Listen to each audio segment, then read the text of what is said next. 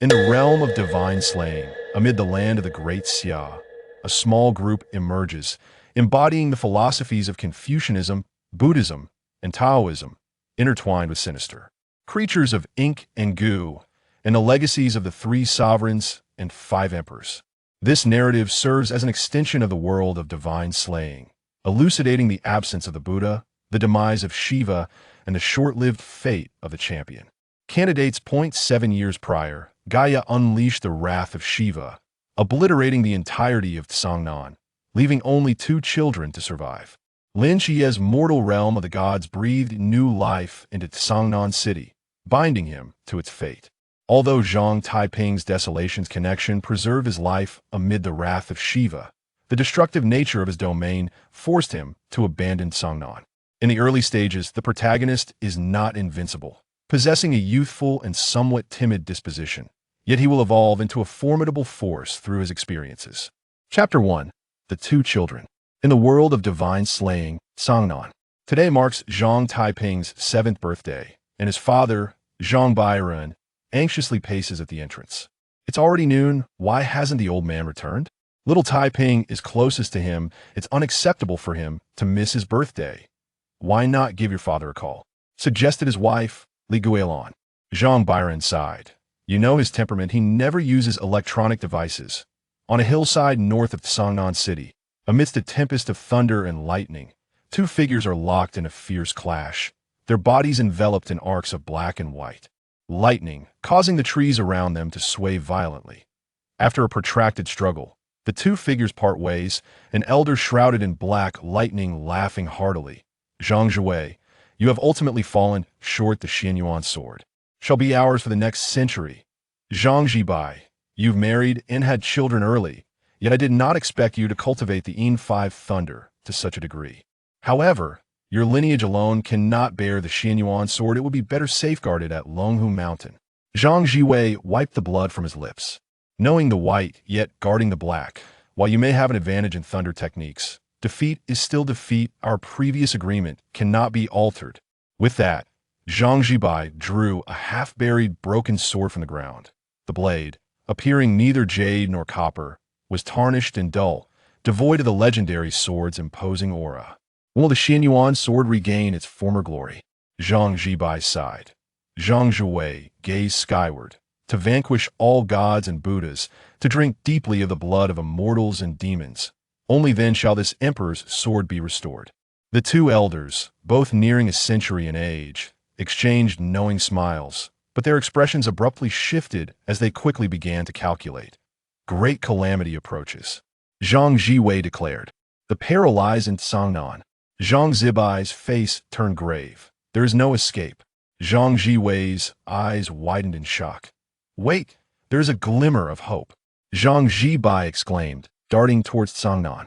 Zhang Jue hurried to stop him. If you know it's a dead end, why return? I am old. The future belongs to the next generation. After my departure, I entrust my grandson to you, Jiwei. Zhang Jibai raced away like the wind. At the border of the Great Xia, 5 humans looked skyward, witnessing the dilapidated state of Confucius' carriage. Alas, they have succeeded.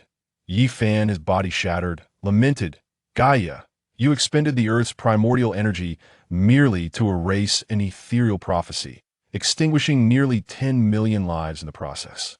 Do you not fear the backlash of the heavenly path, the prophecy of Zeus Mayer? I must eliminate all potential threats in their infancy. As for lives, how many have I sacrificed upon Olympus? Gaia forcibly invoked the Wrath of Shiva, suffering grave consequences. Meanwhile, in Cangnan City, Chun Mai, engaged in his mission, abruptly halted, gazing at his fading left foot. What is happening? Not just him, but every blade of grass, every brick and tile in Cangnan began to shimmer, slowly turning transparent. Grandfather, you've returned? Little Taiping dashed into Zhang Zibai's embrace. Zhang Bairen rubbed his hands together. Old man, if you don't come back soon, well, starve. Zhang Jibai placed the Xianyuan broken sword in Taiping's hands. There's no time, Taiping. Listen closely. Close your eyes and strive to communicate with the remnants within the Xianyuan sword. Do not concern yourself with anything else. Grandfather, what kind of game is this? Little Taiping asked innocently. Yes, it's a game succeed, and I shall reward you. All right. Little Taiping closed his eyes. Father, what's happening? My left hand is gone. Li Guilin cried out. Father, my right leg has vanished. Zhang Byron despaired. Both of you, be silent. If you wish for Taiping to survive, do not speak. Zhang Zibai admonished, his own body becoming increasingly transparent. At this moment, Taiping rested his small head against the sword's hilt, instinctively transported to a mysterious realm, where he saw towering figures gathered around stone table, engaged in a game of chess. That he stumbled closer. The figures were cloaked in layers of mist, obscuring their features from Taiping's view. What are you doing here? Taiping curiously inquired, gazing up. One figure pointed at himself. You can see us? You're right here. Why shouldn't I be able to see you? Little Taiping tilted his head. The figures exchanged glances, bursting into laughter. It's been how many years since anyone has come here? Nearly 2,000 years, I believe, another replied. Wait, it seems there's a foreign presence. This child may not survive. It's been over 2 millennia since an outsider last visited. It would be dull if this child were to perish. Shall we save him? Let's save him. As they spoke, one figure's mist began to dissipate, a tremendous pressure surging toward Taiping like an ocean wave. Taiping felt an overwhelming urge to kneel in reverence. Yet despite his bones cracking under the strain, he resisted the impulse to bow. His grandfather had taught him that the Taiping lineage does not bow to gods or Buddha, nor kneel before heaven and earth. He could only kneel before his parents and elders. Such a spirited lad. I shall bestow upon you the emperor's ruins. The Emperor Zhuanshu smiled, extending his hand to touch Taiping's forehead. Taiping felt an immense force propel him backward, and the next moment, he abruptly opened his eyes. Grandfather, I've succeeded. I communicated with them. But around him, there was no one. His grandfather had vanished, his father and mother had disappeared. Even their home had ceased to exist. Grandfather, Mom, Dad, please stop playing, come out. Little Taiping panicked, for this was no ordinary game of hide and seek. Commander Yifan of the Night Watch flew to Cangnan, discovering the unconscious Lin Qiye in a dilapidated house. The 3 divine artifacts beside him glimmered faintly, having withstood the cataclysmic onslaught of the Wrath of Shiva.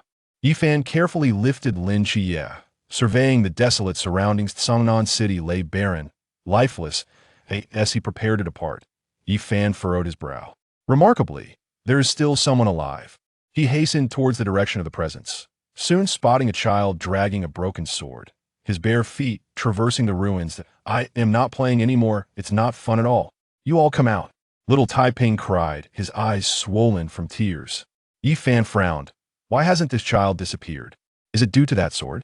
No, it's the awakening of his forbidden ruins. What kind of forbidden ruins can withstand the Wrath of Shiva? As he sensed further, his pupils dilated in shock. Could it be the legendary emperor's ruins, Desolation's connection? In ancient times, when gods and demons roamed unchecked, the emperor's Zhang's singular strike transformed all into mere legend. If this child were to reach the Klein realm, the Great Xia would indeed find the gods restricted from walking among them. Just as Yifan was about to rush forward, Zhang Ziwei outpaced him, swiftly embracing the child. The boy walking beside me said, I know where your relatives are, would you accompany your grandfather? Really? Little Taiping wiped his nose. Master Zhang, the celestial teacher of Longhu Mountain, I beseech you to entrust the child to me, the guardian of the night.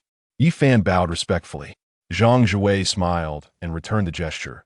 It is difficult to comply with a request from an old acquaintance. Yifan frowned, about to say something, when he suddenly felt a mysterious force emanating from Lin Qiye's body, gradually enveloping the surroundings.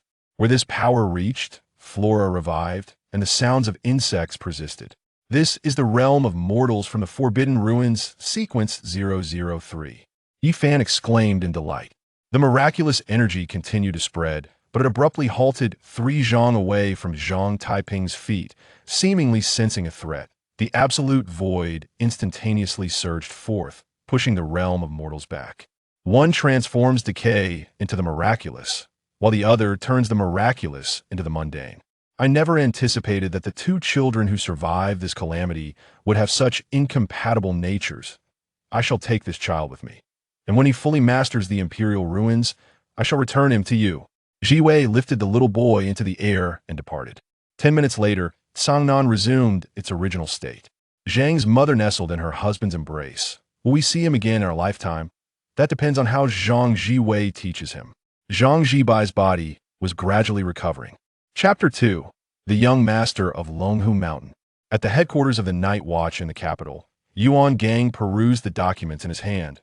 Which of them is the blasphemer foretold by the prophecy of Zeus? How should I know?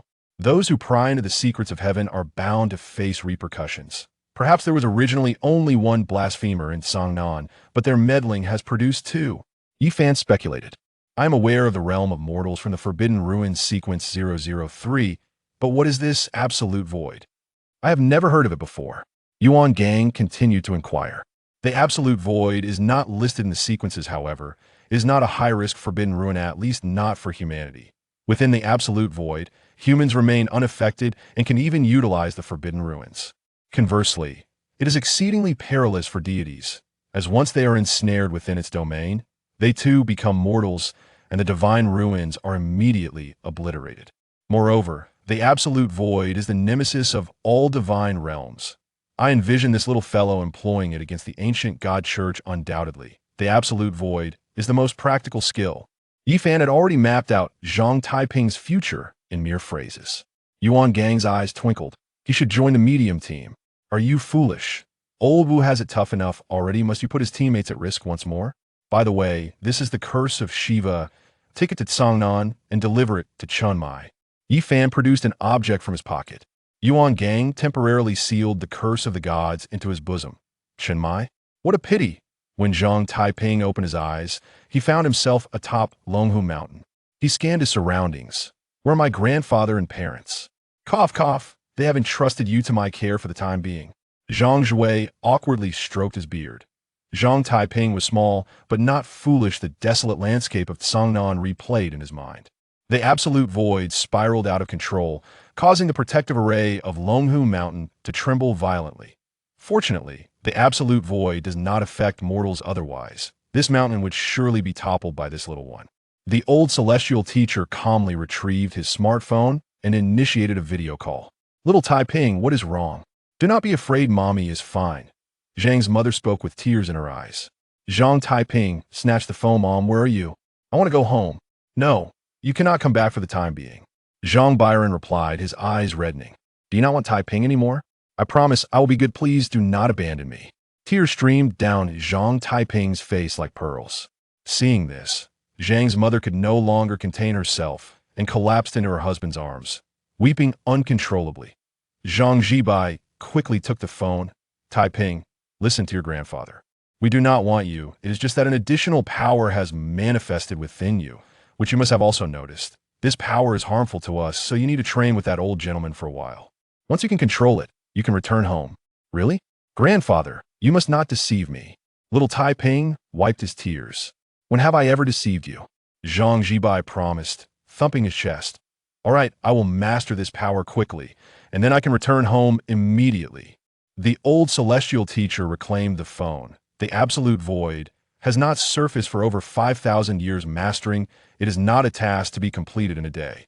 I wonder if 10 years will suffice. Do your best and leave the rest to fate. Even if he cannot master the absolute void in 10 years, it will be enough to diminish our memories of him in his mind. Moreover, my grandson must be well fed and healthy. If he appears even slightly undernourished, I will not let this matter rest. Zhang Jibai threatened. Come fight me if you have the capability. Zhang Jue retorted boldly. To be honest, Zhang Jue had no effective means to control the release of the absolute void. He had merely discerned that it was related to Zhang Taiping's emotional fluctuations, and it was likely a passive skill that constantly drained his spiritual energy. Fortunately, at the moment he acquired the Imperial Ruins, Zhang Taiping's spiritual energy was enhanced to a profound state. Otherwise, he would have likely been completely drained by now. Based on these observations, Zhang Jiwei placed him in the Longhu Mountains library to find calm through reading the Taoist texts. He meditated for at least 6 hours daily to bolster his spiritual energy against the drain of the Imperial Ruins, while simultaneously attempting to master the absolute void. Perfectly. If he struggled to find tranquility, he would wield his sword to clear the turmoil within, while also strengthening his physique. Time slipped by unnoticed in the blink of an eye. Zhang Taiping had spent 7 years on Longhu Mountain. During these 7 years, he had nearly read through all the texts in the Longhu Mountain library. He discovered that although he could not deactivate the absolute void, he could perfectly suppress it within his body. Zhang Taiping himself possessed a forbidden ruin, specifically the Forbidden Ruins Sequence 032, the 9 Heavens Thunder Punishment. As a disciple of the Taiping Tao, the thunderous arts were undoubtedly most suited to him. Yet in order to seal the absolute void, a significant portion of his forbidden ruins, power had been suppressed. Left 0, right fire, thunder god, assist me. Zhang Taiping earnestly recited as he pressed his hands together, but only a few small arcs of electricity flickered forth, barely more powerful than a lighter. Ultimately, his swordsmanship bore fruit initially. He could only strike 100 swords in a day, but later he could strike 1,000 at 12 years old. It took him 12 hours to strike 10,000 swords, while by 13, he finished striking 10,000 swords atop the mountain and noticed the sun had yet to set. Marking a change, he seemed to perceive threads of light and shadow in the space around him. As long as he followed these lines to strike, his speed would increase. By the time he celebrated his 14th birthday, he could strike 10,000 swords in under an hour. After completing his daily sword practice, Zhang Taiping donned his Taoist robe, secured the Xinyuan sword on his back, and descended the mountain path. "Good morning, Master Uncle." A Taoist elder in his 50s greeted him with respect upon seeing him. Zhang Taiping hurriedly returned the greeting. "Master Nephew, there is no need for such formality. The fallen leaves do not require daily sweeping." 7 years prior, the old celestial teacher had unexpectedly decided to take on a closed-door disciple, and astonishingly, this disciple was an external student. Someone once questioned the old celestial teacher, "Master, are you confused? How can a closed-door disciple be an external student? Isn't that contradictory?" The old celestial teacher had sent the inquisitive disciple flying with a swift motion. "I am merely taking a disciple on behalf of an old friend. This title is merely to prevent you from bullying him." Zhang Taiping walked through the Longhu Mountain, filled with memories that he strode with exceptional lightness, for he felt that he could finally return home. Within the main hall of Longhu Mountain, 5 individuals knelt on the ground, the foremost being a striking woman clad in a Taoist robe. Reporting to the Grand Master, "We have successfully completed the training assessment for the Night Watchman of the capital, and we request permission to temporarily enter the mortal realm for cultivation," Li Miaojin declared, cupping her fists in respect. Zhang Zhuwei, sipping tea with a cheerful demeanor, responded, "The energies of the heavens are in harmony, and my Tao flourishes. Go forth, vanquish demons, uphold the Tao, and protect the people of our Great Xia. This is indeed your rightful duty." "Yes." Li Miaojin and her companions rose, just in time to see Zhang Taiping entering the hall. "Greetings, Uncle Master." Li Miaojin quickly paid her respects. "Miaojin, you are too courteous." Zhang Taiping, who was actually 3 years younger than her, blushed at being addressed as Uncle Master. Li Miaojin found it amusing that her little Uncle Master appeared as delicate as a girl. With his long Taoist hair, were it not for their differing generations, she would have relished teasing him. However, had she seen the well-honed muscles concealed beneath his robe, the result of years of sword practice, her thoughts might have been quite different. Zhang Zhuwei, observing Zhang Taiping, remarked with a smile, "What's this, Taiping? Do you wish to enter the mortal realm as well?" "Grandfather Zhang, the power within me has been thoroughly suppressed. May I return home now?" Due to the differences in their Taoist lineage, the Grand Master had not imparted much knowledge to him over the years, nor did he wish to be addressed as master, as that would place him a generation below Zhang Zhubai, that troublesome fellow. Indeed, although it may appear as merely a realm of illusion, when combined with the immense mental fortitude required to suppress the imperial ruins, this young man has likely attained the pinnacle of the pool realm. It is time to allow his return. The Grand Master mused inwardly. "You may return, but you must promise me one thing. Please, speak." "Once you enter Cangnan, regardless of what transpires, you must ensure that you do not unleash that power within you. Can you manage that?" The Grand Master was exceedingly earnest. "I can," Zhang Taiping replied with unwavering certainty. Zhang Zhuwei smiled once more. "Miaojin, if I recall correctly, your team 157 is not far from Cangnan. Since your little Uncle Master has not ventured beyond these mountains since his arrival, why not escort him?" "I couldn't ask for more." Li Miaojin inadvertently revealed her true feelings. The Grandmaster raised an eyebrow. That I meant, it would be perfectly convenient. Li Miaojin quickly amended her statement. Chapter 3. The first encounter with Team 136. Li Miaojin escorted Zhang Taiping down the mountain, where a Rolls-Royce Phantom awaited them. Upon seeing the young lady descend, the elderly butler promptly approached to open the door. "My lady, who is this young friend?" he inquired. "Oh, this is my Grandmaster uncle," Li Miaojin introduced. The butler marveled. "They say there are immortals atop Longhu Mountain. I was skeptical until now. This elder possesses youthful features and a head of black hair, truly a being of the Tao." "Old sir, I am not as formidable as you claim. I have just turned 14, Zhang Taiping hastily clarified. Li Miaojin chuckled. "Though my little Grandmaster is young, his lineage is quite impressive. He is the close disciple of our esteemed leader." "Understood. By the way, my lady, where are we headed? Should we first return home to see the master?" "No need. We are off to Cangnan." Li Miaojin cheerfully pulled Zhang Taiping into the car. "Isn't your night watch team stationed in Pingyang? Why the detour to Cangnan?" Li Miaojin entwined her arm with Zhang Taiping's. "Of course, it's to accompany my little brother Taiping." Leaving the confines of Longhu Mountain signified that Li Miaojin would now traverse the world as a night watchman. Thus her address became bolder. Given her age, Zhang Taiping did not mind. Flushing, he withdrew his arm from her gentle grasp. "Excuse me, sir?" The distance from Longhu Mountain to Cangnan was approximately 500 kilometers, a journey of 4 hours. Li Miaojin produced a letter. "By the way, the Grandmaster instructed me to take you to the Peace Affairs office before returning you home." Activating the navigation, the vehicle gradually made its way towards Cangnan City. Suddenly, Li Miaojin smacked her forehead. "Wait. Before we go, we need to change our attire. Let's not be mistaken for charlatans." The trio entered a shopping mall, where Li Miaojin swiftly selected several outfits and retreated into a fitting room. When she emerged, she donned a striking blue corseted gown. "Little brother Taiping, you haven't chosen anything yet. Feel free to pick whatever you like. Today, all expenses are on me," Li Miaojin declared gallantly, patting her chest. Zhang Taiping scratched his head awkwardly. After 7 years away from the mountain, he found himself momentarily disconnected from the outside world, bewildered by the array of clothing and the eager sales attendants. Li Miaojin's eyes twinkled mischievously as she wiped her mouth. "Let me help you choose." Yet, the selections she made were all women's attire. In a flurry, she pushed Zhang Taiping into the fitting room. As Zhang Taiping removed his robe and prepared to try on the clothes Li Miaojin had provided, he was momentarily dumbfounded. "Li Miaojin, I'm a boy, not a fool. Why are you teasing me with these girlish outfits?" he protested. Realizing Zhang Taiping seemed upset, Li Miaojin quickly responded. "I simply made a careless mistake."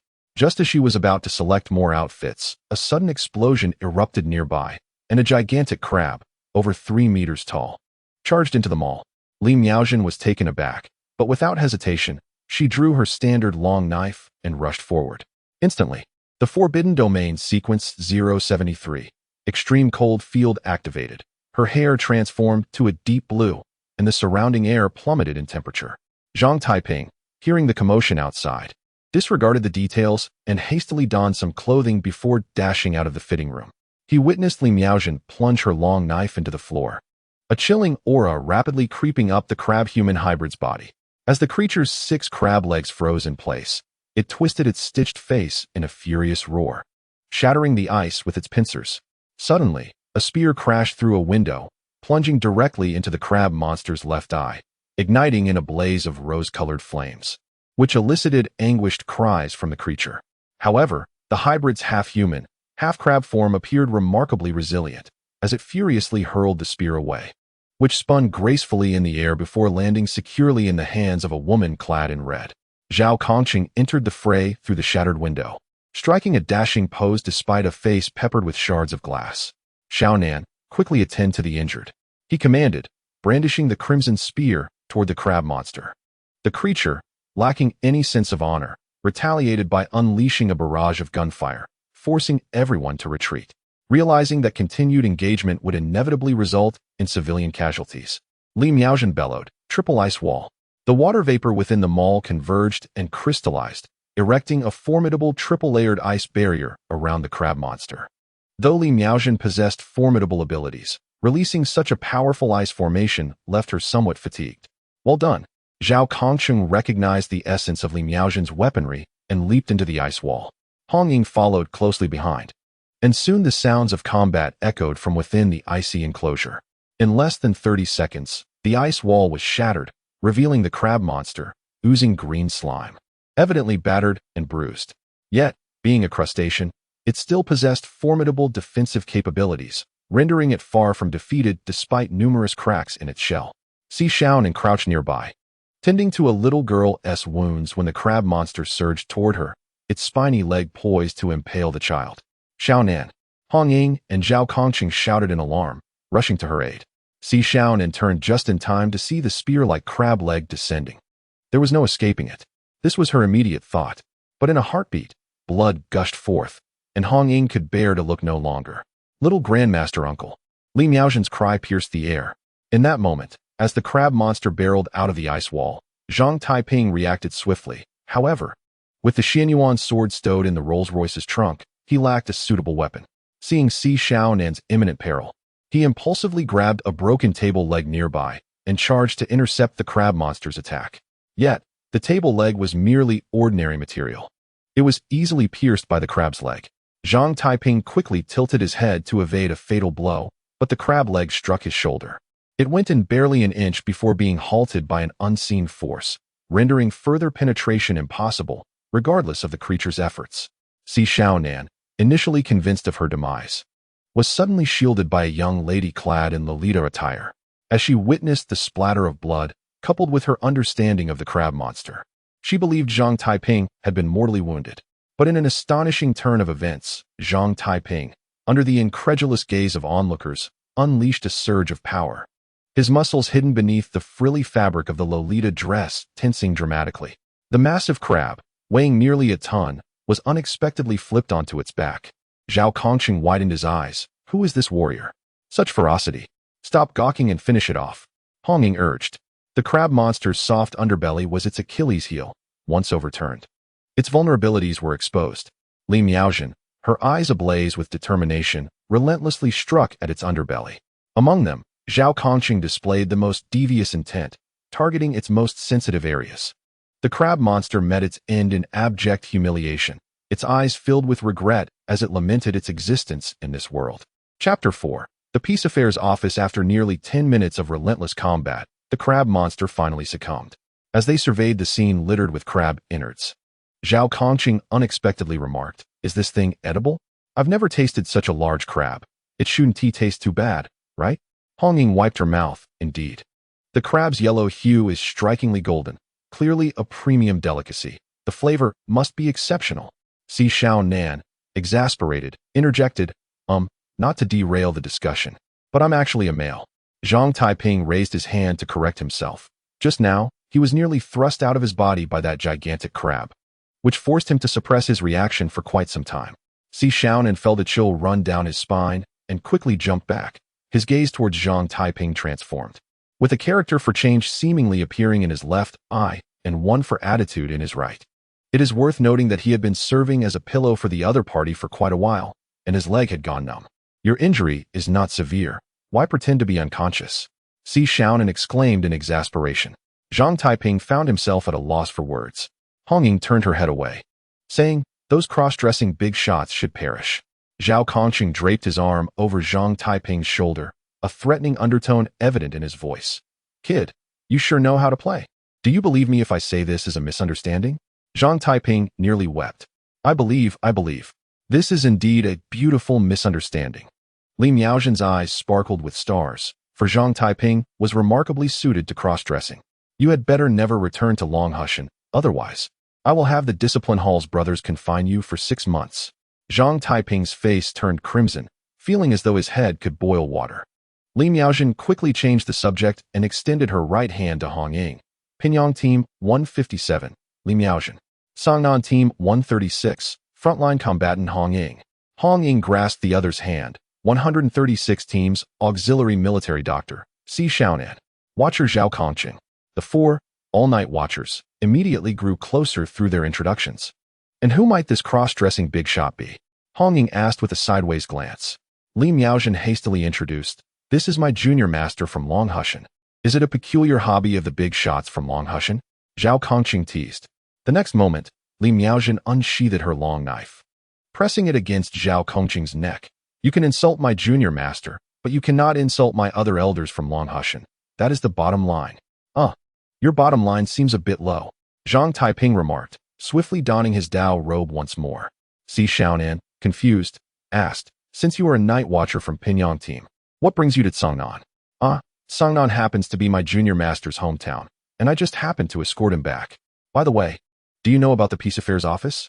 The Celestial Master asked me to take him there first. Li Miaojin explained. The members of Team 136 exchanged glances, and Hong Ying scratched her head. The Peace Affairs office is run by us. Upon hearing this, Li Miaojin understood. Realizing that their Team 157 also operated a Pinyang all-purpose shop, merely a ruse to conceal their true identities. By the way, what is the deal with that crab? It doesn't seem like a traditional mystery, Li Miaojin inquired with a frown.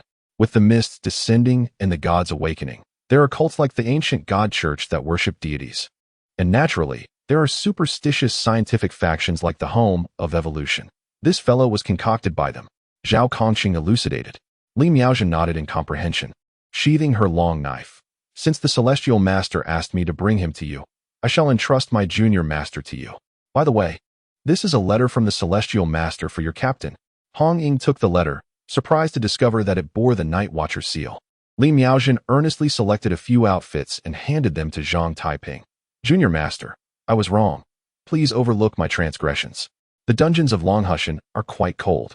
Could you refrain from reporting me to the enforcement elder? All right, this shall be the last time. Zhang Taiping blushed, having merely intended to frighten her, knowing well that even the enforcement elder himself was fearful and usually tread carefully around the discipline hall. Zhao Kongqing approached and patted Zhang Taiping's shoulder. What did you do just now? That giant crab flipped you over in an instant. I'm not quite sure. I just exerted some force and it toppled. Zhang Taiping scratched his head. At that moment, when Qima arrived fashionably late, producing a forbidden object, the whispers of dreams, to alter the memories of those in the shopping mall, Li Miaojin took out Zhang Taiping's Xianyuan remnant sword and handed it to him. Taiping, I will take my leave here. The rest of the journey is yours to traverse. Wait, your seniority seems a bit confusing. Zhao Kongqing quipped. Have you heard of Outer Gate disciples? My status in Longhushan has always been awkward. Now, let us hurry to that Peace Affairs office. I'm eager to return home. Zhang Taiping sighed in resignation. Hong Ying walked beside him, smiling. Taiping, are you all right? Is your injury serious? The wound is not deep and has already been treated. There is no major issue. Hong Ying and Zhao Kongqing exchanged glances, well aware of the crab's formidable power. Its full force only resulted in a light injury, which seemed rather unreasonable. May I ask, what is your forbidden domain? Zhao Kongqing immediately thought of a defensive type of forbidden domain. Zhang Taiping awkwardly scratched his head, recalling his own nearly negligible forbidden domain. To speak of it would be to dishonor my sect. I'd rather not disclose it. Zhao Kongqing assumed he was reluctant to share and did not press further, instead saying, Zhang, would you like to join our Peace Affairs office? Are you looking to hire child labor? Look at what you're saying. It's against labor laws. Zhao Kongqing scoffed. Half an hour later, the vehicle had traversed past Cangnan's iconic Peace Bridge, turning onto a city south service road. On either side of the bridge were a plethora of quaint shops, among which the most eye-catching were the Peace Wedding and Peace Funeral services. Zhang Taiping's face turned red, immediately catching Zhao Kongqing's attention. What's wrong? Before descending the mountain, Senior Brother Wang told me never to enter a one-stop service shop. They are filled with man-eating vixens. Not quite, my friend. You only noticed the one-stop service. But did you not see the words Peace Funeral? Zhao Kongqing retorted. Ultimately, the vehicle halted between the two shops, with the Peace Affairs office resembling a transparent little store. The group pushed the door open, and Vice Captain Wu Xiangnan stood up. You're back. How did things escalate so much? Don't mention it. That crab monster actually possessed the strength of a peak pool realm. One careless move allowed it to escape from the boundless, empty domain, but thankfully, there were no fatalities. Zhao Kongqing plopped down onto the sofa. At that moment, Wu Xiangnan noticed Zhang Taiping, who was mingling among them, and gruffly remarked, This friend is here to beg for alms. We have no surplus food here. He is the one we brought back. And he has a letter for the captain. Hong Ying produced a yellowed envelope. Wu Xiangnan took it and examined it. Having once been a member of a special team, he understood the secrets of the Night Watchers. Although the communication seals of the Night Watchers appeared largely similar, they bore subtle differences. The one Hong Ying presented was stamped with the exclusive seal of the Night Watcher's commander. Wu Xiangnan hurriedly descended into the basement, delivering the letter to Chun Mai, who was perusing documents. Has he arrived? Chun Mai inquired, rubbing his chest, a hint of fatigue evident in his eyes after reading the letter. Is there something wrong with the captain? Wu Xiangnan asked, noticing the captain's grave expression. Chun Mai tucked away the letter written by Yi Fan 7 years prior. Where is he? I must meet him. He should still be up there. It seems the lad is merely 13 or 14 years old, Wu Xiangnan chattered. Chun Mai faced a dilemma. The Emperor's domain, absolute heaven's communication, could undoubtedly suppress Shiva's grievance. But how could he entrust it to the other party? The moment Shiva's grievance left the suppression of his forbidden domain, Black Wu Chang, its aura would leak out, attracting the attention of the gods. Yet if absolute heaven's communication enveloped him, he would immediately turn to ashes without the miraculous effects of mortal realm. With 3 years remaining before the divine power of mortal realm was completely expended, he needed to ascertain Zhang Taiping's character. If this fellow had ulterior motives, Shiva's grievance would not yield good results in his hands. Chun Mai pondered deeply. Upon reaching the ground, he immediately spotted Zhang Taiping clad in a simple Dao robe and cut to the chase. Zhang, would you like to join our peace affairs office? Hong Ying and Zhao Kongcheng were taken aback upon hearing this, for they knew that the peace affairs office was merely a facade to conceal their true identities. The captain's words subtly inquired whether the other party wished to join the Night Watchers. I just turned 14 this year. If I were to take on odd jobs, I would need to consult my elders at home. By the way, when can I return home? Zhang Taiping asked. Very well. I shall accompany you to seek your elders' counsel. Chun Mai replied earnestly. Si Xiaonan, clutching her flat stomach, interjected, Captain, it's already noon. Let us first have our meal. At that moment, Lung Xian emerged with a bowl of chicken soup, announcing, Here comes the chicken soup. The vice captain knows you've all worked hard today and specially prepared this soup from an old hen. Ah, what a delight to enjoy soup after defeating monsters. Zhao Kongcheng declared as he took his seat first. Hong Ying pulled Zhang Taiping along, saying, You sustained an injury today, though it is not severe. You ought to replenish your strength. Let us eat before we depart. Zhang Taiping felt a strong desire to return home, but was unable to refuse, and was thus ushered to the table. As everyone settled, they exchanged glances. And as Captain Chun Mai lifted his chopsticks, Zhao Kongcheng followed suit. Fishing for the moon at the bottom of the sea, Zhao Kongcheng swiftly plunged his chopsticks into the chicken soup and retrieved a chicken leg. This leg is both large and plump. I merely happened to pick it up.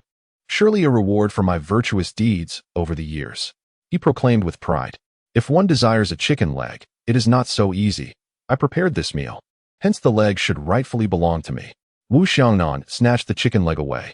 Hong Ying deftly took the chicken leg again, declaring, Ladies first, do you not understand? With a sharp thud, Lung Xian slammed his hand on the table, exclaiming, as a long-range support, It is only natural for me to have a submachine gun on me at mealtime, right? Wu Xiangnan retorted, Normal, my foot, while Zhao Kongcheng remained silent. Focusing on his rice, Lung Xian snatched the chicken leg from Hong Ying's chopsticks, instinctively intending to offer it to the beloved Si Xiaonan, who had already pushed her bowl forward, ready to receive this gift from nature. Do you have feelings for Xiaonan? Chun Mai inquired nonchalantly. I dare not claim such. Lung Xian stammered, beads of sweat forming on his forehead as he glanced around at Zhang Taiping. Since you are a guest, have this chicken leg. He reluctantly placed it into Zhang Taiping's bowl. Zhao Kongcheng commented, The captain is truly impressive. Without lifting a finger, he has managed to distribute the chicken leg. Is this what is meant by a non-contentious contest? Si Xiaonan sighed. She had been so close to the chicken leg, yet it was whisked away by the captain's words. How cunning he was. Hong Ying added a piece of beef to Zhang Taiping's bowl, saying, You are at a growing age. Eat more. Indeed. We owe much to Brother Zhang. Zhao Kongcheng echoed. Before long, Zhang Taiping's bowl was piled high with meat. Si Xiaonan felt aggrieved, sensing her position as the first beloved of the group was in jeopardy, with the second beloved rising in prominence. If only she knew that the third beloved, Lin Qiye, would join in 2 months, she would surely be even more distressed. Zhang Taiping, gazing at his heaping bowl, lamented, I am a Taoist. I cannot consume meat. A sudden silence fell over the table. Perhaps Sister Xiaonan should partake? Zhang Taiping nudged his bowl forward. Si Xiaonan's eyes lit up, but she turned away, feigning disinterest. Do not think I will forgive you for taking advantage of me. Lung Xian clenched his fists, looking as though he might explode. What is happening? Who would have thought that Taiping is a crossdresser? Xiaonan was momentarily caught off guard and allowed him to rest on her thigh for 10 minutes. Hong Ying reveled in the chaos. Zhao Kongqing, placing a piece of fish in his mouth, remarked, had it not been for Brother Zhang risking his life to save us, we might have been carving tombstones by now. We night watchers do not sweat the small stuff. Xiaonan, do not hold it against him. It is normal for young people to be dazed by a pretty leg. Observing Lung Xian's murderous glare, Zhang Taiping quickly defended himself. I am faint-hearted when it comes to blood, and I did not sneak a peek or smell anything. Silence. Your words only dig you deeper. Zhao Kongqing sighed, rubbing his forehead. Zhang Taiping had not eaten much, and as Chunmai rose, he offered, I shall escort you home. Captain, I will accompany you. Wu Xiangnan stood up as well. I shall go too. Hong Ying raised her hand to volunteer. It's not that difficult to tidy up. Zhao Kongqing grumbled. Captain Chunmai cast them a glance. I can manage alone. You all stay here and behave. 10 minutes later, when Shima hurried back after finishing his work, seeing the chaotic state of the table, he erupted in anger. Did you leave me nothing? Oh no, I completely forgot about him. Wu Xiangnan turned and bolted. Zhao Kongqing, cherishing a jar of instant noodles, said, I had planned to save this for the new year, but here, have it. General Zhao, you are so kind to me. When Shima replied, but his expression stiffened the next moment upon realizing that the jar of chicken-flavored noodles had expired 2.5 years ago. An hour later, Chunmai had returned Zhang Taiping to his home, which was situated on the outskirts of Cangnan City, in the fabled urban-rural fringe. Before a modest house, Zhang's mother anxiously awaited. Why hasn't Taiping returned yet? Should I reheat the food? Could he have gotten lost? Zhang Banian worried. Zhang Zhibai took a puff from his pipe. Considering Taiping is now 14, I was already hunting devils at his age. He should be fine. Chunmai parked the car in front of the house, and as Zhang Taiping opened the door to alight, Zhang's mother squinted to discern him, and tears began to flow uncontrollably. Zhang Zhibai stopped his wife, aware that because of the mortal realm, they could not touch absolute connection, lest their bodies dissipate instantly. He should be fine. Zhang Zhibai reassured, rushing forward to embrace his grandson. Grandpa. Zhang Taiping's eyes glistened with tears. You are so cunning. Taiping's first embrace should have been mine. Zhang's mother exclaimed, stamping her foot in frustration. Zhang Zhibai turned to Chunmai. And you are? A night watcher from Cangnan City, Chunmai replied, knowing the elder was aware of their existence. Let us speak over there. Zhang Zhibai led Chunmai aside. The trio of mother and son exchanged pleasantries, and Zhang's mother wiped her tears. You must be hungry. I made your favorite braised pork. Yes, I have been longing for this taste for 7 years. Zhang Taiping exclaimed joyfully. Chunmai frowned, recalling that this lad had claimed not to eat meat. Zhang Zhibai chuckled. Taiping has loved meat since childhood. Despite being a Taoist, he is free from dietary restrictions. Witnessing Zhang Taiping devouring the braised pork, Chunmai shook his head. So it was all a ruse to save space for his parents' cooking. Chapter 6. A grand domestic dispute. Captain Chen personally arrived. Speak. What is the matter? Zhang Zhibai poured a cup of tea for Chunmai. Accepting the tea with both hands, Chunmai stated, Elder Zhang, could you permit Zhang Taiping to join our night watchers? We have been apart for 7 years, and we will only have 3 more years together, so I must ask, why should I allow this? Zhang Zhibai's demeanor was stern. Chunmai remained unfazed. Precisely for this reason, it would be wise for you to limit your contact with him.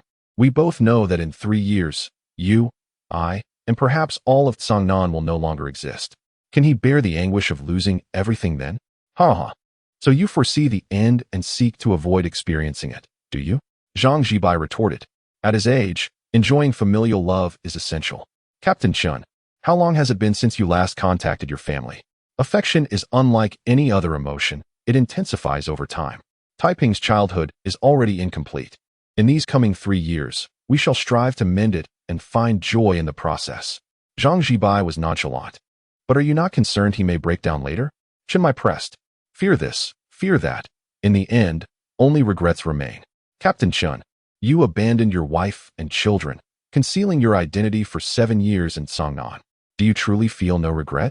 Zhang Zhibai spoke with profound meaning. Chunmai fell into deep contemplation, yet he shook his head and remarked, this time, I am here to persuade you to accept Zhang Taiping into the Night Watchers. How did this conversation turn to me? Rest assured, I have consented to his joining the Night Watchers. However, He has not returned home in 7 years.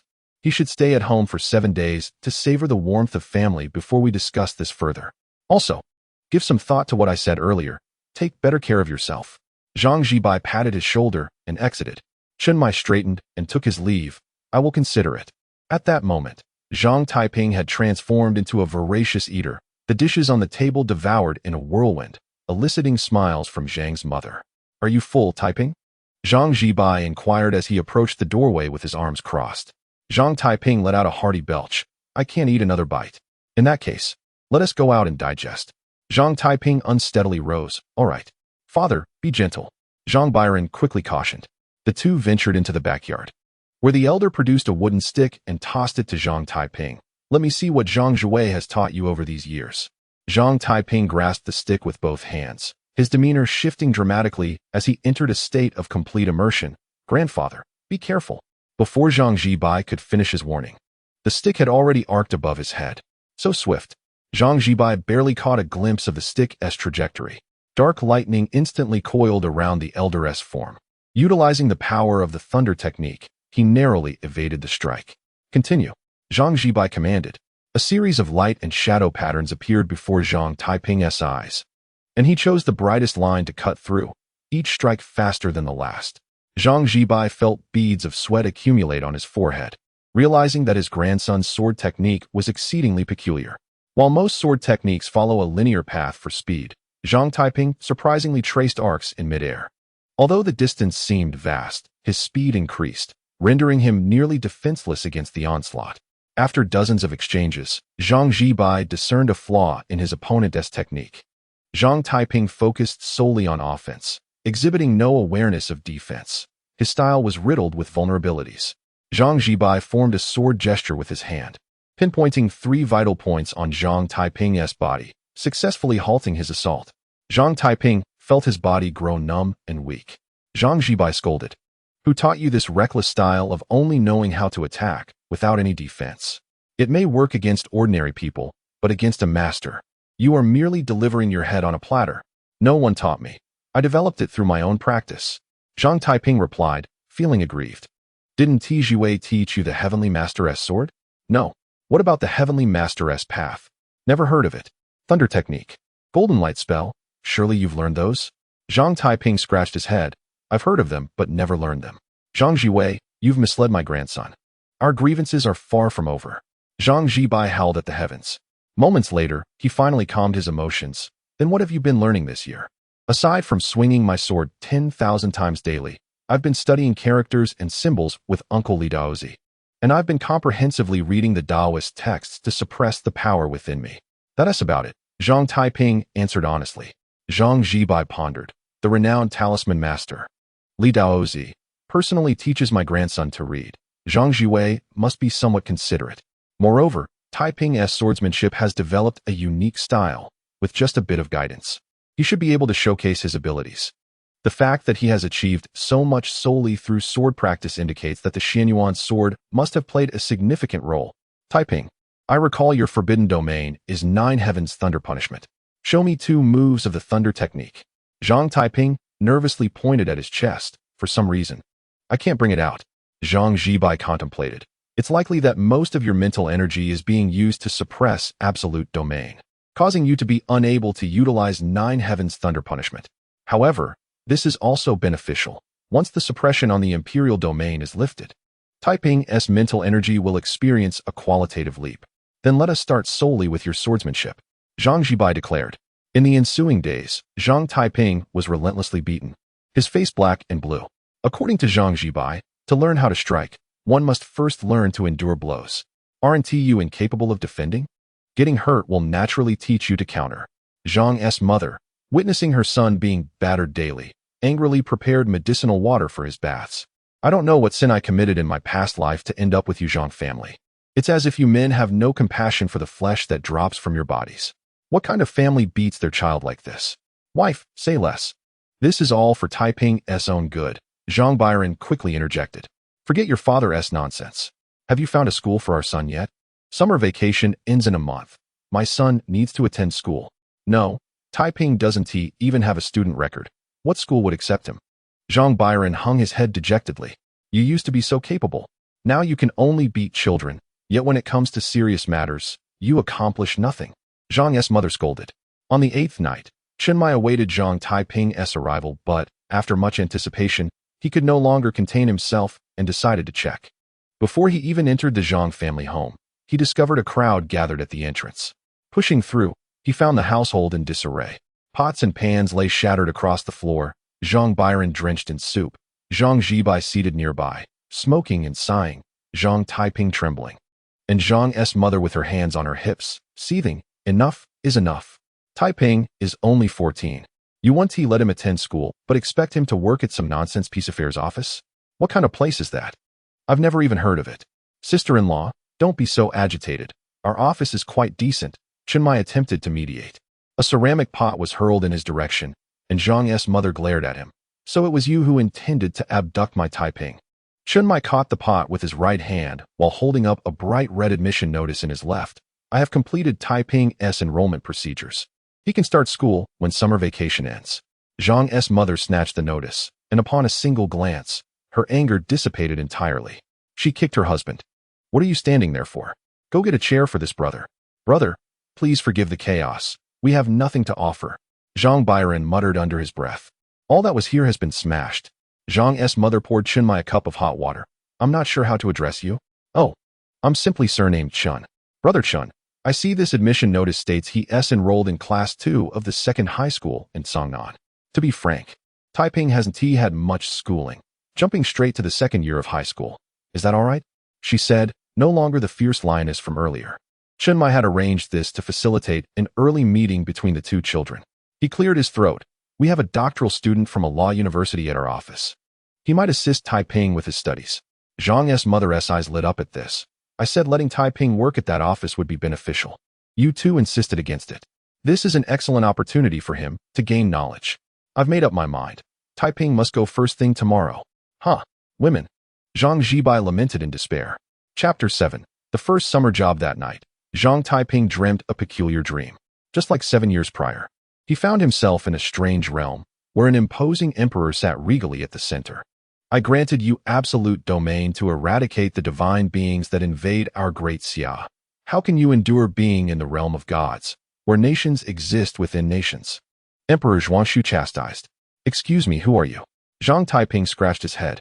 The other towering figures in the room erupted in laughter. Is your sense of presence so weak?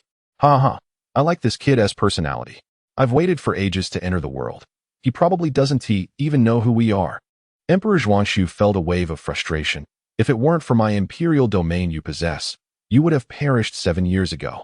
Yet now, you managed to suppress it within yourself. It's a sheer waste.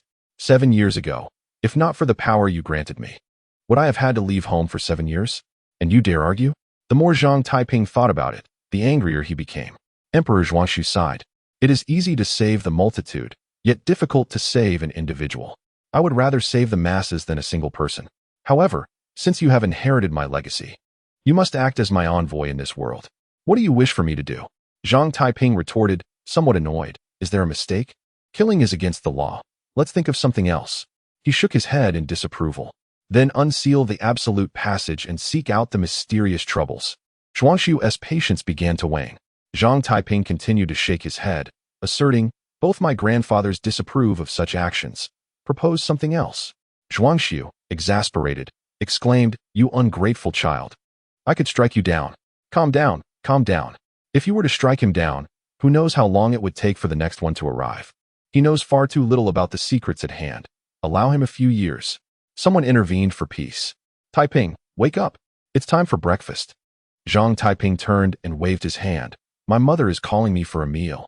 I shall take my leave. This foolish child is unworthy of counsel. It truly vexes me. Zhang Taiping opened his eyes, feeling a slight headache.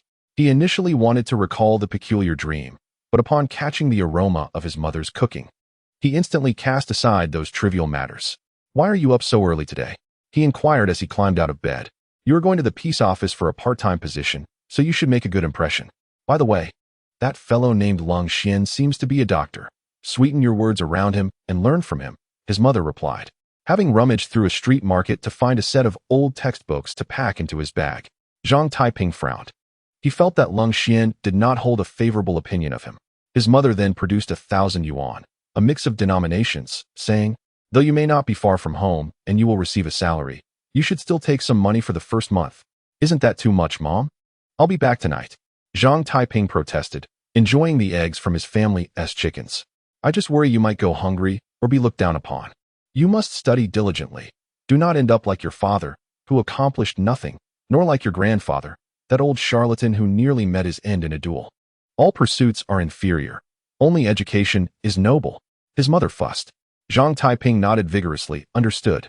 His mother meticulously combed his hair, remarking, "Your hair needs a trim. It resembles a girl's. We should have Hudelu give you a stylish haircut. He will give me a buzz cut. That is no longer in vogue. Taiping, you should seek a professional." Zhang Byron entered, handing Zhang Taiping the motorcycle keys. Zhang Taiping donned his beloved little motorcycle and helmet, while Zhang Zibai emerged from the house, tossing him a gourd. Upon opening it, Zhang Taiping discovered it contained liquor. "You have reached the age for drinking. Do not forget our family's teachings," Zhang Zibai advised, only to be met with a rebuke from Zhang's mother. "Do not drink and drive." "Father, are you confused? I'll drink at lunch," Zhang Taiping retorted. Setting off at dawn. A journey that would take Chunmai an hour by car would take Zhang Taiping an hour and a half on his second-hand motorcycle, hence his early departure. Arriving punctually at the peace office by 7:30, he found that by 9, only Hong Ying had arrived. Chuckling at the sight of Zhang Taiping squatting on the ground. "Brother Taiping, didn't the captain inform you that we start work at 9? "No, my mother said we generally start at 8. Zhang Taiping replied, looking pitiful. Hong Ying opened the door, and by 9:30, more people trickled in. When Chinmai arrived, he merely said, "Let each attend to their own tasks," before descending to the basement. "Sister Hong Ying, what should I do?" Zhang Taiping inquired, puzzled. "When there are no assignments, we do various tasks, help find lost pets, mediate neighborhood disputes, and so forth. It passes the time and can earn some extra money. By the way, what skills do you possess?" Hong Ying explained. Zhang Taiping was bewildered. "What skills do I have?" Seeing his confusion, Hong Ying patted his shoulder reassuringly. "No need to rush. Our work environment is quite relaxed." At around 10, a middle-aged woman entered, sitting at Hong Ying's desk. "Hong Ying, my wallet has gone missing again. This is the 5th time this month. No need to fret, take your time. Where did you lose it this time?" Hong Ying inquired patiently. Si Xiaonan explained to Zhang Taiping. "This Aunt Wang has a decent memory, but for some reason, she keeps losing things lately, running here every few days." Zhang Taiping calculated with his left hand. "I surmise this lady is of the metal element. Currently, during the hottest days of summer, fire dominates, which counters metal, leading to misfortune. Given that this lady is around 60, it seems her luck has not been favorable lately. The combination results in her inexplicably losing things." Aunt Wang turned her head, her ears perking up. "What did you say?" "Auntie, do not mind him. He is just speaking nonsense." Si Xiaonan quickly intervened. "Who says he is speaking nonsense? What he says is accurate. I indeed belong to the metal element. May I ask who this young master is?" Zhang Taiping performed a bow. "I am a humble practitioner from Longhu Mountain." "Ah, a little deity from Longhu Mountain. Could you tell me how to remedy my situation?" Zhang Taiping pondered. "At noon, when the sun is at its peak, you should ideally leave home early and return late. By autumn, this misfortune will naturally pass. I can draw a charm for you to carry, which may alleviate your troubles." As he spoke, he spread out a piece of yellow paper on the table, dipped the brush given to him by his master into his mouth, took a deep breath, and wrote swiftly. "Done." Zhang Taiping was quite satisfied with his handiwork. Aunt Wang cautiously accepted the charm and then produced a wad of money for him. "Aunt Wang, this is just a small effort. I cannot accept this." Zhang Taiping hurriedly declined. "I was presumptuous, breaking the rules." Aunt Wang left, only to return joyfully with a large red envelope. "Little deity, I apologize for breaking the rules. Please do not take offense." She handed the bulging envelope to him. Zhang Taiping sighed. "Aunt Wang, you have been deceived too often." After several refusals, he finally accepted the envelope. Once she departed, Hong Ying approached and tugged at his ear. "Now, tell me, from whom did you learn these deceptive tactics?" "The disciples at Longhu Mountain employ similar methods. Having observed them for long, I naturally gleaned some insights. And my charm is genuine, Sister Hong Ying. That hurts." Zhang Taiping explained. Hong Ying snatched the envelope away. "I will safeguard this money and return it to Aunt Wang in a few days." At that moment, Wu Shangnan approached. "Zhang Taiping, come downstairs with me. The captain has business with you." Zhao Kongqing chewed on a blade of grass. Xiaonan, prepare yourself. Let us hope the captain goes easy on him. Chapter 8. The Butterfly and the Dung Beetle. How long do you think he can endure? Zhao Kongqing asked Hong Ying. Considering the captain is from the Guidance Bureau, he won't be too harsh. I believe Brother Taiping should be able to hold out for 2 hours. I wager he cannot last 2 hours. Are you willing to take that bet? Zhao Kongqing stood up. Hong Ying, intrigued, inquired, how much? 200. Brother Zhao, do not be foolish. That is half a month's living expenses. Si Xiaonan advised. Zhao Kongqing, full of bravado, declared, if we are to bet, let it be a substantial sum. Worst case scenario, I'll eat dirt for the second half of the month. Count me in. I also bet Zhang Taiping cannot last 2 hours. When Qimo interjected, Hong Ying was unwavering. I accept this wager. Do not say I did not warn you. Brother Taiping's resilience is astonishing, as Zhao Kongqing has witnessed. The sturdier the punching bag, the more excited the captain becomes, the quicker Zhang Taiping loses. Lung Xian analyzed. Hong Ying turned to Si Xiaonan. What about you? I refuse to engage in such bets that derive my happiness from a teammate's suffering. Si Xiaonan disdained the notion. Just as the bets were placed, a loud explosion echoed from the basement, followed by Wu Xiangnan's urgent call, Xiaonan, come down quickly. Zhao Kongqing chuckled heartily. I anticipated a swift outcome, yet I never expected it to arrive so promptly. I've struck gold. I want 10 eggs in my pancake. Hearing the commotion from earlier, Hong Ying urged. Let us hurry down and investigate. As they descended into the basement, the group was taken aback to find Zhang Taiping standing unscathed, showing no signs of injury. What is going on? Where are you hurt? Si Xiaonan inquired with concern. I'm sorry, I didn't realize the captain was just joking around. I may have hit a little too hard. Zhang Taiping replied, looking aggrieved. Zhao Kongqing scratched his ear. What did that kid just say? I must have misheard. What are you still dawdling for? The captain has fainted. Wu Xiangnan exclaimed urgently. Si Xiaonan rushed over and discovered a massive bump on Chunmai's head. Zhao Kongqing still couldn't believe his eyes. What on earth is happening? Although the captain underestimated his opponent, that kid's speed with the blade was astonishing. Wu Xiangnan frowned. No, you all must be playing a trick on me. Is it really worth it for my 200 bucks? I don't believe it. I'll test my skills. He picked up a bamboo sword from the rack and noticed that Zhang Taiping's sword had already shattered, tossing another one to his opponent. Now I'll be your adversary. My money isn't easily deceived. Be careful. This kid is quite uncanny. Wu Xiangnan warned. Am I really incapable of defeating him? You must be joking. If I lose today, I'll swim in a cesspool, Zhao Kongqing declared. Zhang Taiping gripped the bamboo sword firmly, his demeanor transforming instantly. It was a habit cultivated over 7 years of swordplay. Zhao Kongqing noticed this shift but remained unfazed. Come on, kid.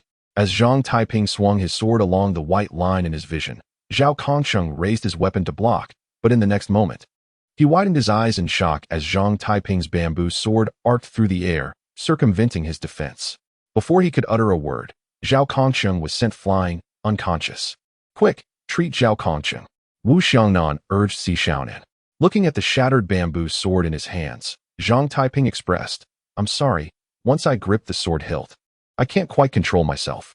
Did you see that? Hong Ying asked. When Qimo gasped, that was too fast. It was like teleportation. Truly bizarre. So, does that mean I win this bet? Hong Ying replied triumphantly. When Qimo retrieved 2 bamboo swords, let me give it a try. Are you sure you can handle it? The captain and Zhao Kongqing underestimated his abilities. I am prepared. How could I lose to a mere 14-year-old? If I do, I'll swim in a cesspool too. When Qimo confidently asserted, Zhang Taiping quickly waved. Maybe you should sit this one out. Why not? Don't feel pressured. I'm far superior to those 2 amateurs. When Qimo boasted. In the next moment, Zhang Taiping's sword shattered once more, leaving Wen Qimo sprawled on the ground. Quick, save Wen Qimo. Wu Xiangnan exclaimed, his expression darkening. Hong Ying, intrigued, said, I'll give it a go. Si Xiaonan grimaced, Sister Hong Ying, please spare me. After a while, the 3 men, nursing ice packs on their heads, gradually regained consciousness. Hong Ying picked up her phone. Xiaoyi, locate the nearest cesspool for me. Certainly, I have pinpointed several cesspools nearby. Please choose one for navigation. The phone replied. Hong Ying looked at Zhao Kongqing and Wen Qimo. Cesspool duo, please commence your performance. Zhao Kongqing hastily shifted the topic. Brother Zhang, what exactly is your forbidden domain? Is it time-related or space-related? In his mind, Only by using the forbidden domain to disrupt his perception of space and time could one achieve such a decisive strike against him. Zhang Taiping candidly replied, "My forbidden domain is called Nine Heavens Thunder Punishment, Sequence 032, not time or space related." When Qima asked, wide-eyed, during their bout, there were no indications of him activating his forbidden domain, meaning he had accomplished this solely through physical prowess. In future encounters, everyone must activate their forbidden domain beforehand. Chenmai noted. Zhao Kongsheng felt quite disgruntled, "But I don't possess a forbidden domain. Does that imply I endured this beating for nothing?" Hong Ying embraced Zhang Taiping's shoulders. "Well done, brother Taiping. You three, hurry up and pay." When Qima and Lung Xian paid promptly, while Zhao Kongsheng forced a smile. "Sister Hong Ying, can I give you 100 now and the remaining 100 next month?" "No way," Hong Ying insisted, hands on her hips. "Could you demonstrate the power of your forbidden domain?" Sequence 032 is considered extremely high risk. Just unleash 1% of its power, Chenmai suggested. Zhang Taiping clasped his hands together, straining to emit 2 tiny arcs of electricity. "No need to be so cautious," Chenmai encouraged. Zhang Taiping's face flushed. "This is the maximum power. Are you certain this is sequence 032? What can this even do?" Hong Ying exclaimed, eyes wide. Zhang Taiping waved his hand, and a fly and 2 mosquitoes met their demise in his palm. "It can be used as an electric mosquito swatter." Zhao Kongsheng patted his shoulder sympathetically. "I understand that feeling, brother." Chenmai, however, was aware, with desperate sky connection and that peculiar sword technique, Zhang Taiping is practically a nemesis for the ancient god sect. During lunch, Zhang Taiping pulled out his purple gold gourd and opened the lid, prompting Zhao Kongsheng to sniff the air. "What's inside your gourd?" "Alcohol. My grandfather brews it himself," Zhang Taiping explained. "You're still too young to drink. Let me take care of that for you," Chenmai exclaimed, snatching the gourd away. After just one sip, Chenmai's eyes lit up, and he couldn't help but take another drink. Zhao Kongsheng swallowed. "So what's the verdict?" "Mediocre." Chenmai offered a disingenuous review. Zhao Kongsheng, being a seasoned drinker, couldn't be fooled by his words. The aroma alone indicated it was fine liquor. He got up, snatched the gourd, and took a large swig. "Indeed, it's quite average. As members of the beaten trio, shouldn't I also get a share of that liquor?" When Qima extended his hand. Ultimately, Zhang Taiping didn't manage to taste a single drop, as the three divided it among themselves. Chapter 9.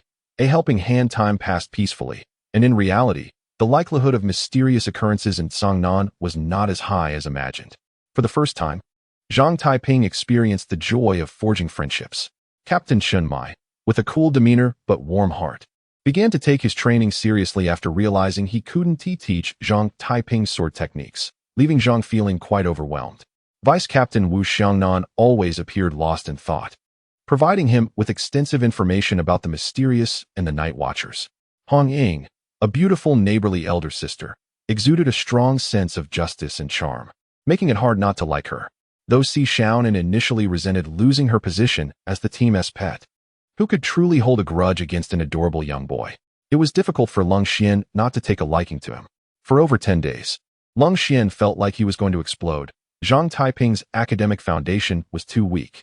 Aside from his decent performance in Chinese, he was utterly hopeless in other subjects, especially English, where he fell completely silent when questioned. As a PhD student in political science, there were times he seriously considered hiding in the police station for a few days. As the only 2 individuals in the office who could not utilize their forbidden domains, Zhao Kongsheng remained Zhang Taiping's closest ally, often encouraging him to sneak drinks. Once, Zhang Taiping was caught stealing alcohol, nearly receiving a severe beating from Zhang Jibai. "Mom, my instructors at the office love this stuff. They say it's better than store-bought." Zhang Taiping promptly reported to his mother. "How could it not be good? I've been brewing this since before you were born, hidden 20 meters underground, with countless rare herbs." Zhang Mu immediately went to the wine cellar and fetched 2 jars for Zhang Taiping, then turned to his father. "Dad, you're getting old. From now on, you should quit drinking. The world isn't just about fighting. It's about human relationships. Taiping, your grandfather has plenty of wine. If they like it, just bring them 2 jars every day." Zhang Jibai found himself utterly helpless against his daughter-in-law, rolling on the ground in frustration. "This life, it's unbearable. I can't go on like this."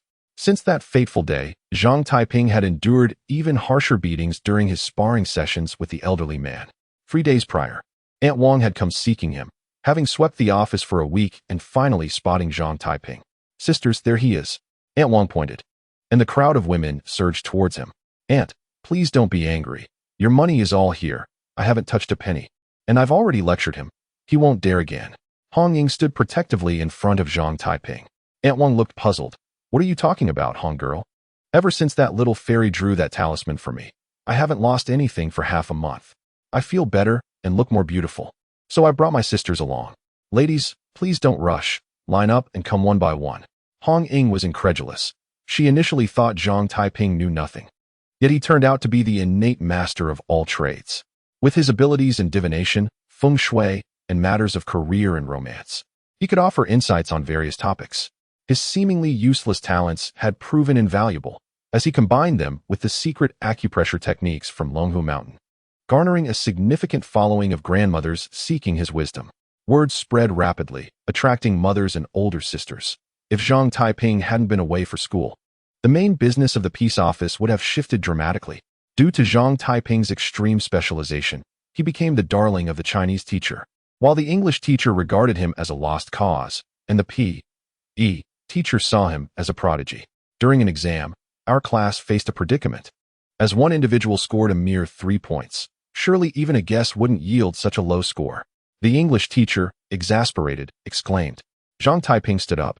"To know is to not know is to not know. I only know one question, and thus, I answered only that one. All right, go stand outside." Zhang Taiping took his book and stepped out, a routine that had become customary during English class. Little Taiping was once again punished by teacher Qian and was sent to sit with the Chinese teacher in her office. At that moment, the Chinese teacher, Zhong Minxiu, would conveniently pass by in the corridor, pulling him into a word-splitting game. Having read Taoist texts since childhood, Zhang Taiping had unique insights into classical literature, endearing him to the Chinese teacher. "Still not enough? I'll eavesdrop outside for a while, hoping to score more next time." Zhang Taiping apologized. The Chinese teacher, about the same height as Si Xiaonan, returned disappointed. Just then, a middle-aged woman carrying a basket approached. "Is this class 2 of the second year?" "Yes, aunt." Zhang Taiping replied politely. Hearing this, the woman attempted to enter, but Zhang Taiping stopped her. "Aunt, we are currently in class, and our English exam didn't go well. It would be better to wait until class is over." Of course. By the way, student, what is your score?" "Oh, I was the one who scored the lowest." Zhang Taiping sheepishly scratched his head. The woman did not look down on him for his poor grades. Instead, she pulled out 2 boiled farm eggs from her basket and handed them to him. "If you didn't do well, let's work harder. I have a nephew transferring to this class tomorrow. He has some vision issues. Could you please look after him for me?" Zhang Taiping smiled. "Don't worry, aunt. I'll take care of everything." As the class bell rang, the English teacher emerged, glancing at Zhang Taiping with a shake of his head, sighing deeply. The woman went inside to distribute the eggs, repeating the same words she had told herself, her demeanor gradually mirroring that of her mother. Zhang Taiping, holding the still warm eggs, resolved to look after her nephew with utmost care the next day. Finally, Zhang Taiping met the transfer student. The homeroom teacher surveyed the room and, unsurprisingly, assigned him to a seat next to Zhang Taiping. As he gazed at the boy shrouded in a black satin cloth, an inexplicable sense of familiarity washed over him. "Hello, my name is Zhang Taiping. Lin Qiye." When 2 socially anxious individuals encounter each other, perhaps only these 2 sentences can be exchanged. "Say something. Aren't you usually quite chatty with those grandmothers, aunts, and sisters?" Zhang Taiping thought to himself. "You're blind, right?" As soon as the words left his mouth, Zhang Taiping regretted them. "For now, I can't see," followed by silence. When class ended, Jiang Qian, Li Yifei, Wang Xiao, and others gathered around, showing kindness to the new student, while Zhang Taiping found himself pushed aside until 2 minutes before class began, when they finally dispersed. "Want to go to the restroom together?" Zhang Taiping mustered the courage to ask. Lin Qiye paused, realizing that his desk mate truly believed him to be blind. "Maybe not." Zhang Taiping, delighted, guided him to the boys' room. As he watched Lin Qiye unbuckle his belt, he inquired, "Do you want me to help you?" Lin Qiye's face flushed. Annoyed, he responded, "Zhang, please have some decorum. Besides, if you stare at me like that, I can't go." Zhang Taiping quickly turned away, then noticed something amiss. Pointing below, and then above, "Can you see?" Chapter 10. The ghost-faced man. The moon hung high amidst the sparse stars, as the bell signaled the end of evening study.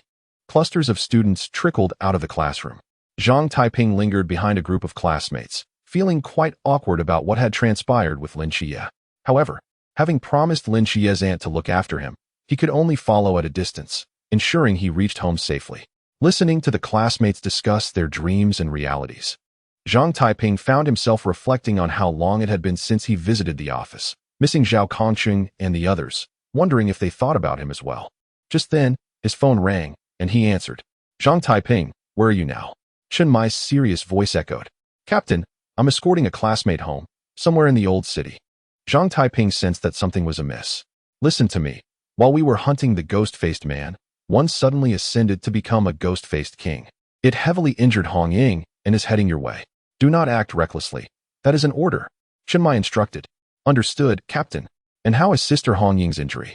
Zhang Taiping immediately inquired. That's none of your concern. As soon as the call ended, Zhang Taiping's nose twitched. What was that foul odor? No, it was the stench of death. Observing the remaining 5 ahead of him, he drew half of the Xianyuan's sword from his backpack, unraveling the cloth bindings. What smell is that? Li Yifei covered his nose. Zhang Taiping quickened his pace. Be careful, something's off. It's just the smell of the sewer. Zhang Taiping, are you overreacting? Lu Yuan scoffed. Where's Wang Xiao? Zhang Taiping asked. Oh, we're no longer on the same path. He took a shortcut home. Class monitor Jiang Qian replied. Zhang Taiping cursed inwardly. Li Yifei looked at the Xianyuan's sword in Zhang Taiping's hand. Come on, Taiping, you're being a bit too dramatic.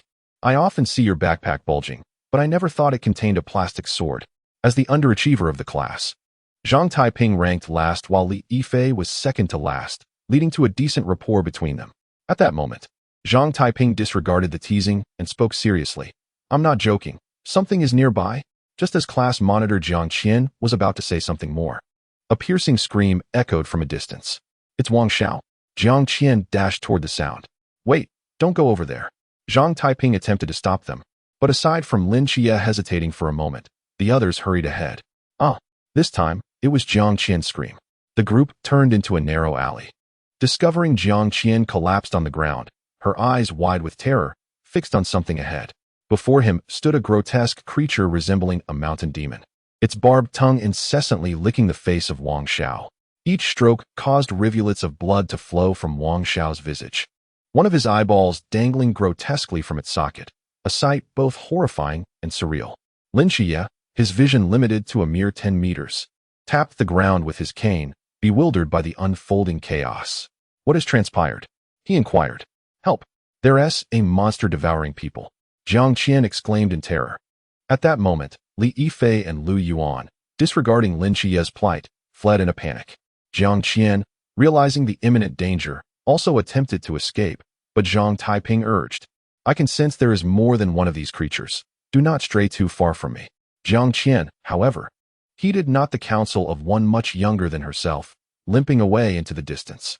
Lin Qiye placed his hand on Zhang Taiping's shoulder, exclaiming, I believe in you. Though blind, Lin Qiye perceived that Zhang Taiping was the strongest among them. Zhang Taiping pulled out his phone, declaring, a ghost-faced creature has been sighted in the old district. We request assistance. Voices echoed within the group chat. Is it a ghost-faced person or the ghost-faced king? Hong queried. Uncertain.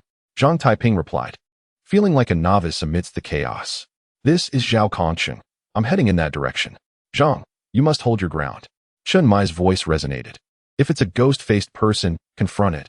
If it's the ghost-faced king, flee immediately.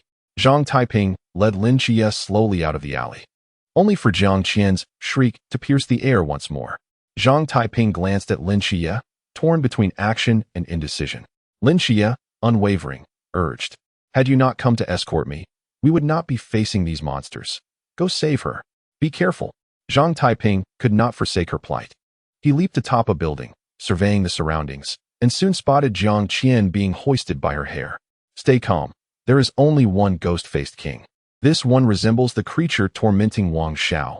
It cannot be the king. The captain assured me I could overpower it. Zhang Taiping motivated himself, inhaling deeply, allowing his cells to absorb oxygen fully, before propelling himself forward like a cannonball. With precision, he swung his sword, the ghost-faced creature widening its eyes in disbelief as its torso split apart. After setting down the class leader, Zhang Taiping turned to return to Lin Qiye, who awaited him. Wait, Zhang. Zhang Qian clutched his sleeve. Release me. I must save others. Zhang Taiping's brow furrowed in concern. It's my fault for my appearance. I should have listened to you. Please don't leave. I'm terrified. Zhang Qian wept uncontrollably. Yet, she failed to consider that the 14-year-old Zhang Taiping was equally frightened. Let go, he commanded. No, please don't leave. I'm not unattractive. Many boys in class like me. As long as you stay, you may do as you wish. The terror of death had consumed her entirely. Zhang Taiping severed his sleeve, exclaiming, Class leader, please don't extinguish the image of the class leader I hold dear. Zhang Taiping, come back. Jiang Qian cried, her voice breaking. Zhang Taiping rushed back to the spot where he had left Lin Qiye, only to find the latter vanished. No way. Zhang Taiping sank into deep remorse. However, this feeling was fleeting, as a more potent aura enveloped him. Turning back, he beheld a larger ghost-faced creature glaring at him with murderous intent. If even Hong Ying cannot withstand it, how could I? Zhang Taiping fled. But the ghost-faced king seemed unwilling to grant him escape, blocking his path with agile leaps. Taiping, your swordsmanship may triumph over ordinary foes, but against a master.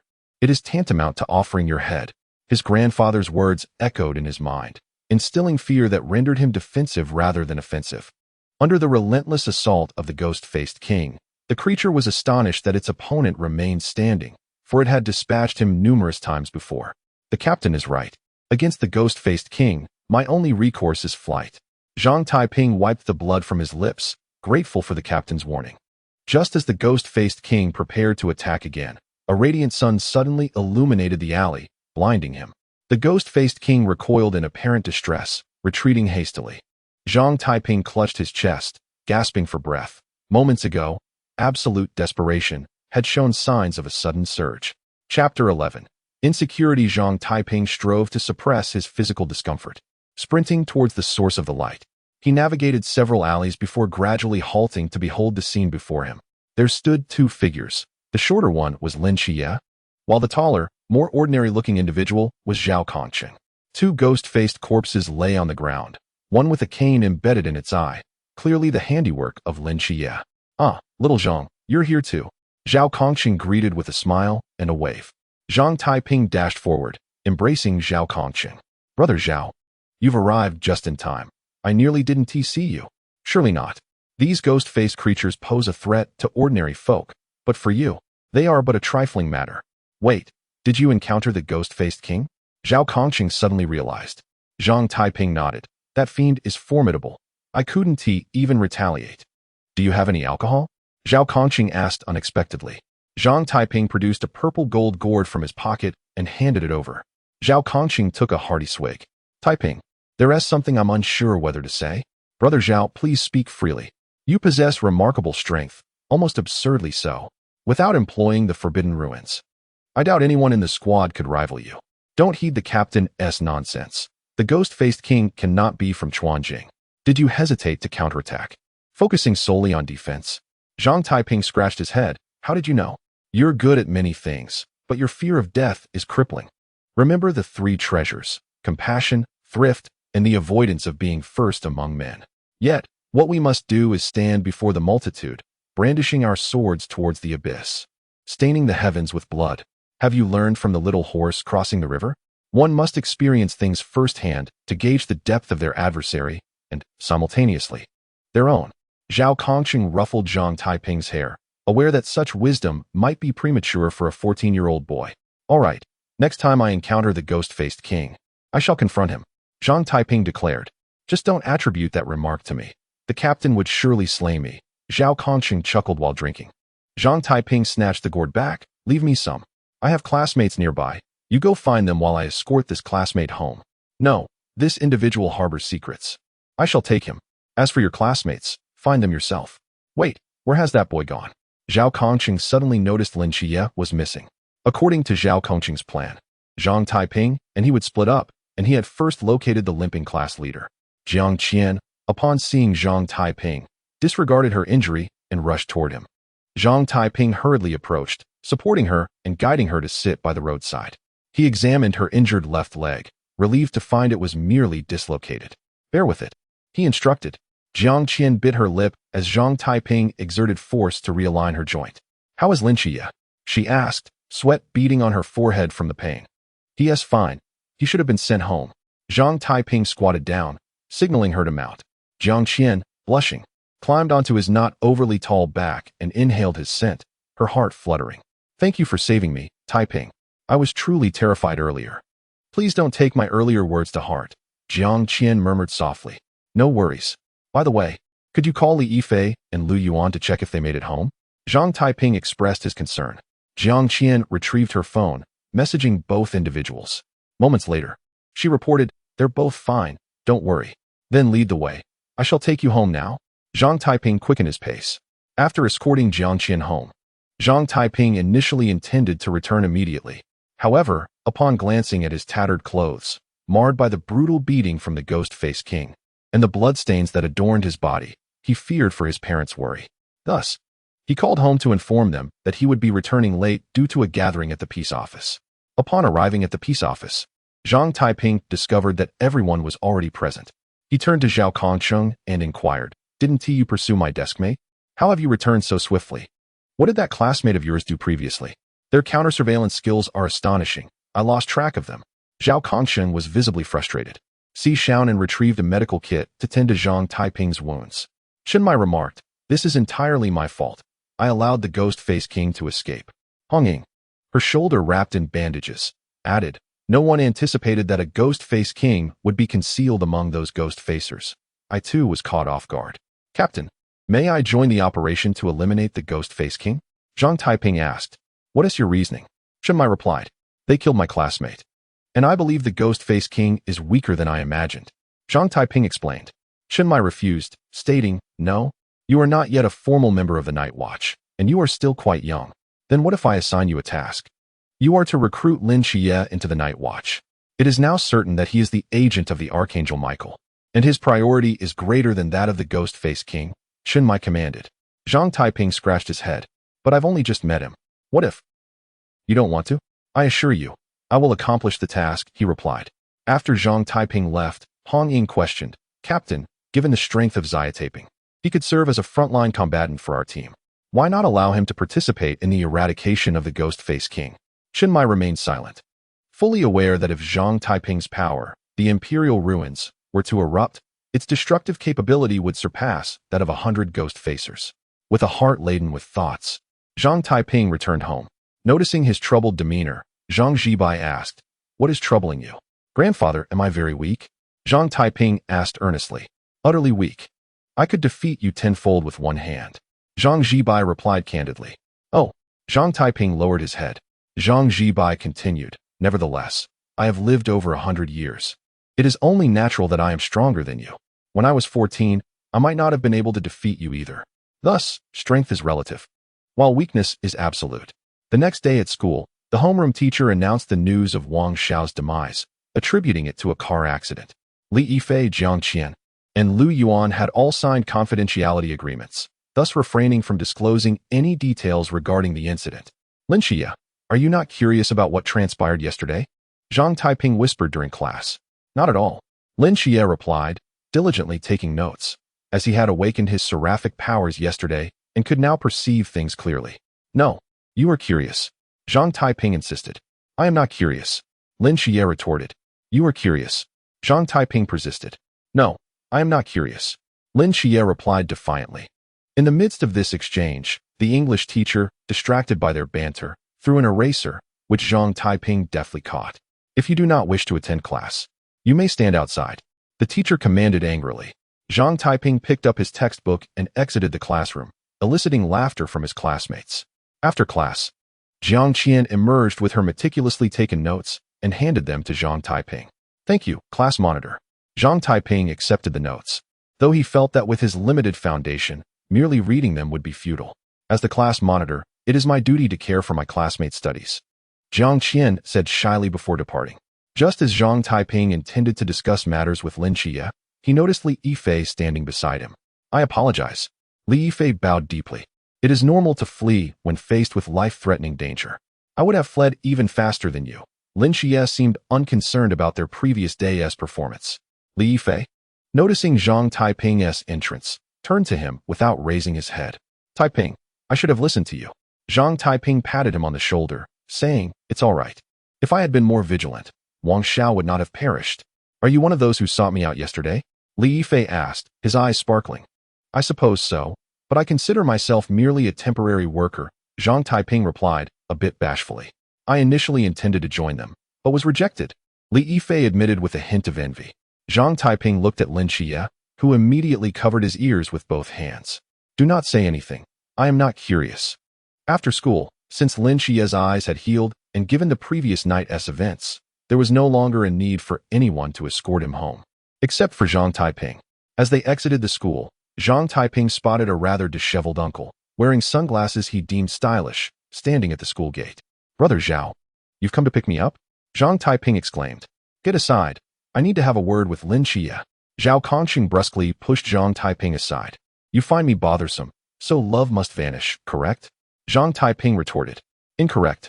According to the law of conservation of energy, love does not vanish, it merely transfers. Zhao Kongqing chuckled. He then draped his arm over Zhang Taiping's shoulder. The captain and the others are currently surrounding the Ghost-Faced King. I'll inform you of Hong Ying's location. She is injured, and confronting the Ghost-Faced King alone is exceedingly perilous. But the captain won't allow me to. You can casually stroll over. What can the captain say? This is a splendid opportunity for solitude. Make the most of it, Zhao Kongqing advised with an enigmatic smile. What are you implying, Brother Zhao? Zhang Taiping's face flushed crimson.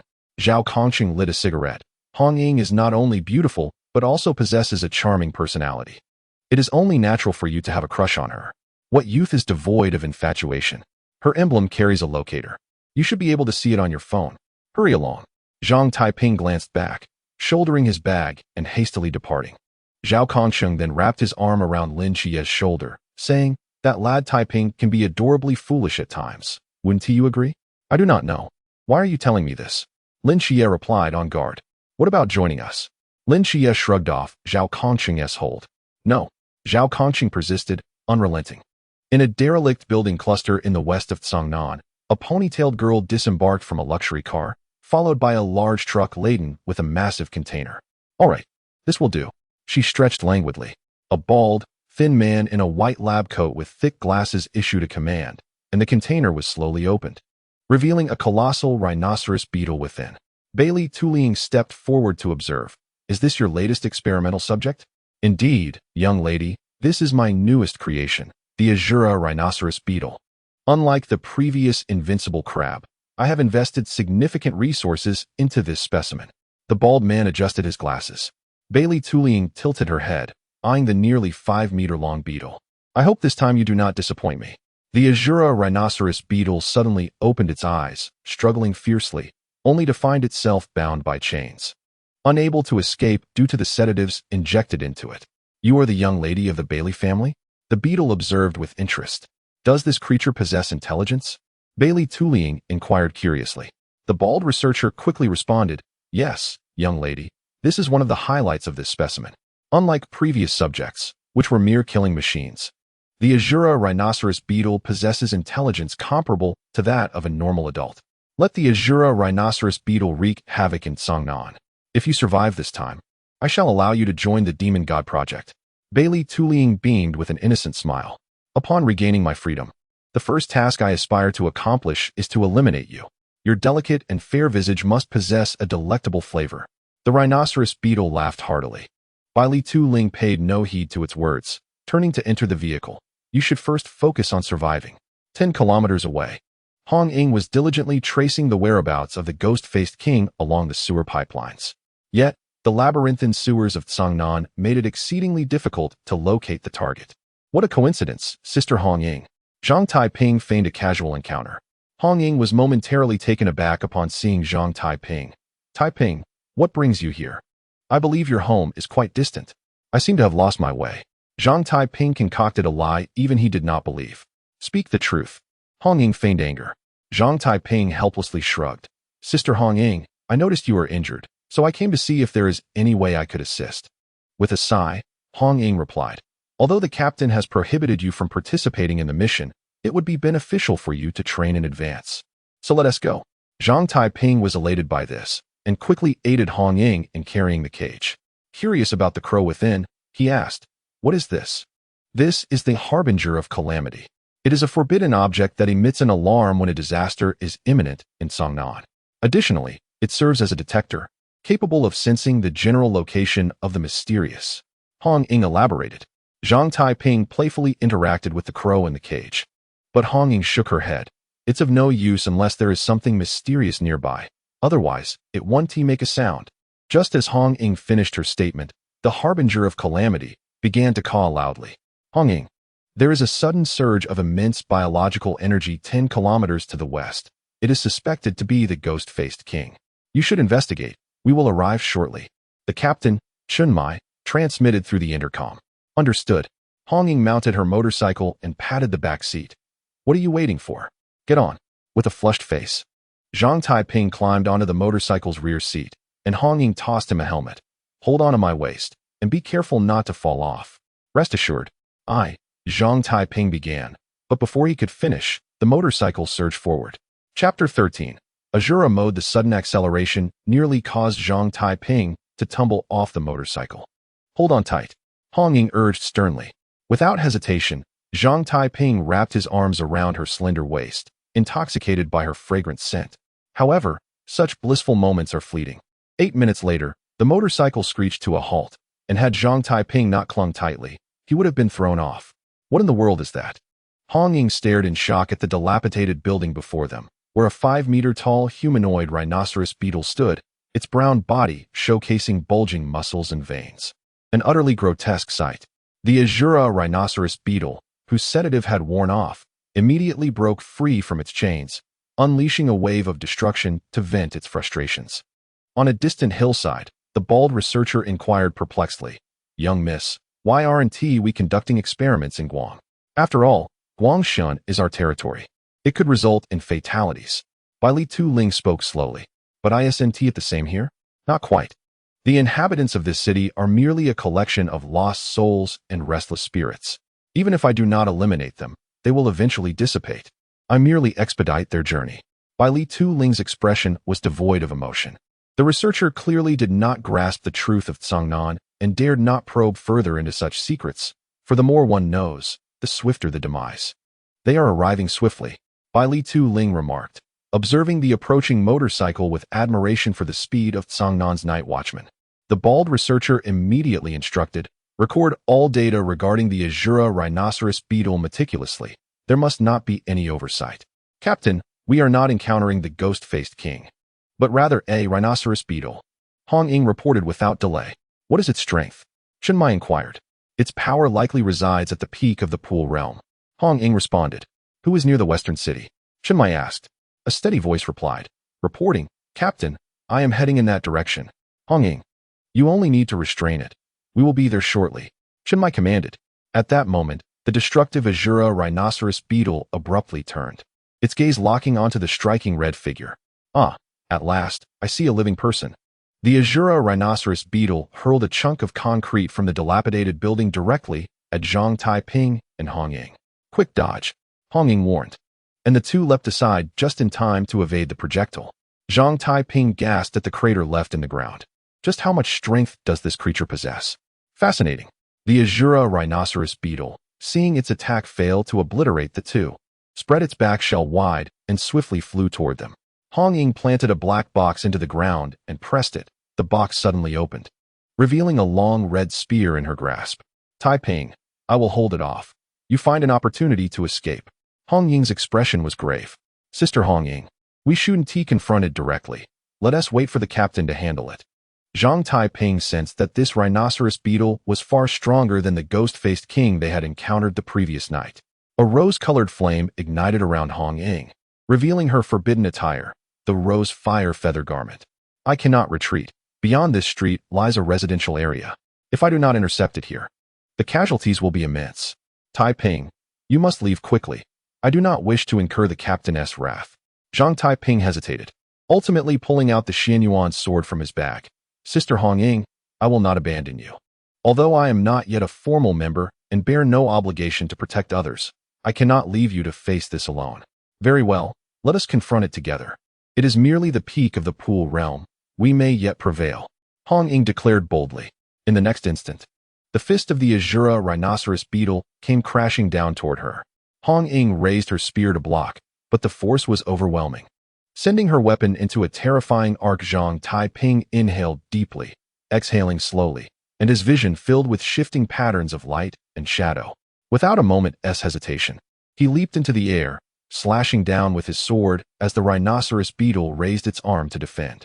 With a crack, the beetle's left arm shell shattered. Interesting. I thought this girl would be the most formidable, yet it seems you are not so weak after all. The rhinoceros beetle laughed heartily.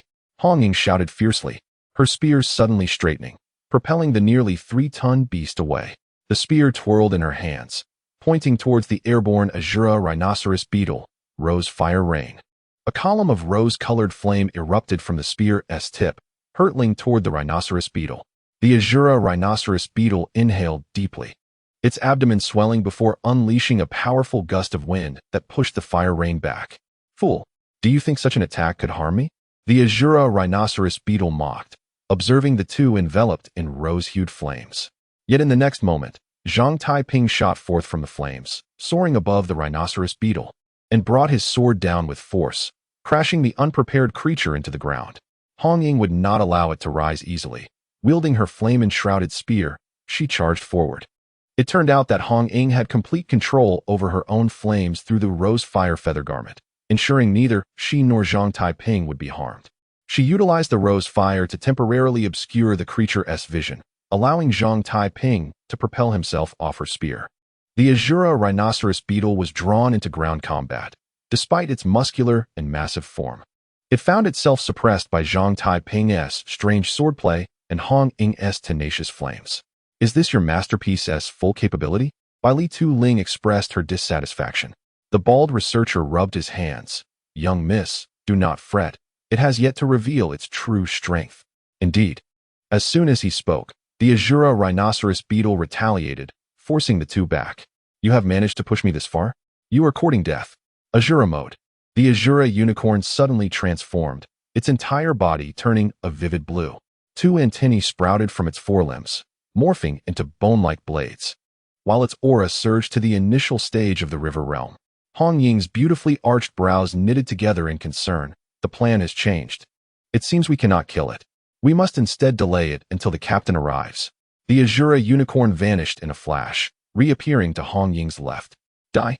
It roared, delivering a powerful punch towards her.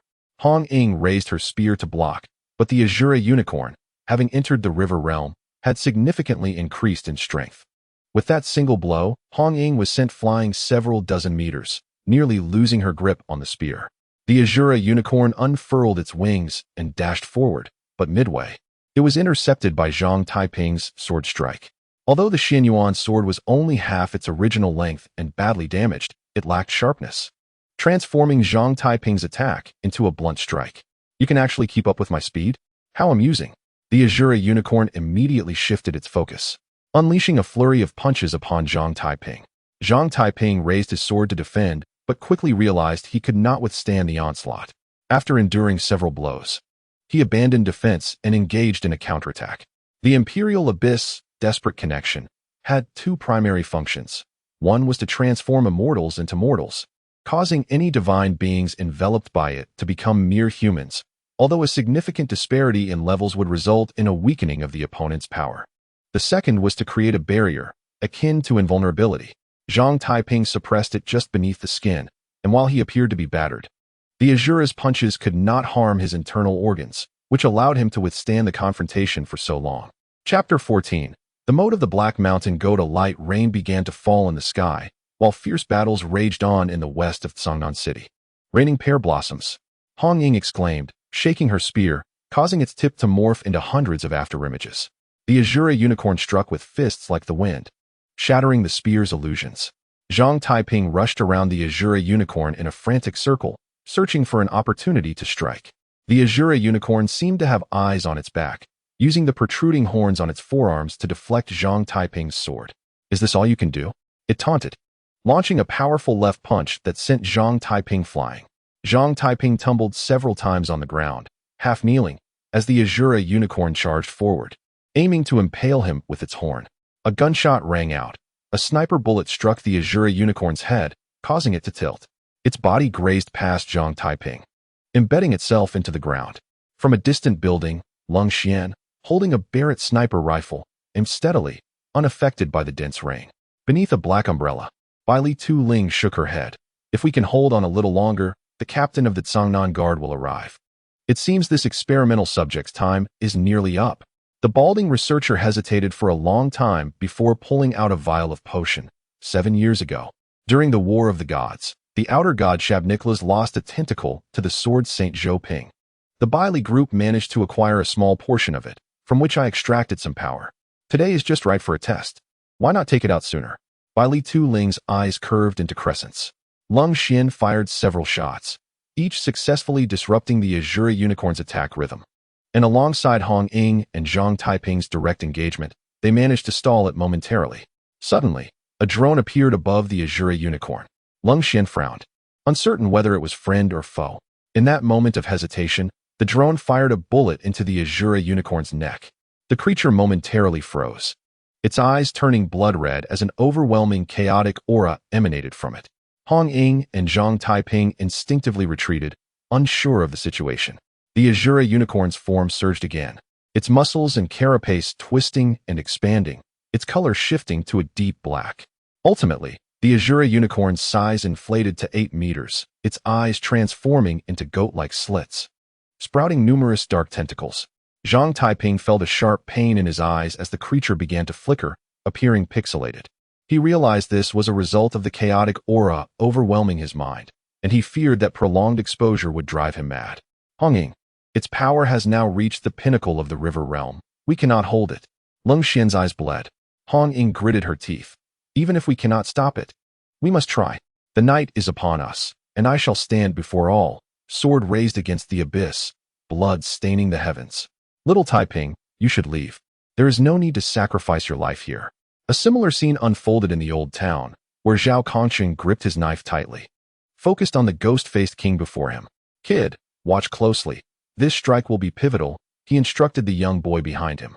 Facing the azure unicorn at the pinnacle of the river realm, Zhang Taiping felt his legs weaken. Sister Hong Ying, we have done our best. Let us retreat, he urged. Not far behind is the residential area. If I retreat, what will happen to them? Little Taiping, I am a night watchman. This is the fate that a night watchman cannot escape.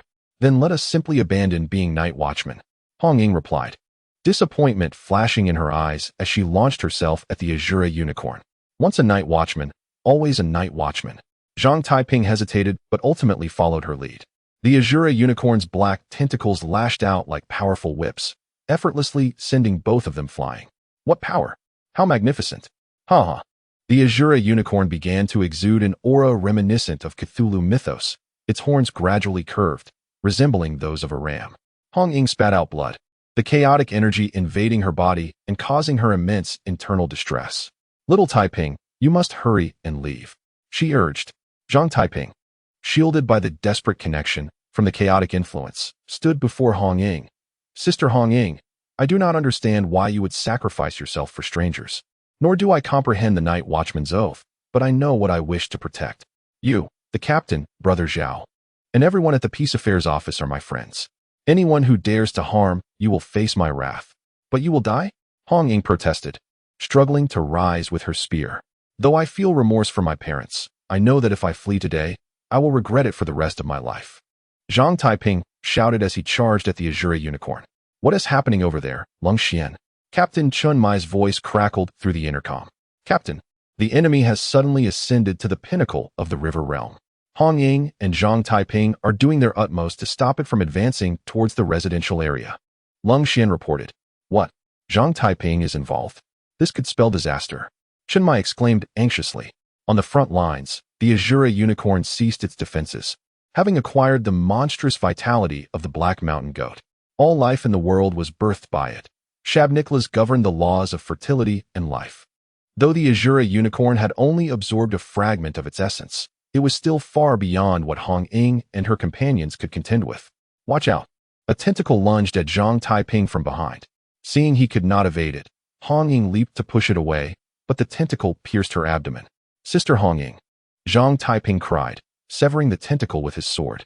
Why must you be so reckless? He scolded, supporting the unsteady Hong Ying. This is the fate of a night watchman.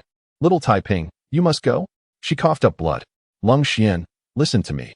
No matter what, you must ensure Zhang Taiping withdraws from the battle. Chen Mai's urgent voice echoed through the intercom. But Captain, it's too late. Insects deserve to die. Weakness is the original sin. The Azura unicorn cackled.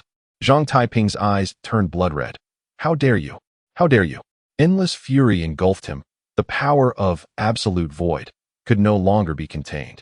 Surging forth from within his being, the land beneath the shadow of absolute void became desolate, buildings gradually evaporating, as if everything within had been erased by an unseen force. What is this? Cold Xian murmured with wide eyes. Chen Mai, hurrying to the scene, sighed deeply and took out his phone to call the mayor of Cangnan City. Emergency. All residents in the western district of Cangnan must evacuate immediately. The voice on the other end did not ask a single question, merely responded with an affirmation.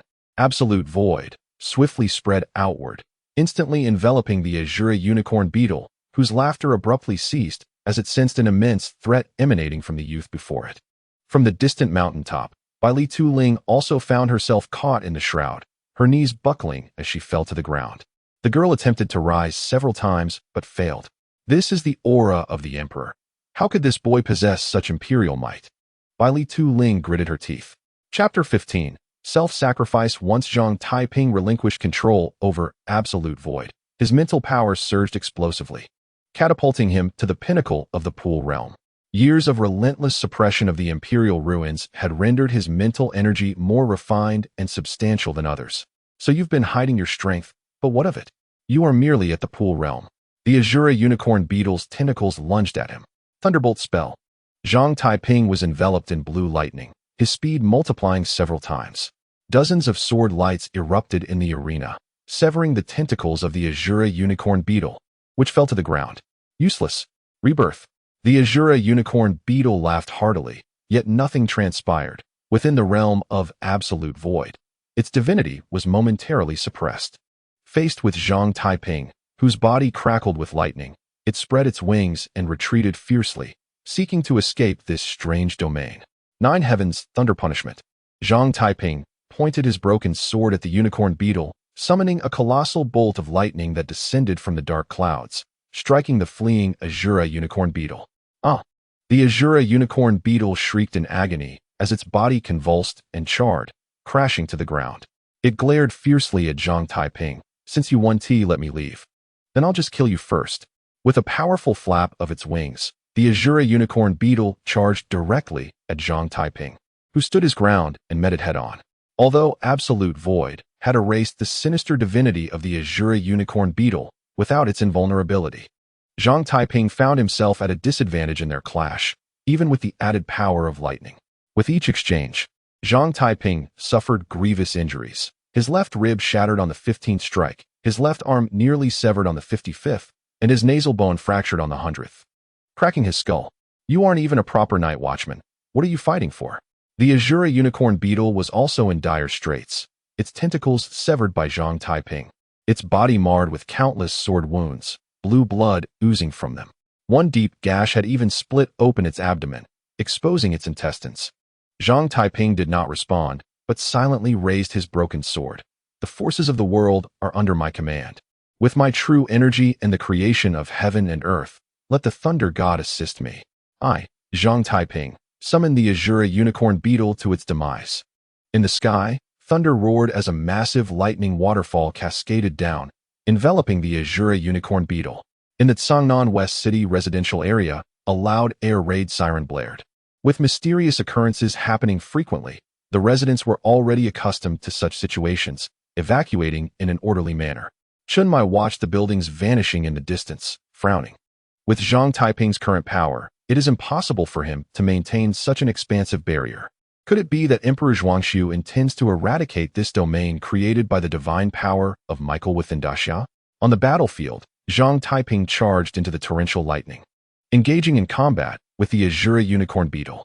The lightning restricted the beetle's movements, yet it bolstered Zhang Taiping, his sword strikes growing increasingly swift. as if he were cleaving not an enemy, but the very heavens themselves. Gradually, the Azura unicorn beetle's resistance waned until it ceased to move altogether.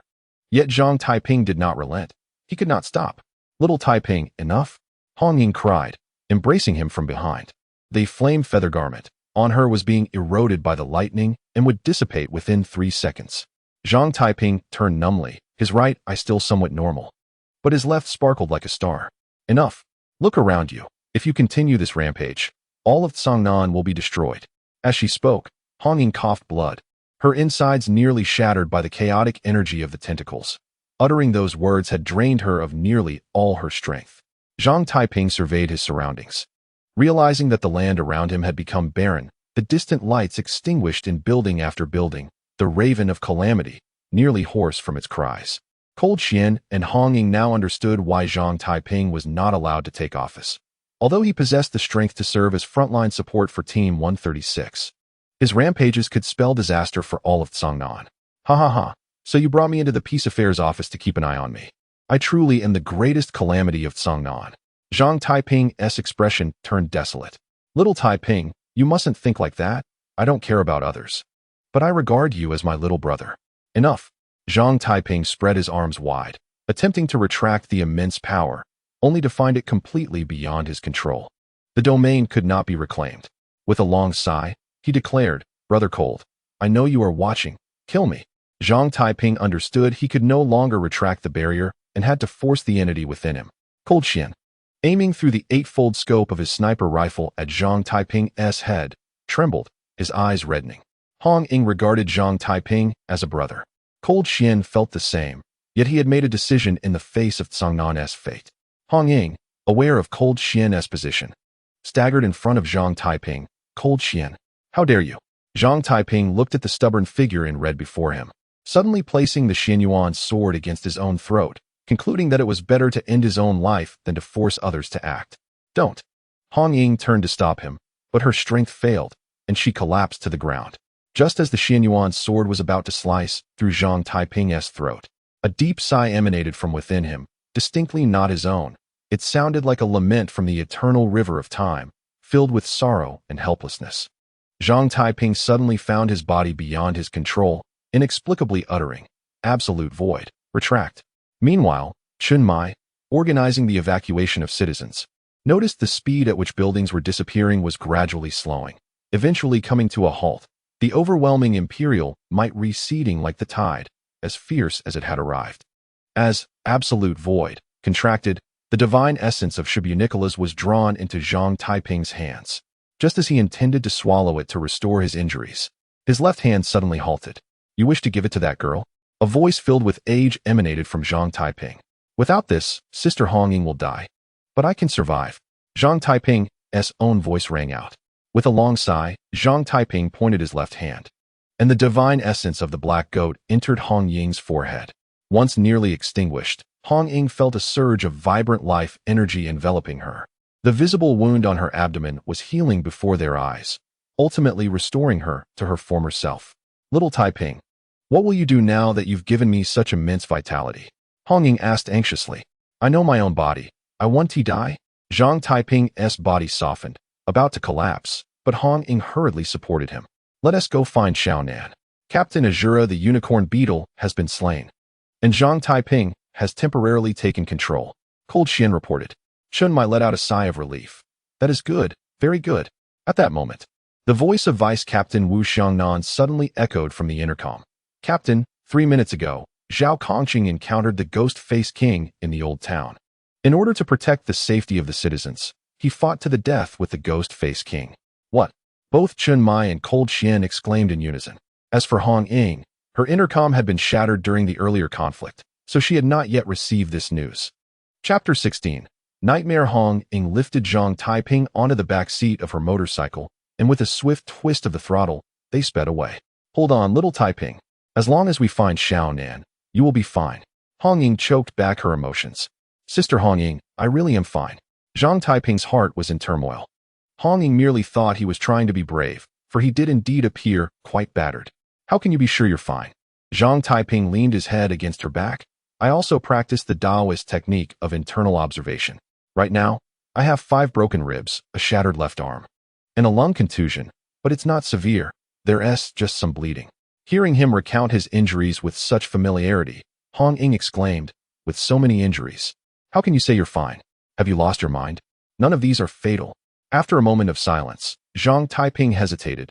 Given what happened today, am I going to be subjected to vivisection? Why do you ask that? I am a sinner of Cangnan. What I have done is more grievous than the ghost-faced king itself. Hong Ying made a sharp turn. Little Taiping, rest assured, as long as I, Hong Ying, am here, no one dares to lay a finger on you.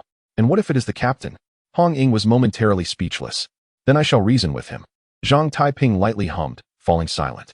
Hong Ying did not notice the long trail of blood left behind by the motorcycle. On the hillside, after Di-Wei retreated, Bai Li Tuliang slowly stood up, smoothing her damp hair. Who is that boy? There is no record of him in the Cangnan Night Watcher files. I need to investigate further. The bald researcher wiped the mixture of sweat and rain from his brow. Bai Li Tuliang's eyes turned. Let us return to Guangshan. What about the subsequent upgrade of the Azure Unicorn Beetle? Upgrade? What upgrade?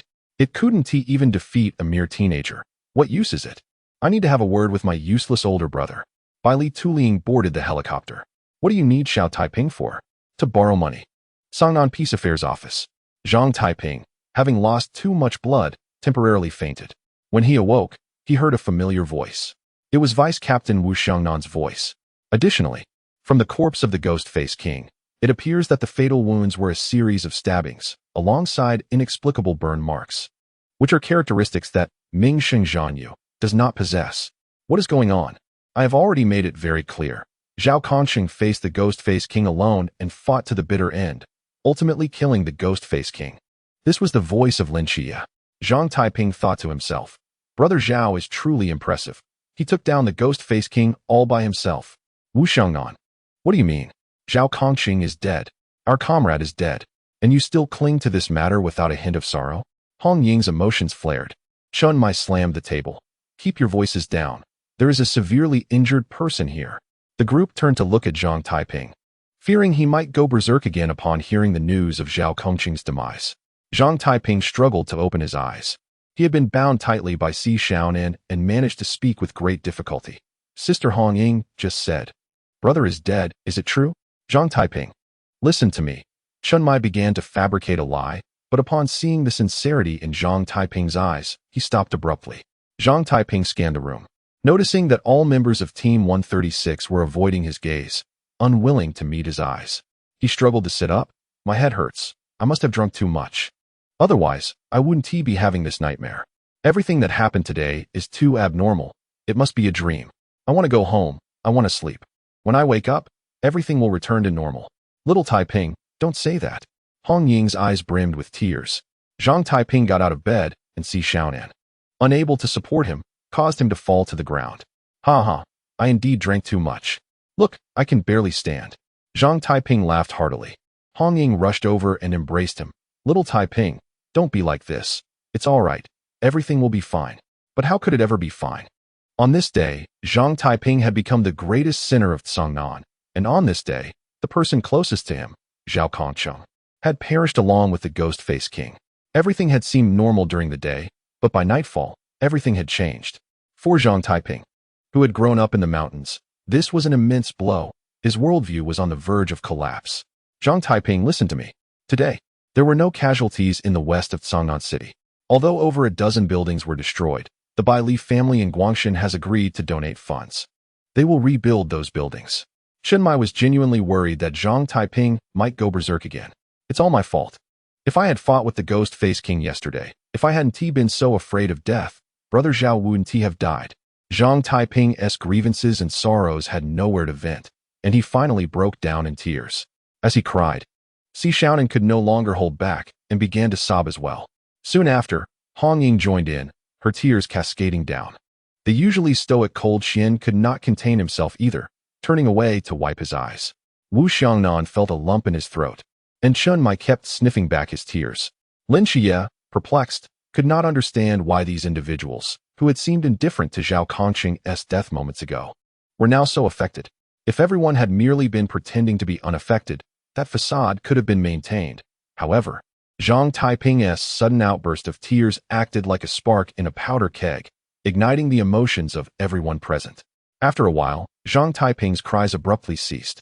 Xi Xiaonan quickly approached him and said, "He has lost too much blood and suffered a tremendous shock. He has fainted again. Let us report Zhao Kongqing's incident to the higher-ups as Lin Qiye suggested. Hong Ying, I have repeatedly emphasized that Zhang Taiping should not participate in direct combat. Why didn't you listen?" Chen Mai's voice was stern. Hong Ying turned her head aside in silence, and Cold Xian interjected, "Captain, you weren't present today. If it weren't for Zhao Taiping, we wouldn't have just lost one teammate.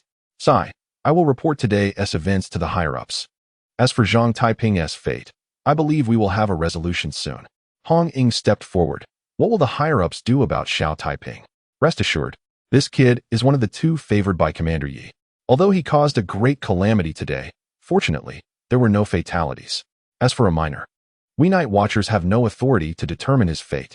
Moreover, he has deep connections with Long Hushan. Let it be known that there is a nephew of his among the Night Watchers' upper echelon. We will not take any harsh measures against him," Chen Mai reassured her. Upon hearing this, Hong Ying finally breathed a sigh of relief. Chen Mai added, "Lin Qiye, we need to discuss your issues now." After a while, Xi Xiaonan suddenly raised his hand. "Zhao Taiping has fainted, and Lin Qiye has no place to stay. Where will those two sleep?" Chen Mai scratched his head. Recalling Zhang's mother's fiery temperament, he dared not send Zhang Taiping back home in his current state. "Let them stay at my place. I have a spare room," Hong Ying said nonchalantly. "Is that appropriate?" Lin Qiye's face turned red. Chapter 17. Fighting. Hong Ying brought the two back to her home and covered Zhang Taiping with a blanket, saying, "You both sleep here tonight." "Sister Hong Ying, are we sharing a room?" Lin Qiye inquired. Originally, there was an available room, but given the current state of Zhang Taiping, someone needs to tend to him. You can assist in his care and consider it your rent. After Hong Ying finished speaking, she exited, as she had other matters to attend to. The room contained only a single bed, and truth be told, Lin Qiye was unaccustomed to sharing a bed with anyone.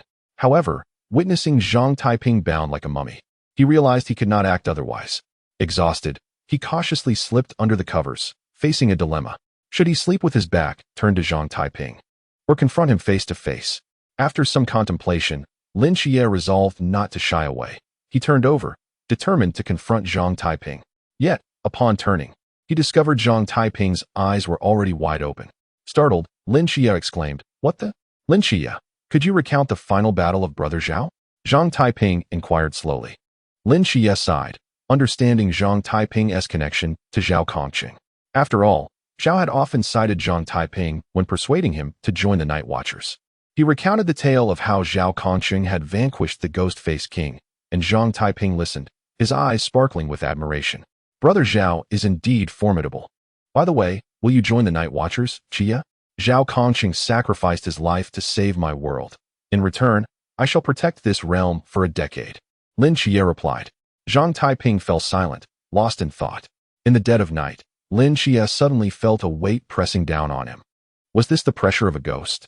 He pushed upward, but his hands met a viscous substance, and a pungent scent of blood filled the air. He opened his eyes wide and found Zhang Taiping astride him, his eyes shimmering like stars. "What are you doing, Zhang Taiping?" Lin Qiye demanded. Zhang Taiping gazed at him coldly, stating, "The divine agent shares in the sins of the gods. Within the realm of Daxia, divine entities are forbidden. You old rascal Zhuanxiu. You have no authority over my affairs." Lin Qiye involuntarily uttered a voice that was not his own. Zhang Taiping abruptly extended his right hand, gripping Lin Qiye's neck, seemingly intending to strangle him to death. If Zhang Taiping were in peak condition, his years of training would have enabled him to easily overpower the slender Lin Qiye in close combat. However, severely injured as he was, the anticipated domination devolved into a chaotic struggle. Lin Qiye was no longer the Navi high school student, with his neck in a vice grip. He seized Zhang Taiping's wrist with his left hand and pressed on his elbow with his right, flipping him over onto the bed. Zhang Taiping kicked forcefully, twisting his body to break free from Lin Qiye's hold, and ensnared Lin Qiye's waist with his legs, pinning him down once more. Upon returning from carving a tombstone for Zhao Kongqing, Hong Ying heard commotion from their room and quickly opened the door to investigate. However, as soon as she entered, she froze in shock. Under the cold moonlight, Lin Qiye's upper body was stripped bare, tightly embracing Zhang Taiping from behind, his body flushed from the rapid flow of blood. Hong Ying abruptly shut the door. Wait, I must have opened the door incorrectly. She tried again, this time witnessing Zhang Taiping pressing Lin Qiye's head down onto the bed, attempting to subdue him with his weight. Slowly, Hong Ying closed the door again, her cheeks flushed. Do young people play so boldly these days? I must admit, I find it intriguing. Suddenly, she sensed something was amiss. Their gazes were not filled with desire, but rather pure murderous intent. Kicking the door open, Hong Ying swiftly separated the two. The fierce light in their eyes gradually faded, leaving them both dazed as they regarded one another. Lin Qiye, I asked you to care for Zhang Taiping, not to mount him. What does this mean? Hong Ying scolded. It was his initial assault. I lost control afterward. Lin Qiye defended himself. Hong Ying turned to Zhang Taiping. Why did you ambush him? I forgot. I only remember falling asleep and waking up like this. Zhang Taiping replied, looking aggrieved. At that moment, Captain Chen Mai called. Upon answering, Hong Ying heard him say, Hong Ying, I forgot to mention something crucial. You must never arrange for Lin Qiye and Zhang Taiping to share a room. There is a 90% chance they will fight. Captain, you should have mentioned this earlier. They are already at it. Hong Ying sighed helplessly. She rearranged their accommodations. Lin Qiye, having worked up a sweat, went to take a shower, while Hong Ying tended to Zhang Taiping's injured wounds. The following morning, Hong Ying prepared breakfast for both. She began. The higher-ups of the Night Watchers have decided on how to handle Zhang Taiping. Zhang Taiping paused mid-bite, his expression filled with anxiety as he gazed at Hong Ying. Since this incident resulted in no casualties, and you personally eliminated the Azura unicorn, the higher-ups have decided to suspend any actions against you for now. Your activities will be restricted. You may not leave our surveillance, nor undertake any tasks until you successfully graduate from the training camp, Hong Ying explained. Is that all? I destroyed several residential buildings, worth over 100 billion. Zhang Taiping exclaimed, incredulous. Hong Ying was equally perplexed. Perhaps they reduced your punishment due to your youth. As for the 100 billion, the Bailey Group has already covered it. Bailey Group? I've never heard of them. Zhang Taiping was even more confused. I heard it was the second young lady of the Bailey family who specifically requested to donate for you. I am unclear on the details, she replied. At the Night Watchers headquarters in Beijing, the director of the Special Operations Division, Zhou Qing, frowned as he reviewed the documents. Commander Yi, Zhang Taiping's rampage has decimated a significant portion of Cangnan's western city. Your decision to forego punishment and merely impose surveillance seems excessively lenient. His rampaging Forbidden Ruins is undoubtedly a high-risk area. We should place him under house arrest. What he can erase are merely things that should not exist. Even if lives were lost this time, we have no grounds for judgment. In 3 years, this miracle will conclude, and he will no longer pose a high risk to humanity, Yifan sighed. After breakfast, Zhang Taiping insisted on attending school despite Hong Ying's objections, as remaining in her home would drive him to madness. Lin Qiye's affairs had been handled by Chen Mai, so he was not required at school, but Zhang's mother was not easily deceived. Chen Mai felt a deep sense of trepidation at the thought of facing her. It was known that Zhang's mother dared to scold Zhang Zhibai directly, and who was Zhang Zhibai? A figure capable of matching the old master in strength. Thus, one could surmise that Zhang's mother possessed power surpassing even that of the old master. Chen Mai felt a headache coming on, pondering how to persuade her to allow Zhang Taiping to participate in the Night Watchers training. Chapter 18. A trap for the Lord. Hey, have you all heard? Cangnan's western region was bombed yesterday, leaving a large portion in ruins. Li Yifei's voice echoed before they even entered the classroom. I saw the news, but fortunately, we discovered it early, and there were no casualties. Zhang Taiping limped into the classroom. Class leader Jiang Qian rushed over to assist him, and Li Yifei approached with concern. Is this catastrophe in the western city related to the mysterious events? Although Li Yifei had signed a confidentiality agreement, he felt free to discuss topics with those in the know. Zhang Taiping's expression darkened. That calamity had indeed been his doing. Are you still recruiting, Zhang Taiping? Do you think I could join your ranks? Li Yifei rambled on. Li Yifei, could you please keep your chatter to a minimum? Can't you see Zhang Taiping is injured? Jiang Qian reprimanded. Returning to his seat, Zhang Taiping sighed as he gazed at the empty space beside him, realizing he had only been Lin Qiye's desk mate for 2 days. At noon, Hong Ying and Si Xiaonan donned school uniforms to infiltrate the campus. Si Xiaonan's mission was to tend to Zhang Taiping's wounds, while Hong Ying sought to provide him with a hearty meal. Both young women were strikingly beautiful, and their presence together left the entire class in awe. To their astonishment, Zhang Taiping, who usually appeared unassuming, enjoyed quite the favorable reputation among the ladies, sparking envy among some. The two girls, being slightly older, were assumed by some to be his older sisters. However, Hong Ying was unperturbed by other speculations as she opened the lunchbox, revealing a neatly arranged feast of 4 dishes: braised meatballs, soy sauce pork knuckle, clear stewed beef, and Westlake vinegar fish. Eat well, little Taiping. The more you eat, the quicker you will recover, she encouraged. Si Xiaonan frowned, but Hong Ying, he has been injured. Such greasy food is not advisable. Nevertheless, Hong Ying began to feed him, causing the surrounding boys to feel a pang of envy.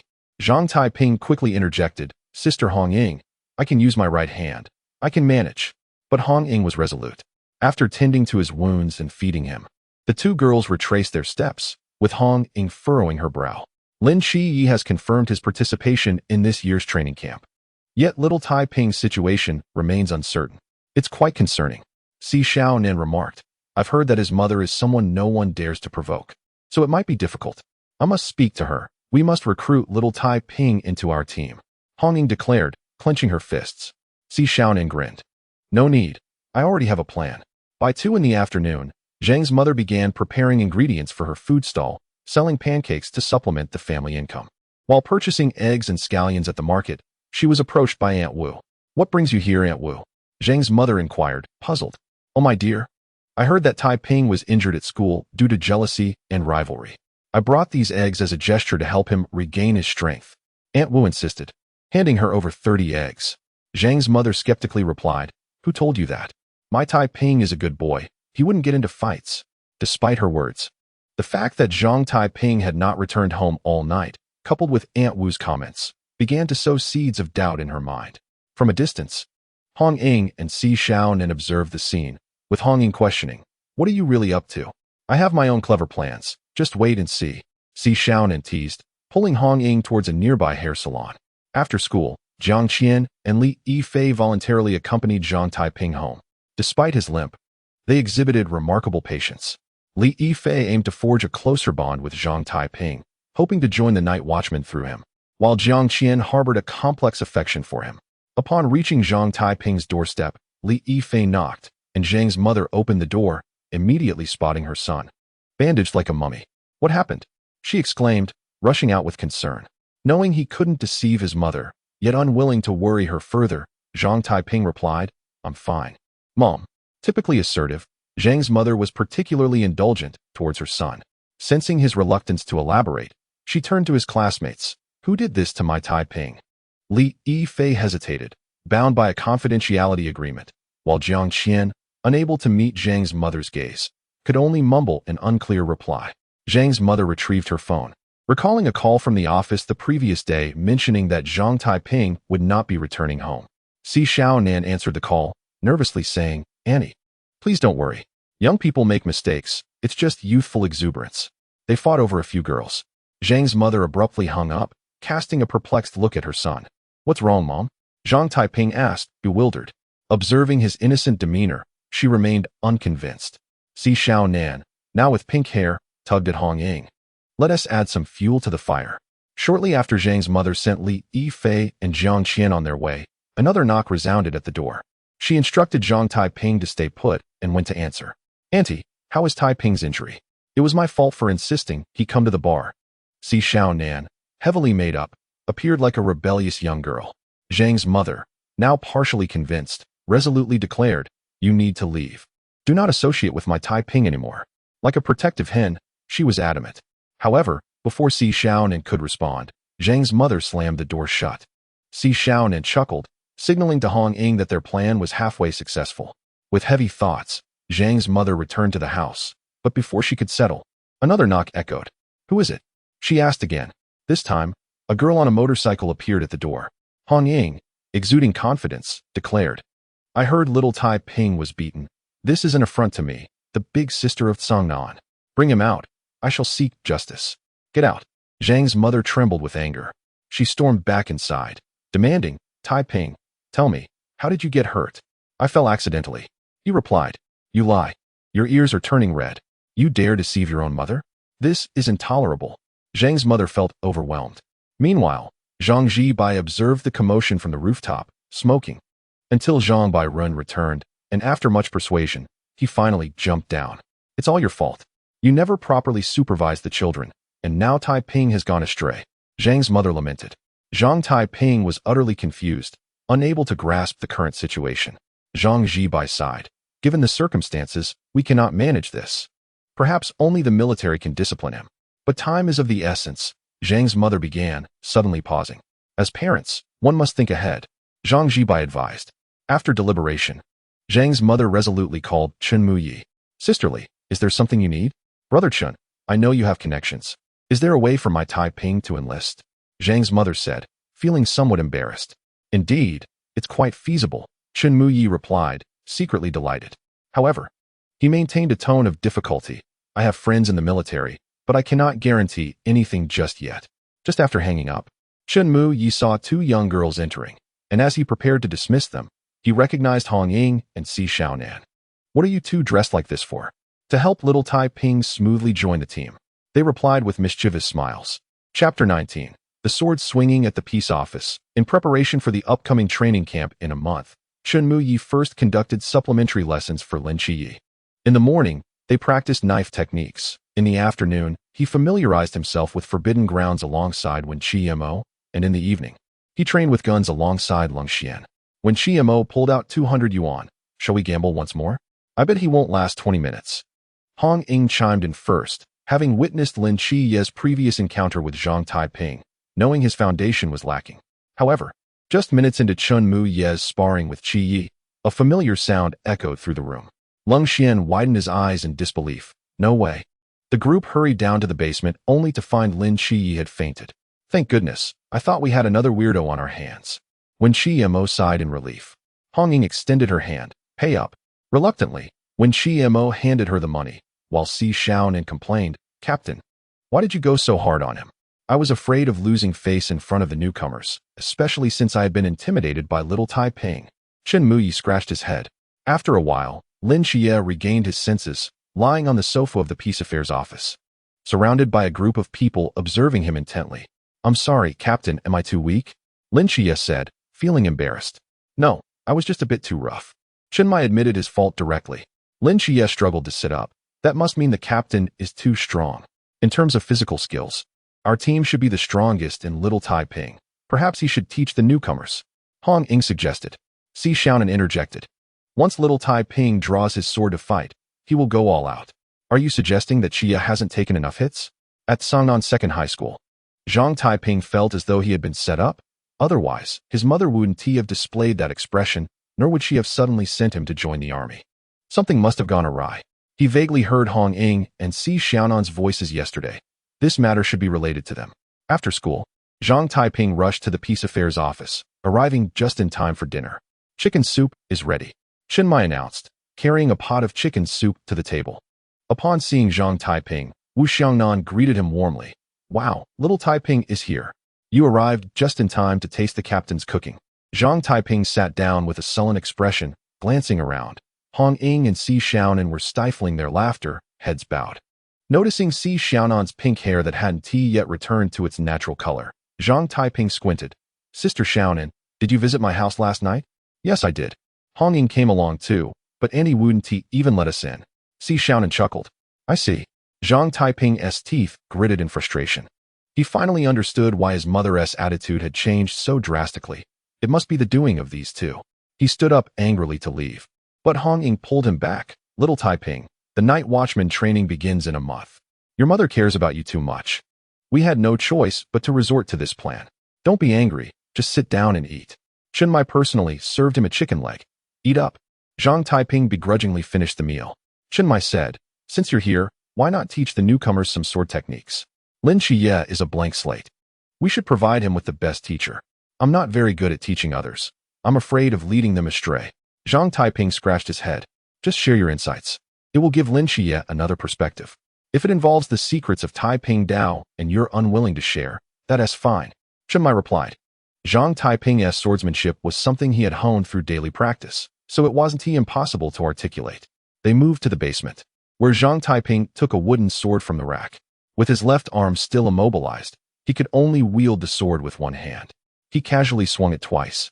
one stroke tracing a peculiar arc in the air, while the other moved in a straight line, both starting and ending at the same points.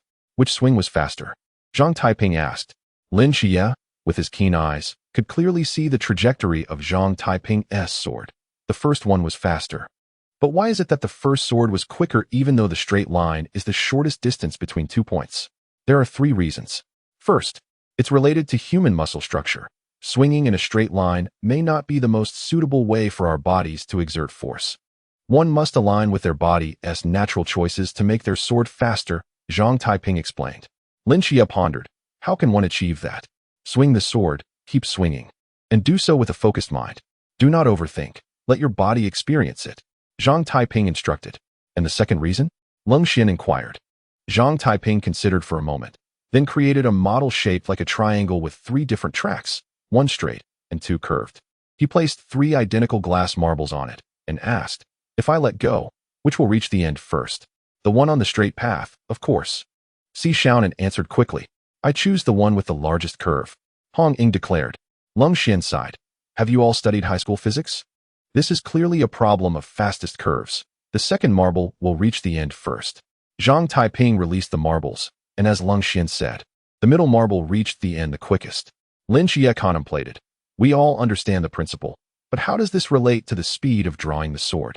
This is the second reason I want to convey. There is a grand momentum in the world, much like these marbles. To achieve twice the result with half the effort, one must act in accordance with the flow of nature. Factors like gravity, wind direction, and sunlight must be taken into account. Only by swinging the sword in harmony with the environment's intentions can one increase their speed. Zhang Taiping summarized. How can one achieve that harmony? Lin Qiye asked. Swing the sword, keep swinging, and let your body sense the grand momentum of the world, Zhang Taiping replied. Wu Xiangnan rubbed his forehead. All right. And what is the third reason? Our eyes can deceive us. What we see is not always the truth. Chen Mai interjected. What do you mean? Actually, the arc I drew is a straight line, while the movement of the sword may be an arc, Zhang Taiping elucidated. That is impossible. Are you joking, little Taiping? Hong Ying exclaimed, eyes wide. For instance, if a grandfather and his grandson decide to walk from one side of a mountain to the other, due to the mountain's towering height, they must take a detour. At that moment, an eagle flies overhead, and its shadow falls on the mountain, which the grandfather mistakenly believes to be a traveler crossing the mountain. He then remarks, the mountain path is endless. Climbing the mountain is longer than taking a detour. Isn't that effort in vain? But in reality, they are only seeing the shadow of the eagle, while the shadow appears to be traversing the rugged path. The eagle itself travels in a straight line, Zhang Taiping explained. Leng Xian, a PhD from a law university, was the first to grasp the concept. If we consider your perspective, the shadow world is the world we can see, and it is 2-dimensional. As a 3-dimensional being, the eagle can disregard the rules of the 2-dimensional world, allowing it to be faster, correct? Zhang Taiping hadn't yet studied university-level physics, so he was momentarily bewildered but instinctively nodded. So we shouldn't always rely on our eyes to perceive the world. We should use our hearts to feel it. How can we see the world with our hearts?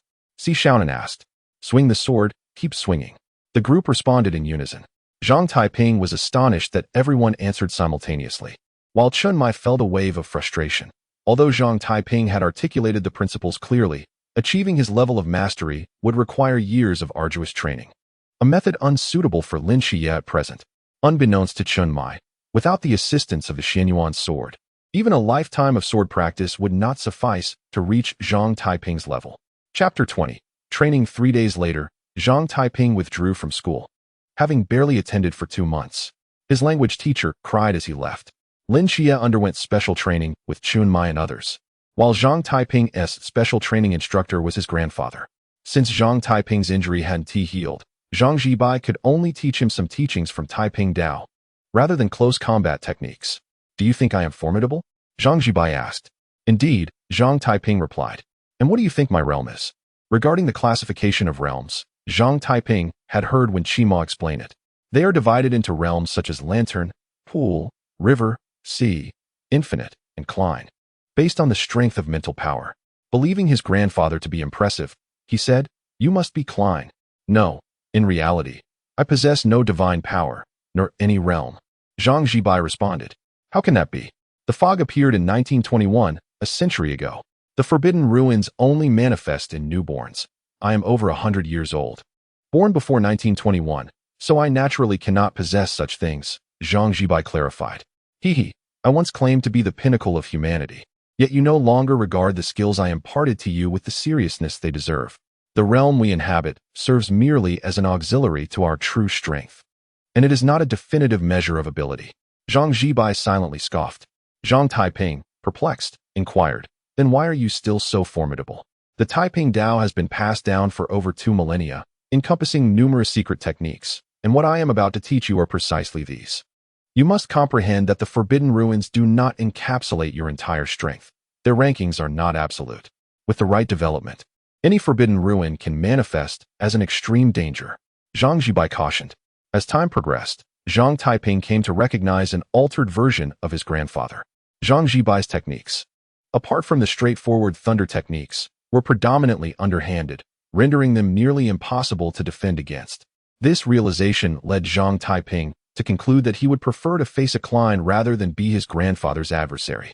On a night a month later, Zhang Taiping sat cross-legged in meditation.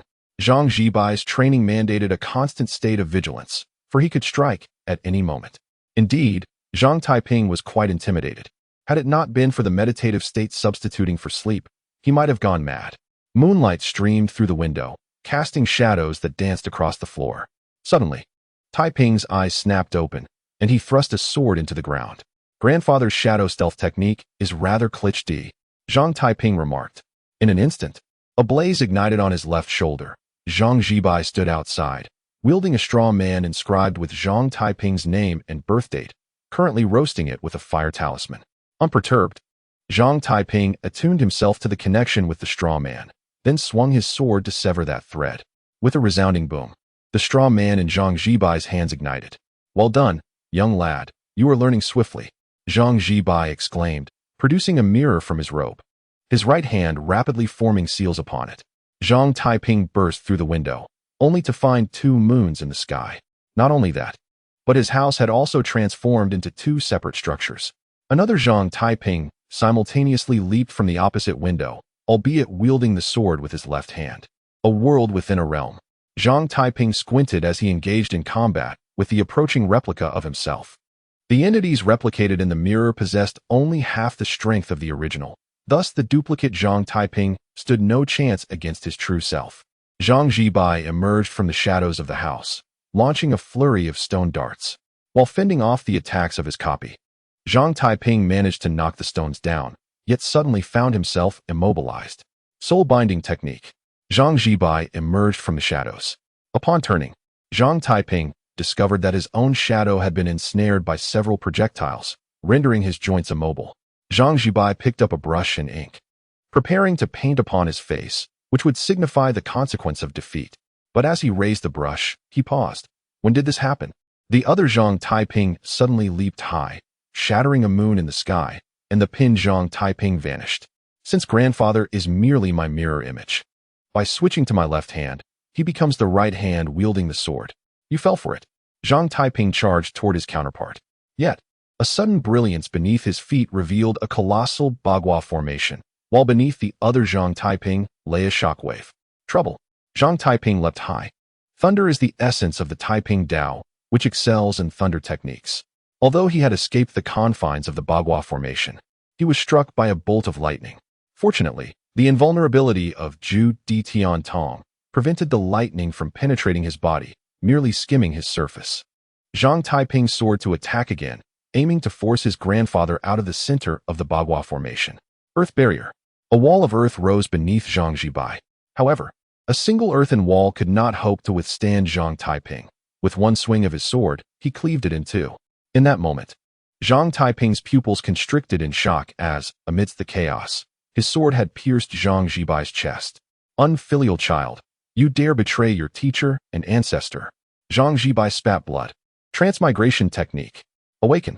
Zhang Taiping struck his own face twice. In the next instant, the Zhang Jibai that had been struck dissipated, and 2 powerful gusts of wind approached from the left.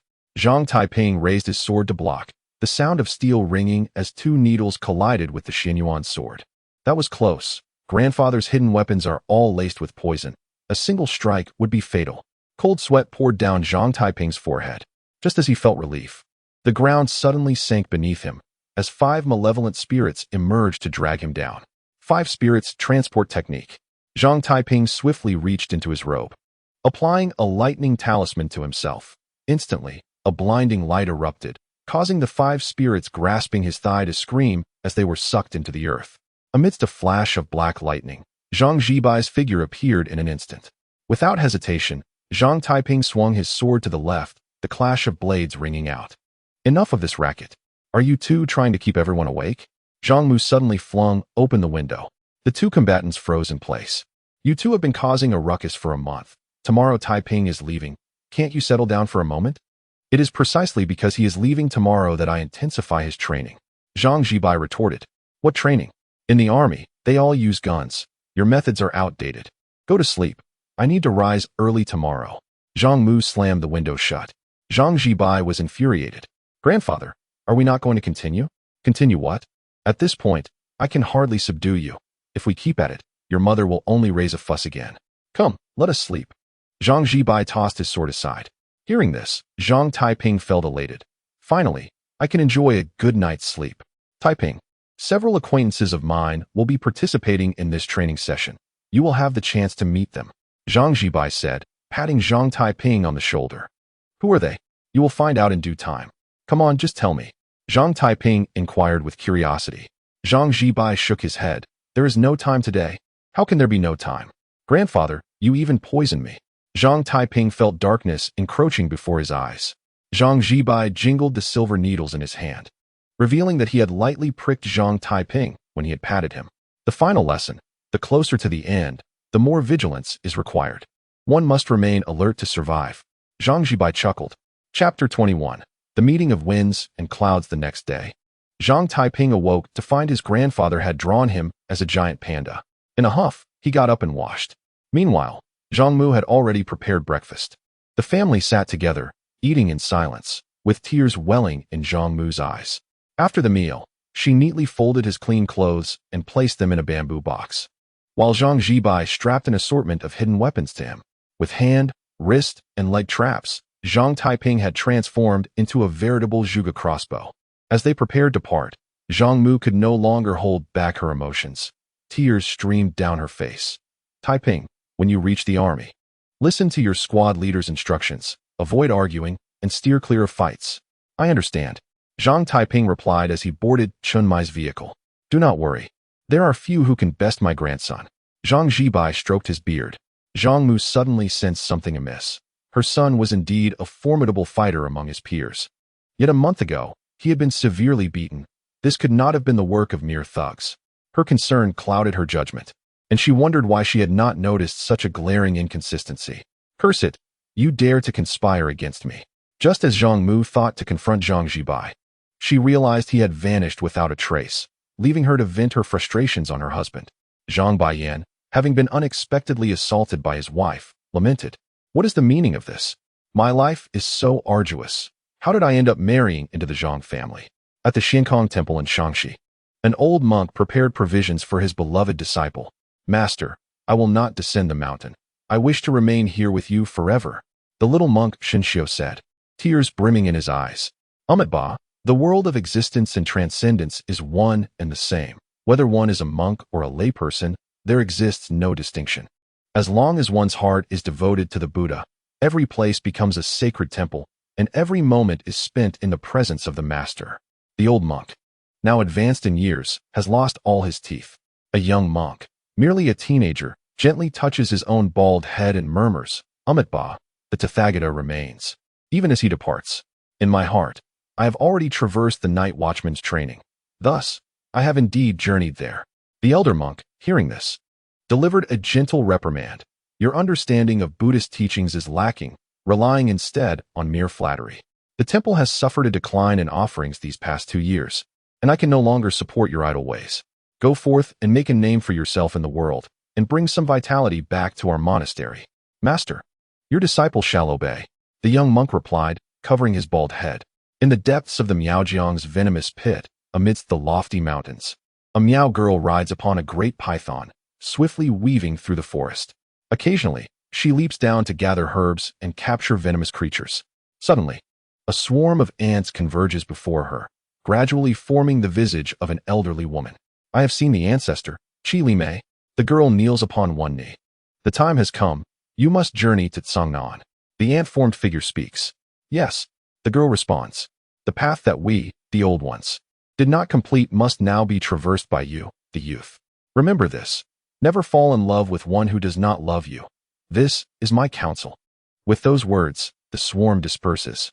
The girl whistles, and a massive eagle with a wingspan of 2 meters swoops down. Qiye leaps onto its back, soaring towards Cangnan. In the dim light of a chamber in Tushan, pink mist fills the air. An alluring woman lounges upon a man, her ethereal fox tail swaying. The man, eyes closed and brow furrowed, nevertheless wears an expression of enjoyment as wisps of vital essence escape from his forehead and enter the girl's mouth. With a sudden crash, the door bursts open, and the girl squints. Sister Rong Rong, what are you doing? Tushan Rong Rong tosses an introduction letter towards her. You are to go to Cangnan. The night watchman's training? Sister Rong Rong, you cannot be serious. The girl's face registers disbelief as she reads the letter. Tushan Rong Rong's eyes snap open, and an overwhelming aura emanates from her. Meow meow, look at what you've become. Your innate constitution is special. The flames of karma burn within you daily, and it is only natural for you to require a man's essence to quell this fire. However, as your cultivation progresses, your needs will only increase, and one day you may resort to violence for it. At that point, you will become nothing more than a vehicle for others' desires. I cannot let you watch me perish in the flames of karma. Meow Meow protests, feeling wronged. Such occurrences have been noted in history. The celestial fox body truly requires imperial energy rather than mere mortal essence, lest it veer into darkness. The marriage of Tushan Nujio to Diyu and Daji's descent to follow King Zhou are prime examples of this. But now, where can I find imperial energy when emperors are no longer prominent? Tushan Rong Rong gazes southward. The emperor resides in Cangnan. In Cangnan, Yuan Gang, burdened by a black box, disembarks from a helicopter, and the instructors step back to salute. Greetings, Commander. The wind from the helicopter's rotor flaps Yuan Gang's clothing. Is the training camp ready? Yes, Commander, the camp is prepared. Here is the list of new recruits. An instructor hands over the roster. Yuan Gang stares at the list in astonishment. Good heavens, what a bizarre lineup this year. What is it, Commander? The young master of Bailey Group. The agent of the Seraphim. The son of the suspended temple. The saintess of the Miaojiang's venomous pit. A descendant of the nine-tailed celestial fox. And an owner of the imperial ruins. This is simply unbelievable. Yuan Gang is visibly sweating. When did we acquire an agent for the Seraphim? That was a few years ago, but this agent should be on our side. And what are the imperial ruins? The imperial ruins are the forbidden grounds of the Huaxia emperors, where ancient beings could contend with deities. This talent holds potential that rivals that of divine agents. Contend with deities? As far as I know, humanity has never achieved such feats. How did the ancient emperors manage that? Yuan Gang sighs. If I knew, I would have become a deity myself. Additionally, Zhang Taiping and Lin Qiye must not be housed in the same dormitory. They will surely clash at night. After all, the struggle between divine authority and humanity has long endured. Commander, are we capable of managing such formidable individuals? Yuan Gang closes the roster. Summon the masked squad. Only prodigies can contend with prodigies. In the vehicle, Zhang Taiping gazes outside, perplexed. Captain, wasn't this training supposed to be held in the capital? This is not the route to the station. The plan was altered at the last minute. This training will take place in Cangnan. Chenmai informs him. Does that mean I can visit home frequently? Hong Ying replies sternly, of course not. This training is a closed session lasting 1 year, and you cannot leave at will. Furthermore, you must look after Qiye while you are there. Do not let him suffer at the hands of others. Am I that weak? Lin Qiye mutters inwardly. The training camp has a suppressive monument that can restrain the forbidden grounds. Without the forbidden grounds, Taiping could practically roam freely. But do not take advantage of your strength to cause trouble there. If you do, I shall not spare you. Hong Ying warns, shaking her fist. Zhang Taiping quickly shrinks back. Sister Hong Ying, I understand. Until we meet again next year. Chapter 22. Qi Ming and the Golden Silkworm Gu as locals of Cangnan. Zhang Taiping and Lin Qiye arrive among the first. Instructor Hong spots them through binoculars and promptly approaches. Who are you? This is a military restricted area. No one may approach. The instructor frowns at the two youths, noting that Zhang Taiping appears no older than a middle school student. We are new recruits here for the training. Qiye responds. What are your names? Qiye. Zhang Taiping. Instructor Hong pauses, surprised. You are Qiye and Zhang Taiping? Yes. The instructor regards them as if they were rare treasures, then smiles. I am Hong Hao, your instructor. You are fortunate to have arrived early. I will show you around the training camp. Hong Hao leads the two on a tour, pointing out buildings constructed of unknown materials. Zhang Taiping scratches his head. These can't be newly built, right? No, the training for new recruits was suddenly relocated, so we hastily erected this base. The conditions here may not compare to the capital, but you are not here for comfort. Overcome the challenges. Hong Hao replies with a grin. The infrastructure is astonishing. Qiye marvels. As Hong Hao introduces the dining hall, shooting range, and armory, an air raid siren suddenly blares. Zhang Taiping looks up to see a large eagle flying overhead. Military restricted area. I do not care who you are, please leave immediately. An officer has already aimed a machine gun at the eagle. The girl riding the eagle frowns slightly at the command and, crouching down, leaps from the bird's back. Zhang Taiping expects her to crash into the ground, but she lands as lightly as a feather, making no sound upon impact. Seeing that she disregards the warning, the gunman opens fire. However, a golden insect suddenly erupts from the girl's body, darting through the air to intercept the bullets aimed at her. This defies the law of conservation of momentum. Who are you? Instructor Hong steps forward, shielding the two. I am Qi Ming, greetings. Qi Ming plays with a flute, her accent thick, and it takes a moment for the three to comprehend her words. As the machine gunner prepared to fire, Hong Hao hastily gestured for him to stop. He perused the list of new recruits in his hand. You are Qimo, the Meow Girl? Absolutely. Zhang Taiping's attention was entirely captured by the plump little creature. My heavens. Could this be the legendary golden silkworm goo? Qimo raised an eyebrow at this. Little Guagua, do you know about the golden silkworm goo? In the realm of goo, the golden silkworm is unparalleled. The crafting of such a goo is notoriously difficult, and the king of all goo, the golden silkworm goo, is exceedingly rare. It is said that it takes no less than 49 years to refine one. How could you possess such a thing at such a young age? Zhang Taiping recalled tales from his grandfather about the Miao Gu tribe. Suddenly, an idea struck him. Could it be that you merely appear youthful, yet are actually an ancient being who has lived for a century? You're the ancient one, your whole family is. Qimo retorted angrily. Is that not the case? Then where did your golden silkworm goo come from? That is my grandmother's. Little Guagua, if you're trying to pry information from me, I shan't tell you. Qimo huffed. Instructor Hong interjected. All right. Since you are new recruits here for training, I will take these two to familiarize them with the camp. You should join us. Sure. Qimo exclaimed, retracting the golden silkworm goo and bouncing after them. However, the golden silkworm goo seemed reluctant to follow her, instead beginning to circle around Zhang Taiping. Zhang Taiping, clutching his backside, wore an expression of wariness. Qiye chuckled at this. Why are you so nervous? It's just a little bug. A little bug? This bug is the king of all goo. Do you know how it enters your body? It prefers to take the back entrance. Zhang Taiping explained. What happens if it enters your body? Qiye inquired. There are two outcomes. Either you will be infested with bugs, or you will end up like that giant eagle, completely under its control. Upon hearing this, both Qiye and Hong Hao instinctively tightened their posteriors, with Hong Hao offering an awkward smile. Qimo, could you please recall your little bug? Qimo frowned slightly. Little Guagua, what are you saying? My fatty does not prefer the back entrance. This goo is divided into medicinal and spiritual types, and the golden silkworm goo is both. In its spiritual state, it can enter however it pleases. And what do you have on you? It seems very interested. I don't have anything it would like. Zhang Taiping protested. Fatty only likes one thing, poison. Do you have any poison on you? Zhang Taiping suddenly recalled that all the crossbow bolts given to him by his grandfather were poisoned. He cautiously pulled out a steel needle from his left wrist and offered it to the plump bug. As the golden silkworm goo shed its golden glow, the three finally saw its true form.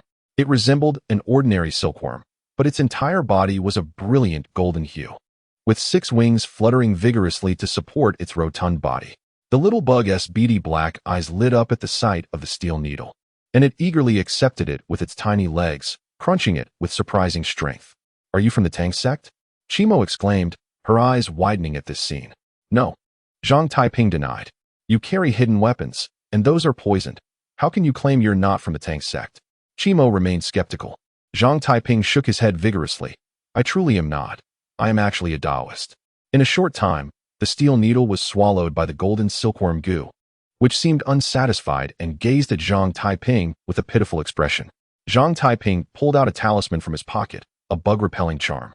Although the golden silkworm goo was known as the king of all goo, this one was evidently still in its juvenile stage, and a single charm would suffice. It's just a few steel needles, so stingy. Qimo pouted in dissatisfaction. To the south of the training camp, a small bald-headed figure ambled over, clad in tattered clothing. His face gaunt and pale, clutching a withered branch as he trudged along. The little monk, Shinxiu, rasped, Ba, I'm nearly starving to death here.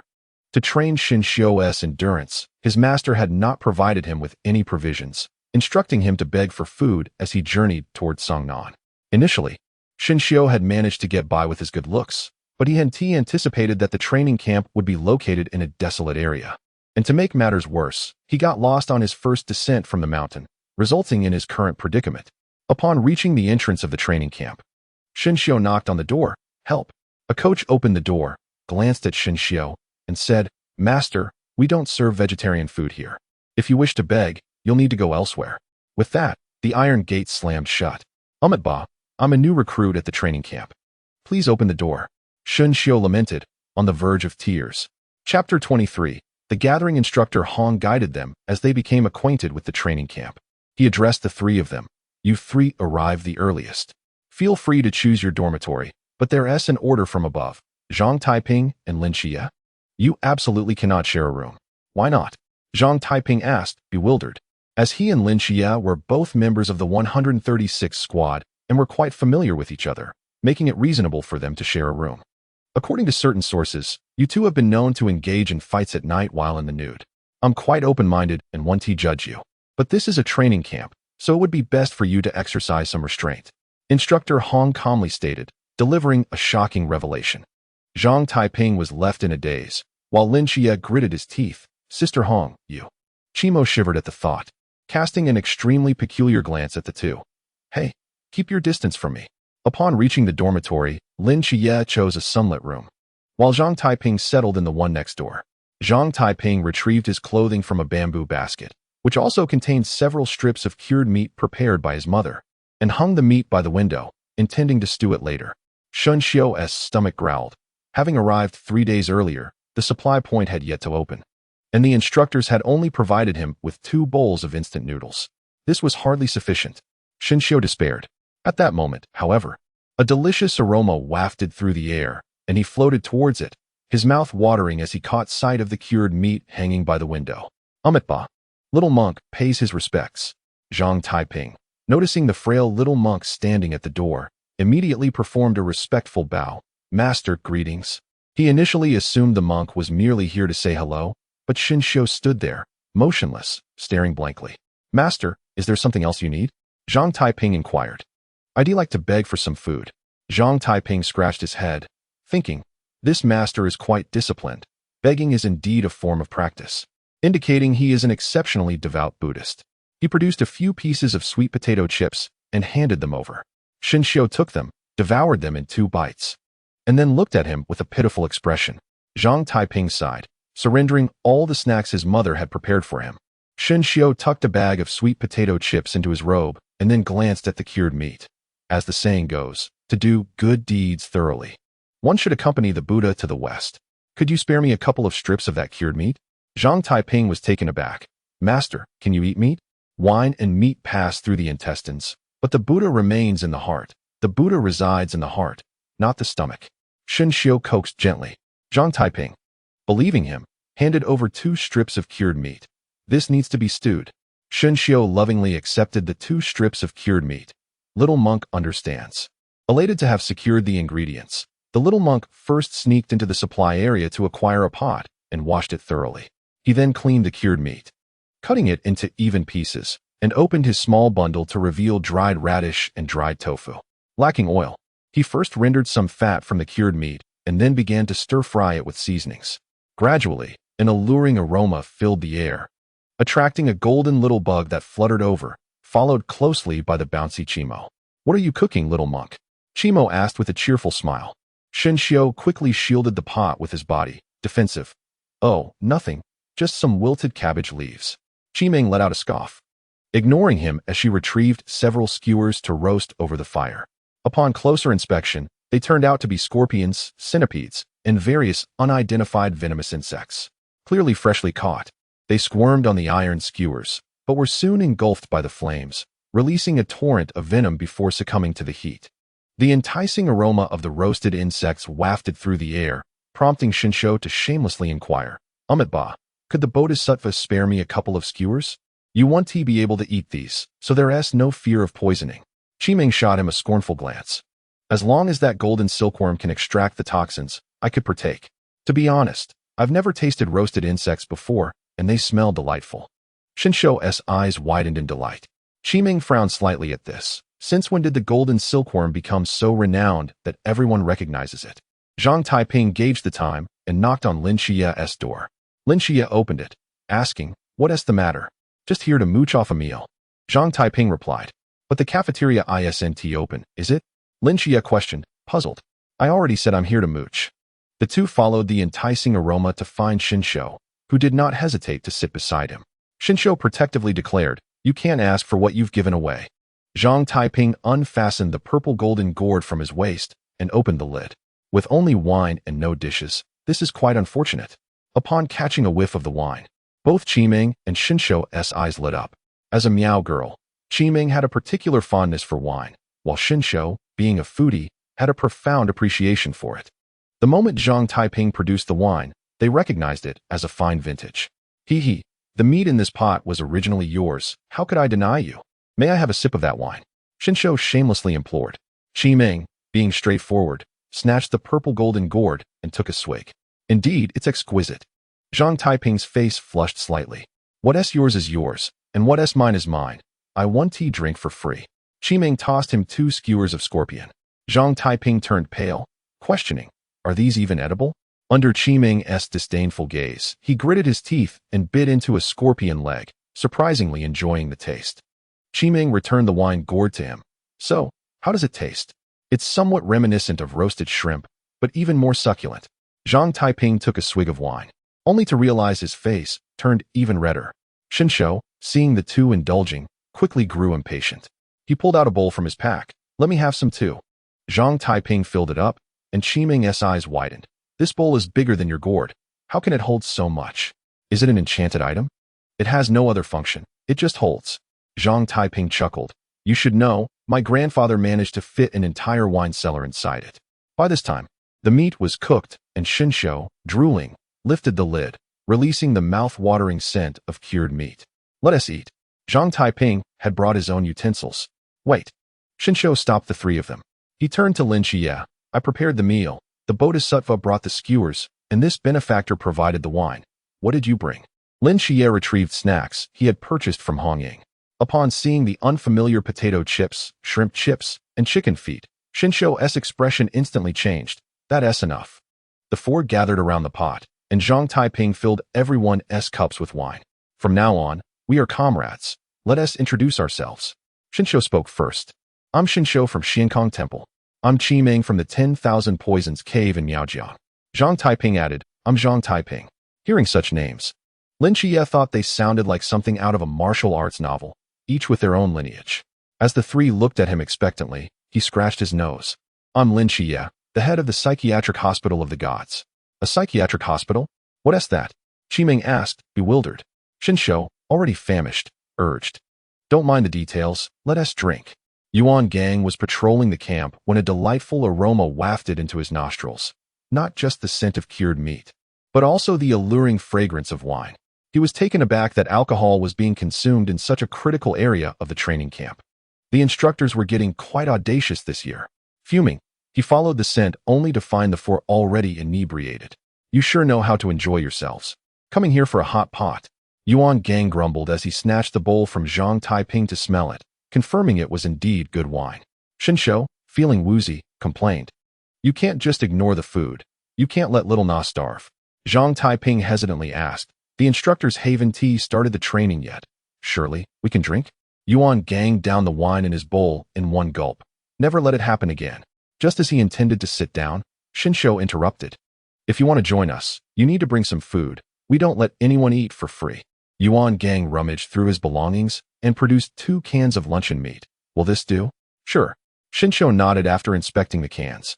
The lively atmosphere attracted more and more instructors. This piece of pork weighs 3.5 pounds. It's a rare find. Hong Hao tossed the meat into the iron pot. Homemade wide noodles, full of mom's flavor. Beijing cabbage, something you can't find in the south. Deep-sea squid from Inner Mongolia. Before long, the 4-person gathering transformed into a feast for over 20. Everyone raised their bowls of wine, reveling in the merriment. Zhang Zhibai's wine packed a punch. It wasn't too long before the instructors were thoroughly intoxicated. Hong, make a note of it. Anyone who drinks too much today will receive a demerit tomorrow. It's disgraceful to act tough when you lack the ability. Where's the demeanor of a soldier? Yuan Gang surveyed the surroundings. Hong Hao turned pale. Sir, are you enforcing the law under the pretense of fishing? Zhang Taiping, blushing, glanced at Qimeng. You certainly have a high tolerance for alcohol. Ah, with the golden silkworm around, I want to get drunk. Qimeng lifted her bowl of wine. Zhang Taiping snatched her bowl and drank it all. Don't drink anymore. In the end, it'll just benefit that fat worm. What a waste. Just as Qimeng was about to retort, Zhang Taiping suddenly swayed and collapsed, evidently intoxicated as well. The family motto of the Zhang clan was to either abstain from alcohol or drink heartily.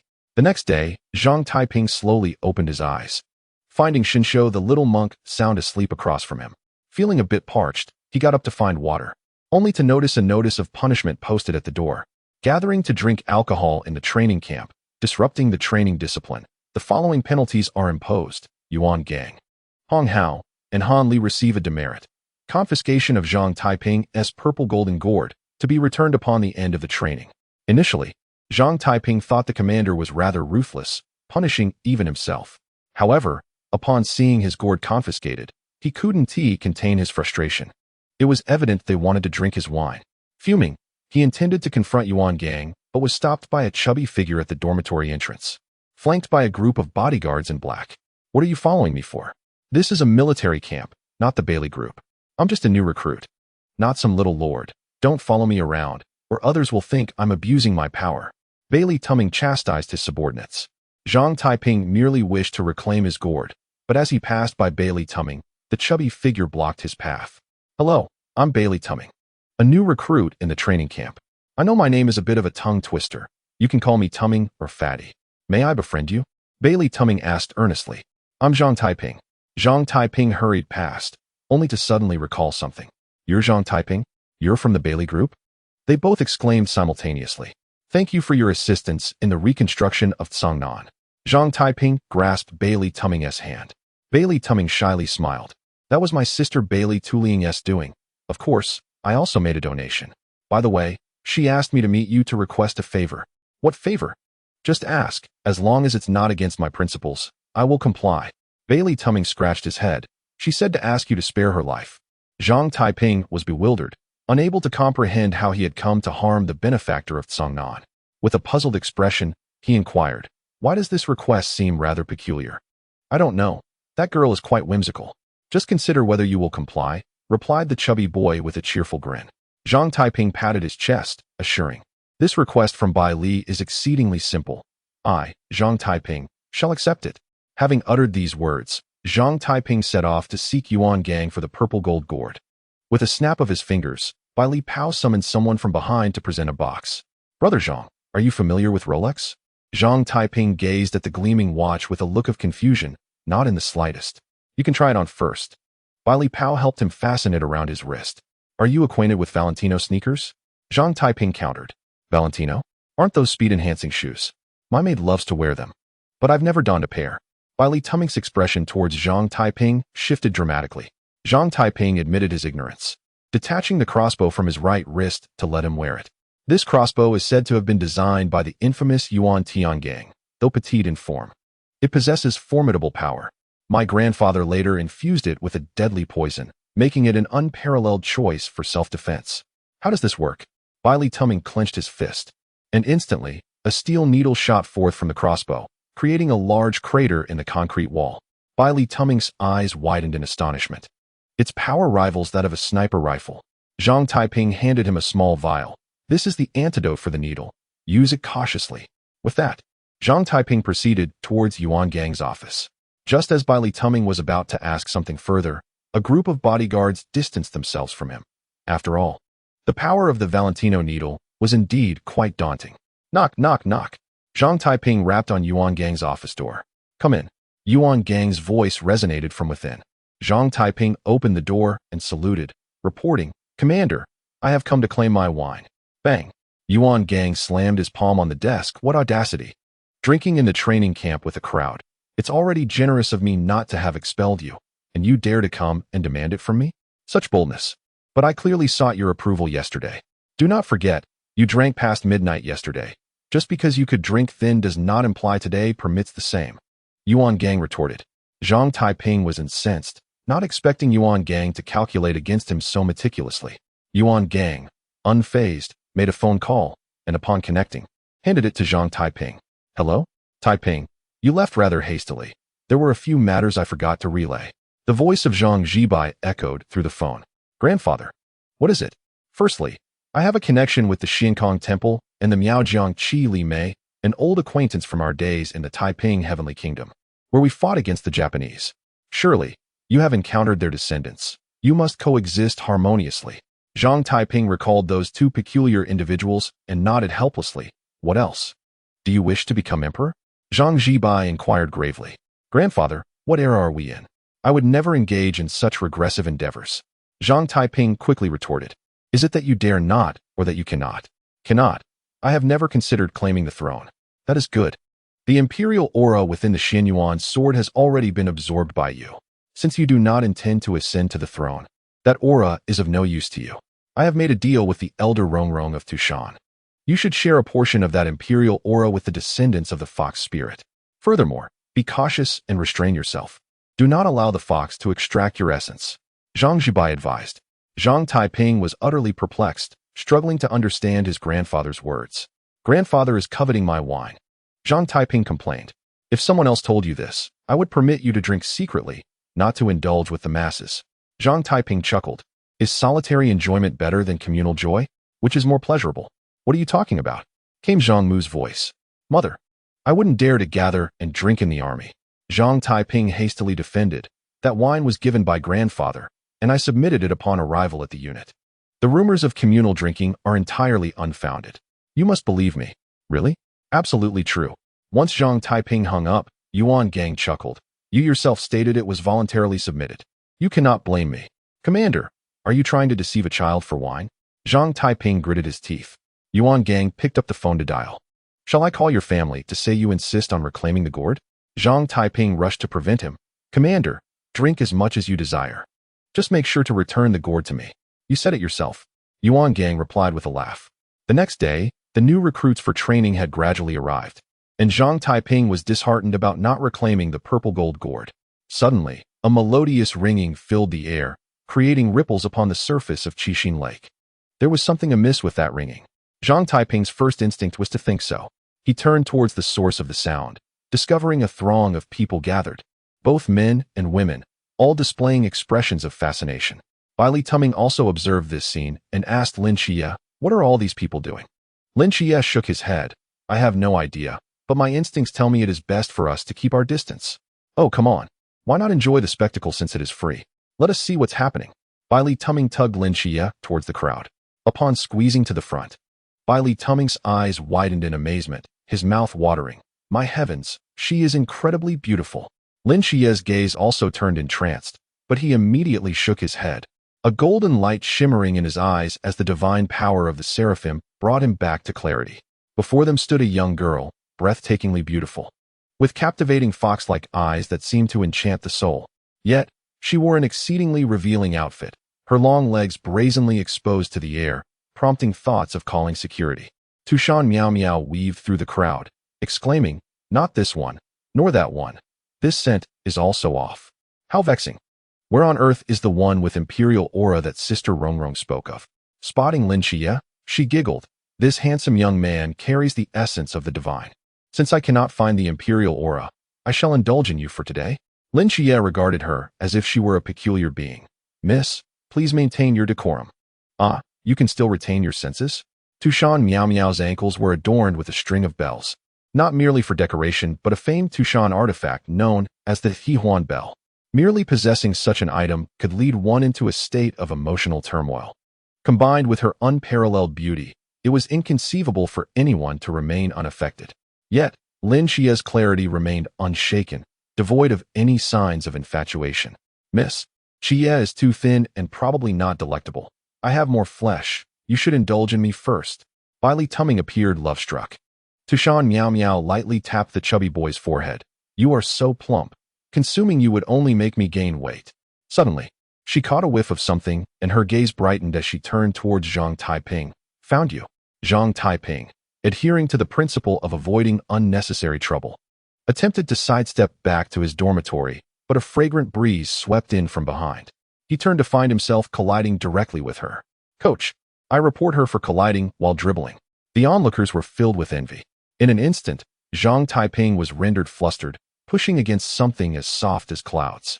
Tushan Miao Miao radiated a pink mist, her ethereal fox tails entwining around Zhang Taiping's waist and legs, while the bells rang loudly, causing Zhang Taiping to become entranced. Is this the aroma of imperial essence? It is simply exquisite. What should I do if I cannot experience this again? Tushan Miao Miao greedily absorbed the aura emanating from Zhang Taiping. In the distance, Shen Xiao and Qi Ming witnessed this scene, and Shen Xiao exclaimed in alarm, "This is dire. If this continues, Zhang Taiping will be completely drained. We must hurry to assist. You go ahead. You men lose your wits in the presence of beauty. Being drained will serve that little Taoist right."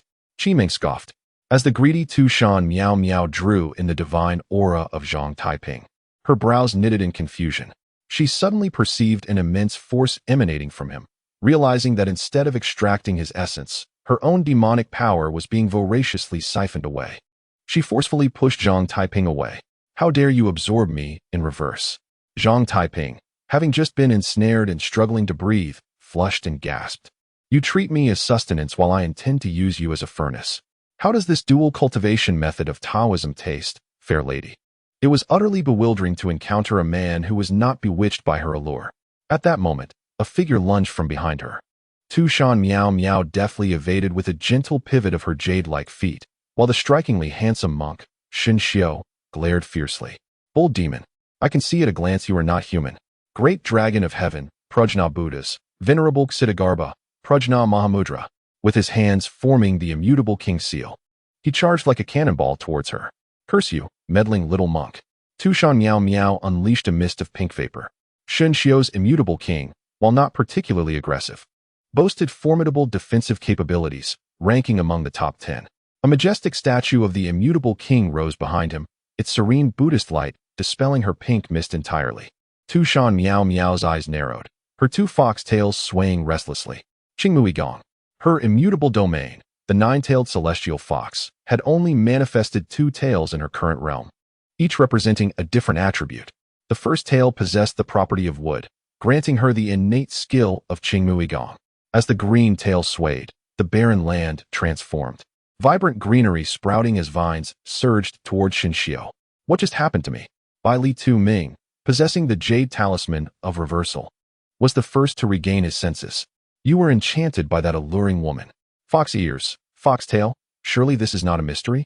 How could the training camp allow such a presence? Lin Qiye questioned, perplexed. Bai Li Tu Ming's eyes brightened. Could it be that the instructors prepared this as our entrance exam? It's plausible. Lin Qiye nodded in agreement. Shen Xiao's immutable king was impressively defensive, likely impervious even to bullets. Yet Tushan Miao Miao's Qingmui Gong was a control skill, rendering Shen Xiao bound like a dumpling. Help me. Shen Xiao cried for aid. With a resigned sigh, Qi Ming produced a short flute from her waist and played a gentle melody. Soon, a multitude of insects surged from the earth, climbing the vines and voraciously gnawing at them, on the verge of liberating Shen Xiao. Red Lotus Inferno. Tushan Miao Miao's second pink tail swayed, igniting the vines and incinerating the summoned insects. However, this also allowed Shen Xiao to break free. Zhang Taiping, Shen Xiao, Qi Ming, and Lin Qiye surrounded Tushan Miao Miao, with Shen Xiao cracking his knuckles menacingly. When dealing with a fox demon, there's no need for chivalry. Let's overwhelm her together. Are you attempting to bully a weak woman? Your calculations are flawed. It is you who will be overwhelmed. Tushan Miao Miao lightly jingled the Hehuan bell adorning her snow-white ankle. Not good. Zhang Taiping sensed something amiss and turned to see the 50 or so individuals who had been enchanted by her, swaying as they charged towards them. Zhang Taiping rubbed his forehead, having received information about her from his grandfather. Stepping forward, he asserted, "You are escalating this situation unnecessarily. Since our elders have made prior arrangements, why persist?" Tushan Miao Miao provocatively replied, "Very well. If you agree to be my servant, I shall spare the others. Then there is nothing more to discuss. Lin Qiye, Qi Ming, and Xin Xiu, you block the others. I will handle her."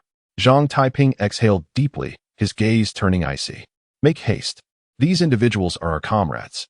We cannot employ excessive force, yet if this drags on, I may lose my patience." Xin Xiu's expression grew grave. 5 minutes. 5 minutes to subdue her. Zhang Taiping declared. "Ha. 5 minutes to capture me? Are you jesting? You wish to make me laugh to death." Tushan Miao Miao chuckled uproariously. 3 minutes. We will take her down in 3 minutes. Zhang Taiping gritted his teeth. Lin Qiye, accompanied by his new roommate by Li Tu Ming, turned towards the enchanted crowd. "If you cannot resolve this in 3 minutes, to avoid casualties, you may need to concede to her demands. Are you truly willing to do this?" Zhang Taiping's heart sank. Honestly, capturing the descendant of the celestial fox in 3 minutes was an exaggerated boast. "Handle it as you see fit." Lin Qiye, his eyes glinting with determination, knocked down a man with a swift strike. Zhang Taiping's attention shifted back to Tushan Miao Miao. Suddenly, his eyes widened as he saluted behind her. "Hello, Commander Yuan." Tushan Miao Miao, startled, turned but found no one there. "You dare deceive me," she exclaimed, just as 2 crossbow bolts whizzed towards her. The young woman leapt gracefully into the air, evading the arrows with a swift pirouette. When she looked back, Zhang Taiping had vanished from sight. Sensing something, she leaped to the side, only to find Zhang Taiping reappearing in her previous location. Qingmui gone. She attempted her tactic again, summoning countless vines to ensnare Zhang Taiping. Zhang Taiping dodged left and right, swiftly retrieving a talisman from his pocket. "Fire talisman, ignite." The talisman ignited in the wind, instantly setting alight the pursuing vines. Zhang Taiping hurled 2 flying daggers, but Tushan Miao Miao effortlessly twisted her waist, avoiding them with grace. "Surely you do not believe these tricks alone can subdue me?" Her voice chimed like silver bells. "Why is that impossible?" Zhang Taiping surged forward. Tushan Miao Miao aimed to distance herself once more, only to find herself unable to move. In astonishment, she turned to see the daggers embedded in her shadow. "Damn it, soul binding technique. Playing tricks on me, are you?" While most would be immobilized by the binding, Tushan Miao Miao, being a pure-blood fox demon, swiftly elongated her tails, retrieving the daggers from the ground and flinging them towards Zhang Taiping. Zhang Taiping sidestepped, not anticipating that the soul-binding technique would capture her. His intention was merely to engage in combat. With a powerful fist, he struck at Tushan Miao Miao, who did not flinch but extended her delicate hand to meet his blow. With a resounding crash, both were forced back. As a descendant of a great demon, her physical prowess was formidable, and though Tushan Miao Miao was a small fox, she was not easily matched. However, Zhang Taiping was no ordinary opponent. Meanwhile, Xin Xiu unleashed the immutable king, declaring, 10,000 Buddhas gather. Instantly, 6 or 7 individuals were sent sprawling. Bai Li Tu Ming swung his Yaoguang with vigor. Though having been pampered for too long, he struggled to control his strength, resulting in a rather clumsy display.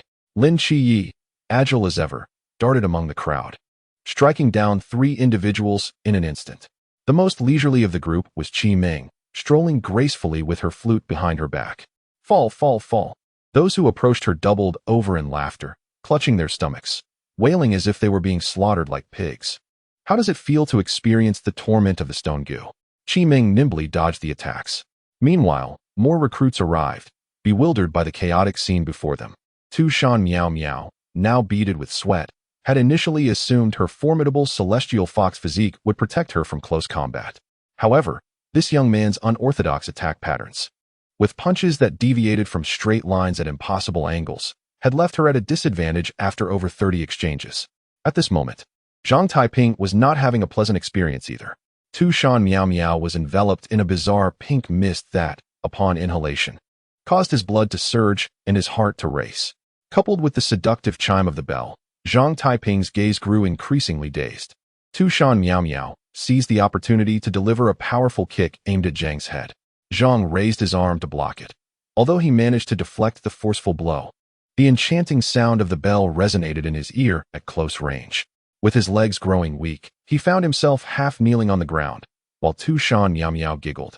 "Submit to me." Suddenly, her alluring eyes narrowed as she instinctively retreated, sensing that the lustful aura surrounding Zhang Taiping had suddenly receded, replaced by the purest intent to kill. "What have you done?" Tu Shan Miao Miao's expression turned grave. "Just a little Taoist trick. Have you ever heard of 6 intent conversions? I merely forcefully altered my emotions." Zhang Taiping charged at her without holding back. In just a few exchanges, Tu Shan Miao Miao was at a disadvantage, for Zhang Taiping's serious demeanor had elevated his strength significantly. Damn, he was hiding his true power earlier. Tu Shan Miao Miao cursed inwardly. "I'm done playing. This isn't fun at all." The girl feigned a plea for mercy. Zhang Taiping's eyes glowed crimson. His murderous intent surged and demanded release, ignoring her cries for clemency as he continued his relentless assault. Just as it seemed Tu Shan Miao Miao was on the verge of defeat, a commanding voice echoed, "Have you all had your fill of chaos?" The oppressive aura of the sea realm enveloped the area, causing everyone to halt their movements. Under Yuan Gang's terrifying pressure, the fledgling trainees fell silent. While Tu Shan Miao Miao's crimson mist dissipated, the small monk, Shun Xiao, hastily retracted his immovable king of wisdom form, and Meng snapped his fingers, bringing the writhing individuals on the ground to an abrupt stop. "What on earth is happening?" Yuan Gang barked. By now, the entire training camp had been stirred, with both instructors and students gathering around. Hong Hao had a black line across his forehead, for they had intended to teach these newcomers a lesson, only to find that they had created a chaotic mess themselves. Bailey Tumming was the first to complain. "Report, Commander. We were battling a mystery. That fox demon bewitched us and shamelessly wanted Zhang Taiping to be her slave." "As if he could be a slave. I'm in line for that." As he spoke, the chubby boy covered his mouth, clearly still feeling the lingering effects of the strange aura within him. Yuan Gang turned to Tu Shan Miao Miao. "She is not a mystery. She is a rookie like you." Tu Shan Miao Miao, "Do not presume that your senior, Yaya, holds a high position among the night watchmen, allowing you to blatantly violate the camp's rules. If this happens again, I will expel you from the training camp immediately." Tu Shan Miao Miao let out a discontented hum but dared not retort, for the night watchmen were notoriously strict, and the middle-aged man before her was not jesting. Yuan Gang then addressed Zhang Taiping. "Gathering for drinks yesterday, fighting today. You're quite adept at causing trouble." "Report, Chief Instructor." "This is not my fault. That vixen instigated the situation." Zhang Taiping saluted crisply. Yuan Gang paced back and forth, coldly scrutinizing the crowd below. "I know you are all geniuses from across the Great Xia, either possessing coveted forbidden ruins or extraordinary skills, perhaps even extraordinary backgrounds. However, upon entering this training camp, you become one thing: a rookie. You are merely novices. Perhaps not even that, as you are currently just liabilities. To become a true night watchman, you are all far from it." Yuan Gang's commanding presence left some deep in thought, while others seethed with indignation. Zhang Taiping quickly praised, "Instructor Yuan is absolutely right. His words are profoundly enlightening. A moment spent listening to you is worth more than 10 years of study. We must earnestly heed the Chief Instructor's wise counsel. As the saying goes, those who do not listen to the words of the elderly suffer immediate losses. How is it that you're everywhere?" Observing the laughter from the crowd below, Yuan Gang kicked him away, as the atmosphere he had just built was shattered by Zhang Taiping. "Damn it, this kid must be doing this on purpose. Seeking revenge for me confiscating his alcohol." Yuan Gang cursed inwardly. Chapter 27. The mass team interrupted by Zhang Taiping. Yuan Gang cleared his throat awkwardly. "Ahem, where was I?" "Oh yes, you are a bunch of useless individuals." "Boss, isn't that a bit too abrupt?" Hong Hao murmured. "At this point, I can only proceed. The mass team is still waiting above." Yuan Gang replied. He adjusted his demeanor once more. "Did you think that possessing powerful forbidden ruins guarantees a bright future? Did you believe that because I am merely a few years older, I have the right to dictate to you? Do you think I can call you inferior or weak, but cannot label you as useless or garbage?" Unbeknownst to them, Yuan, the chief instructor, was indeed correct. Zhang Taiping loudly supported from below, clearly attempting to derail his speech. "Hong Hao, Get that guy out of here, he is infuriating. Yuan Gang gritted his teeth. Hong Hao approached to grab Zhang Taiping's arm. You're overdoing it. Come with me. What are you doing? I want to leave. I've bled for Yuan and contributed to the party and the country. You cannot treat me this way. Zhang Taiping exaggeratedly shouted. Your behavior today will be reported to your parents. Hong Hao threatened. Upon hearing this, Zhang Taiping immediately quieted down. He certainly did not wish to return home and face his mother's wrath. If anyone were to be the troublemaker, it would undoubtedly be this guy. Yuan Gang shook his head while watching Zhang Taiping being led away. Yuan Gang cleared his throat again. Let me tell you, given your current state, even if you reached Klein, you would still be a mess, unable to withstand a single blow from a true powerhouse. Do you believe that? Many among the crowd had begun to breathe heavily. All were in their prime, unable to tolerate such insult, except for the shameless Zhang Taiping. I don't believe it. Just then, a young man with his military uniform unbuttoned and his cap worn backwards raised his hand, spitting out the cigarette but on the ground and extinguishing it with his foot. Bah, I refuse to accept it. Yuan Gang felt a surge of delight. He had feared that Zhang Taiping's ruckus would ruin the performance, but it turned out there were still spirited young men. New recruit, what is your name? Shen Qingzhu. Good. Who else refuses to accept it? I don't accept it either. Me too. I refuse as well. With Shen Qingzhu leading the charge, more and more joined in, until over half the group had raised their hands. From a distance, Zhang Taiping was puzzled. Instructor Hong, what kind of play is Chief Instructor Yuan putting on? Hong Hao handed Zhang Taiping a cigarette, but Zhang Taiping indicated he wouldn't smoke. Hong Hao lit it himself, taking a puff. You'll find out soon. Yuan Gang, looking down at the new recruits, smiled in triumph, nodding as he continued. Since so many of you refuse to accept it, I will give you an opportunity, a chance to recognize yourselves, a chance to prove yourselves. He then pulled out a walkie-talkie. Come down. After uttering this, Yuan Gang gazed up at the azure sky, seemingly awaiting something. The soldiers also looked up, and suddenly someone exclaimed, Oh no, someone is falling from the sky. Zhang Taiping squinted and saw 7 dark figures rapidly descending toward the ground. 10 seconds later, he discerned that there were 7 individuals, all clad in gray cloaks and wearing masks. Could they be jumping directly from a plane? They don't even have parachutes. Baili Pang Pang, standing beside Lin Qiye, exclaimed. The shock was not limited to him. Even Yuan Gang was taken aback, as he had merely mentioned it casually. Yet these individuals truly jumped. In the skies above, a man adorned with a swirling mask shouted in desperation, I can't take it anymore. My legs are weak, and my heart feels as if it might leap from my chest. Swirl, can you please be quiet? My ears are about to go deaf. Rose, you speak without feeling the strain. I have acrophobia. Captain Yuan Gang made us jump from the plane, and you expect us to actually do it? A man bearing the name Wang Mian spoke calmly. I've heard that this year's freshmen are not easily intimidated. Instructor Yuan must be at his wit's end. Seeking our assistance, we must lend a hand. Tian Ping raised his hands. Everyone, prepare yourselves. We are about to land. Strike a dashing pose. Maintain an air of mystery. Wang Mian reminded them. With a thunderous sound, Wang Mian's team made a dramatic entrance. The 7 of them struck an excessively exaggerated pose, but unexpectedly, Swirl's legs buckled, and he tumbled down. The once high-profile masked team suddenly faltered. Had the members not been wearing masks, their expressions would have been quite revealing. The freshmen had heard of the masked team but had never encountered them, as their attire was too peculiar. Yet, they were baffled by Swirl's actions. After all, the masked team wouldn't make such a fundamental mistake. Could they be counterfeit? Surely not. If that were the case, it would be utterly embarrassing. After a brief silence, Swirl was the first to speak. The masked team, Swirl, wishes everyone an early Happy New Year.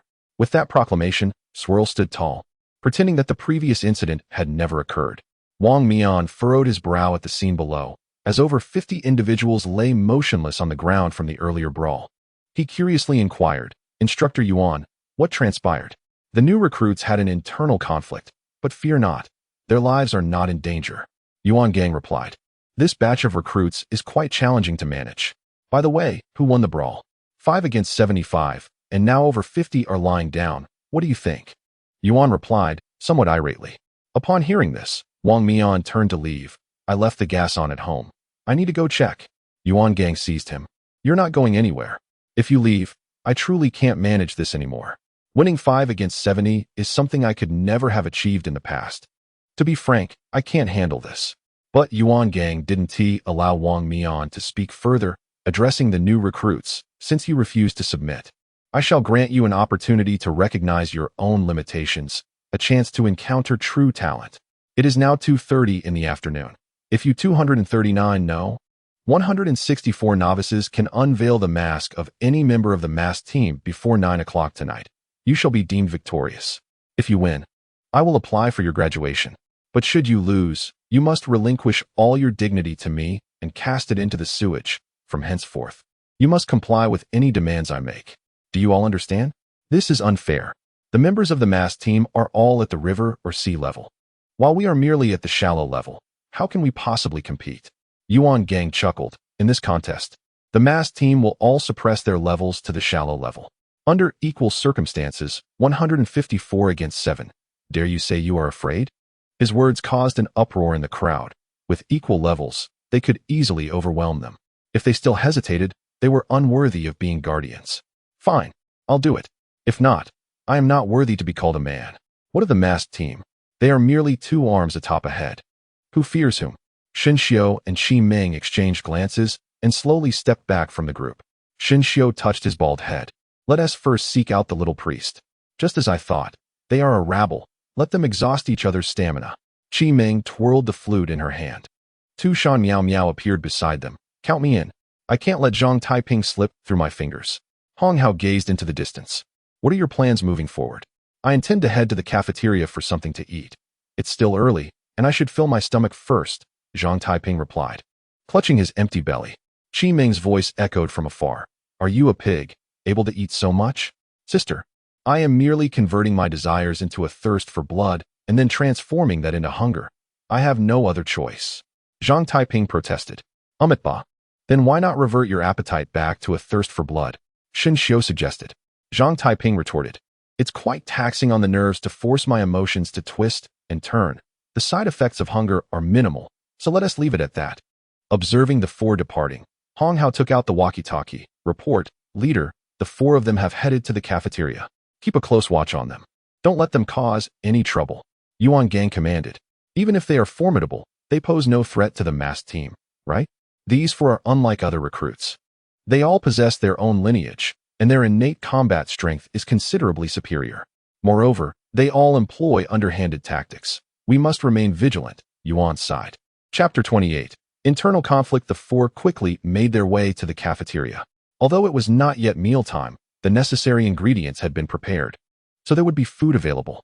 Upon reaching the cafeteria entrance, they found the doors tightly locked.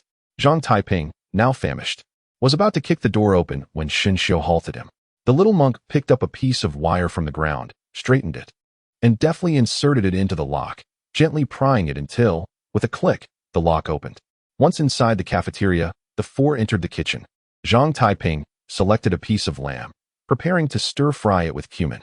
Xin Xiu, having prepared vegetarian dishes in the hanging monastery, first made a simple dish of scallions and tofu, then planned to prepare some crisp green bamboo shoots. Qi Ming chose a fish, intending to create a Miao-style sour fish soup. Only 2 Shan Miao Miao stood awkwardly. As a celestial fox, she had everything done for her by others. Observing the busy trio, she felt somewhat out of place. The 3 operated like seasoned partners, continuously exchanging utensils, their knife skills impeccable, the rhythmic chopping resounding throughout the kitchen. Zhang Taiping, what are you planning to do? Qi Ming inquired, accepting the pickled vegetables handed to her. Do you wish to end this training session immediately? Zhang Taiping countered, not answering her question. Xin Xiu arranged the bamboo shoots on a platter. I don't want to. There's food and drink here.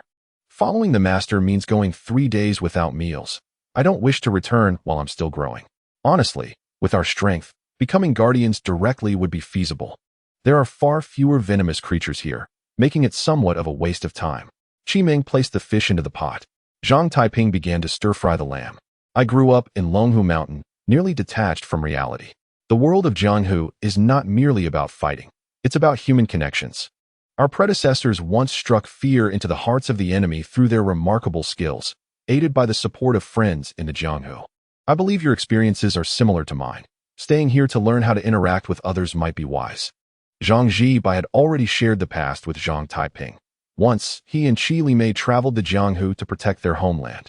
and now their descendants were to team up once more, but this time their foes were shrouded in mystery. Qimeng placed the pot lid on. Fine. Let us stay in the cafeteria until 9 o'clock. Xin Xiu presented the cold dishes. That sounds too boring. Zhang Taiping removed his apron. Who says we want to take action? I will reclaim my wine gourd from them. Are you referring to Qimeng? She laughed. All right, after we finish eating. Let us capture one to exchange for wine with Instructor Yuan. Xin Xiu laughed heartily. Minutes later, all the dishes were ready, and the group quickly began to eat. Tushan Miao Miao tasted a few bites and found the food unexpectedly delicious. Zhang Taiping, how did your grandfather tell you about our matters? The fox girl asked, her eyes glimmering. Zhang Taiping slapped a piece of paper down on the table. Here, take a look. Tushan Miao Miao observed the fine print above and murmured, Rules for offering imperial qi. 1. The provider has the discretion to determine the amount and timing of the imperial qi provided. 2. During moments of personal weakness, such as injury, illness, or the arrival of an inconvenient time, the other party cannot coerce the provider into offering imperial qi. 3. One should not expect something for nothing. The other party must provide assistance within moral bounds, including but not limited to laundry, back massages, and other services. 4. The relationship between the provider and the other party is strictly cooperative. Should the other party develop romantic feelings, they alone bear the consequences. Without hesitation, Tushan Miao Miao signed the agreement, prompting Qi Dream to remark, everything written here favors him. Aren't you going to reconsider? The girl replied with a smile, foolish girl. No matter how many terms he writes, once we spend time together, at his age, he is still easily manipulated. Is it permissible now? Tushan Miao Miao inquired as she returned the contract to Zhang Taiping. Indeed. In a swift motion, Tushan Miao Miao appeared behind Zhang Taiping, placing her soft hands atop his head and playfully biting the air, exclaiming, Ah? Since encountering Zhang Taiping, Tushan Miao Miao understood why her elder sister Rong Rong had urged her to seek out imperial qi. The essence of ordinary people felt like salt water to her, only intensifying her thirst. In contrast, the imperial qi from Zhang Taiping resembled a sweet, fragrant tea, quenching her thirst and delighting her palate. The little monk, unaccustomed to such a display, turned crimson. While Qi Dream spat in disdain, what a lack of shame. Zhang Taiping remained unfazed, amplifying his appetite through the Six Intentions transformation technique, suppressing all other emotions as he devoured the food on the table with remarkable speed. Only after satiating his hunger did he notice a weight on his head, and upon reflexively pinching it, he thought, Ba, a full stomach begets desires. In a swift movement, Zhang Taiping evaded Tushan Miao Miao's grasp. But I am still hungry, she protested. Zhang Taiping pulled out the agreement, stating, First, I decide how much I offer. This imperial qi is merely the essence infused with the aura of the emperor. What if you consume too much? Very well, Tushan Miao Miao feigned compliance, confident she would ultimately prevail over Zhang Taiping, acquiring as much as she desired. Qi Dream rose and dusted off her garments. Since we are forming a team, we must elect a leader, otherwise, chaos will ensue. In my grandfather's day, he was the decision-maker, so I shall graciously accept the role of leader. Zhang Taiping declared. Not so. Confucianism, Buddhism, and Taoism. Buddhism naturally precedes Taoism, making me the most suitable candidate, insisted the little monk. Qi Dream flicked her purple hair. Ladies first, do you comprehend? Only men are deemed suitable for leadership. I am the most fitting for the role. Then shall we settle this with a fight? They all exclaimed in unison. Upon uttering those words, they immediately distanced themselves, contrary to Zhang Taiping's expectations. Both Xinshou and Qi Dream chose to ally against him. I oppose this. You are both targeting me. Ba, with Miao Miao's support, it would be foolish not to join forces. Xinshou stated candidly. Little monk, do not waste time. Let's subdue them first, and then contest the leadership. Qi Dream readied her flute to play. Tushan Miao Miao swayed her hips and stood beside Zhang Taiping. In crucial moments, you must rely on me. In the monitoring room, Yuan Gang observed the tense standoff and thought, let them fight. Ideally, they will both suffer injuries. Instructor, is this appropriate? He admonished, striking the other on the head. What do you know?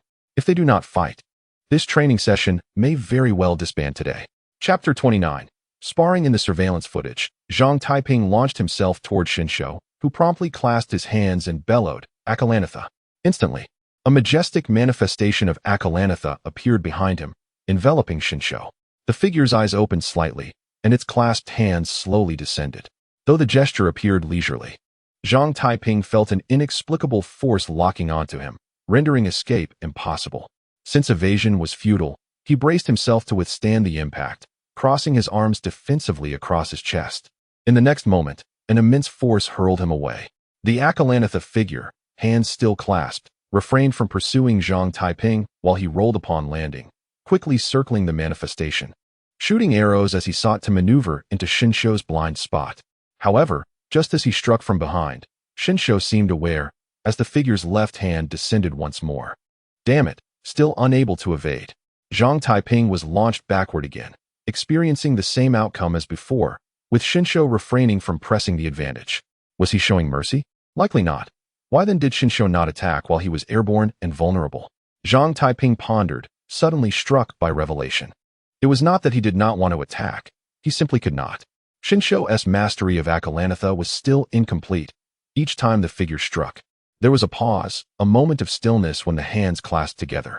If that were the case, during the retraction, the figure could not strike.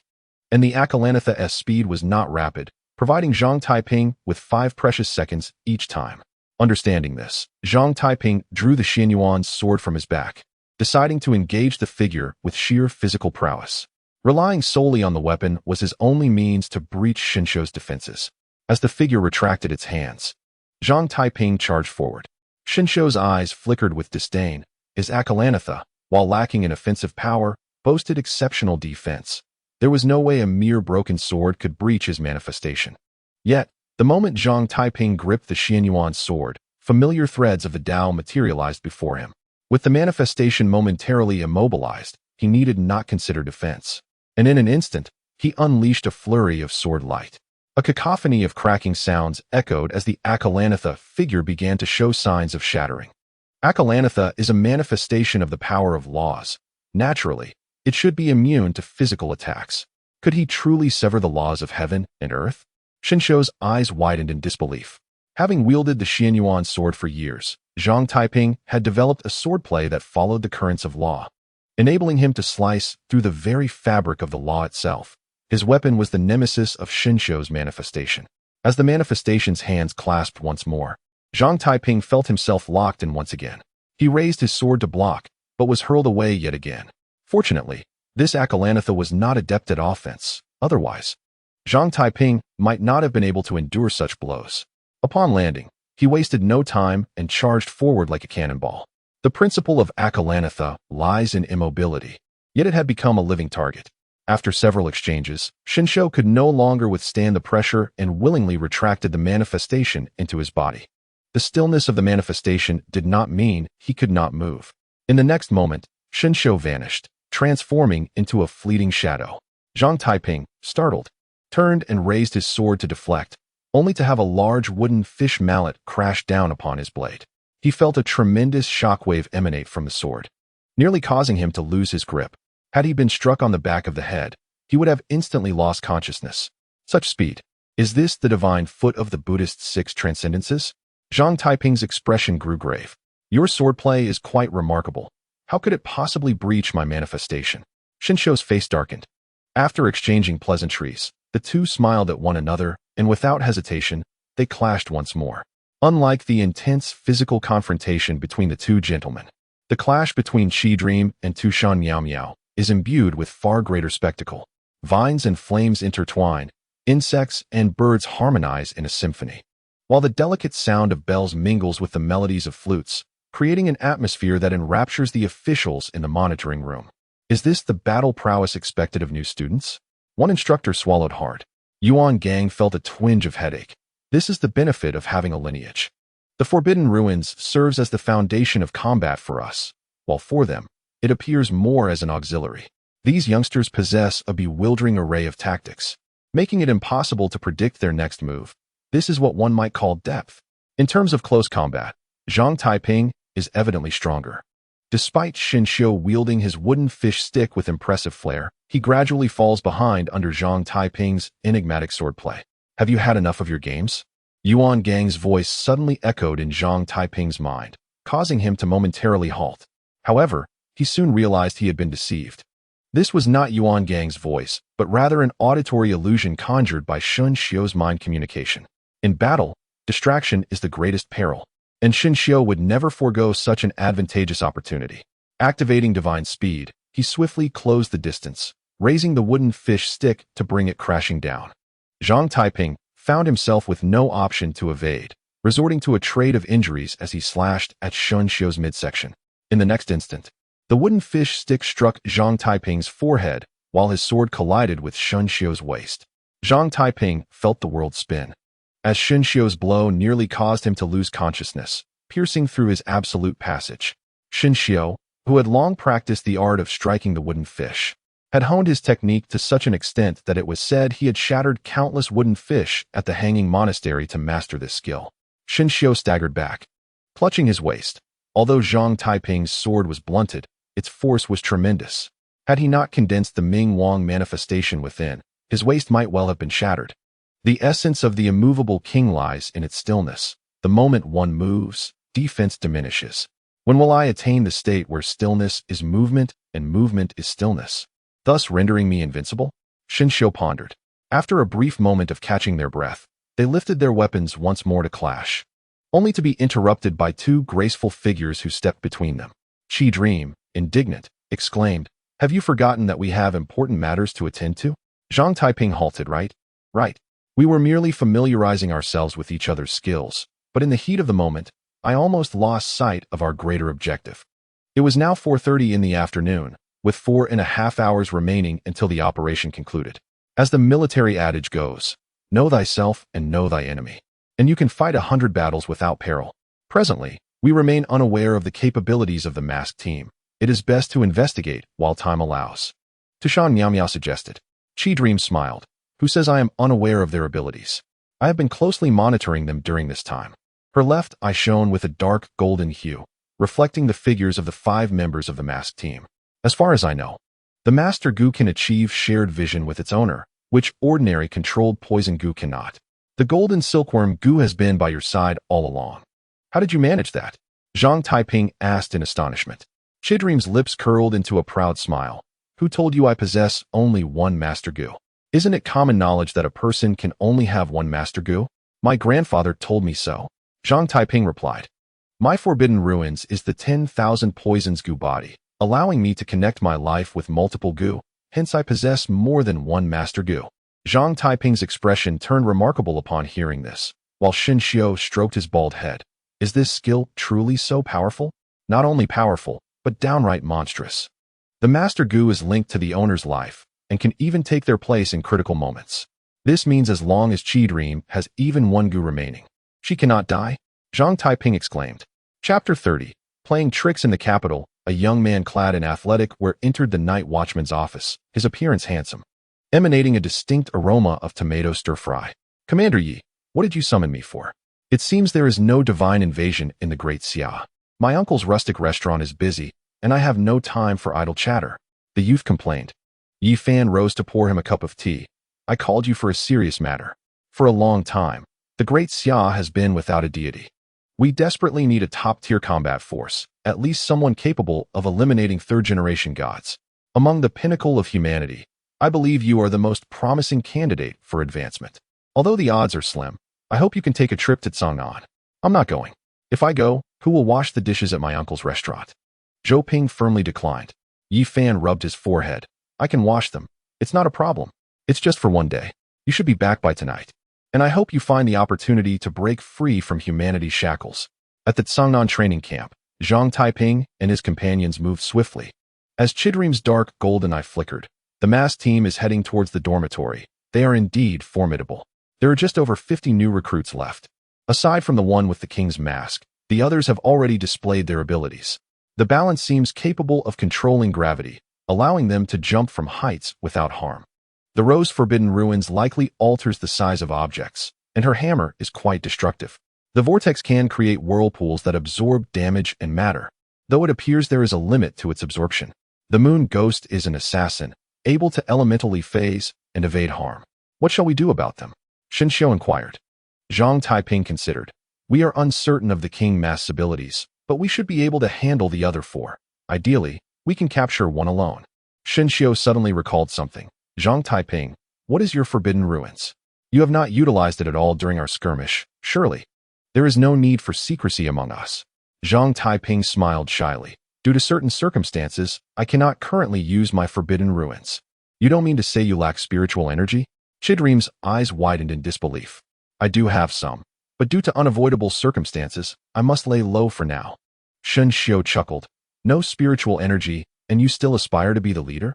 It seems the captaincy should be contested between me and Chidream. What are you contesting? If not, let us settle it through a match. Very well, who is afraid of whom? Xiao rolled up his sleeves. Chidream interjected angrily. Can you two focus on the task at hand? Let us retrieve the wine before anything else. At that moment, the masked team had arrived at the dormitory area, with the moon ghost first transforming into a shadow to infiltrate. King Mask commanded, eliminate the remaining individuals at once. The balance swiftly entered the dormitory, while Vortex, just as he intended to follow, suddenly clutched his stomach. Boss, I think I have an upset stomach. I need to use the restroom. King Mask frowned at this. Rose, you stay here and protect him. If he gets caught while using the restroom, our masked team will lose face. The other two have already entered, and I must suppress them. Vortex, finish up quickly and catch up. Zhang Taiping and his companions watched as King Mask entered the dormitory. Xiao gave Chidream a thumbs up. Your goo poison is truly effective. They had clearly seen that just moments ago, a small worm, resembling a jellyfish, had landed on Vortex's neck, causing the opponent to urgently rush to the restroom, giving them an opportunity to capture him alone. That pink worm must be the gathering evil goo, right? Zhang Taiping inquired. Chidream glanced at him in surprise. You know quite a bit. I just applied the heartbreak goo to that fellow. Now is the perfect time to act. Hey, wait. At least let him finish first. Tushan Miao Miao covered her nose. Xiao, the little monk, remarked. Seize the opportunity while he is weak. Delay could lead to complications. In a hurried rush towards the restroom, Vortex unexpectedly found a young monk blocking his path. What an uncanny coincidence. Vortex was already halfway through his predicament. The monk, Xiao, clasped his hands together and declared, Umitba, kindly relinquish your mask. You shall not succeed. Vortex retorted, attempting to flee. With a snap of her fingers, Qimeng caused Vortex to double over in pain, clutching his abdomen and staggering to the ground. What have you done? He gasped. Oh, merely a little curse, nothing fatal. But how long you endure depends on the strength of your sphincter. Qimeng chuckled mischievously. Suddenly, a massive 3-story hammer descended from the heavens, seemingly intent on obliterating both Vortex and his adversaries. Immovable King, Xiao invoked, summoning a protective apparition that bore the brunt of the impact. Beneath the mask, Rose furrowed her brow, ready to retaliate against Xiao, but was momentarily distracted by a sweet chime that clouded her senses. Shaking her head vigorously to suppress her rising desires, Tushan Miao Miao floated gracefully into the scene. Sister, might you remove your mask for me to see? She implored, her allure captivating not just men but all. In response, Rose transformed her colossal hammer into a smaller version and hurled it at Tushan Miao Miao, who promptly dissipated into a cloud of pink mist. Upon inhaling that mist, Rose felt her heart race even faster. Don't be so stingy. Just let me have a peek. Tushan Miao Miao playfully appeared behind Rose, pinching her waist. Rose spun around to counterattack, but all that ensued was a hauntingly beautiful sound of silver bells. Zhang Taiping stood watch from a height, awaiting Yuan Gang's intervention. Realizing the dire situation, Vortex shouted, Let's go. Rose. 2 purple whirlpools materialized beside them, and without hesitation, Rose stepped into one. Oh no, they've escaped. Xiao lamented. They cannot flee. The curse on them serves as my mark. We shall pursue, Qimeng declared, sensing their direction toward the south. 2 kilometers south of the dormitory, Vortex and Rose stumbled out of the purple whirlpool. Who are these people? How dare they poison us? Vortex complained, clutching his abdomen. Rose was aflame with urgency. These fiends are opportunists. They will strike when our mental fortitude wanes. We must hurry. If we can just stall until Captain resolves the others, victory will still be ours. Planning to flee? It won't be that simple. Xiao, possessing divine speed, was the first to intercept. Without hesitation, Vortex opened another whirlpool to escape, but a haunting flute melody filled the air, unleashing a swarm of venomous insects into the vortex. Ugh. Vortex felt nauseated and wretched as Qi Ming filled his confines with cursed insects. Enough. This is too sinister. Let's break the boundaries and fight, he thought, feeling frustrated. Rose interjected, no? Captain Yuan's reputation is at stake. We must endure a little longer. I can hardly hold on. Vortex trembled, clutching his backside. In the monitoring room, Hong Hao observed the scene. Captain Yuan, if this continues, the mask team will surely fall. They only seek liquor. I shall provide it. Yuan Gang reluctantly produced a purple gold gourd. Wait, Tianping is coming to our aid. Instructor Han Li interjected. Yuan Gang resumed his seat, but a moment later, he sensed something amiss as two figures labeled Tianping appeared on the monitor. What on earth is happening? Yuan Gang pondered, perplexed. Chapter 31. Sword Saint Zhou Ping, I must investigate. Yuan Gang declared urgently, an unannounced intruder in the training camp is certainly no ordinary foe. As he shouldered a black box to depart, Hong Hao suddenly exclaimed, Commander, General Yi is on the line. Hello, this is Yuan Gang. Yuan's voice bore a hint of urgency. Yuan Gang, I hear the new recruits at this training camp are quite troublesome. I have found you some assistance. Yi Fan replied, multitasking as he washed dishes with his neck cradling the phone. Yuan Gang listened to the commotion on the other end, bewildered. What minor matter has caused you such distress? And who is this assistant you found? Zhou Ping. Yi Fan replied nonchalantly. The Sword Saint Zhou Ping. Don't be too excited. Before Yi Fan could finish, a voice from the background urged, Hey, new guy? What are you doing, talking on the phone while washing dishes? You're already slower than Zhou Ping, and now you're distracted. Uncle, don't be angry. I'm on it. Yuan Gang hastily concluded, I must return to my work. Listening to the disconnecting tone, everyone was left in a state of disbelief. The commander is washing dishes and getting reprimanded for being slow? Commander, could this general be an imposter? Hong Hao queried, perplexed. Few knew the true identity of the Sword Saint, but Yuan Gang was aware, remaining composed. This trial is secure. We can breathe easy now. To the south of the training camp, Tianping arrived just in time. You're here. We couldn't hold out much longer. Vortex exclaimed, seeing his savior. Xin Xiu remarked with a smile, what if another arrives? As long as Wang Mian is absent, the rest are mere fodder. Tu Shan Miao Miao floated to Tianping. Why do you always wear a mask? Please take it off for me. Be cautious. That girl has tricks up her sleeve. Rose warned urgently. Tianping calmly retrieved a pair of disposable chopsticks from his pocket, carefully snapping them apart and smoothing the edges. What are you doing? Tu Shan Miao Miao inquired, puzzled. To chop you. What? She gasped, incredulous at his means. With a deft flick of the chopsticks, Tu Shan Miao Miao's melodious laughter ceased abruptly, and she fainted. Zhang Taiping and the others recoiled in shock. Even the members of the mask team eyed him warily. Qi Ming, your intel is flawed. His confinement is not gravity-based. He is a master swordsman. Zhang Taiping's expression grew grave. I had no idea. This individual is not as I anticipated. Qi Ming replied, equally confounded. Xin Xiu, stroking his bald head, questioned, who exactly are you? I am Zhou Ping, a server at Uncle's specialty rustic restaurant, he replied, unable to lie due to the glazed heart of a child. Instinctively, he pressed his lips together, realizing that if he could not lie, remaining silent was his only option. Xin Xiu, furious, declared, whether you are Zhou Ping or Tianping, you shall be apprehended. Immovable king. As the protective apparition materialized, Zhou Ping simply waved a chopstick, shattering the apparition as effortlessly as a mere flick of the wrist. Xin Xiu was sent hurtling backward, his fate uncertain. You're cheating. This is not the strength expected in the realm. Qi Ming protested. Zhang Taiping, drenched in cold sweat, thought he indeed suppressed his power within the realm.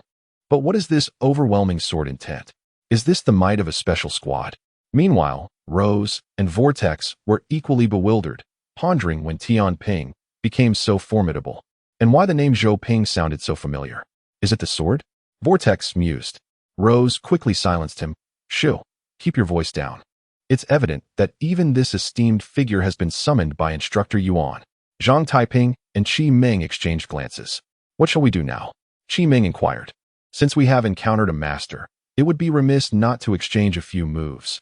We once believed our foundation was profound. It is time to witness the vastness beyond our own horizon.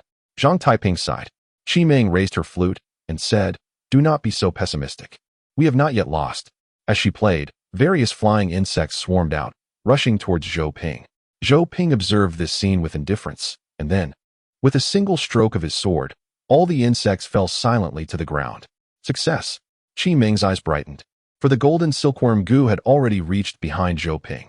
Once it injected its venom, no matter how high her opponent's realm, defeat would be inevitable. Zhou Ping frowned slightly, seemingly a person who cherished cleanliness, harboring a deep aversion to these insects. With an almost instinctual awareness, he flicked his finger at the golden silkworm goo, which, unable to evade, was struck and fell to the ground like a bullet. Wounded, Qi Ming coughed up a mouthful of blood, her face filled with anger. The gap in our realms is too vast. Even if he suppresses his strength to the same level, it is impossible to win. I concede.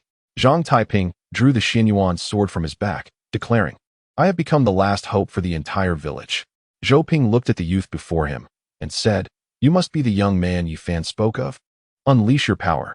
Zhang Taiping's eyes glimmered with strands of the Tao as he forcefully swung his sword along those strands towards Zhou Ping.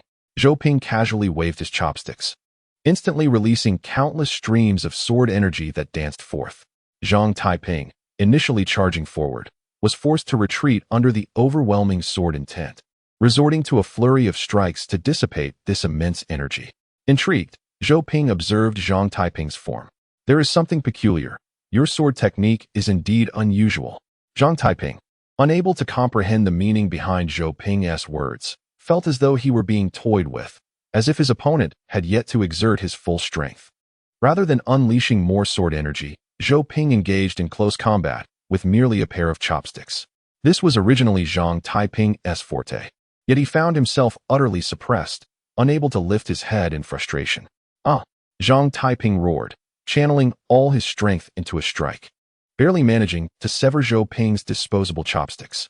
Unperturbed, Zhou Ping produced another pair and continued to dominate him, resembling a teacher guiding a student through lessons, not wishing to defeat him outright. 2 hours later, Zhang Taiping lay despondently on the ground, having unleashed no fewer than 50,000 sword strikes. Yet he had failed to graze even the hem of his opponent's clothing. Zhou Ping meticulously gathered the broken chopsticks, pocketing them, before sitting beside Zhang Taiping. Have you realized that your sword lacks something? Lacks what? Zhang Taiping panted, drenched in sweat. I cannot sense the sword intent within your strikes, Zhou Ping replied thoughtfully. Sword intent? What is that? Zhou Ping was momentarily taken aback by the question. Have you never read any novels? Ling Huchong wielded his sword for justice in the martial world. Lin Pingji did so out of vengeance, and the third young master wielded his sword to protect. Now tell me, what is your reason for wielding a sword? Zhang Taiping was momentarily stunned, pondering his own purpose. I suppose I wield my sword to clear my mind. For when I do, my heart is still, and I need not think of anything. I simply follow my instincts. Zhou Ping sighed. This approach is not incorrect. In fact, it may even facilitate your entry into the Tao of the sword. You have begun to grasp the power of its principles, yet because you have understood it too early, your sword intent is being suppressed by the very Tao of the sword. To merely abide by the will of the principles will turn you into a marionette. Is there anything simpler than dealing with a puppet devoid of autonomous consciousness? What should I do then? Zhang Taiping inquired. I do not know. Each person has their own reason for wielding a sword. You must seek it yourself. The principles are something only the divine can comprehend. You have only just embarked on this path, and if you can further comprehend your own sword intent, then you may cut down deities, Zhou Ping stated matter-of-factly. Zhang Taiping gazed at the sky, pondering, have I reversed my path by grasping the Tao before cultivating intent? Intent is easy to cultivate, but the Tao is difficult to comprehend. Young man, I have faith in you, Zhou Ping remarked before vanishing in an instant. At midnight, Zhou Ping returned to the rustic restaurant run by his third uncle. At that moment, Yi Fan was laboriously washing dishes, wiping the sweat from his brow. So, what have you gained? Zhang Taiping replied. The Tao of that youth does not suit me, but I have glimpsed the possibility that humanity can also comprehend the principles. Zhou Ping rolled up his sleeves to assist. Yi Fan stacked a plate neatly. What do you think of that young man? He may be the one most capable of breaking through barriers. Zhou Ping uttered these words in the most understated manner, yet they bore great weight. Chapter 32. Execution. Unbeknownst to the passage of time, night enveloped the sky, adorned with twinkling stars, while distant rumblings echoed. As the four who had been eliminated, they had lost their right to fight again. Reluctantly, Qi Ming released the goo from the vortex and uprooted the divine showpiece embedded in the ground. Zhang Taiping, utterly exhausted from enduring 3 hours of torment under the sword Saint Zhou Ping, found himself unable to lift even a single finger. What is my intent? Why do I wield the sword in my hand? Zhang Taiping pondered a question he had never considered before. For wielding a sword had been a daily necessity since he was 7, as instinctual as breathing. He indeed sensed true sword intent from that individual, a distinctly different aura from his own. Zhang Taiping grasped the Xianyuan broken sword, contemplating, "Old friend, my path of the sword should originate from you. To comprehend my own intent, we must part ways for a while." The Xianyuan sword remained unresponsive, seemingly indifferent to its master's plight. As Zhang Taiping gazed at the starry sky, exhaustion took hold, and he slowly drifted to sleep. Yet, he had barely closed his eyes when he felt a constriction in his breath. What terrible luck! Even in sleep, I encounter a ghostly weight. Zhang Taiping suddenly opened his eyes, only to find Tu Shan Miao Miao unexpectedly atop him. He raised the Xianyuan broken sword to her neck. "Do you wish to die? TCH, why are you so stingy?" Tu Shan Miao Miao retorted, feeling wronged. "What time is it now?" Zhang Taiping inquired. "Isn't it obvious? Why ask me?" Zhang Taiping then recalled that Bai Li Pang Pang had gifted him a Rolex. He raised his left wrist to check and discovered it was already 10:30 in the evening. The battles must have concluded by now. Let us return to the dormitory and rest. Zhang Taiping rose, grimacing in discomfort. At that moment, Shun Xiu had awakened. Glancing towards the dormitory, "Who do you think won in the end?" With that freak present, the newcomers had no chance.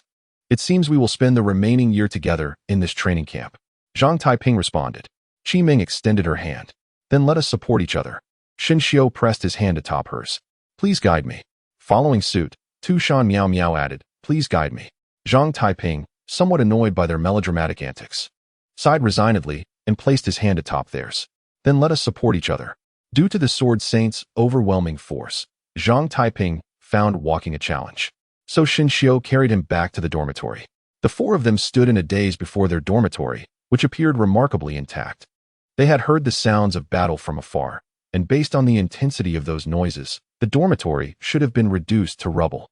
Upon returning, Shin Xiu unceremoniously tossed Zhang Taiping onto the bed. He immediately rushed to the window. "Thank goodness, the cured meats are still here. Did you not sense something amiss?" Zhang Taiping asked. "From my calculations, the final battle should have taken place here.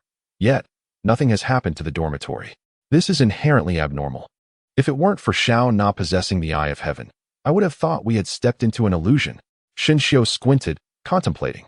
Zhang Taiping observed his surroundings carefully. Indeed, everything remained unchanged from when he had left in the morning. After some thought, he surmised, "I believe the Wang Neon Forbidden Domain may be related to time, perhaps even capable of reversing it." Reversing time? That seems rather exaggerated. It is said that the leader of the masked squad is a divine agent. Perhaps a time-related forbidden domain could indeed achieve that. Zhang Taiping rested his hands behind his head. Shin Xiu turned to leave, remarking, "It's quite simple.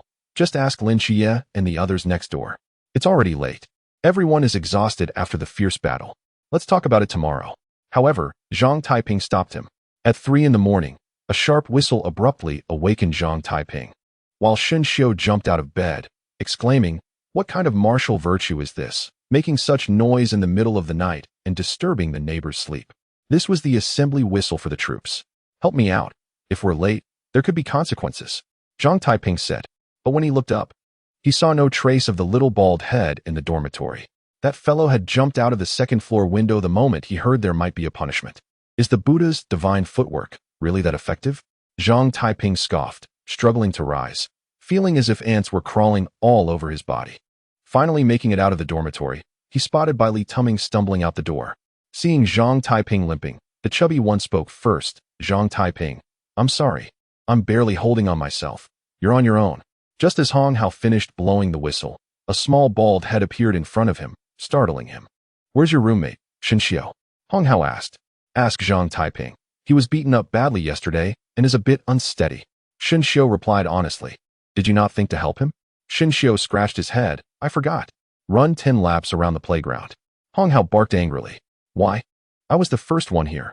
In the military, those who disrupt discipline are deemed worthless, and those who fail to cherish their comrades are even less than worthless." Hong Hao declared. Shin Xiu pressed his palms together in prayer. Ba, it seems Instructor Hong has quite the story to tell. I will run. What was that melodramatic speech of yours just now? This fellow was the first to arrive. Han Li remarked with dissatisfaction. Isn't he handsome? I just wanted him to understand that in this training camp, we embody discipline. Lin Qiye emerged from the dormitory and saw a small bald head swiftly running laps on the playground, alongside 3 instructors in the center. One by one, the new recruits gathered on the playground. Hong Hao looked at the bleary-eyed recruits and began. Today marks the first day of training, and I will teach you what true execution means. From now on, regardless of what you are doing, when you hear the whistle, you must arrive at the playground within 3 minutes. Hong Hao squinted as he surveyed the grounds. Now, all those who took longer than 3 minutes, stepped forward. Zhang Taiping, arriving late, heard this and knew he wouldn't be returning to the ranks, so he simply stood aside. A few individuals stepped forward voluntarily, but then someone asked, Instructor, I have a question. I didn't check the time. What if I don't know how long I took? Instructor Hong glanced at him. You can run 10 laps around the playground. I merely asked a question. Did you not understand that when I say run 10 laps, I mean it?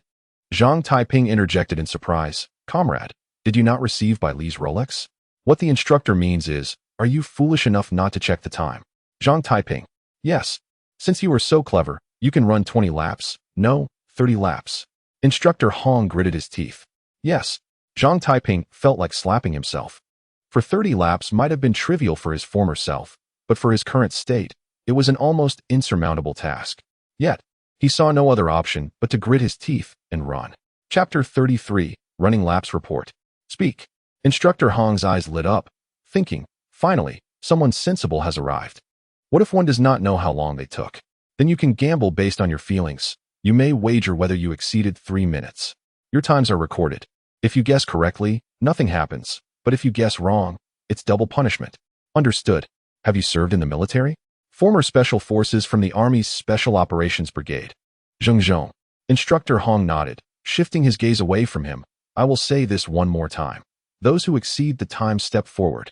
Gradually, more individuals stepped forward. Shin Xiu, watching the commotion from the ranks, suddenly felt a kick to his backside and waist, propelling him out of formation. Shin Xiu, what happened? He turned to see Qi Ming and Tu Shan Miao Miao winking at him. He rubbed his little bald head. Report. I believe I exceeded 3 minutes. Did you forget you were the first to arrive? Hong Hao replied coldly. Report.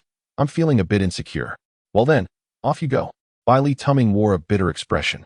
Although he had tried his best, he was certain he exceeded 3 minutes and reluctantly stepped forward. Once everyone was assembled, Hong Hao pointed to a few individuals.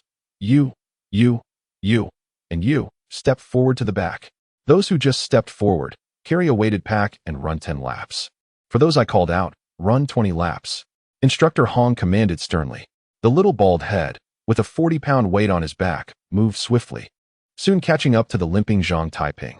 He offered to carry the weight for Zhang Taiping. Squatting down, hop on. Isn't that a bit unfair? With your speed, you won't finish before dawn. You'll delay my breakfast.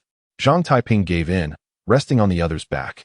Weighing 120 pounds, plus the 40-pound pack, Zhang Taiping totaled 160 pounds.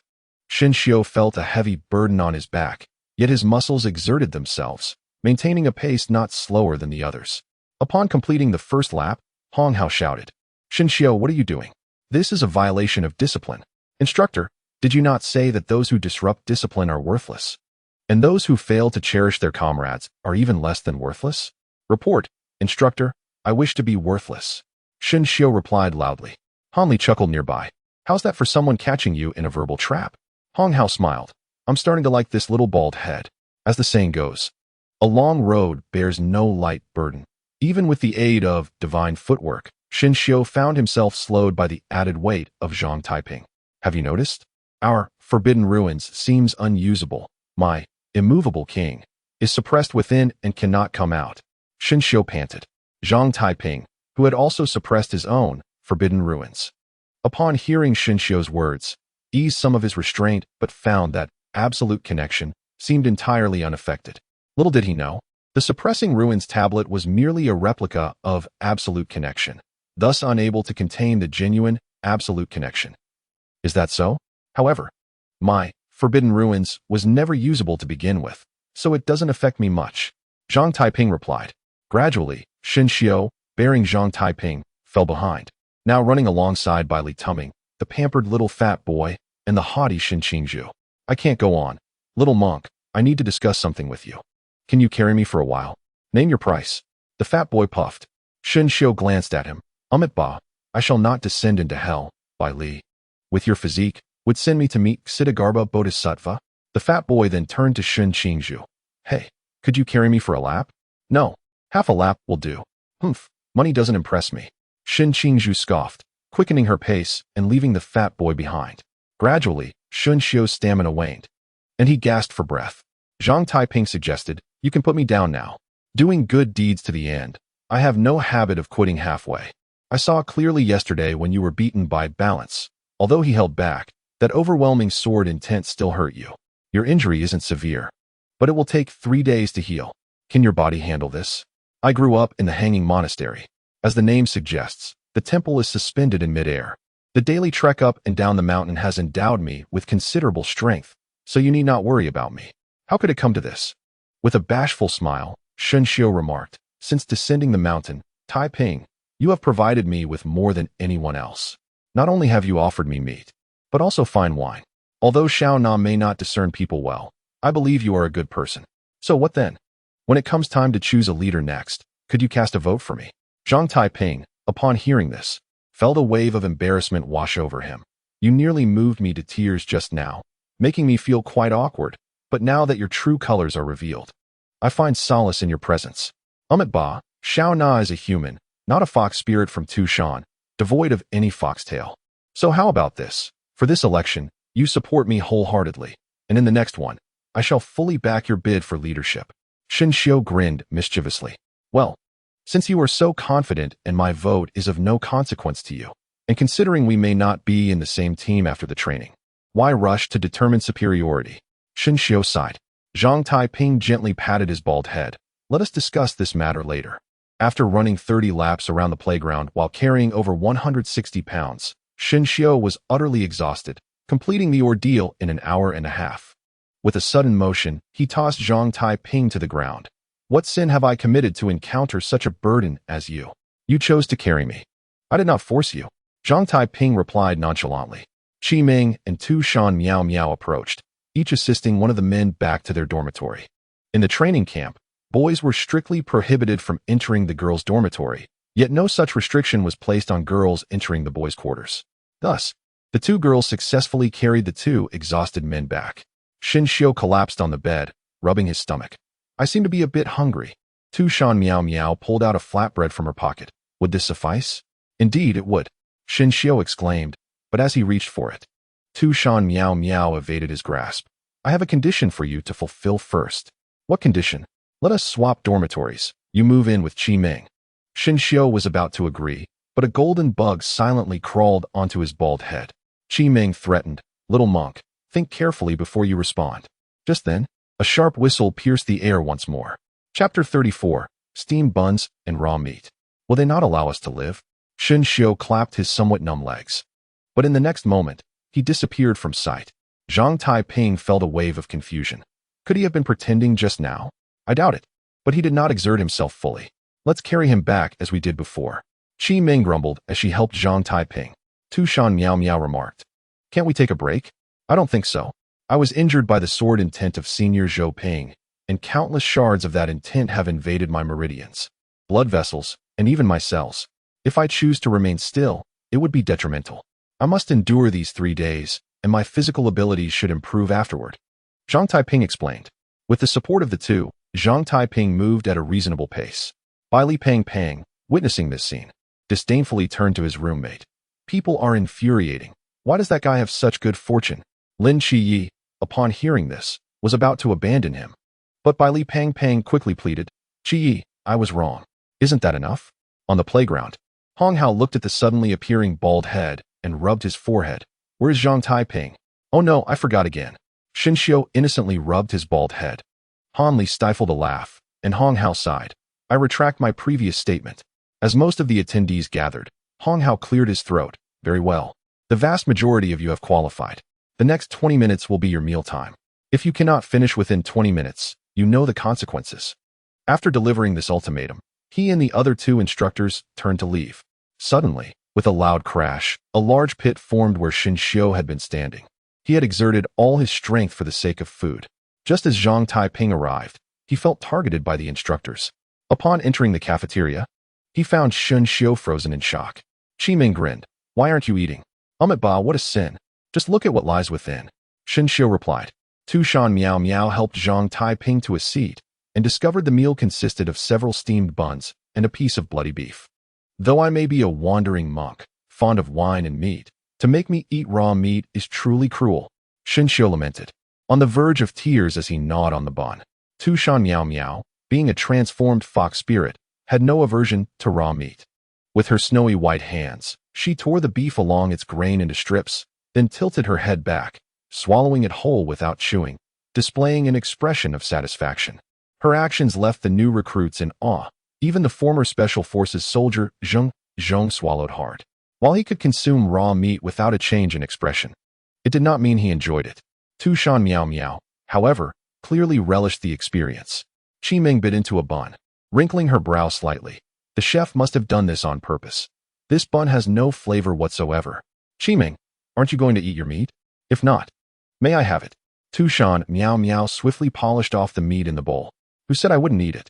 Qiming summoned her golden silkworm, allowing it to settle upon the beef. The silkworm secreted venom, corroding the meat before consuming it. Tushan Miao Miao snatched Xinxiu's portion of meat, exclaiming, "What a waste to feed it to a bug. You have no idea, it can return the favor." Qiming chuckled. Zhang Taiping gazed at the piece of beef. Feeling troubled, he turned to Tushan Miao Miao. "Miao Miao, don't you have the ability to summon the Red Lotus Karma Fire? Could you not roast the meat? My powers have been suppressed, and I cannot reveal my true form, so I am unable to conjure flames." Tushan Miao Miao expressed her helplessness. Qiming sighed as well. "I am in the same predicament. My 10,000 poisons bug body is temporarily suppressed, and all other innate bugs are in a state of slumber. The only one able to move is the plump one." Just as Zhang Taiping was in despair, the masked team entered, and upon their arrival, the cafeteria attendant, Old Sun, served them 8 dishes and a soup. Wang Mian warmly beckoned Lin Qiye over, and Zhang Taiping, with no shame whatsoever, followed suit. "Senior Zhou Ping, I have many questions regarding the cultivation of sword intent," Zhang Taiping expressed with an eager thirst for knowledge. Tian Ping was momentarily taken aback. He was not the sword saint Zhou Ping. Yet he could not openly admit it, for doing so would imply his team's defeat.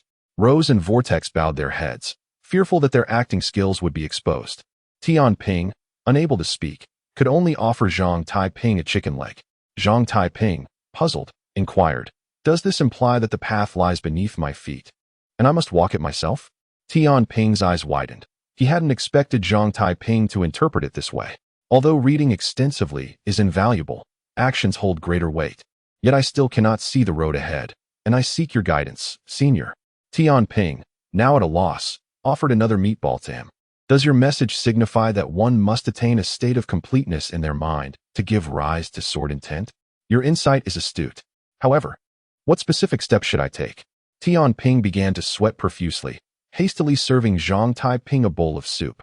"Does your meaning imply that one should be as yielding as water, reside below without contention, nurture all beings without seeking recognition, and maintain humility at all times?" 5 minutes later, Zhang Taiping returned to the table with a steaming bowl. "Hurry and eat, or we will soon run out of time." Xinxiu grabbed a chicken leg and devoured it, while Meng frowned. "This Tian Ping seems different from yesterday's. You should have noticed earlier. Indeed, he bears no trace of sword intent." Zhang Taiping served a piece of fish to Qiming, prompting Tushan Miao Miao to pout. "Then why did you ask him so many questions?" "For your sake, of course. I can't just watch you munch on bread." Xinxiu's face lit up with gratitude. "Taiping, you are the best to me." On the other side, Wang Mian chuckled. "Tian Ping, stop pretending. The other side has already uncovered your identity. This fellow is quite cunning, managing to swindle away a fair share of food with just a few words. But those who possess skill deserve to eat well." Vortex, upon hearing this, was furious. "He dares to toy with us." Just as he prepared to stand and reclaim the food, a golden, plump insect landed on his head. Remembering the embarrassing situation from yesterday when he was cursed, Vortex quickly donned a smile and brought a plate of shrimp to Qiming. "Miss Qiming, these shrimp are quite good. To give them a try. His actions immediately drew disdainful glances from the other members of the masked team. Qiye frowned upon witnessing this. What is going on? It seems Senior Vortex is quite afraid of that little girl. Wang Mian sighed. Yesterday's competition was not solely my defeat. Vortex and Rose also lost. If it weren't for that person's assistance, Captain Yuan would have truly been in a bind this time. Chapter 35. The frustration of Instructor Han just as Xiao was enjoying his meal. A sharp whistle suddenly pierced the air. The instructors were lacking in martial ethics. We were still far from 20 minutes. The little bald head kept stuffing food into his mouth, yet his legs involuntarily moved, propelling him swiftly toward the training ground. The training field, shrouded in legendary mystery, is our primary adversary as night watchmen. Their abilities are diverse and peculiar, and their physical prowess invariably surpasses ours. How shall we conquer them? Han Li surveyed the crowd. Xiao was the first to raise his hand. You speak. By relying on the compassionate heart of the Buddha. Xiao clasped his hands together. Han Li, by the heart of the Buddha? You must understand that you are facing a malevolent and fearsome mystery. If you do not resist, they will tear you apart in an instant.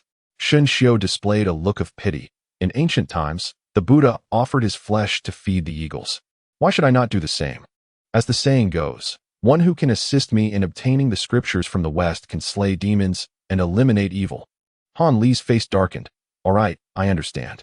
Your singing indeed kills. Please refrain from singing, will you? Does anyone have a different answer? Bai Li Pang Pang raised his hand. Report, by relying on money. What? Are you suggesting we crush mysteries with cash? Han Li found himself both amused and exasperated by this peculiar batch of recruits. He composed himself. Allow me to enlighten you on what is necessary for battling mysteries. Apart from the forbidden ruins, we require robust physiques and exceptional combat skills.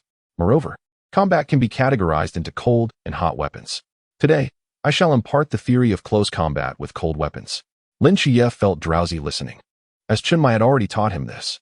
However, Zhang Taiping listened with rapt attention, as his swordsmanship had been self-taught, leaving him unfamiliar with any formal theories.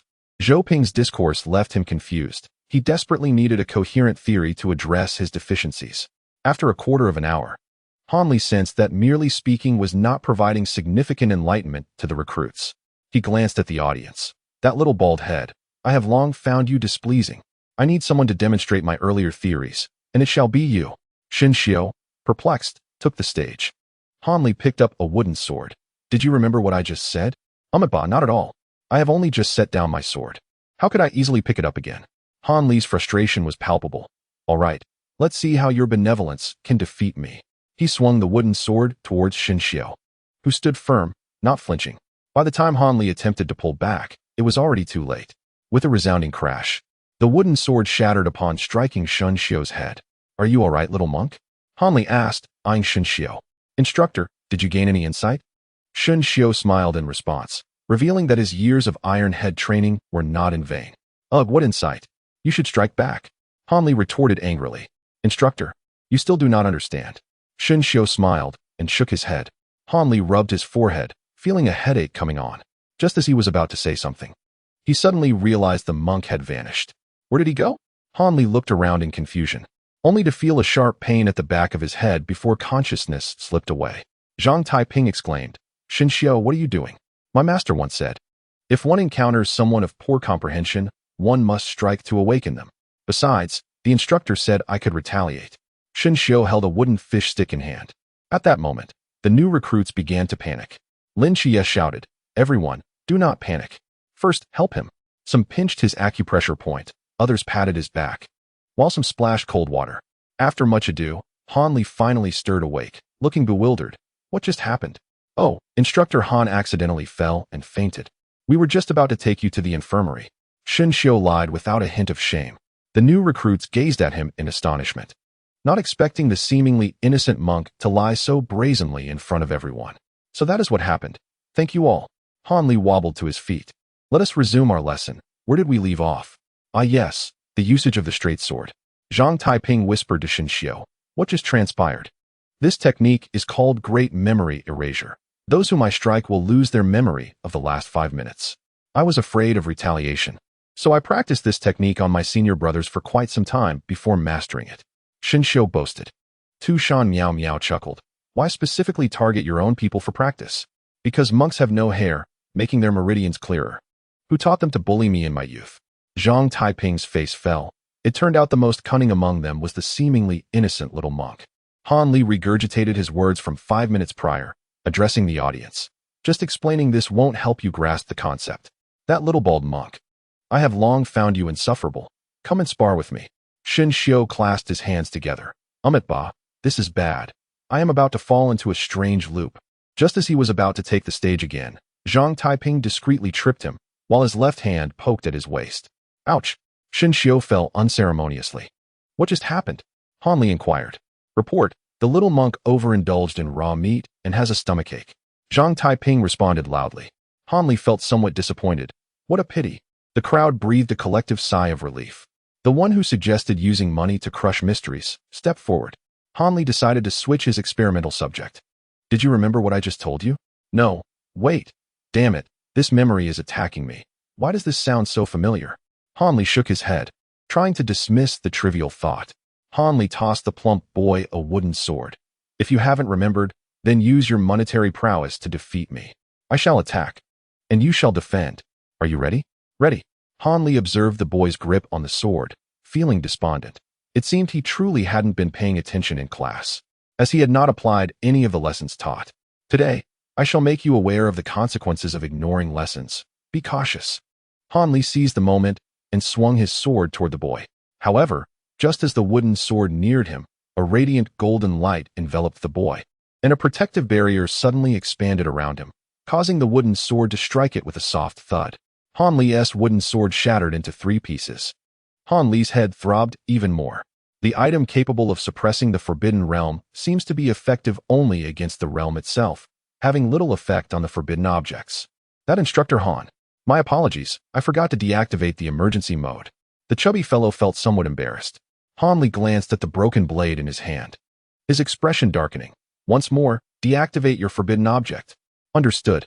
Han Li advanced towards the chubby one again, but this time the wooden sword unexpectedly ignited. Report. I forgot to turn off the firewall. The chubby one apologized. This time it should be fine. Instructor Han, shall we try again? You can just leave. Understood. He took a deep breath, exhaling slowly to calm his nerves, and surveyed the surroundings once more. You come up. By chance, he pointed at Lin Qiye. You don't possess any forbidden objects, do you? None. Very good. Next, I will demonstrate the theory I just taught. You may not be able to withstand it, but I will try to go a bit slower. Han Li tossed the wooden sword to Lin Qiye. All right, instructor. Han Li swung the wooden sword towards Lin Qiye. Crack. Lin Qiye blocked it. Did I go a bit too easy? Han Li unconsciously increased the force in his hand. Crack, crack, crack. After several seconds, Lin Qiye defended flawlessly. An illusion? It must be an illusion. Han Li kept reminding himself. Have you studied swordsmanship? A little. With whom? Team leader Chen Mai of Team 136. Han Li looked skyward. Help. There's not a single normal person in this rookie camp. Only oddities. I can't take it anymore. I feel a strong urge to relieve myself. After all, I'm the protagonist and mortal. Han Li, you must remain calm. It's impossible for them all to be so perverse. Let us switch it up. Observing Han Li mutter incessantly, Lin Qiye expressed concern. Instructor Han, are you all right? I'm fine. You've studied swordsmanship. My foundational theory cannot be demonstrated on you. Let us switch to another person. That student, please come up. Han Li pointed at Chao Yuan. Chao Yuan stepped onto the stage silently. Do you possess any forbidden objects? None. Have you studied swordsmanship? No. Very good. Finally, a normal person. Han Li smiled. A minute later, Chao Yuan appeared to be possessed, with the newcomers scattering in panic. Zhang Taiping rubbed his forehead. Picking up a wooden sword from the ground, Chao Yuan's madness resembled his own, both being puppets. He wished to see himself through the other. Chapter 36. Understanding sword intent. Han Li struggled to mobilize his forbidden realm, but with the small tremor monument present, he was utterly unable to use it. Hurry and leave. Han Li shouted to the newcomers. A group of recruits unable to utilize the forbidden realm resembled a flock of sheep. Zhang Taiping approached slowly, holding a wooden sword. Han Li shouted angrily. What are you doing? I want to have a match with him. Nonsense. You're no match for him. This guy can use the forbidden realm. Can you? The forbidden realm is not the entirety of strength. Zhang Taiping gripped the sword with both hands, strands of the great Tao appearing in his eyes. Tu Shan Miao Miao stepped in front of him. You have injuries. Do not overexert yourself. I'm fine. There is something I must confirm. Zhang Taiping said slowly. Tu Shan Miao Miao wanted to argue further, but Qi Ming stopped her. This guy was crushed by Zhou Ping, succumbing in his area of expertise. It's not an easy feeling. Ba, what does Zhou Ping represent for Zhang Taiping?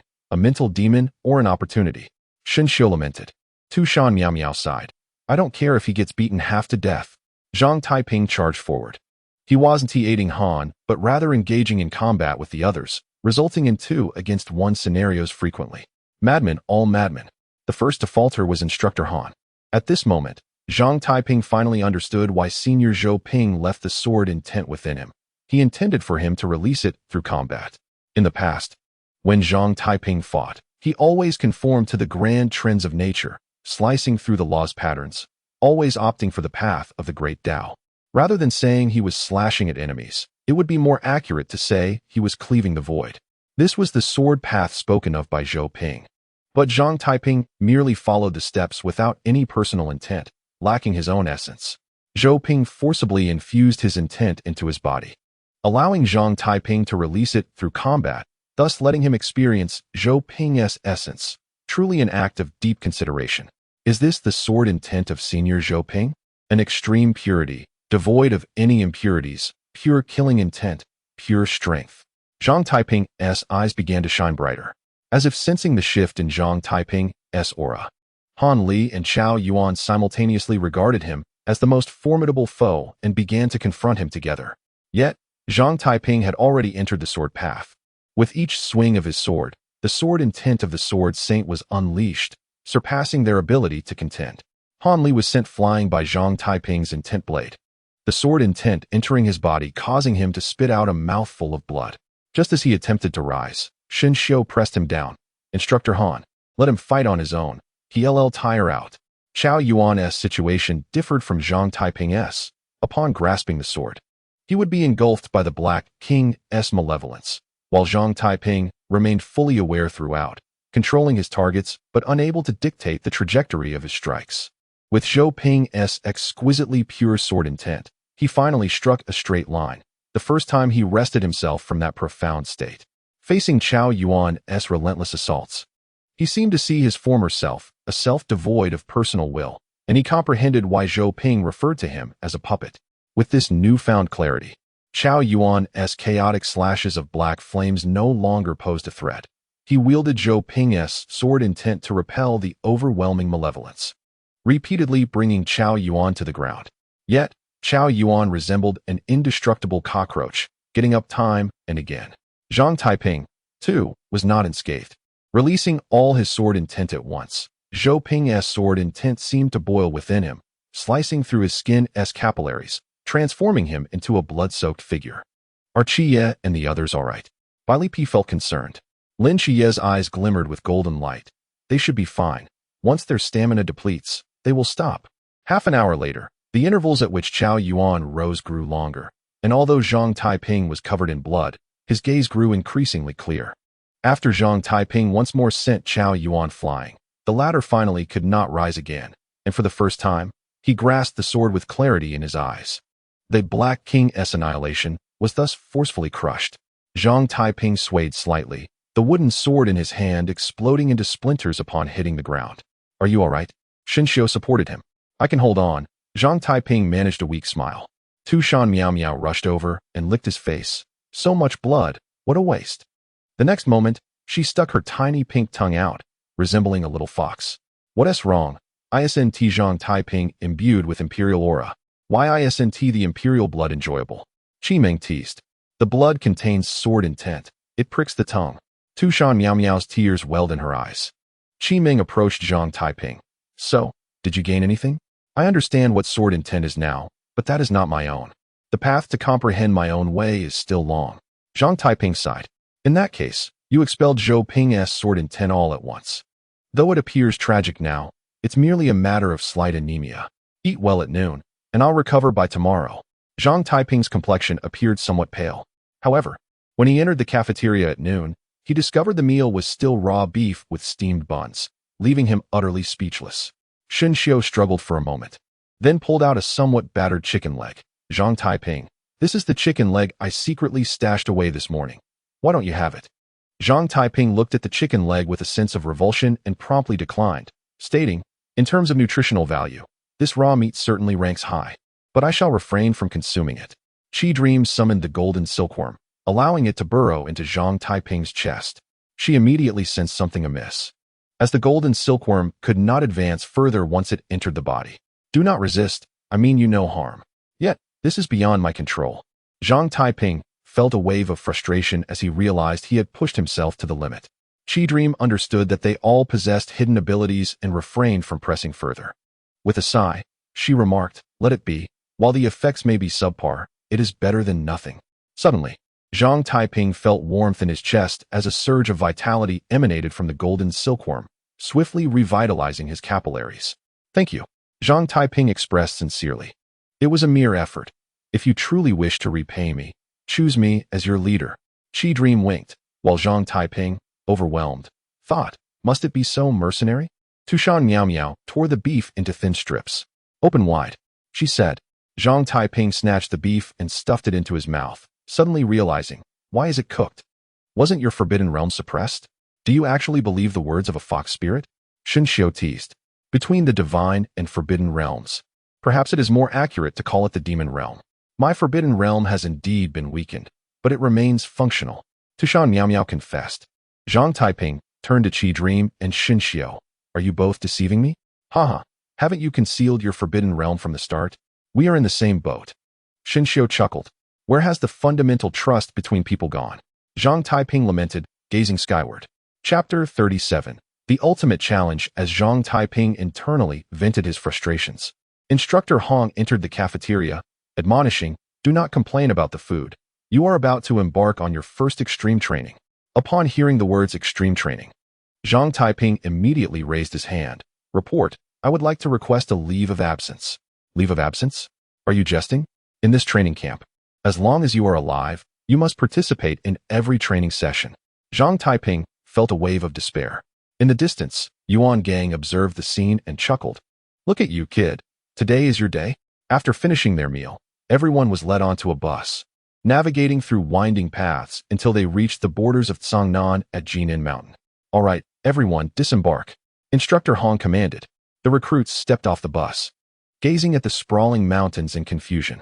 Today marks the beginning of your first extreme training. You will carry a load of 35 kilograms, which cannot be discarded. Your task is to traverse the entire Jinan Mountain before dawn tomorrow. Instructor Hong spoke gravely. Shen Xiao immediately raised his hand to inquire. Report. Isn't this extreme training a bit too simple? Possessing divine agility, Shen Xiao felt justified in asking such a question. Yet the other recruits shot him glances that seemed ready to devour him whole.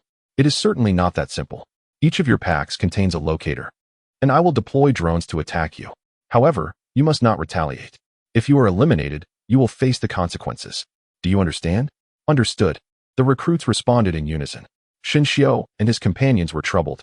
Qi Dream remarked, right now, Zhang Taiping is a liability. If we carry him, we will undoubtedly be eliminated. Tushan Miao Miao protested. Are you suggesting we abandon him? That is not my intention, but Jinan Mountain is no playground.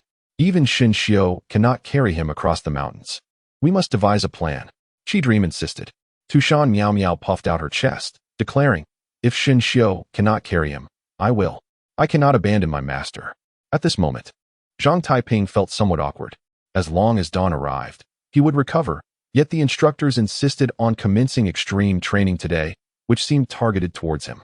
Qi Dream summoned the golden silkworm, which reluctantly grasped Zhang Taiping's backpack, while Shen Xiao bore the burdens of both himself and Tushan Miao Miao.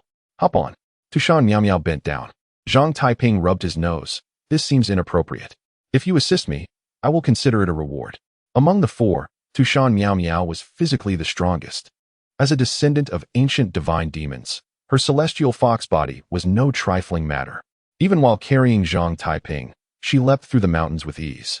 Shen Xiao, bearing 2 loads, grumbled. Qi Dream, I recall you arrived riding a large bird. Why can't you summon it now?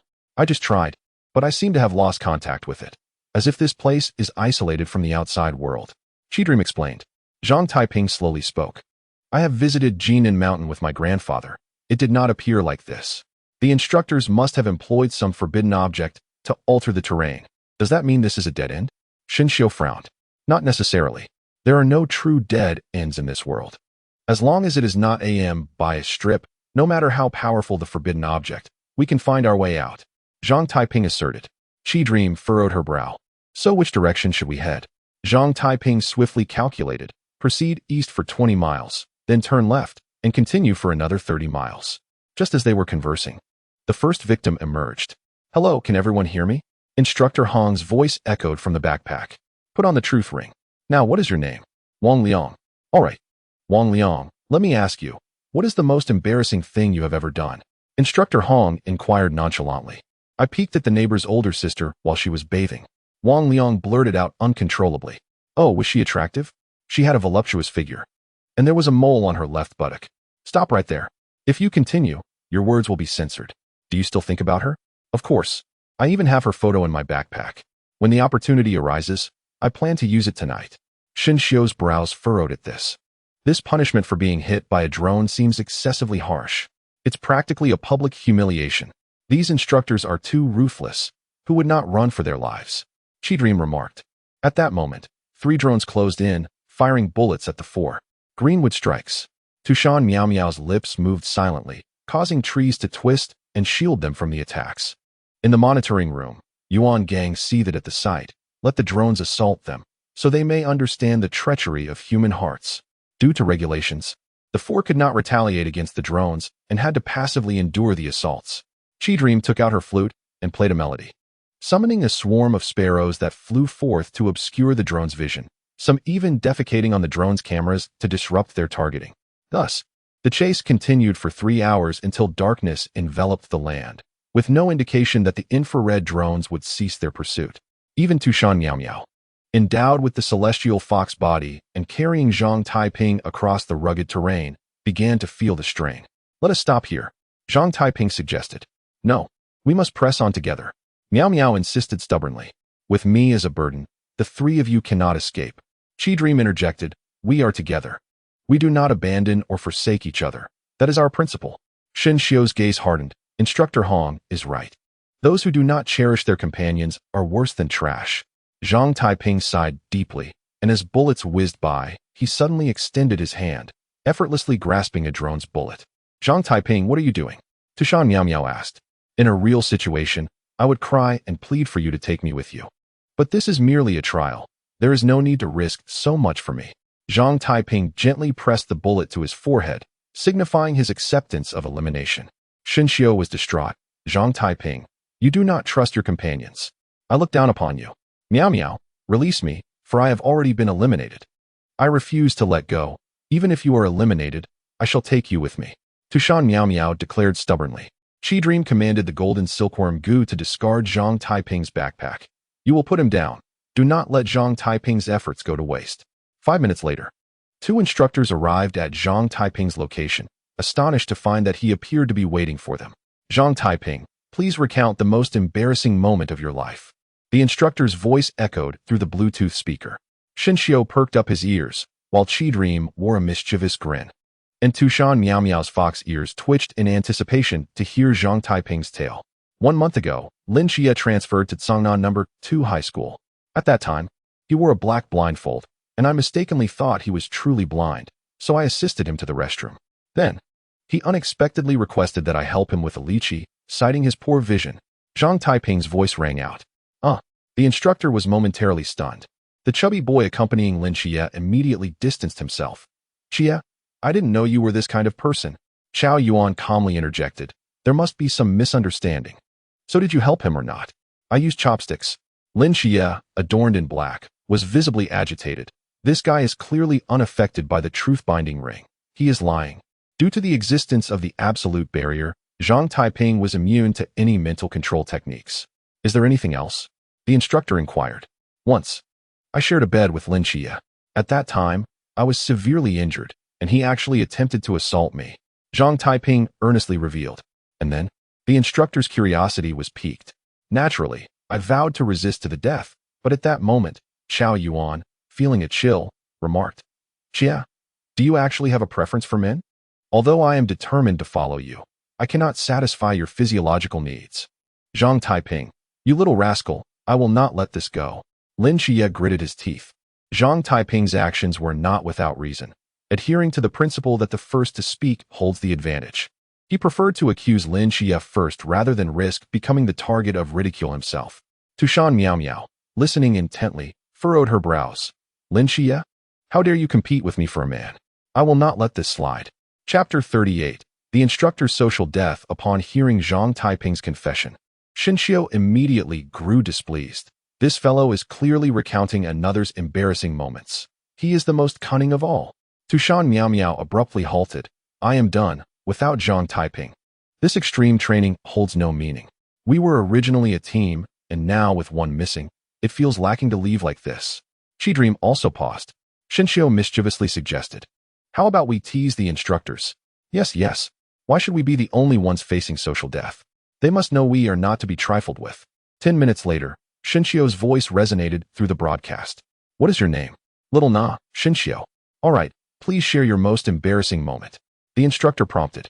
Ba. Life is like a play. What embarrassing moments are there? But, instructor, is this your birth year? Why do you ask? Because I see you wearing red underwear. Xinxiu replied slowly. The instructor shifted uncomfortably. How did you see that? With the Buddha's 6 supernatural powers, divine eye. But instructor, you should really change those. They have several large holes. Xinxiu, the little monk, offered his sincere advice. Damn it, the chief instructor was right. These kids are indeed troublemakers. Thankfully, with divine eye in play, if they discover I haven't washed these in a week, I would be in big trouble. The instructor thought to himself, relieved. Xinxiu's eyes suddenly sparkled. Instructor, your heart tells me that these pants have not been washed in a week. Isn't that uncomfortable? Nonsense. You are slandering me. The instructor panicked. Ba. A monk does not speak falsehoods. Mind reading cannot lie. Xinxiu pressed his palms together. Your heart also tells me. All right. You need not continue. The questioning is over. Please exit quickly. The instructor hastily interrupted Xinxiu's speech. Qidream bounced in, and the instructor's eyes lit up at the sight of the charming young girl. But Qidream looked at him with an odd expression and subconsciously pinched her nose in disdain. Put on the truth-binding ring. The little monk is a follower of the Buddha, innately resistant to soul attacks. I refuse to believe this will have no effect on the 4 of them. Hong Hao, with a dark expression, entered. Yes, the instructor replied. What is your name? Qidream. Say. I am sorry, I have to go to the restroom. The instructor, inexplicably, felt an urge in his stomach. All right, I will wait. 3 minutes later. The instructor returned, visibly unsteady. Let us continue the previous questioning. What happened today in your life? I need to go to the restroom again. All right, I will wait. 3 minutes later, the instructor returned, pale-faced. How strange. Did I eat something bad? Let us resume our previous topic. Just a moment. I must go. The instructor rushed out, clutching his backside. Hong Hao realized. Did you dare to use a curse on the instructor? Instructor Hong, speak with evidence. Baseless accusations are unacceptable. Qidream fiddled with the bone flute. Why don't you ask me? Qidream smiled. Before Hong Hao could speak, his stomach began to ache. Forget it. I will not ask. Just leave quickly. And don't forget to lift our curse. Understood. Qidream bounced away. Hong Hao rubbed his forehead, feeling apprehensive about the upcoming interrogation. Next was Tushan Miao Miao, the girl adept at bewitching hearts. We must be cautious. We cannot afford another mishap. Instructor Hong prepared his colleagues mentally. Rest assured, what just occurred was purely accidental. This time we will succeed. All right, let's turn on the broadcast and begin. Hong Hao declared. Tushan Miao Miao donned the ring herself and glanced at it repeatedly. Where did you purchase this ring? The design is quite nice. Why not gift it to me? Now is our time to question you. Be serious. Your name? Tushan Miao Miao. State the silliest thing you have ever done. Tushan Miao Miao candidly confessed. When I was 10 years old. Hong Hao exchanged glances with his companion, bewildered by the unexpected compliance of this fox spirit. However, what transpired next swiftly escalated beyond their control. I prepared dinner for Sister Rongrong. Instructor, no? What do you intend to do with me? That is unacceptable. It cannot be rubbed. What? You want to do it with 2 people? This is going to ruin me. Miao Miao lamented. In the mountains of Jinan. Hearing the girl's helpless sobs, all the new recruits were taken aback. Some flushed crimson, while others even bled from their noses. Beasts. How could the instructors do this? 2 at once. Bai Li, The chubby boy exclaimed indignantly. Lin Qiye, equally incredulous, remarked, surely the instructors would not do such a thing. What do you mean they wouldn't? Listen to that soul-stirring voice. How can a girl joke about her purity? Wiley clenched his fists. With a loud crash, the door to the broadcast room was kicked open. Zhang Taiping and others rushed in alongside Yuan Gang. Tushan Miao Miao flung herself into Zhang Taiping's embrace. Taiping, I didn't want this. They forced me. Xinxiu clasped his hands. Ba, lust is a knife over one's head. May you all be kind. What did you two rascals do? Yuan Gang fumed. Hong Hao wore a bitter and innocent expression. Boss, you know me. We truly did nothing. Yuan Gang looked at the self-directed Tushan Miao Miao. A vein throbbing on his forehead. Stop the charade. There are cameras in the broadcast room. TCH, how boring. Tushan Miao Miao stuck out her tongue and high-fived Qi Dream in celebration. Dear recruits, I am Yuan Gang. I have just sent the surveillance footage from the broadcasting room to your phones. The recent incident was entirely orchestrated by Tushan Miao Miao. We would never stoop to such actions against newcomers. Yuan Gang hastily clarified, knowing that if the situation escalated, their training camp would soon be shut down. Seven Knight and the chubby one gazed at the video on their phones, with the latter remarking, I can't shake the feeling that it's the instructors who are facing disgrace this time. Chapter 39. Midnight Snack. Once outside the broadcasting room, Zhang Taiping scratched his head and asked, have you three gone a bit too far this time? Have we? I don't think so. Qi Ming twirled the bone flute in her hand. Weren't you the one who lied under the ring of truth? You set a poor precedent. Can we be blamed for that? Xinxiu complained. Zhang Taiping looked exasperated, saying, I spread rumors about Lin Qiye, while you all spread them about the instructors. How can that be the same? Great. For the next year, we'll be in for some trouble. What's the big deal? If it gets too rough, we can always return to Tushan. I've had enough of this cursed place. Tushan Miao Miao retorted. Zhang Taiping sighed, realizing he wasn't getting through to them. The days ahead are bound to be increasingly arduous. Inside the broadcasting room, Hong Hao felt frustrated. Why did the boss let those four troublemakers off so easily? I can't swallow that. It's a pity, aside from the injured Zhang Taiping. The other three could have achieved good results. Yuan Gang sighed. Han Li, reveling in the chaos, added, if it weren't for someone saying that those who don't abide by discipline are worthless, and that those who don't cherish their companions are even less than worthless, those three might not have given up on the trial. Who said such nonsense? Yuan Gang scanned the crowd. Hong Hao lowered his head in guilt, prompting Yuan Gang to call out, Hong Hao, step forward. Today, I shall teach you what discipline truly means. The eliminated recruits would be transported back by bus, followed by the joy of dinner. Thank Buddha, finally it's not raw meat and buns. Xinxiu exclaimed. The four of them gathered for dinner, with Tushan Miao Miao asking with concern, Zhang Taiping, how is your injury? All the sword intent from Zhou Ping has been expelled from my body. The reason I can't move normally is due to that overwhelming sword intent, but since it's gone, I should be fine by tomorrow. Zhang Taiping replied while picking at his food. That's great to hear. Tushan Miao Miao patted her ample chest. Qi Ming scoffed. I think you're more concerned about his imperial energy than his well-being. Nonsense, I am not. Xinxiu stuffed his mouth full. Since we withdrew from the extreme trial midway, who do you think will last until the end? Lin Qiye. I've heard that this time the results will factor into the final score, which will determine our placement in the Night Watchers teams. Aren't you afraid of not being placed in your desired team after giving up so easily? Zhang Taiping pivoted the conversation. What? Isn't the final arrangement free grouping? Qi Ming exclaimed in shock. Xinxiu looked equally bewildered. Is that true? Didn't your elders mention this before you came? Not me. I have connections. Sister Yiya is high up in the Night Watchers. She will ensure that Zhang Taiping and I are placed in the same team. Tushan Miao Miao declared.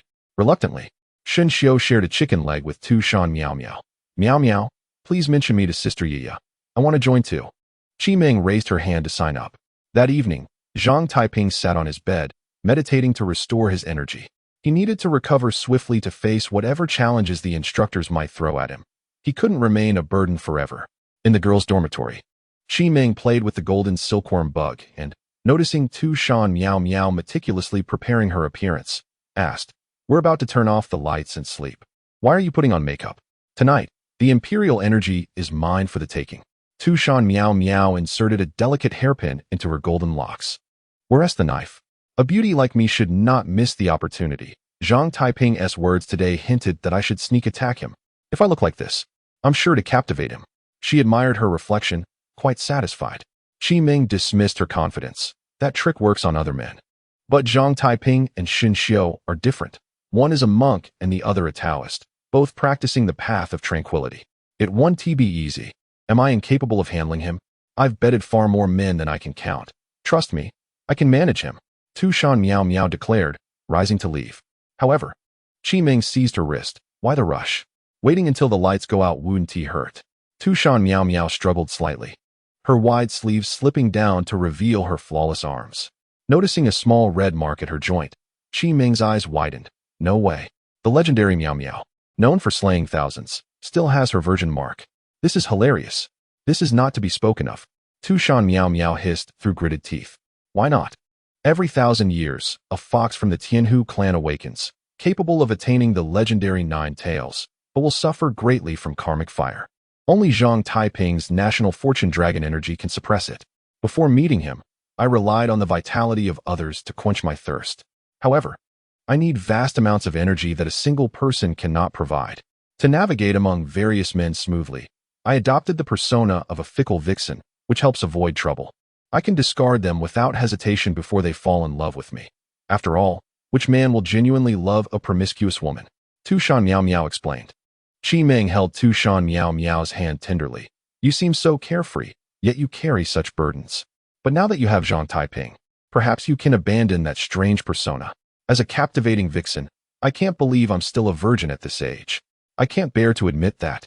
Tu Shan Miao Miao lamented. The lights rang 3 times, and all lights in the recruits' dormitory went out simultaneously. Tu Shan Miao Miao opened the dormitory window, saying, Qi Ming, I'm off. Don't wait up for me. Wishing you great success. Qi Ming cheered her on. Meanwhile, in Zhang Taiping and Xin Xiu's dormitory, as soon as the lights went out, both opened their eyes immediately. Ready? Zhang Taiping asked. I've been itching for this. What about you? Xin Xiu drooled. Zhang Taiping retrieved vegetables from under his bed, while Xin Xiu pulled out various seasonings from his bosom. Most importantly, each held a bottle of white liquor, a military special supply, unbranded and without specified alcohol content, but just the aroma suggested it was top quality. During dinner, they had noticed that old Su, who cooked for them, had a habit of taking a sip. The two of them quickly devised a plan. Zhang Taiping would create a distraction to draw old Su's attention, while Xin Xiu stealthily snuck into the kitchen to steal the hidden liquor. Before leaving, they not only took seasonings and vegetables, but even a small iron pot. It was utterly outrageous. Zhang Taiping produced a fire talisman and ignited it, while Xin Xiu set up the pot, adding various seasonings and Zhang Taiping's cured meat, preparing for a meat hot pot. Just as everything was ready, a melodious chime rang in their ears. Xin Xiu quickly covered his iron pot. Oh no, Miao Miao must have discovered us. Her fox nose is truly sharp. Fearing the smell would be too strong, they had left their window open. Tu Shan Miao Miao nimbly climbed into their room, but upon seeing what they were doing, she was instantly bewildered. Zhang Taiping quickly drew her close. Don't make a sound. If we get caught, it's all over. By the way, where's Qi Ming? She didn't come. I'll go call her. Perfect. 2 bottles of wine for 3 people is already a bit scant. This time we won't bring her along. Xin Xiu hastily wrapped his arms around her. Isn't that a bit unfair? Tu Shan Miao Miao blinked her large eyes. It's just right. Zhang Taiping pulled her down to sit. The 2 bottles of wine were evenly divided, marking the official commencement of their first midnight snack gathering in the dormitory. Meanwhile, in the monitoring room, Su Lao was anxiously pacing. In the dead of night, his craving for alcohol struck, but after searching for a long time, he discovered that the 2 bottles of his cherished wine had mysteriously vanished. He immediately found Hong Hao, who upon hearing the news, quickly led Su Lao to the monitoring room. It's these little monks and that boy. I've suspected them for a while, and sure enough, they are the thieves. Don't worry, Su Lao, I'll take care of them right away. Hong Hao reassured him, his gaze fixed on the 2 prominent panda eyes, a clear indication of Yuan Gang's handiwork. However, when Hong Hao kicked open the door to Zhang Taiping's dormitory, he found that the 2 bottles of wine had already been completely drained, not a drop left. My wine. Su Lao gasped, his eyes rolling back as he fainted. Hong Hao glared at the 3. You've done well. I'll deal with you later. With that, he hurriedly pinched Su Lao's pressure point. Xin Xiu pointed out, Instructor Hong, this won't do. You need to perform CPR, hurry. Zhang Taiping quickly restrained him. Don't just stand there enjoying the spectacle. We 3 are in big trouble this time. Chapter 40. The storm approaches the next morning. Qimeng slowly opened her eyes to find that Tu Shan Miao Miao had indeed not returned last night. Could it be that she really graduated from her virginity? After washing up, she leisurely walked towards the cafeteria, as there was no morning exercise duty today due to the extreme training yesterday. Not far into her walk, she noticed everyone pointing at her, leaving her thoroughly baffled. Upon arriving at the cafeteria, Qimeng discovered that breakfast had once again transformed into raw meat and steamed buns. What is going on? Weren't we supposed to stop eating this? She murmured. Li Tuming wore a bitter expression. We're in for it, because of those three. Those three? Qimeng seemed to recall something and approached the notice board in the cafeteria. There, in bold letters, it read, due to the shameless theft by Zhang Taiping, Xin Xiu, and Tu Shan Miao Miao yesterday, Chef Su Lao's blood pressure skyrocketed, necessitating a week of home recuperation. During this week, the cafeteria will resume serving the new recruits' favorite steamed buns and raw meat. Fuming, Qimeng sat down opposite Lin Qiye and Li Tuming, who immediately tried to leave. Sit down. The golden silkworm goo slowly descended onto his forehead. Sister, spare me. You four have become everyone's public enemy. I don't want to be associated with you at all. Li Tuming pleaded with a pained expression. What on earth did they steal? Lin Qiye had heard some whispers in Yuan Gang's office that morning. It seems they took some vegetables and 2 bottles of white wine. And the most crucial part is that those 2 bottles were Su Lao's favorites. They didn't leave a single drop for the old man. Which is why Su Lao ended up in the hospital. Qimeng clenched her fists in fury. Those little rascals. How could they not bring me the good stuff? It infuriates me. At the training ground, Han Li continued to instruct everyone on the use of cold weapons. Meanwhile, 3 familiar figures were conspicuously hanging from the barbed wire atop the walls, the trio who had indulged last night. Qimeng skipped over. What a coincidence. How did you 3 end up hanging together? Qimeng, save me. Tu Shan Miao Miao pleaded. You didn't call me when there was wine to drink. Now you want my help? You can hang there and think about it. I heard the instructors plan to put you on display for 3 days. Qimeng replied nonchalantly. Xin Xiu, the little monk, wore a pained expression. 3 days? I need to use the restroom. Zhang Taiping was visibly distressed. Hold it in. Tu Shan Miao Miao lamented. It's over. I'm going to get sunburned. Though they were told it would be 3 days, by sunset, the instructors released the trio. Upon returning to their dormitory, they found everything had drastically changed. The cured meats hanging nearby were gone, and Xin Xiu's preserved radishes had also disappeared. The instructors had kindly replaced their bedding and even retiled the floor. Xin Xiu, heartbroken, knelt before a newly laid tile and lamented. They took even my last bit of food. Just be grateful. The instructors didn't expel us this time. That's a leniency. Zhang Taiping remarked wistfully. In Lin Qiye's dormitory, he slowly immersed his consciousness into the God Psychiatric Hospital. Due to the rigorous training, he hadn't visited in a long time. Demise, you're here. Nix exclaimed, her treatment progress bar already at 48.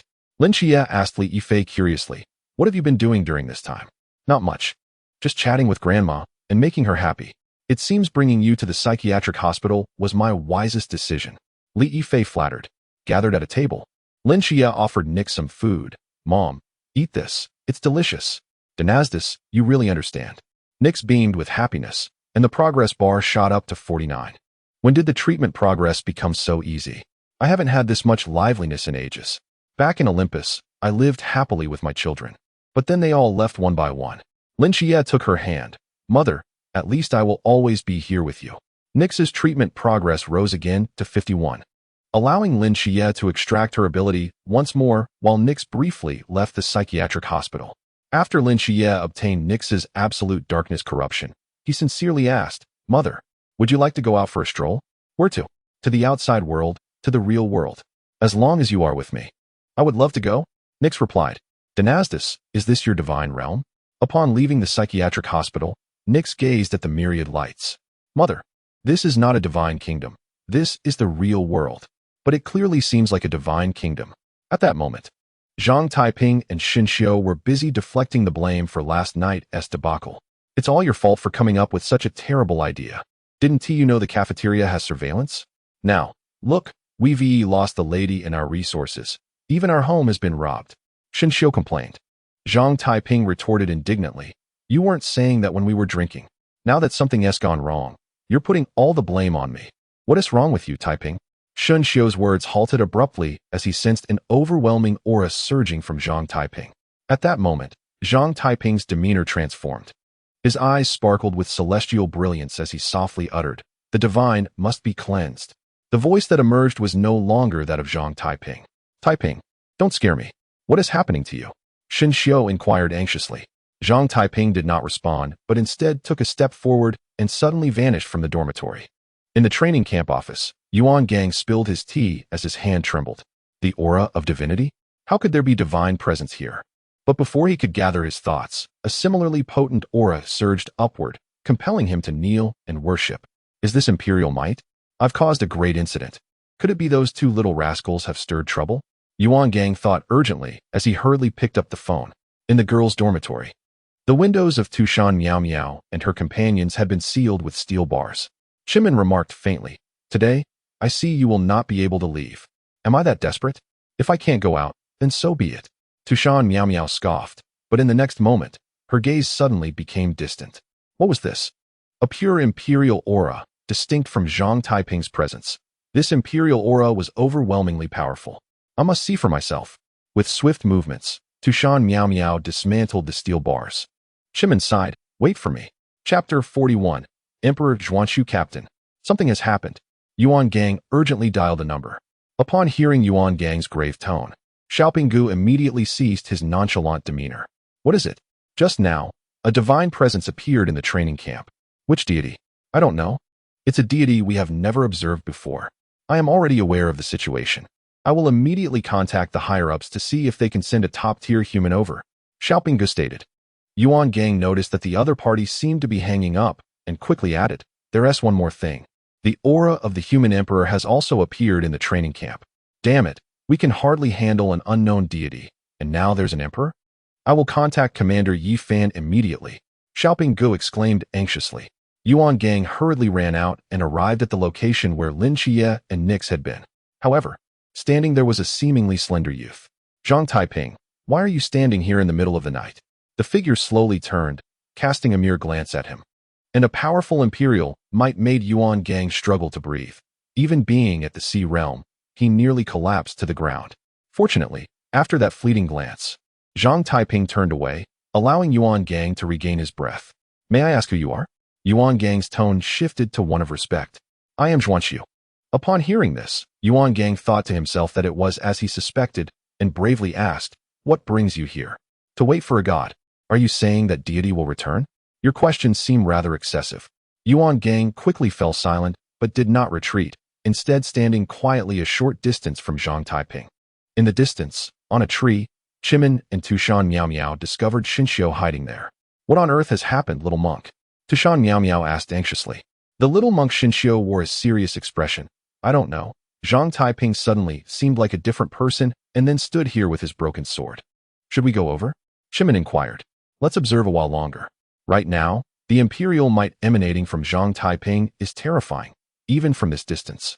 Its overwhelming presence makes us tremble. Even if we could approach, we would have to crawl." Tushan Miao Miao's eyes sparkled, although she feasted on imperial energy. Such a dense aura might burst her apart with just one bite. Shinshio expressed concern. "Do you think Zhang Taiping has been possessed?" "Nonsense. He is merely a minor figure. The pressure on him is at least that of a deity. What could they possibly want from him?" Chimin refused to believe this outcome. 100 kilometers outside Cangnan, an ancient horse-drawn carriage traversed the river. "Hurry, faster." The young driver turned back and asked, "Has something happened with Master Qin?" "A divine war is about to break out in Cangnan. I may not be entirely accurate, but it should be a battle of divine emperors," Master Qin replied. I know of deities, but who is that emperor?" "The 3 sovereigns and 5 emperors who founded the Xia civilization in ancient times." A brutal war between gods and humans had already occurred. It was only after Emperor Zhuanshu's celestial communication that this conflict came to an end. According to reliable intelligence, this imperial pressure belongs to Emperor Zhuanshu. Master Qin's expression was grave. The young driver pondered, "Isn't the revival of the human emperor a good thing? Why are you so anxious?" Among the human emperors, Emperor Zhuanshu harbors the deepest hatred for deities. If he truly becomes enraged, no divine agents within the Great Xia will escape unscathed. That seems exaggerated. Do you know why? A century ago, all myths were merely legends. Why? Because after the celestial communication, gods and humans were separated, and the forbidden ruins of Emperor Zhuanxu enveloped the entire Milky Way, preventing the descent of deities for thousands of years. It was only a century ago, when the mists corroded the celestial communication, that the gods returned to the world. Master Chen sighed. The young driver contemplated. Since our Great Xia's emperor is so formidable, why have they remained hidden for so many years? Because they all perished. Those who slaughter gods disdain becoming deities, and their lifespans, naturally, are limited. To wield the powers of the world as a mortal is the essence of an earthly emperor. Master Chen explained. Outside the training camp, Lin Qiye and Nix reappeared. Lin Qiye spotted Yuan Gang and Zhang Taiping waiting at the entrance and was about to greet them when Nix's feet were enveloped in darkness, attempting to teleport away. Zhang Taiping stepped forward, and the celestial communication surged towards Nix and Lin Qiye, interrupting Nix's teleportation. Goddess of Night, Nix, I have awaited you for so long. How could I allow your easy escape? Taiping slowly opened his eyes, devoid of any emotion. The darkness at Nix's feet had been pushed to her side, and feeling that familiar forbidden aura, she exclaimed in shock, Is this the forbidden ruin, twilight of the gods? You are the Godslayer. It's impossible. You should have long since died. Huh. Twilight of the gods is the name you give to my forbidden ruin, while we call it celestial communication. You are correct. I have long since perished, but killing you will suffice. Nix stepped forward, unleashing the pressure of the creator god without reservation, causing the darkness beneath her to slowly spread outward, forcing Emperor Zhuanxu's celestial communication back a few paces. Though my soul is unstable now, I can at least exist independently. You, in your current state, are but a remnant soul, relying on parasitism to manifest. In this condition, do you think you can kill me? Nix revealed her formidable side, embodying the strength of a mother. Do not forget, this is Great Xia. Old and blind, this is clearly my son's divine realm. Emperor Zhuanxu seemed to have struck a nerve, growling, If it weren't for little Taiping, I would have eradicated this divine realm long ago. Now, you outer deities dare to descend. It is truly intolerable. In Great Xia, deities are forbidden. Nix quickly shielded Lin Qiye behind her. This person is my mother's adversary. When the opportunity arises, you must leave at once. Lin Qiye asked anxiously, What has happened? Can this battle be avoided? The Godslayer harbors a deep-seated hatred for all deities, including their agents. He and I are natural enemies. Even if I were willing to yield, he would never let it go. Nix declared. Just as Nix finished speaking, Emperor Zhuanxu stepped beside her and slowly swung the Xianyuan sword. Space tore apart. Time was severed. Nix transformed into darkness, evading the blow, then reached out and grasped the entire night, transforming it into a starlit night sword. Both Nix and Zhuanxu appeared to be intentionally suppressing their divine might, striving to contain the battle's aftermath, Nix for her son's divine realm, and Emperor Zhuanxu for Zhang Taiping's fragile heart. Arriving hastily in Cangnan, Master Chen observed the two figures colliding in the sky and sighed. It seems we have arrived too late. Chapter 42. Emperor Zhuanxu and the Queen of the Night in the Sky. Nix, adorned in a flowing black veil, wielded the sword of the starry night. The darkness was her domain. Even with her spirit diminished, she remained a primordial deity.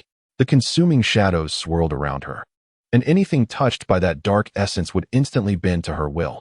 Emperor Zhuanxu had commandeered Zhang Taiping's body, his gaze unwavering as he faced the enveloping night. He too carved out a new realm with each swing of his sword, his technique embodying balance and harmony, as though he were shaping the cosmos and establishing order in the world. Master Chen, do take action, urged the charioteer. With a grunt of irritation, Master Chen replied, Were it another ceiling, I might intervene, but alas, among the five of us, I am the least able to engage in this battle. Why is that? Because my state of mind is significantly weakened in this realm of absolute connection, and as a scholar, the principles of heaven, earth, and the bonds of kin prevent me from opposing a human emperor. Master Chen sighed. Then who will emerge victorious? Squinting thoughtfully, Master Chen assessed. In comparison, Nix possesses a more intact spirit and the advantage of the night. She is currently in the ascendant. Are you suggesting that Emperor Zhuanxu will be defeated? No, he shall prevail. But do not forget, this is the Great Xia, the realm of humanity. In the heavens above, the two figures passed each other and resumed their standoff. Zhuanxu, were you the former version of yourself, I would indeed regard you with trepidation. But now, You are but a remnant soul. What can you possibly use to defeat me? Nix asserted with formidable confidence. Emperor Zhuangxu sighed. Though this burdens young Taiping's body greatly, to vanquish you, I have no choice but to tax him. Grant me the fortunes of the Great Xia. Zhang Taiping extended his left palm towards the void, and a colossal golden dragon was forcibly drawn from the ether. Nix's expression changed, sensing the impending threat. What is that? The charioteer asked, astonished. The dragon vein. Specifically, one of the principal dragon veins of the Great Xia. From a distance, a magnificent tree bore witness to Zhang Taiping's actions, and the divine figure marveled enviously. Behold, the great celestial dragon. I had long desired to learn this technique, only to find he has mastered it first. Such nonsense. That is the fortune of the nation manifesting. Tu Shan Miao Miao interjected. Qiming widened her eyes at this revelation. Did I hear correctly? Is it not only a few formidable artifacts that can bear the national fortune, such as the 9 tripod cauldrons of Diyu, the imperial seal, and the map of mountains and rivers? A mere human cannot embody such fortune. Ordinary individuals cannot. But an emperor can. The fortune of the Great Xia has been unbroken for 5,000 years, and as his former master, Emperor Zhuangxu can indeed summon it. Tu Shan Miao Miao explained. The national fortune is a profoundly mysterious force. It encapsulates the people's faith, the earth's bounty, and the vastness of the heavens. It is a power forged from the unity of heaven, earth, and humanity, capable of quelling my karmic flames, she continued. Little monk, the divine figure said, scratching his head. Did you not say that it is the imperial aura that can suppress your karmic flames? How has it turned into the national fortune? I am not a human emperor. Directly absorbing the national fortune would result in backlash. The imperial aura is the national fortune refined by Zhang Taiping, even if he did not consciously undertake this task. The legacy of the emperors ensures he subtly performs this every day. Qiming inquired, what advantages does one gain from carrying the national fortune? In the past, when King Zhou showed disrespect to Lady Nuwa, the creator deity could do nothing against him due to his possession of the national fortune. Ultimately, she had to send down Daji to corrupt the fortunes of the Shang dynasty, allowing for King Zhou's downfall.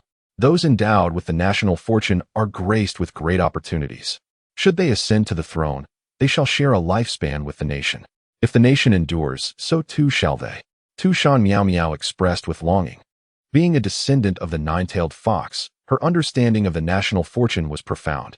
Qiming rolled her eyes. I wonder if our Miao Miao will become the contemporary Daji? In the heavens, as Zhuangxu fused with the golden dragon, his aura surged once more. He continuously performed intricate hand seals, invoking the laws of heaven and earth. Although he had merely drawn upon a single dragon vein of the Great Xia, the overwhelming power was beyond what Zhang Taiping's body could endure. Zhuangxu could only manifest his divine form, condensing the excess national fortune into his own avatar. Nix glanced back at Lin Qiye. Child, you must flee quickly. I cannot hold on much longer. With her words, the essence of darkness converged into her being, resulting in a tremendous surge of her soul. Two opposing forces of law collided upon the earth, the Queen of Night and the human emperor locked in a tense standoff. Within the borders of the Great Xia, divine beings were restrained, and Zhuangxu declared, Nix, I shall claim your head as a warning to those foreign gods who dare to covet my Great Xia. Though women are inherently fragile, they become fierce when driven by motherhood. Zhuangxu, while this may be your domain, in your current state, how much longer can you endure? I shall slay you. Enough. The two colossal forms collided once more, prompting Master Chen to swiftly pull Zhang Taiping and the charioteer back, expanding his mental realm to withstand the cataclysmic force. Fire at the city gates, and the innocent shall suffer, the divine figure cried, summoning the immovable Mahavarakana avatar. Although they were sufficiently distant, the two titans exerted tremendous restraint over their destructive power, yet the three young ones were still hurled 1,000 meters away. The Mahavarakana avatar of the little monk shattered inch by inch, and he coughed up blood. Sensing the unmeasurable aura of the elder before him, Lin Qiye anxiously implored, Nix harbors no ill will towards my Great Xia. Please, intervene to halt this senseless conflict. Emperor Zhuangxu sought to kill a chicken to warn the monkey. Perhaps this battle was not about good or evil, but rather dignity, the dignity of humanity. I am afraid I cannot assist in this matter, Master Chen lamented. After several exchanges, Emperor Zhuangxu furrowed his brow. It seems that slaying a goddess of the night amidst darkness is not as straightforward as anticipated. If one dragon vein is insufficient, then I shall summon another. His avatar slowly extended its left hand, grasping yet another golden dragon. Meanwhile, Zhang Taiping's body oozed blood from every pore. Struggling to bear the weight of so much national fortune, appearing on the verge of explosion. This madman will endanger Zhang Taiping. Tushan Miao Miao exclaimed urgently. At that moment, a voice brimming with murderous intent resonated through the void. Who dares to meddle with the national fortune of my Great Xia? Emperor Zhuangxu turned his head slowly. Smirking in disdain, a few parasites clinging to the national fortune, yet you speak with such audacity. A valiant man donned in tattered battle robes, wielding a broken spear, gradually emerged from the national fortune. Upon seeing Emperor Zhuangxu's avatar, he paused, then bowed respectfully. Champion Hou Huitzubing pays his respects to Emperor Zhuangxu. Chapter 43. Overwhelming pressure in the training camp. Yuan Gang was organizing the new recruits for their retreat. Having come to the realization that the two formidable beings were beyond his capacity to confront, he could only lead the newcomers to safety for the time being. At that moment, his phone rang. Checking the caller ID, he saw it was his captain, Xiaopinga. What is the situation on your end? Master Chen has arrived. And the heroic spirits team is also here. It's all in chaos. Yuan Gang replied while managing the evacuation. With so many top-tier figures present, how can it be in chaos? Xiaopinga queried, perplexed. Master Chen, as a Confucian scholar, is inherently unable to take action against an emperor, and the heroic spirits team exists within the national fortune. Emperor Zhuangxu can directly invoke the power of the national fortune, and everyone present is utterly restrained. There is no stopping him. Xiaopinga's brow furrowed at this revelation. This truly poses a challenge. Emperor Zhuangxu's avatar cast a fleeting glance at Huitzubing and the others. Are you here to assist me? Please forgive us, Great Emperor. Your reckless manipulation of the national fortune is detrimental to the Great Xia. We implore you to cease. Huitzubing bowed and spoke. Your Majesty, Emperor Zhuangxu, are you saying that you intend to obstruct my path? Dare not. Huitzubing quickly clarified. Why waste words with him? Boss, this old fool has already siphoned 2 vital dragon veins of the Great Xia. If this continues, chaos will surely ensue. We must confront him directly. Tang Yuxing, wearing vintage headphones, exclaimed with fervor. Silence. At that moment, an overwhelming aura enveloped the arena, emanating from Emperor Zhuangxu. He was unconcerned about anyone attempting to flee, for no one could escape. The burden of the 2 dragon veins was immense for Zhang Taiping, and he relished the opportunity to toy with these young ones. In my past, I established an impenetrable barrier, banishing all deities beyond the heavens. For over 1,000 years, humanity knew no gods. It was not until King Wu's rebellion that the divine presence returned, and once more, humans became the servants of the divine. A millennium later, our successor, Zhang, unified the realm and erected the Great Wall to shield against the celestial deities, restoring the emperor's throne and granting humanity its freedom. Now, over 2,000 years have passed, and the gods, unwilling to relent, have unleashed a strange mist through the Antarctic seal, releasing abominable entities that have nearly annihilated humankind. Tell me, should the gods not perish? Emperor Zhuangxu spoke slowly. Li Qingxiang, although intrigued by these ancient secrets, was perplexed by their relevance to the situation. What purpose does this serve? How does it relate to your unauthorized siphoning of the dragon veins? Both my impenetrable barrier and Zhang's great wall prohibited the gods from entering. The reason they can descend again is that there are still their followers among humans. Be it the likes of GFA or the F-Rare who instigated the World War a century ago, they are merely pawns of the gods, tools for their return. Some supreme deities, in their quest for transcendence, have even sold their souls and bodies to these entities, which could lead to the world's ultimate destruction. Humanity is not a monolith, and those who betray are more detestable than the gods themselves. You now prevent me from slaying Nikes. Have you not already aligned yourselves with the deities? The emperor's tone shifted, a fierce intent radiating from him. Is this old man out of his mind? To speak so recklessly? Wang Qing snapped, cracking her whip defiantly. I will say this once more, stand aside, or face death. The emperor's imperial might surged forth without restraint. Huitzubing stood protectively before the others. I implore your majesty to show mercy. We cannot allow you to slay Nikes, nor can you harm Lin Qiye. Very well. You are indeed formidable, the emperor declared, and with 3 swift strikes, his sword illuminated the skies, transforming night into day, drawing upon the power of the two dragon veins, elevating his strength yet again. At this moment, both Nikes and the heroic spirits felt immense pressure but could only brace themselves against the onslaught. Poof, poof, poof. Confronting the might of the Great Xia's national fortune, it was akin to striking a stone with an egg, and they all simultaneously spewed blood, their eyes wide with terror.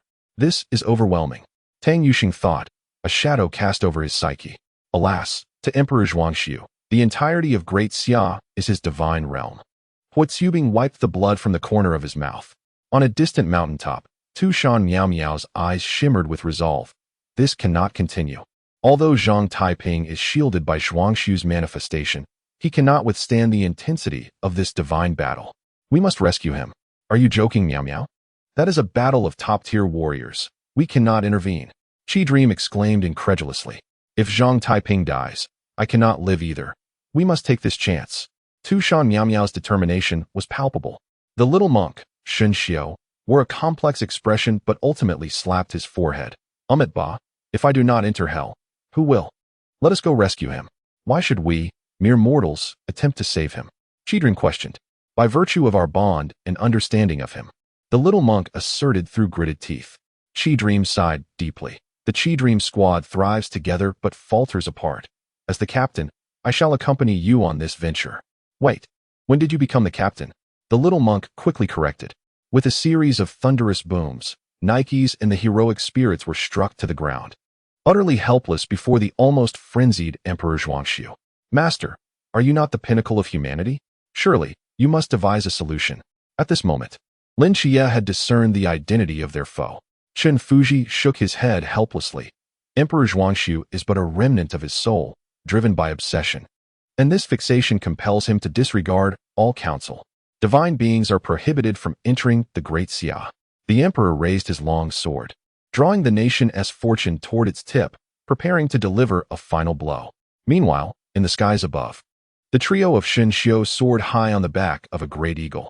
They recognized that with their current cultivation, they could not approach Emperor Zhuangxiu directly. They could only rely on the pull of Earth's gravity. Paratrooper 1, Tu Shan Miao Miao, ready for action. Paratrooper 2, Qi Dream, ready for action. Paratrooper 3, Shen Xiu, ready for action.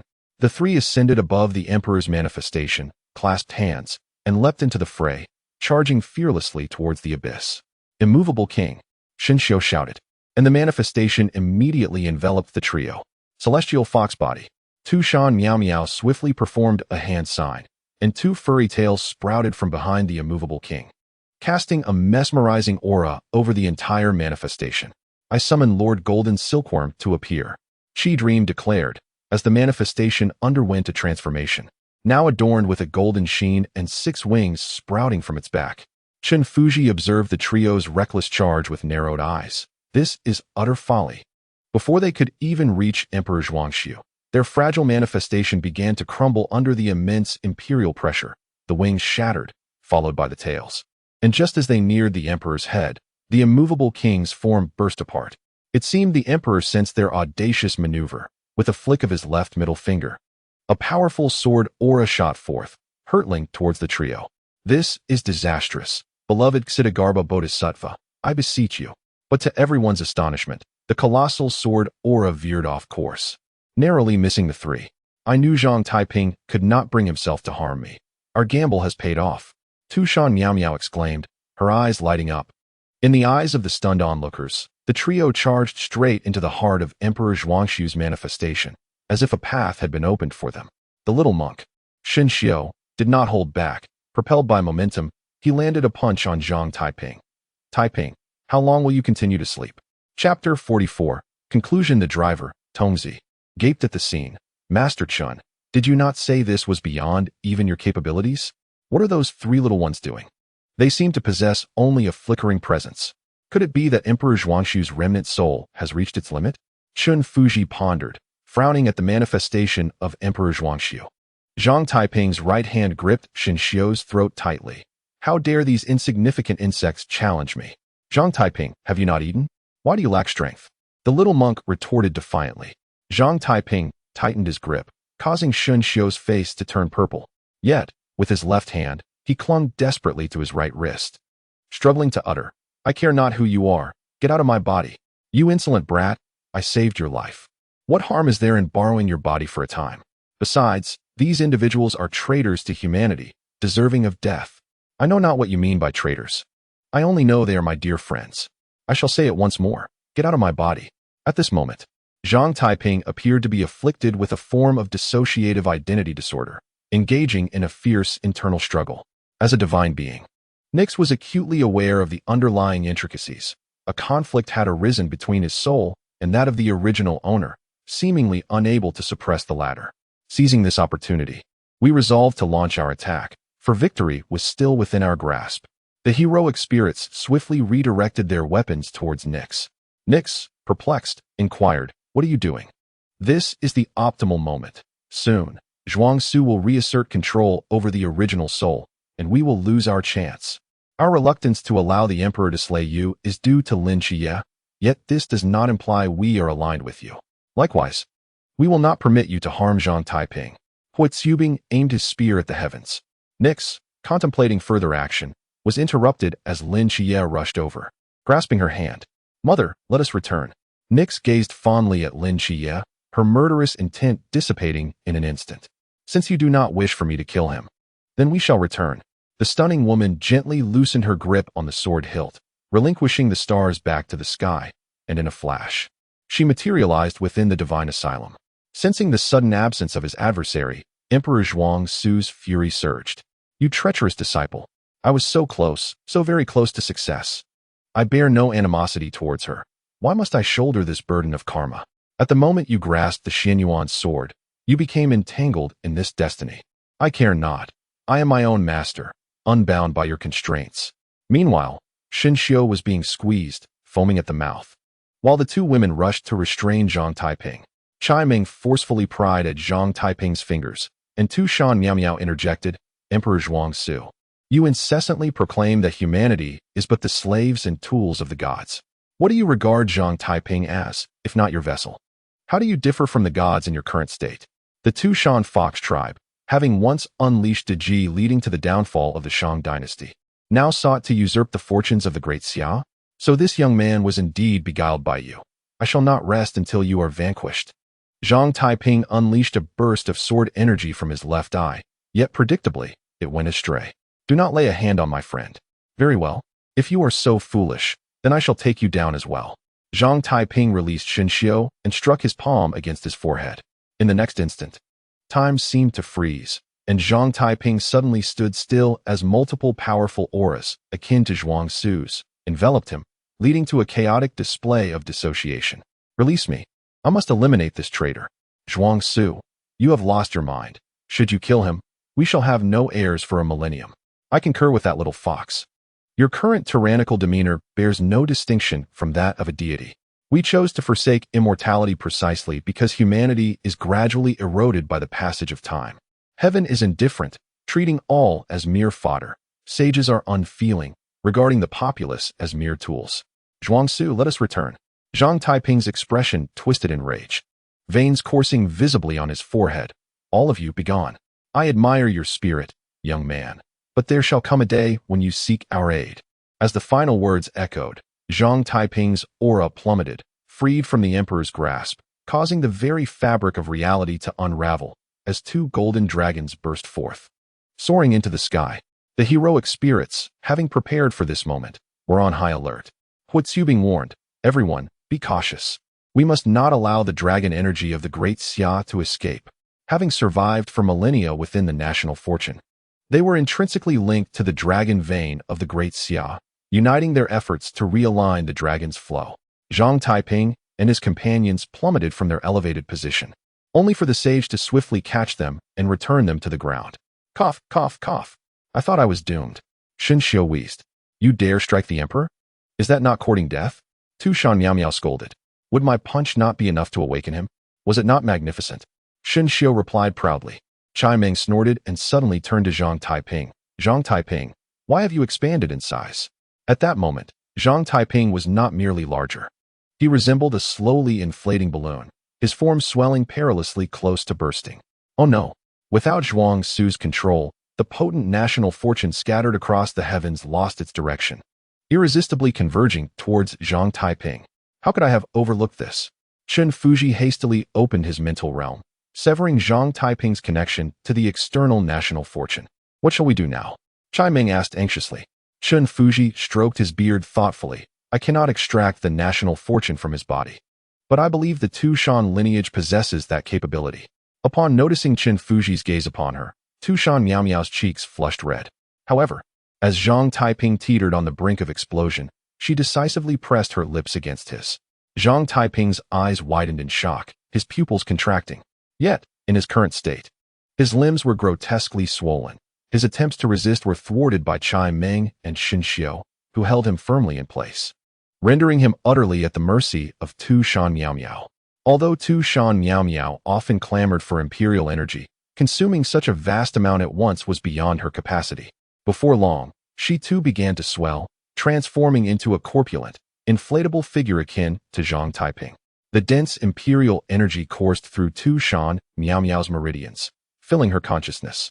And with a resounding crack within her body, she instantaneously transcended from the Zhan realm to the Qi realm. A fluffy, yellow tail gradually emerged from behind her, marking her evolution into a three-tailed fox. The first of Tu Shan Miao Miao's tails was of the wood element. Wood ignites fire, and fire generates earth. Thus her third tail manifested as a yellow earth attribute. After a prolonged moment, their lips parted. Though both still appeared somewhat bloated, they were no longer in mortal danger. Zhang Taiping wiped the drool from his mouth, grumbling, "Must one extend their tongue to absorb imperial energy? I had no choice. It was beyond my control." Tu Shan Miao Miao replied with a mischievous grin. At this moment, the two golden dragons were subdued by the heroic spirits, guiding them back into the national fortune of the Great Xia. The sage sighed. "I cannot leave this venture empty-handed. Let me employ a small stratagem." His mental realm suddenly expanded, enveloping the entire training camp, erasing all memories of this night from the new recruits.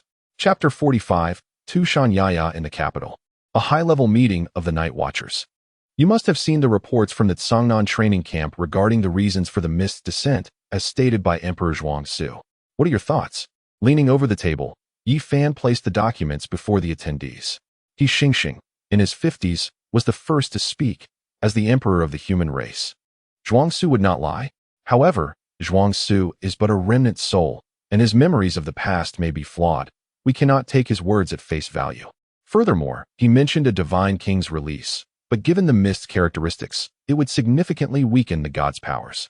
What advantage would he gain from this? Xiaopinga presented a counterargument. Yi Fan scanned the room, finally resting his gaze upon the elder Tu Shan Yaya, who bore a large wine gourd on her back.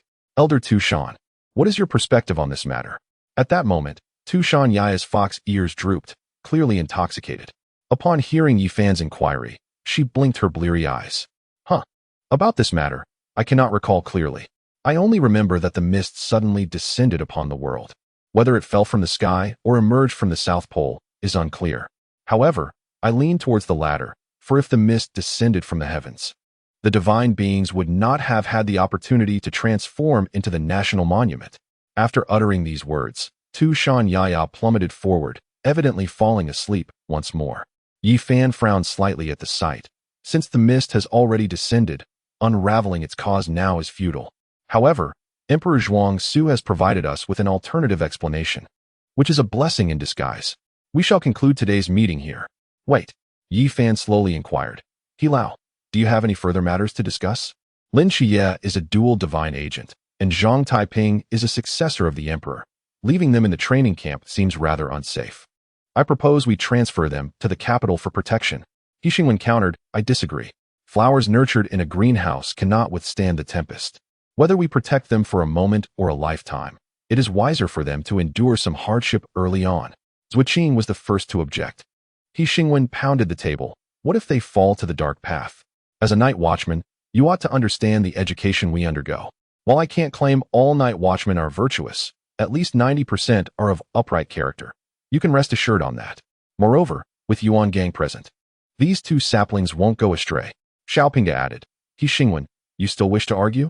I am uncertain about Lin Qiye, but as for Zhang Taiping, being the great successor he is, if you bring him to the capital, a place where the nation's dragon energy converges, if he causes a stir there, it would truly upheave everything. Once Qiye finished her remarks, she nonchalantly exited the conference room. Yi Fan cleared his throat to ease the awkwardness. Let us allow them to remain in the training camp. The meeting is adjourned. As everyone departed, Xiaopinga wrapped an arm around Zhuqing's shoulder. Have you noticed that Yi's assets seem to have grown? Keep your distance, you creep. It's disgusting. Zhuqing retorted sternly. You were just ogling her. By the way, how old is Yi? 1,000 years or two. Xiaopinga mused. Yi suddenly halted in her tracks, her fox ears swiveling like two sensitive radars. Xiaopinga, I've been itching for a spar. Come and practice a few moves with me. Yi turned back, cracking her knuckles. Xiaopinga wore a bitter expression while Zhuqing relished the unfolding drama. Yeah, I was wrong. I admit my mistakes. In the training camp, over 200 new recruits looked bewildered, having just awoken from slumber only to find themselves fully dressed and assembled on the training ground. All memories of the incident had been erased from everyone there, except Yuan Gang and the instructors. As whispers of confusion spread among the recruits, Yuan Gang cleared his throat and declared, "Excellent job, everyone. You all reached the training ground within 3 minutes, so the punishment is hereby cancelled. Everyone, run back to your dorms and sleep." The human brain is a peculiar machine, adept at fabricating explanations for the inexplicable. Thanks to Yuan Gang's quick thinking, many recruits had already conjured up scenarios of racing out of their dorms upon hearing the whistle. As the recruits sprinted back to their dorms, Hong Hao remained skeptical of Yuan Gang's words. What on earth happened? I have no recollection of how I ended up here. If you trust me, do not ask anything. Yes, this is the essence of a soldier. They do not require explanations, only commands. With the matter resolved, the heroic spirits team returned to the grand trajectory of the Great Xia, while the sage departed in a carriage from Cangnan. Zhang Taiping and his companions entered the new recruit training camp. Zhang Taiping earnestly addressed Lin Qiye. "Qiye, I apologize. If it weren't for me, we wouldn't be facing such a significant dilemma. I too share the blame. I shouldn't have brought my mother out without permission." "Mother?" Lin Qiye exclaimed in astonishment. "You are a descendant of the divine." Lin Qiye hastily clarified, "I am human, and she is not my true mother." Seeing Lin Qiye unwilling to elaborate, the others refrained from pressing further, for everyone harbors a secret. Zhang Taiping then turned to the trio of Xinxiu. "Thank you for your help. Had it not been for you, I might have made a grave mistake." Xinxiu patted his shoulder. "We are friends. Such formalities are unnecessary." Qi Ming pulled the still somewhat plump Tu Shan Miao Miao in front of him. "You should thank Miao Miao. She was the first to propose your rescue. And she was also the last to conclude the matter. Indeed, you must take responsibility for her." Xinxiu chimed in, relishing the drama. Tu Shan Miao Miao, however, became flustered. "Stop saying that. I did nothing. We are all friends, and I merely did what was right." Qi Ming lamented. "Miao Miao, where's your usual spirit? Why do you falter at such a critical moment?" "Zhang Taiping, what do you think we should do?" However, Zhang Taiping's mood was less than buoyant. Xinxiu curiously inquired, "What troubles you?" "Oh, I see. This fellow must be grappling with a childhood betrothal at home, caught in a fierce internal struggle over what choice to make." Qi Ming speculated, "Given the gravity of the situation, can I still remain here?" Zhang Taiping sighed. The group exchanged glances, their light-hearted banter ceasing as the weight of the situation settled upon them. Indeed, with the uproar this incident had caused, it was likely Zhang Taiping would face severe repercussions. The thought of this cast a shadow over their spirits. Chapter 46. Making amends. The following morning, the assembly whistle echoed, and the new recruits repeated their early morning drills. After a night of reflection, Zhang Taiping and Tu Shan Miao Miao had regained their former states. Zhang Taiping appeared unchanged, while Tu Shan Miao Miao, now sporting an additional foxtail, had grown taller and more enchanting, her already alluring presence heightened, drawing attention wherever she went. Due to the absence of the head chef, breakfast consisted of raw meat and steamed buns. The dining hall's patrons glared resentfully at Zhang Taiping and his companions, for their actions had condemned them to endure such meals for several days. Yuan Gang strode into the dining hall, surveying the room before calling out, "Zhang Taiping, come with me." Zhang Taiping sighed, clutching the bun in his hand. "I knew this moment would arrive. Should we accompany you?" Tu Shan Miao Miao inquired with concern. "No need. The fault is mine, and I must bear the consequences," Zhang Taiping replied, following Yuan Gang out of the dining hall. Yuan Gang led him to a military jeep, where he handed Zhang Taiping a gourd, specifically, the purple gold gourd from Zhang Jibai. According to the training camp's regulations, new recruits were prohibited from consuming alcohol. The return of the gourd indicated that Zhang Taiping was to be expelled. Zhang Taiping felt a twinge of injustice. Just as he had begun to forge friendships in the training camp, it was all about to unravel. The vehicle sped away from the training camp, heading towards the center of Cangnan. Are they sending me straight back to Team 136? Then again, I was recommended by Chun Mu. So this might be a direct return to my origins. How will I face everyone? Zhang Taiping's heart raced with trepidation. Admit your mistakes and accept your punishment. The sins you've committed must be atoned for. When we arrive, you better conduct yourself well. Yuan Gang admonished. Zhang Taiping looked despondent at this point. No matter how I perform, Sister Hong Ying will still thrash me.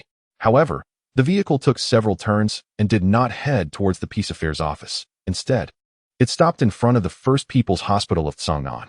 Get out. Yuan Gang opened the car door. Zhang Taiping was taken aback. Is someone from Team 136 injured? Why is our meeting place here?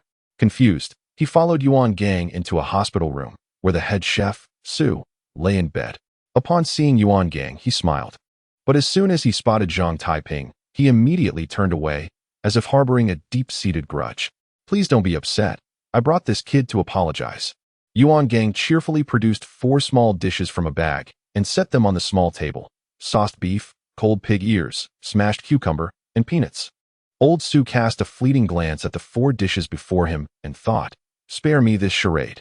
That rascal has pilfered my treasured collection. I shall not rest until I settle the score. Yuan Gang set 3 cups on the table and kicked Zhang Taiping, who was sitting nearby. You seem clever on ordinary days, yet today you appear utterly daft. Zhang Taiping was genuinely bewildered at that moment, fearing he would be expelled or secretly detained, never anticipating that Yuan Gang would bring him to apologize to old Su. That purple gold gourd is a forbidden item which I cannot open. You have some discernment. I have already prepared the side dishes, so hurry up. Realizing the urgency, Zhang Taiping quickly filled the 3 cups to the brim, respectfully lifting one with both hands. Old Su, I was foolish earlier. I am here to apologize to you. Let us drink to demonstrate my respect. Humph, do not think this will earn my forgiveness. Old Su began, but his sentence faltered as his nose suddenly twitched. What is this wine? It smells delightful. The old man immediately turned to pick up the wine cup and sniffed. Yuan Gang popped a peanut into his mouth and remarked, this is home brewed by Zhang Taiping's family, named Zhuang Yuan Hong, prepared for his wedding feast. If memory serves, it has been over 20 years. Zhang Taiping's grandfather was a notorious drunkard, and his father could hold his liquor well. One could hardly expect him to grow up without a fondness for wine. A few days ago, we stole your wine out of sheer craving, and today I brought him to apologize to you. Old Su downed the wine in one gulp, his eyes sparkling with delight, greedily eyeing the gourd in Zhang Taiping's hands. Understanding the unspoken cue, Zhang Taiping promptly refilled the old man's cup. After 3 cups, old Su's complexion grew rosier. His ailment was largely psychological, with no remedy save for liquor. Enjoying wine is not a vice. My leader cherishes it. And I have concluded that those who love wine are invariably good people. Let us toast. Old Su's demeanor underwent a complete transformation. Yuan Gang raised his cup in agreement. China boasts 2 great cultures, Confucianism and wine culture. I, Yuan Gang, am a simple man, incapable of grasping literature, but I can certainly drink. Cheers. Zhang Taiping again filled their cups. Old Su, I sincerely apologize for my earlier transgression. I should not have stolen your wine. As I just stated, those who love wine are not bad people. What is theft in comparison? I too have committed such acts in my youth. Come, let us indulge in a few more cups. As they drank, old Su began to sense something amiss. The gourd in Zhang Taiping's grasp could hold no more than a pound, yet each of them had consumed at least 8 ounces, and the gourd showed no signs of depletion. Seemingly reading old Su's confusion, Yuan Gang raised his cup to explain, that gourd is a forbidden item, with a vast interior space. According to this lad, it can hold half a cellar of fine wine. Half a cellar. Old Su's eyes gleamed even brighter, and he could not help but salivate at the sight of the gourd. As the revelry reached its peak, the old man unexpectedly rose from his bed, insisting on forming a brotherhood with Zhang Taiping, proclaiming that they should share fortunes and wine, much to Zhang Taiping's embarrassment. What are you doing? This is a hospital, not a tavern. Take your revelry outside. A nurse scolded sharply. Yuan Gang, equally befuddled, replied, you do not comprehend. As the saying goes, Food supplements are better than medicine, and heart ailments require a remedy for the heart. Leave immediately, or I will call security. The nurse's command brought Yuan Gang back to reality, and he realized he had perhaps overstepped. Dear doctor, please do not be angry. I will leave at once. Wait. The nurse approached Zhang Taiping with a smile. Young man. How old are you? 14. Upon hearing this, the nurse furrowed her brow. You rascal. Not only are you encouraging a patient to drink, but you are also promoting underage drinking. Security, apprehend that man. Yuan Gang, hearing this, promptly fled, knowing that if he were caught, he would face days of disgrace and confinement. I shall arrange for your discharge shortly, Old Su. Everyone is eager to taste your culinary skills. Yuan Gang's voice faded rapidly. Very well. Old Su's face was flushed with excitement. Zhang Taiping, seeing this, also prepared to escape, but Old Su seized his arm. Zhang, have you considered the matter of our brotherhood? Old Su, please conduct yourself with dignity. Zhang Taiping leaped from the second floor of the hospital. Within the training camp, 3 young ones were worried about Zhang Taiping's predicament. If Zhang is expelled, I will quit immediately. Tu Shan Miao Miao exclaimed. Ba, I share your sentiment. Xiaona agreed. If you all feel this way, then I cannot remain here either. Shimin stated earnestly. However, as they entered the cafeteria, they were greeted by the sight of Zhang Taiping waiting for them. Zhang Taiping, are you all right? Shen Xiao rushed over. Zhang Taiping sighed. I'm fine. They asked me to stay. Hooray. Tu Shan Miao Miao jumped in delight. Moreover, our meals have returned to normal. The aroma wafting from the kitchen caught their attention, and they were taken aback to see the long-missed 4 dishes and a soup on the table. Chapter 47. Sparring as the chill of winter approached. The training ground was alive with one-on-one sparring sessions. The students had been training here for 5 months, becoming familiar with each other and forming small groups. The most intense match was between Shen Xiao and Chao Yuan, who swung his blade with reckless abandon, exuding a ferocity that seemed capable of engulfing Shen Xiao. Shen Xiao stood firm, hands clasped in prayer, empowered by the unmoving king, rendering Chao Yuan's attacks ineffective. He countered with a powerful punch, forcing Chao Yuan to retreat several steps. Rather than a clash between Chao Yuan and Shen Xiao, it felt more like a confrontation between the unmoving king and the Black King, one with astounding offensive power, the other with remarkable defense. The bout appeared endless. Moreover, Chao Yuan's malevolence enveloped the entire training ground, making it impossible for others to train. Instructor Hanli frowned at this sight and tossed a wooden sword to Zhang Taiping. This cannot continue. You need to intervene. With the sword in hand, Zhang Taiping felt numerous strands appear before his eyes. He shook his head vigorously, attempting to escape this strange state, but found it quite challenging. Just as Shen Xiao prepared to strike, Zhang Taiping suddenly appeared in front of him. Let me take this one. You rest. Be cautious. Old Chao is no pushover. Shen Xiao warned before stepping out of the circle. However, he felt assured. After 5 months, Zhang Taiping had established himself as the strongest in close combat. Chao Yuan's eyes burned crimson as he charged at Zhang Taiping, swinging his blade down with a furious roar. Zhang Taiping raised his sword to block, swiftly delivering a sidekick to Chao Yuan's waist. In his frenzy, Chao Yuan did not dodge, attempting to withstand the blow. Had it been anyone else, he might have had a chance to counterattack after absorbing the kick, but Zhang Taiping's strike was so powerful that it sent him flying. While still airborne, Zhang Taiping pursued, aiming his sword at Chao Yuan's wrist to disarm him. Yet, Chao Yuan was no fool. As he rotated mid-air, he spun like a top to gain momentum, countering Zhang Taiping's advance. Zhang Taiping evaded, and as Chao Yuan landed, they locked eyes and charged at each other. Despite the deadly aura surrounding Chao Yuan, Zhang Taiping sliced through it with each strike, forming an impenetrable barrier around himself and gradually gaining the upper hand. This is incredible. If only I could master my swordsmanship to such an extent, Bai Li Pang remarked enviously. Lin Qiye observed Zhang Taiping's technique closely. This swordplay seems familiar. 5 months ago, on that fateful night, it was the same technique Emperor Zhuangshu used against the goddess of night. While Zhang Taiping's execution differed, it was effective enough to sever Chao Yuan's malevolent energy. Tu Shan Miao Miao chuckled, wiping sweat from her brow. Does this mean he has discovered his own sword intent? It is not as simple as it seems. To emulate me is to live. To imitate me is to perish. Ultimately, the path of others is their own, and the journey to discover one's own sword intent remains long and arduous, Qi Ming remarked with a furrowed brow. Lin Qiye, pondering this, mused. Does that imply that mastering the sword necessitates self-study? Not at all. Shinsho interjected with a smile. The moon reflected in water is still the moon in the sky. We can discern the true moon through its reflection, just as we can grasp our own path through the experiences of others, validating our understanding and minimizing detours. Tushan Miao Miao stretched lazily, exclaiming, precisely. The little monk is quite knowledgeable. As their conversation unfolded, Zhang Taiping was diligently shattering the malevolent energy surrounding Qiao Yuan, forcibly extracting him from the state of annihilation. However, there was little joy on Zhang Taiping's face, as Dream had suggested.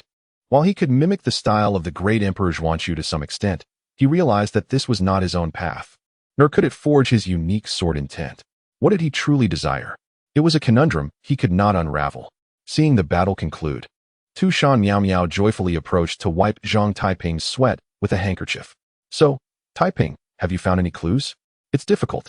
Witnessing this scene, the new recruits felt a twinge of envy, not just among the boys, but the girls too. Baili Pangpang rushed over to assist Qiao Yuan, who wore a disgruntled expression. Come on, old friend, you've been beaten before. Why are you still so obstinate? Of course I am. What is so special about that kid? Why does Miss Miao Miao regard him so highly? Qiao Yuan complained. Qiao Yuan held no particular preferences when it came to girls, as long as they possessed a voluptuous figure. He was quite taken. With Tushan Miao Miao's third tail, her attire barely contained her form. Shen Qingzhu patted his shoulder. Old Qiao, what kind of eyes do you have?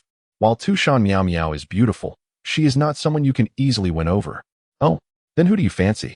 Qiao Yuan scoffed. I prefer the pure and innocent type, like Qi Meng. Shen Qingzhu replied, glancing toward Qi Meng, who was resting nearby. Qi Meng, sensing the gaze, turned and flashed a bright smile, revealing her pearly white teeth. Shen Qingzhu, feeling pleased, waved back, only to suddenly crouch down, exclaiming, oh no, my stomach hurts. Qi Meng, you needn't be so petty. She merely complimented you. Tushan Miao Miao laughed. Men who comment on girls behind their backs are unworthy. Qi Meng retorted fiercely. Though the two girls shared a dormitory, their personalities were entirely different. Tushan Miao Miao was flamboyant and carefree, while Qi Meng possessed a certain jealousy typical of Miao girls, always seeking retribution. Hey, Shinsho, what do you and Zhang Taiping discuss every night in the dormitory? Shinsho counted on his fingers. What to eat for breakfast tomorrow? What to eat for lunch? What to eat for dinner? Is that all? Zhang Taiping chuckled. Do you really want to know? Tushan Miao Miao's eyes sparkled with curiosity. Yes. Very well. Zhang Taiping sighed deeply and proclaimed, among the three teachings, none is superior. Since ancient times, only the Tao has been revered. Shinsho immediately objected. As disciples of Buddhism, we relinquish all attachments. All laws are empty, and all phenomena are manifestations of Buddhist teachings.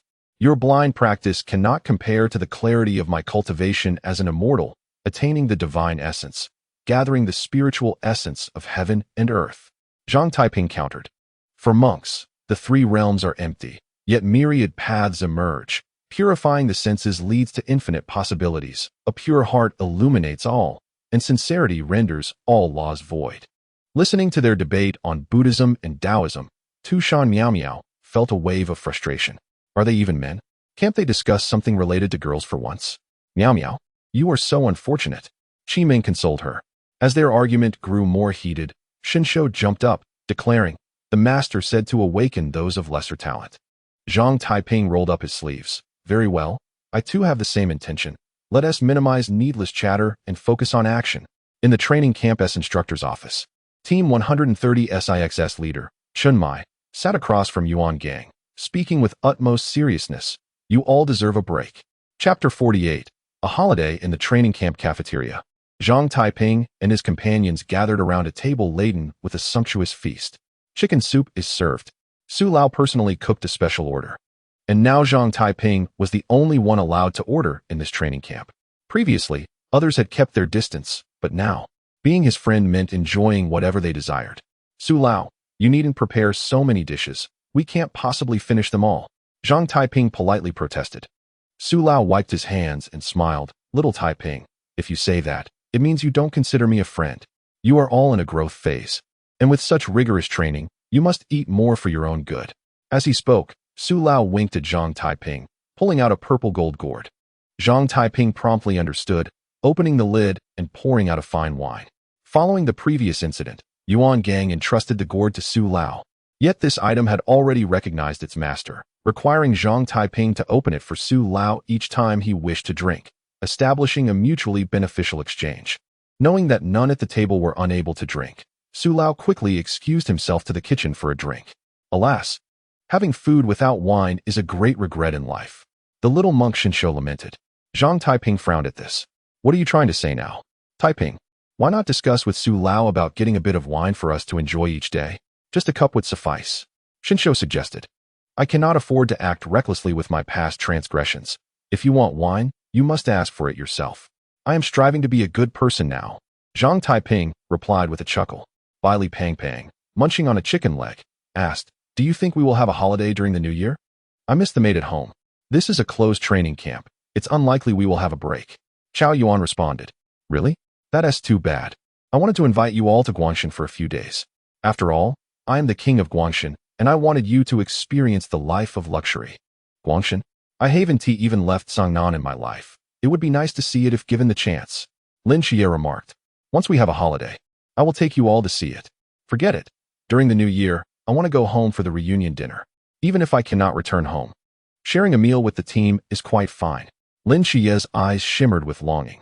Li Pang Pang, feeling somewhat disappointed, asked, if we do get a holiday, what are your plans, Zhang Taiping? Do you need to ask? Of course, I will return home to make dumplings with my parents. It has been 7 years since I last celebrated the new year with my family, Zhang Taiping said, a look of guilt crossing his face. Qi Ming blinked her large eyes. In the Miao culture, there are both raw and cooked seedlings. We do not celebrate the new year with Han people, so I cannot say what my plans are. When the new year approaches, the temple becomes bustling with visitors, and the hanging temple turns quite lively. I miss my master a bit. Shinsho expressed with yearning. Tu Shan Miao Miao leaned closer to Zhang Taiping. If we do get a break, I would like to meet your parents and see what Xiao Zhibai has become. Hearing this, Zhang Taiping looked at her with a puzzled expression. Miao Miao, how old are you this year? Asking a girl her age is considered exceedingly rude, and she just turned 18. Tu Shan Miao Miao realized her faux pas and quickly changed the subject. In the training camp instructor's office, Yuan Gang, filled with righteous indignation, declared, you are aware of the rules established by Chunmai at the training camp. Our training is a year-long, closed-off regimen. It is impossible for you to simply declare a holiday. If you insist, then grant Zhang Taiping and Lin Qiye a separate leave. This is sheer nonsense. It violates our established order. If that is the case, we shall deliver meals to them, perhaps dumplings. Yuan Gang fixed his gaze upon Chun Mai for a moment. To my knowledge, Team 136 has always operated discreetly. What has transpired this time? Can you enlighten me? Someone is planning to strike at the new recruits. What? That is inconceivable. With so many instructors present, how could they possibly dare? Chun Mai leaned back. When the stakes are high enough, they may well possess the audacity to act. Are you aware of the bounty on by Li Tuming's head? It has reached an astounding 800 million. A sum that ordinary people could never hope to accumulate in a lifetime. 800 million is enough for many to wager everything they hold dear. Moreover, within the training camp, there is a double agent from the ancient deity faction, a possessor of the imperial ruins. The ancient god society will not let them off easily. If Lin Qiye and his companions may still be contended for, Zhang Taiping, on the other hand, poses an unavoidable threat to the ancient god society. You are aware of their methods. They excel at manipulating hearts. Can you truly guarantee that none of these instructors could be traitors? Chinmai, do mind your tone. Yuan Gang rose in fury. The ancient god society has numerous divine agents skilled in influencing minds. Even if your instructors possess unwavering resolve, can you assure that they will remain unmanipulated in the face of overwhelming power? According to your assertions, our training camp currently faces both internal strife and external threats. If our camp is not secure, can your team 136 safeguard Lin Qiye and the others? Yuan Gang slowly sat back down. Our team 136 consists of 6 members, and we trust one another implicitly. Thus, we face no internal strife, only external threats. As for external dangers, Team 136 has never feared them. Chinmai's gaze was resolute. Yuan Gang pondered deeply. Perhaps, as Chinmai suggested, the entire training camp had indeed fallen into a precarious state, caught in a web of both internal and external dilemmas, leaving their side at a disadvantage. So what do you propose we do? Yuan Gang finally inquired. Let us employ the strategy of the golden cicada shedding its shell. Since their plots are all directed at the camp, we shall send the trainees out, thereby catching both sides unprepared. Shenmai replied. A piercing whistle echoed through the air, prompting the new recruits to swiftly vacate their dormitories. Within 3 minutes, they all assembled at the training grounds. Yuan Gang surveyed them and remarked, "Excellent. It seems that after 5 months of training, you have begun to embody the essence of soldiers." After discussions with other instructors, they decided to conclude physical training a month early and transition to tactical training, firearms instruction, and forbidden ruin education. The recruits sighed in relief, with the plump Bailey expressing his joy with tears in his eyes. "Did you hear that, Qiye? The nightmare has finally come to an end."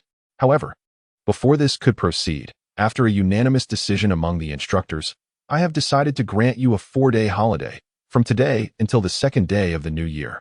Bai Li, overwhelmed with excitement, exclaimed, "I can't believe we really have a holiday. Comrades, let us charge towards Guangshan. For these 4 days, all expenses will be on the account of Bai Li Gongzi." Yuan Gang shot a cold glance at Bai Li Tuming and grunted. However, during the holiday, no one is permitted to leave Cangnan. Should anyone be found violating this regulation, their qualification to join the Night Watchers will be immediately revoked. Bai Li Tuming retorted. Chapter 49. The assault. Upon hearing of the holiday, the new recruits hurried back to pack their belongings. What do Han people do for the new year? Qi Dream inquired, puzzled.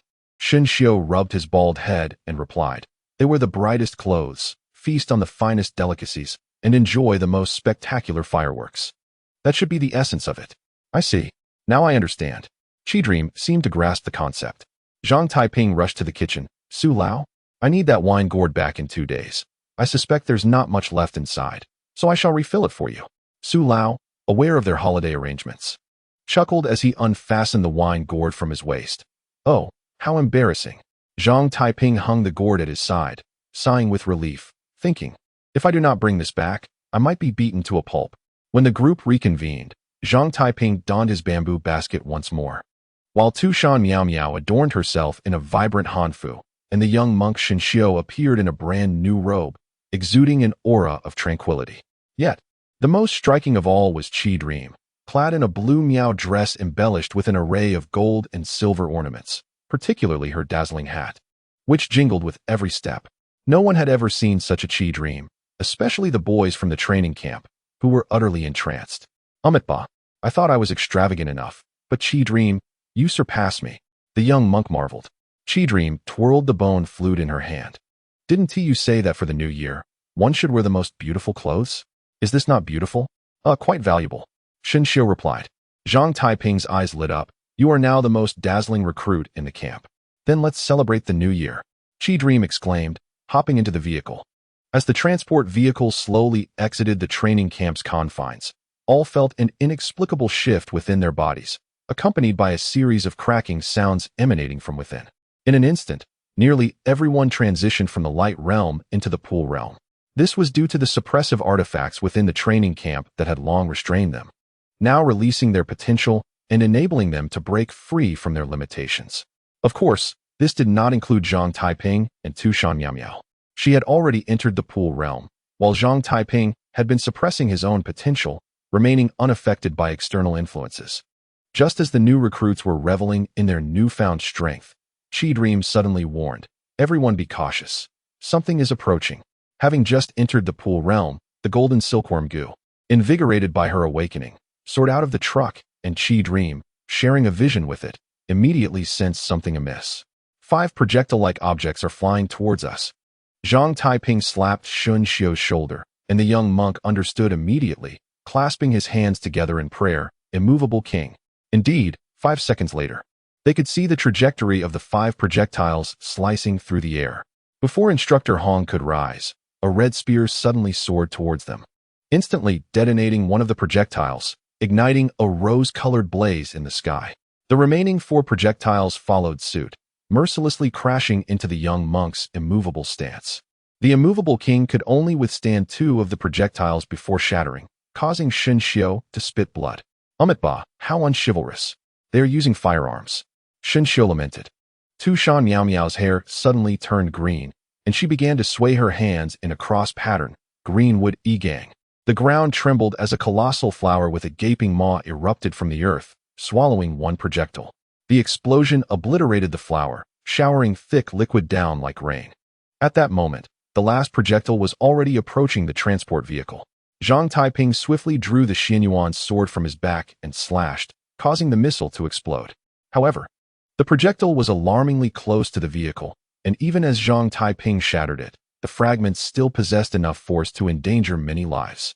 Lin Qiye's eyes gleamed with golden light as an overwhelming darkness emanated from him, consuming the shattered fragments or slowing their descent, rendering them harmless to the group. Amitba, we are fortunate to have Lin as our benefactor. Otherwise, Zhang Taiping would surely bear the blame. Xin Xiu quipped, even as he coughed blood. How was I to know that thing would explode into so many shards? Zhang Taiping exclaimed, producing a specially made pill from Longhu Mountain and placing it in Xin Xiu's mouth. Thanks to Zhang Taiping's timely strike, the projectile had detonated prematurely, ensuring that Lin Qiye did not lose consciousness from the depletion of his mental energy this time. Within the training camp, Yuan Gang abruptly rose. What is happening? Shortly thereafter, an instructor arrived to report. Report, Chief Instructor, the bus transporting the new recruits has been attacked by a bomb. What? Fortunately, the members of Team 136 had detonated a bomb prematurely. The serene young monk had blocked 2 bomb attacks with his immovable Vajra, and Tu Shan Miao Miao devoured 1 bomb with her large mouth. The final bomb was destroyed by Zhang Taiping, and Lin Qiye managed to consume the majority of the bomb fragments through some unknown means, ensuring the bus remained unscathed. Yuan Gang let out a sigh of relief. As long as the new recruits are unharmed, that is all that matters. However, I cannot fathom how the enemy was able to deploy the bombs. Moreover, they were ambushed immediately after leaving the training camp. It seems Chen Muyi was indeed correct. There is a traitor among us. Hundreds of miles away from the new recruits camp, at Missile Launch Base 39, the urgent alarm blared. Base 39, respond. Base 39, respond. Amidst the cacophony, a voice crackled through the communications console. In front of the missile control panel, a beguiling woman wielded a handle-less blade, wearing an enigmatic smile. Upon closer inspection, it was evident that she possessed vertical pupils, and her tongue, which she occasionally flicked out, was split in 2. They managed to send the new recruits out of the training camp. These individuals appear to be more astute than we anticipated. A man clad in black narrowed his eyes. It is all due to those rats causing too much commotion in Songnan, alerting them prematurely. Ahaha, Spassy. You are truly slothful. You cannot even handle such a trivial matter. Your brains are trembling. Ah, sloth, sloth, sloth. We must atone for our laziness by giving back to love, proclaimed a middle-aged man with a grotesque expression and a green, watermelon-shaped hairstyle, as he clawed at his own face. The woman with vertical pupils rubbed her forehead. I truly do not understand why they sent him. My head feels as if it will explode. Sloth, sloth, sloth. The man in black replied helplessly, just bear with it. After all, his strength is formidable. Very well, I shall deal with that dual deity agent. While this watermelon-headed fellow can trouble the owner of the imperial ruins. The man in black turned to the still raving slothful archbishop. What say you? Sloth. The green watermelon-headed man reclined at an odd angle, yet it seemed he had acquiesced. Chapter 50. Homeward bound the bus slowly advanced when a vehicle suddenly obstructed its path. Hong Hao furrowed his brow and stood up, exceedingly cautious after the recent missile attack. I am Chen Muyi, the captain of Team 136. Here to pick up my team members. A middle-aged man descended from the car, carrying a stylish black long case. Hong Hao glanced back in confusion, and Zhang Taiping immediately raised his hand. Report, Captain Chen. He might be referring to me and Lin Qiye. All right, you two may disembark, Hong Hao said. As soon as Zhang Taiping stepped off, Xin Xiu, Tu Shan Miao Miao, and Qi Ming followed suit. Chen Muyi inquired, who are you? Amitba. We are Zhang Taiping's closest friends. This new year, we have nowhere else to go, so wherever he goes, we shall follow, the serene young monk replied, clasping his hands. But there is not enough room in my car. Chen Muyi lamented, as he had only a 5-seater vehicle, which already accommodated Hong Ying, and now 5 more had emerged. Tu Shan Miao Miao suggested, we can all squeeze together. Xin Xiu, you can go in the trunk. Goodness, good. Just then, Hong Ying rushed out of the car and embraced Zhang Taiping and Lin Qiye. How was life in the training camp, my dear little brothers? Lin Qiye maintained a relatively neutral expression, while Zhang Taiping turned crimson, his heart racing, stammering, It was quite good. Tu Shan Miao Miao narrowed her flirtatious eyes, while Qi Ming chuckled mischievously. Oh dear, Miao Miao, this guy does not dislike women. He merely dislikes you. It seems someone has gotten ahead of you. Humph. Zhang Taiping is still so young. He hardly understands what love is. Sensing hostile gazes upon her, Hong Ying shot a fierce glare back. But upon realizing the adversary was a strikingly alluring woman, her expression morphed into a mischievous grin. Wait. Could it be that someone actually found a girlfriend during training? I report that it is Zhang Taiping's girlfriend. Lin Qiye hurriedly distanced himself from Tu Shan Miao Miao. You slanderer. Zhang Taiping quickly defended himself. Hong Ying paid no heed and approached, taking Tu Shan Miao Miao's hand. Little Taiping has good taste. Your young girlfriend is remarkably beautiful. I find myself infatuated. Sister Hong Ying, let me explain, I did not. Tu Shan Miao Miao's animosity evaporated upon hearing Hong Ying's words. Sister Hong Ying, you are truly beautiful. By the way, what brand of cosmetics do you use? Your skin is absolutely radiant. You have been exposed to the wind and rain during training. Your skin certainly needs proper care. I can recommend a few skincare products. They quickly found common ground, leaving no room for Zhang Taiping's explanation. Click. Qi Ming bounced into the car and, as she passed Zhang Taiping, remarked, Did I just hear the sound of a heart breaking? Ba, the trunk's environment is quite pleasant. The serene young monk said as he climbed into the trunk. Now, the situation was as follows. Chen Muyi drove. Lin Qiye sat in the passenger seat. 3 girls occupied the back, and Zhang Taiping kicked Shen Xiao. Scoot over a bit. Leave some space for me. The vehicle headed straight back to the Peace Affairs office. Upon disembarking, Chen Muyi inquired about their plans. So, are you two going to spend the new year with us? Lin Qiye scratched his head. I lied to my aunt, saying I was going to enlist. If I returned suddenly, it would seem quite awkward. Hong Ying then turned to Zhang Taiping. Little Taiping, what about you? I wish to return home for the new year. My grandfather should be aware of my joining the night watch training. It would be quite normal to take leave during the New Year festivities. Zhang Taiping replied. His circumstances differed from Lin Qiye's. Lin Qiye had left abruptly, leaving only a letter, and returning without notice would easily expose his lie. Zhang Taiping, on the other hand, had it much easier, although his mother was strict. She was easily deceived, and he had not lied, so she would likely not suspect anything. Then, Hong Ying, could you see them off? Captain, in order for little Taiping to join the new recruit training, I previously set up a persona as the Ghost Fire Girl. It would not be appropriate for me to send them off. Hong Ying protested. Chen Muyi rubbed his forehead. Then I shall see them off. Having dropped off 2 individuals, Zhang Taiping and Shen Xiao finally emerged from the trunk.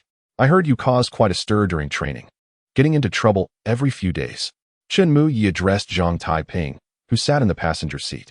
Zhang Taiping looked embarrassed. No way, Captain. You only listen to what others say. Stealing alcohol from the kitchen sent Su Lao to the hospital, gathering to drink before training, and on the first day of training. You managed to take down over 50 people. Most importantly, your rampage nearly ruined the entire training. Tell me, which of these is a fabrication? Chen Muyi said sternly. Zhang Taiping scratched his head.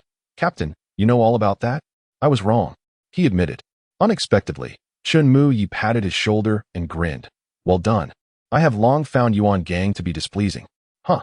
Before long, the vehicle arrived at Zhang Taiping's doorstep. At that moment, Zhang Bairen was affixing couplets. As today was the 29th day of the 12th lunar month, a time when posting couplets symbolizes a prosperous year ahead, Zhang Zibai sat on a small stool opposite the entrance, smoking. You are misaligning it. Move to the left a bit, to the left. Suddenly, a vehicle obstructed his view, and the old man was about to erupt in anger until he spotted Zhang Taiping disembarking. Grandpa, I'm back. Zhang Taiping's voice choked with emotion. A smile broke through the wrinkles of the elderly man's face. It's good that you are back. Good that you are back. The young monk Shinshio clasped his hands together and greeted. I have met the esteemed elder Zhang. Are you the disciple of that old rascal, Dunan? Zhang Zibai squinted slightly. Indeed. Zhang Zibai then turned his gaze towards the meow-clad Chimo, who did not respond warmly, but rather turned her head aside. Not taking offense, Zhang Zibai cheerfully inquired, How is my sister doing? I won't tell you. Granny told me to keep my distance from you. Chimo retorted angrily, knowing that her sister, Chili, had never married because she had fallen for this man. With a resigned sigh, Zhang Zibai looked towards Tushan Miao Miao and respectfully bowed. Miao Miao, esteemed elder. I hope you are well. What are you saying? I've just turned 18. How can I be your elder? Tushan Miao Miao exclaimed, visibly flustered. While occasionally glancing at Zhang Taiping's reaction, Zhang Zibai was about to say more, but noticed Tushan Miao Miao revealing her small tiger teeth and playfully shaking her fist in a mock threat. Chimo, intrigued, asked Miao Miao, "How old are you this year?" With a sigh, Tushan Miao Miao explained, "I really am only 18. In our demon clan, age is calculated based on transformation, before transformation. Our intelligence is akin to that of a 5-year-old. I transformed 13 years ago, so 513 equals 18. Zhang Zibai stroked his beard, reminiscing, "When I first met Miao Miao, she was merely an untransformed little fox. I never imagined I would grow old while she remains as charming as ever. Call me elder one more time and see what happens." Tushan Miao Miao could no longer contain herself, feeling Zhang Taiping's gaze had shifted.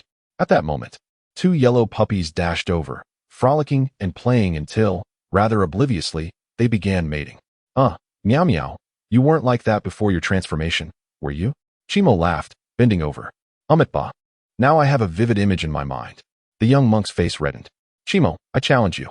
Tushan Miao Miao finally snapped, chasing after Chimo to tickle her. Chapter 51. Fireworks. Upon hearing the commotion outside, Zhang Mu wiped her hands on her apron and stepped out. The moment she saw Zhang Taiping, her eyes immediately welled with tears. Zhang Banian blocked her from approaching. "What are you doing?" Zhang Mu asked impatiently. Zhang Banian winked at her. "Did you see those 2 girls? Each one more beautiful than the last. Especially the one with golden hair. She's well endowed and looks like she would bear children easily." Zhang Mu rolled her eyes at this. "That girl seems quite cunning. If Taiping were to be with her, he would surely suffer. I think that girl in blue is lovely. Her eyes exude innocence. Our Taiping has that same sparkle, clear yet foolish. A trait cultivated from years of seclusion in the mountains. I still prefer the golden-haired girl." Zhang Banian analyzed. "The girl in blue is wonderful." While they spoke, Zhang Taiping and his companions were oblivious to their conversation. However, Chun Mai overheard and awkwardly cleared his throat. "Gentlemen, those 2 ladies have not consented yet. Why are you already selecting?" Zhang Banian chuckled. "Brother Chun, we trouble you again. Come down for a drink." "No, I have matters to attend to at the office. I must take my leave," Chun Mai replied before driving away. Finally, Zhang Mu approached, joyfully asking, "How long will Taiping be home this time?" "For days. We must return on the 2nd day of the new year," Zhang Taiping replied. "Why only 4 days? By the way, who are these friends?" Zhang Mu asked, looking at Xinxiu and the others. Zhang Taiping introduced, "These are my comrades, and their homes are not in Cangnan. So I invited them to celebrate the new year with us." "Hello, Aunt." The 3 chimed in unison. Although Chimo did not regard Zhang Zibai warmly, she still showed respect towards Zhang Mu. The more Zhang Mu observed Chimo, the more she liked her. Good. Aunt will make dumplings for you." Welcoming everyone into the house, Zhang Taiping intentionally lingered behind. "Grandfather, wait a moment. I have something to ask you." Zhang Zibai seemed to have anticipated this and led Zhang Taiping aside. "You wish to inquire about Emperor Zhuangxiu?" "Grandfather, you knew all along. What is the truth behind his sudden appearance in my mind?" "The story is long. In ancient times, the 3 sovereigns and 5 emperors established the Xia civilization. With the arduous efforts of our human ancestors and the assistance of the gods aided humanity to gain more faith, treating humans as mere crops to be harvested. Initially, humans could not resist the gods until the emergence of the human emperor altered this dynamic. From that point onward, the friction between humans and deities intensified, resulting in continuous conflicts for centuries. It was only when Emperor Zhuangxiu established a connection that this prolonged war between gods and men finally ceased. As a human, the emperor's lifespan is limited, while the gods possess longevity. To prevent their further encroachment on the Xia, the human emperor engraved his will into the Xianyuan sword, which later evolved into various imperial ruins. Since you have gained the recognition of the Xianyuan sword, you have naturally acquired these legacies." Zhang Zibai succinctly explained. Zhang Taiping pondered. If absolute connection is the human emperor's forbidden ruin, why does it cause devastating harm to Cangnan? "I'm not entirely sure. It seems Cangnan has been cursed by a powerful foreign deity. While absolute connection can dispel such curses, it comes at a cost, inflicting harm on Cangnan as well." Zhang Zibai fabricated an excuse. Zhang Taiping trusted his grandfather unconditionally. After a moment, he inquired, "Then can I use the forbidden ruins once I leave Cangnan?" "Indeed, absolute connection is only harmful to everything within Cangnan. It poses no threat to outsiders like Xinxiu and the others, Zhang Jibai clarified. Noticing Zhang Taiping's intent to ask further questions, Zhang Jibai quickly diverted the topic, fearing that his fabricated tale might unravel if pressed further. You've returned just in time. Help your father put up the couplets, Zhang Jibai instructed. On the 29th day of the 12th month, the four little ones joyfully put up spring couplets, hung lanterns, enjoyed fireworks, and feasted, reveling in their happiness. At 10 o'clock in the evening, Zhang Taiping brought out a massive homemade firework. Xinxiu touched his bald head and asked, "What are you doing?" "The fireworks you saw earlier were too small. This is the main event of the night, Taiping's iron flower. I assure you it will be spectacular," Zhang Taiping declared proudly. Chimo peered at the hefty creation. "Is this thing safe? Anything produced by Taiping is of the highest quality. Tonight, I will show you what true fireworks look like." Xinxiu approached and sniffed. "Where did you get this? Didn't the instructor tell us to bring only straight blades before the holiday? There is black powder in the armory. I simply carried some in my little bamboo basket." "Impressive, truly impressive." Xinxiu gave him a thumbs up. I'll light it. Tushan Miao Miao exclaimed excitedly, picking up an incense stick. As the fuse was ignited, the four little ones eagerly watched the enormous firework, but to their dismay, nothing happened when the fuse burned out. "Is it a dud?" Xinxiu approached to investigate. With a loud bang, the homemade firework suddenly exploded, as Zhang Taiping had packed it with ample explosives to enhance its visual appeal. Xinxiu was caught off guard and was propelled away by the blast. The remaining three fared no better. They had all been eagerly anticipating the fireworks, only to be sent sprawling by Zhang Taiping's explosive concoction. Though all four possessed considerable skills, they found themselves in a disheveled state, covered in soot and dust, utterly unprepared for the chaotic turn of events. Zhang Jibai suddenly leaped out from within his abode, only to find that his courtyard was enveloped in swirling smoke, a pungent scent of gunpowder assailing his nostrils. What on earth was happening? Zhang Baining rushed out from the house, inquiring about the chaos. Xinxiu, rolling on the ground, complained. "That scoundrel Zhang Taiping deceived us under the pretense of inviting us to watch fireworks. Instead, he treated us to explosives, and I am utterly mortified. I have always executed my plans flawlessly before." Zhang Taiping wiped his soot-stained face.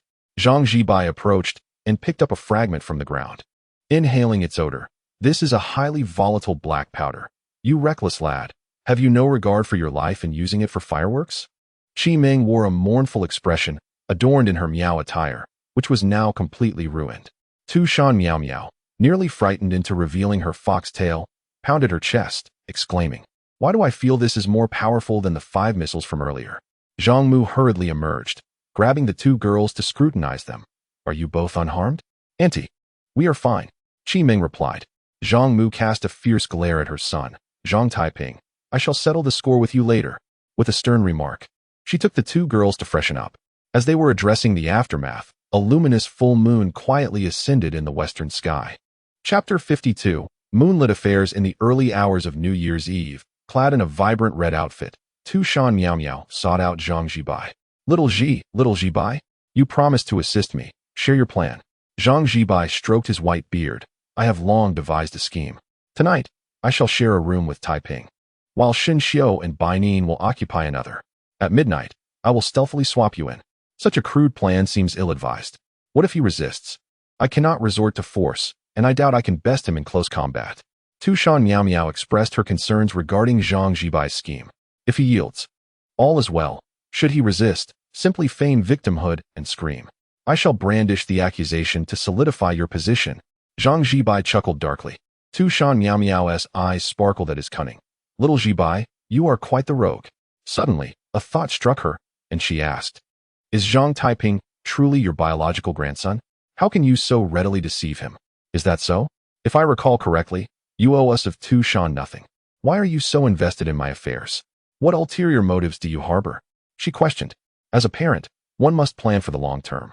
As a grandfather, my duty is even more profound. I am not aiding you. I am merely paving a path for my grandson." Zhang Jibai sighed. "What do you mean?" "In 2.5 years, a significant turning point will occur in Taiping's life. Growing up on the mountain, he possesses a Na'vi heart, and I fear his spirit may shatter.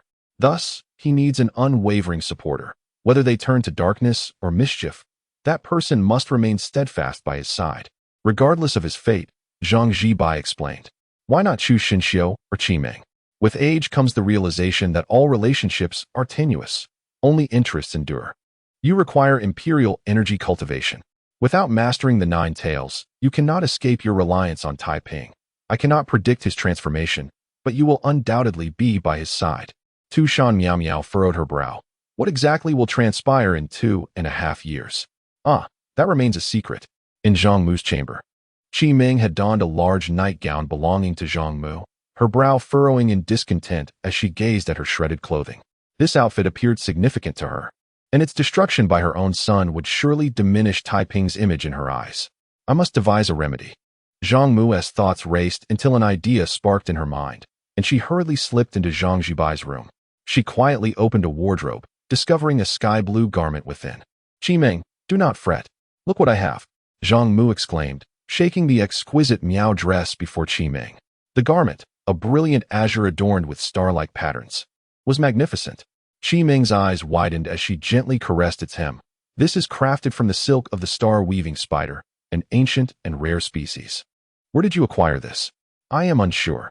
It seems your grandfather expended great effort to create it in his youth, intending to gift it to a beloved, but for some reason, it was never presented. He cherished it as a keepsake, often reminiscing. Rather than let it languish, why not wear it? Try it on, Zhang Mu urged. Upon hearing this, Qimeng frowned, disdainfully tossing the garment aside. I refuse. Had he gifted this dress, would she have lived in solitude? Just as Zhang Mu was about to persuade her further, the kettle's whistle interrupted her, prompting her to check. Qimeng, gazing at the dazzling garment, felt her resolve waver. This should belong to the Miao. Why should I not wear it? Zhang Zibai treasures it, and I shall don it to vex him. Zhang Taiping and Xinxiu had just washed, expending considerable effort to rid themselves of the lingering scent of gunpowder. As Zhang Taiping entered his grandfather's room to rest, he noticed Zhang Zibai was absent. To his dismay, he found the cherished trunk wide open, its contents in disarray. Oh no, could a thief have entered? Those items are of utmost value to my grandfather. What shall I do if they are lost? Panic surged within him. He first approached Zhang Bainen's room, finding his father sleeping soundly, impervious to his calls. What is the matter? Why the haste? Xinxiu inquired as she lay down. It's nothing. You rest. Zhang Taiping hastily made his way to his mother's room. Mother, a calamity has befallen us. We have been robbed, he urged, bursting through Zhang Mu's door. Yet in the next instant, a blinding white light nearly blinded him. Qimeng, in the midst of changing, froze, her pupils dilating in shock. As he beheld her graceful figure, Zhang Taiping felt warmth flooding his face, and blood streamed from his nose uncontrollably. He quickly turned away. Qimeng, allow me to explain.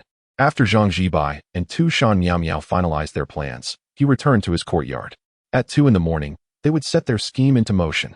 Zhang Zibai grinned mischievously. Understood. Tu Shan Miao Miao signaled affirmatively.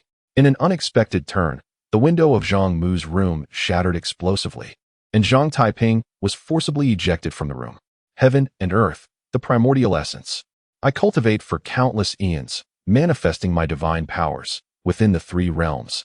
I stand alone in my path, my body radiating golden light. While still airborne, Zhang Taiping fervently gestured and chanted, a golden light enveloping him. That scoundrel dares to deceive me.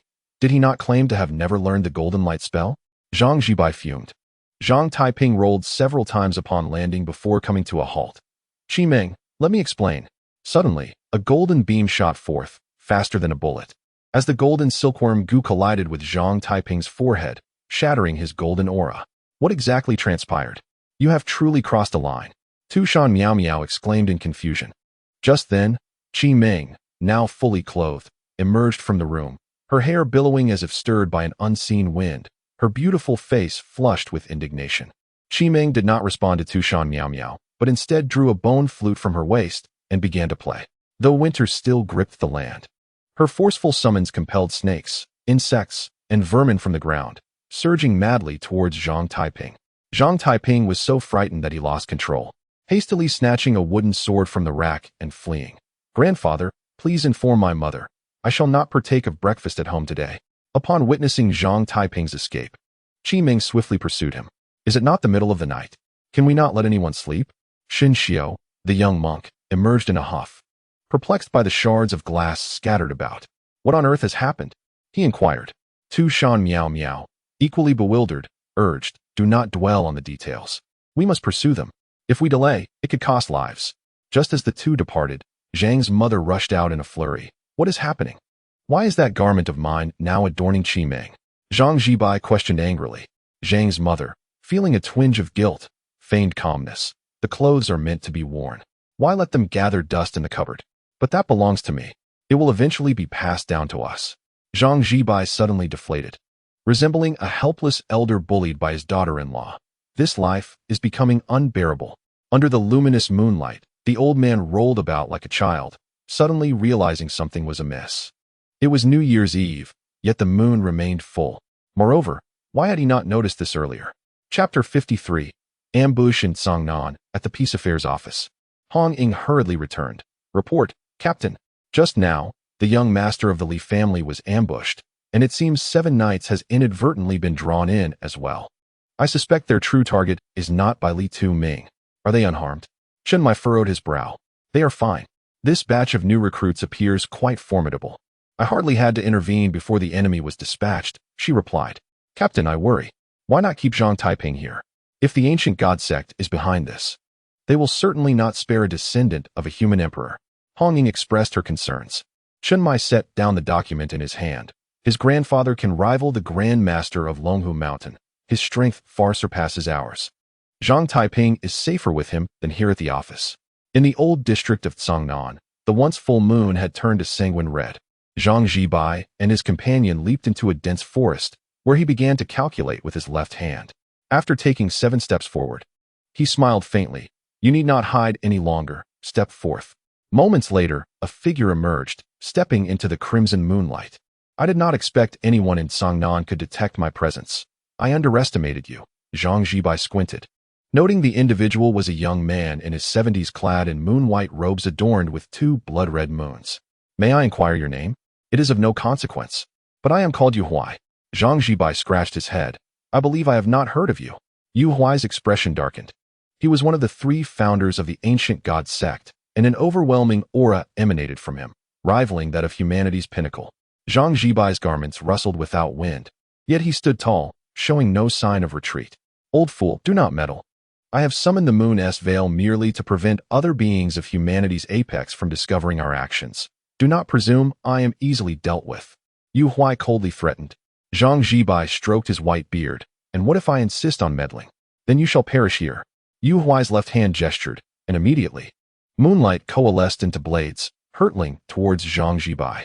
Zhang Zibai stamped his right foot upon the ground, summoning a massive bagua formation beneath him that neutralized the incoming moon blades while enveloping Yu Huai. Just as Yu Huai intended to retreat using the moonlight, he found himself momentarily severed from the lunar connection by the bagua formation. Old man, you have chosen your path to death.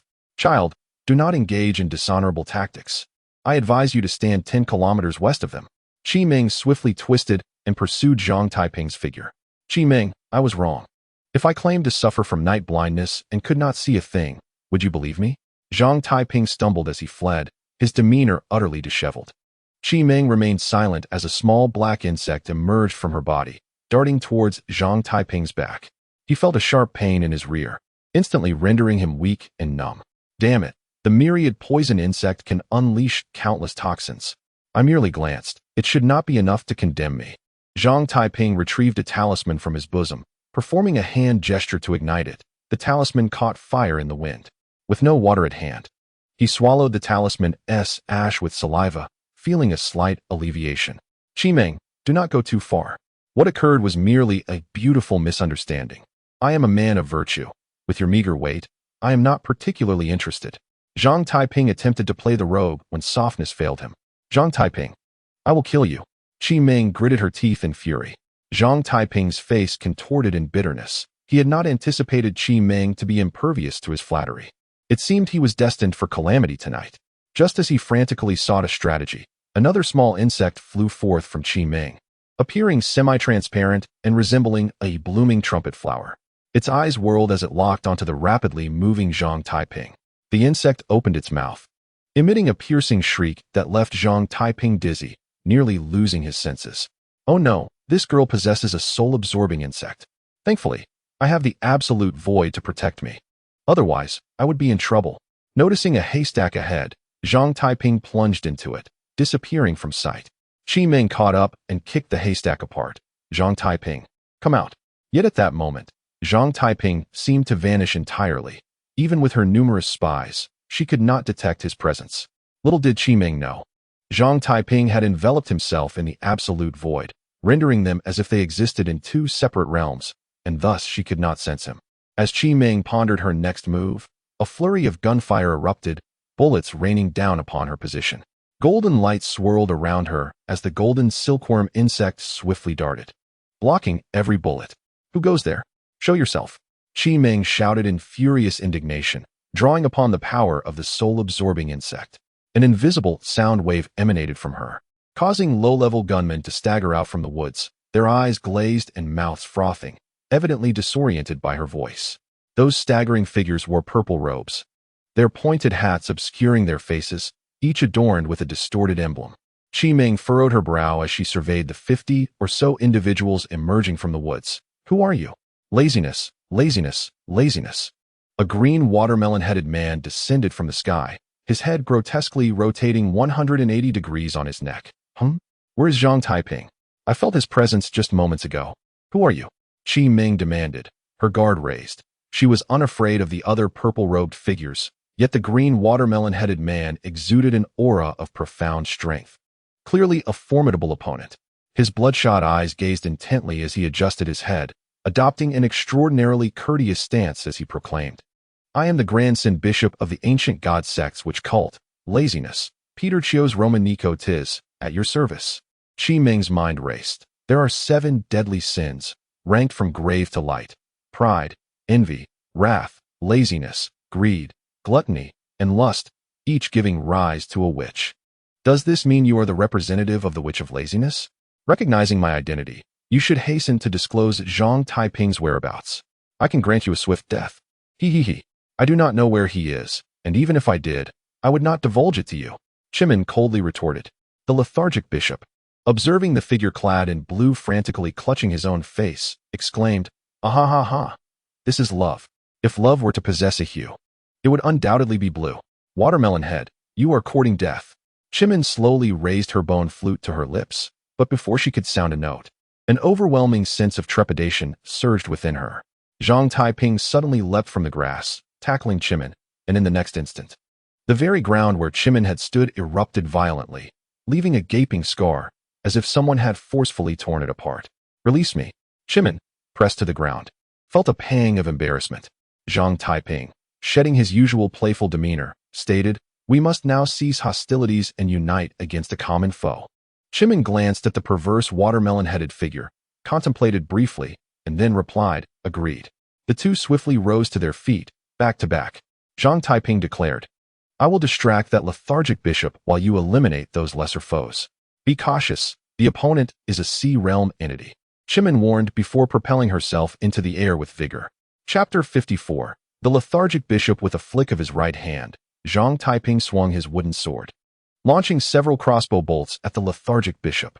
However, the steel needles fell to the ground as they neared him, as if they had collided with an invisible barrier. Once again, he could not discern how the bishop accomplished such a feat.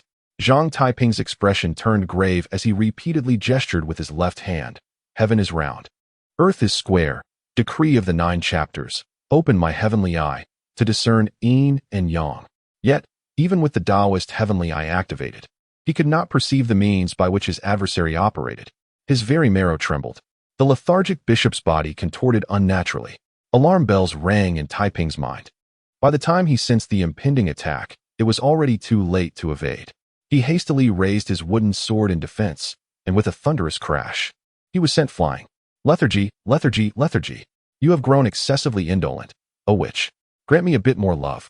Zhang Taiping quickly scrambled to his feet. Chimin, having dispatched an approaching follower with a kick, called out, Zhang Taiping, are you capable? Never utter that men cannot. Taiping replied, gripping the hilt of his sword tightly, fully immersing himself in a transcendent state. Over the past months, he had sought to escape the profound mysteries of the Great Tao, yet now, In the face of the lethargic bishop, he could not afford to ponder his sword intent.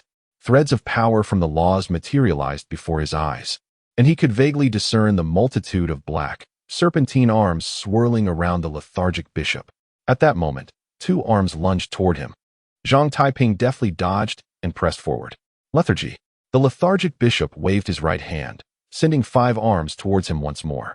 Zhang Taiping evaded 4 of the attacking limbs, then cleaved at the 5th with his sword. Yet, that 5th arm contorted and swiftly regenerated to its original form. Curious.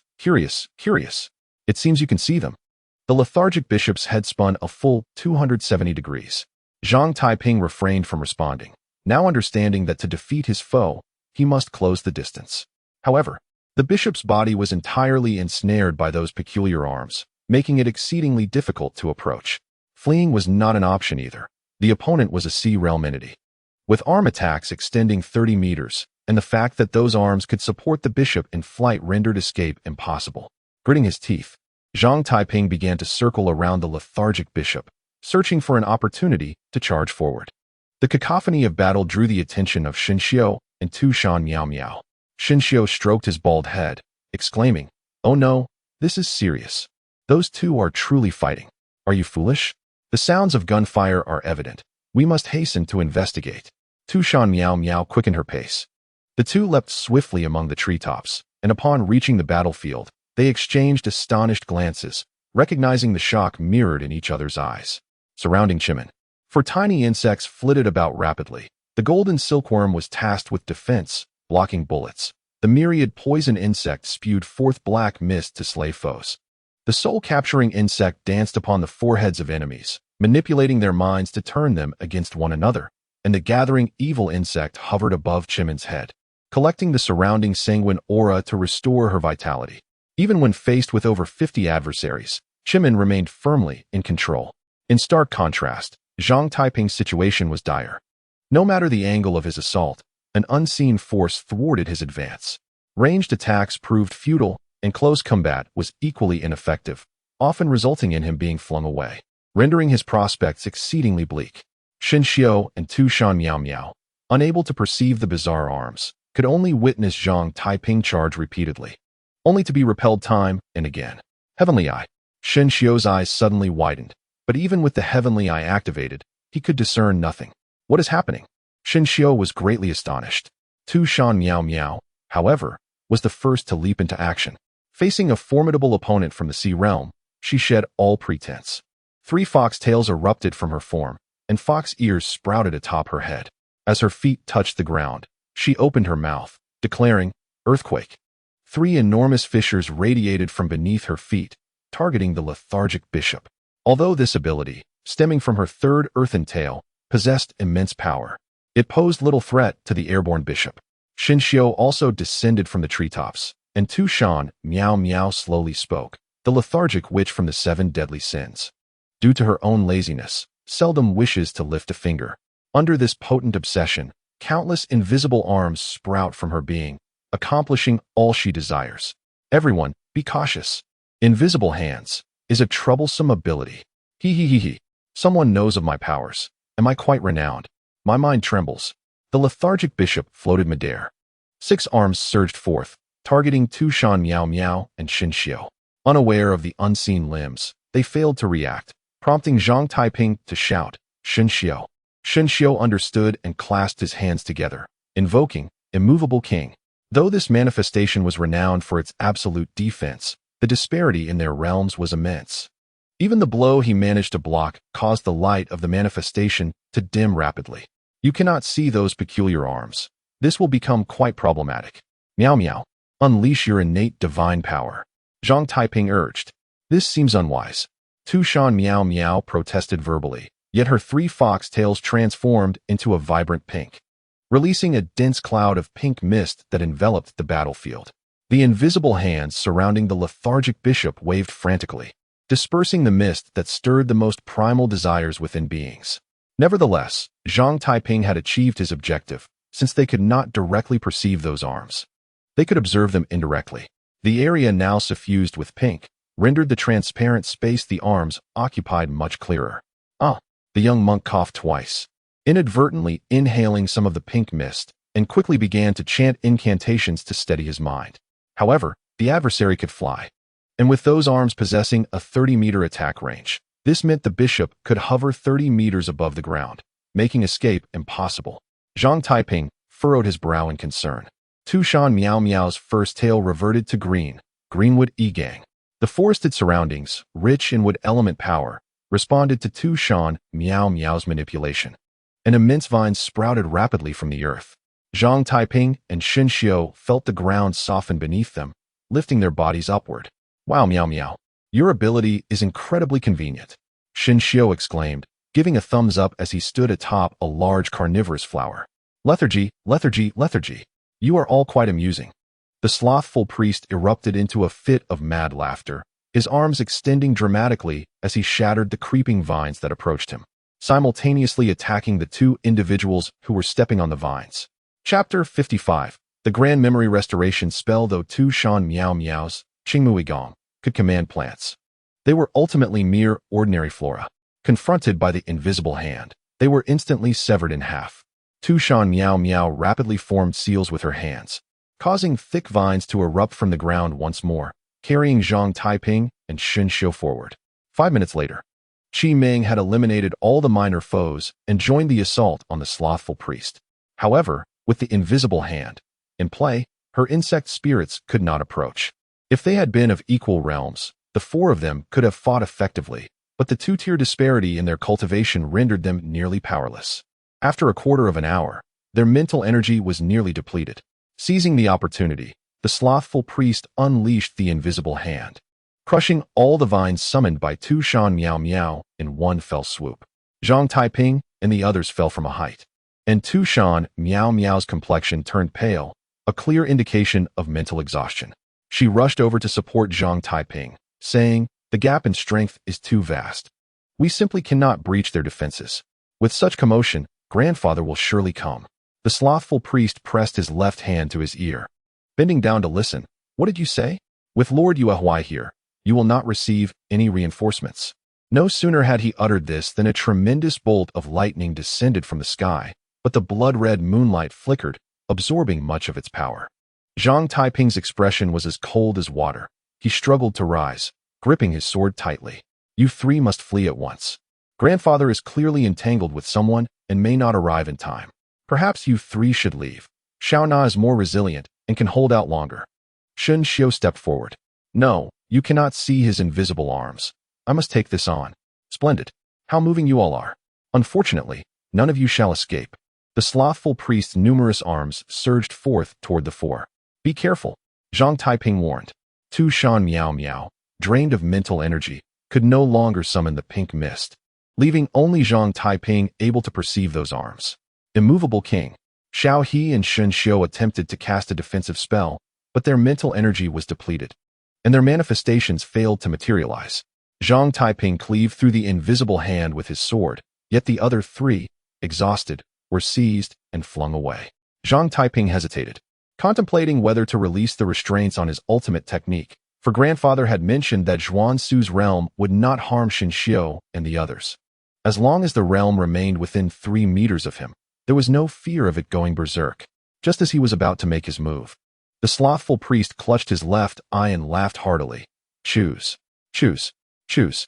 Lord Yuehui has commanded me to eliminate you at all costs, but I have yet to discern your unique qualities. Therefore, choose. Join the witch cult, or perish together." The invisible hand tightened, a sickening cracking sound echoing as the three captured individuals coughed blood. "If I join you, will you spare them?" Zhang Taiping seethed. "Of course. Then I agree to join you." Qi Ming, seeing this, hastily interjected. "Zhang Taiping, do not trust him. You are the heir of the great emperor. You are fundamentally incompatible with the ancient God Church. They will never let you go." Tushan Miao Miao added. Zhang Taiping sighed. "Do I have any other options? How marvelous. Your expressions are truly delightful. Kneel, Zhang Taiping, and allow me to bestow upon you the baptism of a witch cultist." Xin Xiu declared angrily. "I would rather discard this wretched shell." Zhang Taiping, "If you kneel today, I shall hold you in contempt for life. The heir of the great emperor must not kneel. Otherwise, the imperial aura departs, and the soul perishes." Tushan Miao Miao urged frantically. Zhang Taiping forced a pained smile. One life for 3 lives is worth it. You fool. Even in death, you would still suffer humiliation. Qi lamented.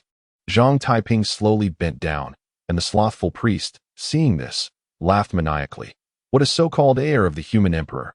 You will still have to crawl at my feet. Just as he reveled in his triumph, a sudden sound erupted from behind Zhang Taiping, as a massive crossbow launched 3 gigantic bolts. Compared to the wrist crossbow, the bolts from Zhang Taiping's back crossbow were longer and more powerful. I knew you would pull a trick. The slothful priest's invisible hands clasped together, shattering the 3 bolts. Though made of fine steel, they were not forbidden objects. Once destroyed, a string of bells remained intact within. What is this? The slothful priest pondered, inspecting the bell closely. Zhang Taiping smirked. Meow meow act. Tu Shan meow meow understood, chanting incantations rapidly, causing the bells on the slothful priest's hand to ring melodiously. Earlier, while Tu Shan meow meow had been distracted, Zhang Taiping had stealthily lifted the bells from her ankle. The invisible hand could defend against most attacks, but it did not block sound. While Qimeng's soul-ensnaring insects could intimidate spirits, they could not approach, and in the face of such a significant realm disparity, distance rendered them ineffective. As the bells chimed, the slothful priest's gaze momentarily lost its clarity. Seizing this fleeting moment, Zhang Taiping lunged forward, leaping high to deliver a decisive blow. The invisible hand before the slothful priest was severed but not entirely destroyed. The priest's expression shifted back to clarity. Heh, you ultimately underestimated me. Is that so? Yet I have already checkmated you. At this point, the distance between them had shrunk to less than 3 meters. Absolute isolation. Zhang Taiping spoke calmly. An inexplicable aura radiated from him, causing the several hands that attacked him to dissipate. He grasped the slothful priest by the collar, and they fell to the ground. What is happening? The blessing of Lady Yuehui has vanished. The slothful priest's face was filled with terror. Zhang Taiping chuckled coldly, delivering 2 slaps. Absolute isolation severs all connections. It is indeed strange that you could communicate with Lady Yuehui. The slothful priest, relying on the invisible hand for years, had seen his muscles wither. Without that protection, he instantly became a feeble being. Shen Xiu rose from the ground, rushing forward to kick him twice. You were so arrogant before. Why have you gone silent now? Who are you really? Zhang Taiping inquired. I am the slothful priest. Then what of Lord Yuehui? I cannot disclose matters regarding Lady Yuehui. The 4 exchanged glances, and Qimeng cracked her knuckles. This fellow seems to lack intelligence. Let us employ the grand memory restoration spell. As the slothful priest wondered what this spell entailed, Zhang Taiping and the others exchanged sinister smiles, surrounding him and delivering a thorough beating. You want me to kneel? Blue represents pure love, does it not? No tremors in the brain, right? Dare to look this ugly. Do you? They berated him while striking, and the slothful priest soon realized this was no spell of memory restoration, but rather coercion. Wait, I'll talk. The slothful priest could no longer endure. Zhang Taiping quickly halted the eager trio. Speak. Lord Yuehui is one of the 3 founders of the ancient God Church. And what else? Zhang Taiping narrowed his eyes. It seems his memory is not entirely restored. Continue the treatment. My level is too low. I only know that Lord Yuehui is a top-tier powerhouse among humans, and the divine ruins are related to the moon. Beyond that, I truly do not know. The slothful priest pleaded for mercy. The 4 exchanged glances, and Shun Xiu nodded. He seems to be telling the truth, but I am still unsatisfied. Shall we give him another beating? Zhang Taiping raised an eyebrow. Just what I was thinking. 5 minutes later, the slothful priest lay unconscious, screaming in agony. Chapter 56. The Emperor of Fire. I find myself at a loss regarding the formidable power of the void's absolute connection. Now that you are all embroiled in it, can you truly claim to be unaffected? Zhang Taiping retorted. Tu Shan Miao Miao smiled lightly, stating, this ability was originally designed for the gods. It holds no effect on mortals. Had we encountered an ordinary sea realm powerhouse, we might have truly encountered peril, but this individual is merely a divine agent. Even the deities are weakened to mere mortals within the void's absolute connection, let alone a mere agent. Now I comprehend why the ancient God Church is willing to go to any lengths to eliminate Zhang Taiping. What a calamity! Shimen mocked. Shen Xiu clasped his hands together, exclaiming, Ba, do not seek outward. My master is indeed truthful. Miao Miao, how do you possess such knowledge? Zhang Taiping inquired, casting a questioning glance at Tu Shan Miao Miao. Before she could respond, Qimen interjected, "Having an elder in the family is akin to possessing a treasure. Do you truly think she has lived in vain all these years?" "Qimen, I shall contend with you," Tu Shan Miao Miao retorted, her anger flaring. Zhang Taiping urged, "Enough of the squabbling. Let us first observe how this individual is dealt with. Ba, I propose a physical exorcism." The trio regarded Xin Xiu with peculiar expressions. "Master, your compassion is truly profound. Enlightenment has dawned upon you." "I concur with Xin Xiu. This individual is a potential menace. It would be best to deal with him directly," Qimen suggested. Zhang Taiping frowned in contemplation. "He is likely a fugitive. We should hand him over to the night watchers." "That is acceptable, but what if he recovers?" Tu Shan Miao Miao expressed her concerns. Qimen summoned a golden silkworm poison. "That is simple. I shall administer it to him. If he resists, I will ensure he suffers grievous torment." Hearing this, Zhang Taiping felt a chill run down his spine, swallowing nervously as he quietly retreated behind the three, preparing to escape. With the external threat neutralized, shouldn't we address the internal conflict? Qimen remarked after planting the poison, rising and brushing off her hands. "Grandfather is still occupied. Shall we not assist him?" Zhang Taiping asked, feeling guilty. Qimen was not one to overlook matters of fairness. "I will hold you accountable later." Zhang Taiping withdrew the void's absolute connection into his body, reimposing suppression, only to hear a faint cracking sound within him. The recent battle had shattered the final layer of shackles, allowing him to break through and step into the pool realm, revealing the state of his spirit that had been suppressed by the imperial ruins. Before he could revel in his triumph, Zhang Taiping suddenly collapsed, his vision fading to black. "Zhang Taiping, what has happened to you?" The three rushed to support him. When Zhang Taiping opened his eyes again, he found himself in a familiar secret realm, reminiscent of 7 years prior, his soul revisiting the same ground. However, this time, the towering figures were not engaged in a game of chess, but were seated upon thrones. The presence of Emperor Zhuangxu was clear to him, while the others remained shrouded in mist. Wait, the figure to the left of the 3 thrones was gradually becoming substantial, revealing a robust elder. The elder, disheveled and bare-chested, had eyes ablaze like fire, and upon meeting his gaze, Zhang Taiping felt as though his very soul might ignite. "Humph. It has taken you a full 7 years to reach the pool realm. We have indeed chosen a genius as our heir." Emperor Zhuangxu's words dripped with sarcasm, seemingly displeased with Zhang Taiping. "Were it not for the need to suppress your void's absolute connection, you would have already approached the sea realm. Who instructed him to suppress it? The divine realm should be destroyed. Maintaining a city's normal operation for years would consume countless human souls, even if they are not of the Great Xia," Zhuangxu exclaimed indignantly.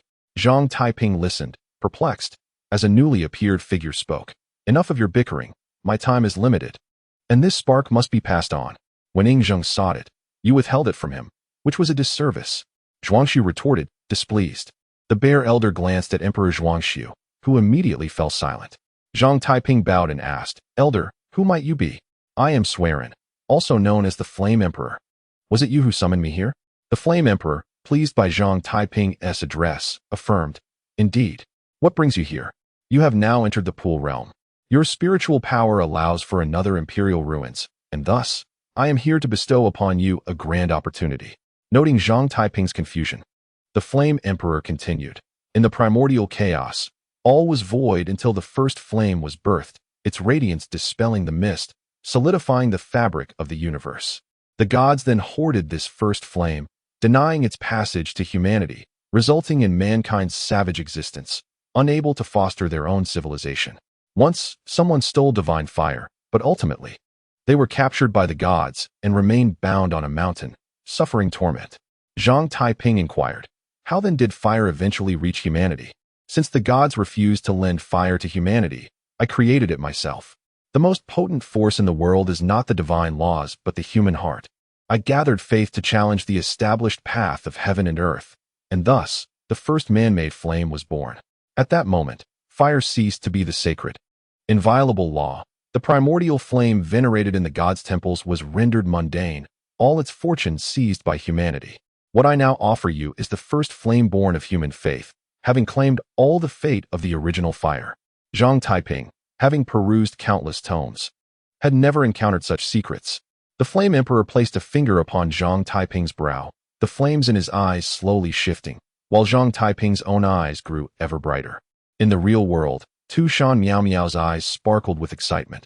Do not restrain me. I shall perform artificial respiration. Miao Miao, he clearly does not require such measures. Please, calm yourself. Chimin intervened. Just as Shen Xiao and the others attempted to stop her, flames erupted from Zhang Taiping's brow, engulfing his entire being.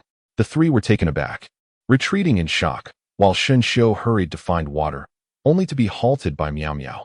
Wait, this fire cannot be extinguished by water. It is the legacy of another great human emperor.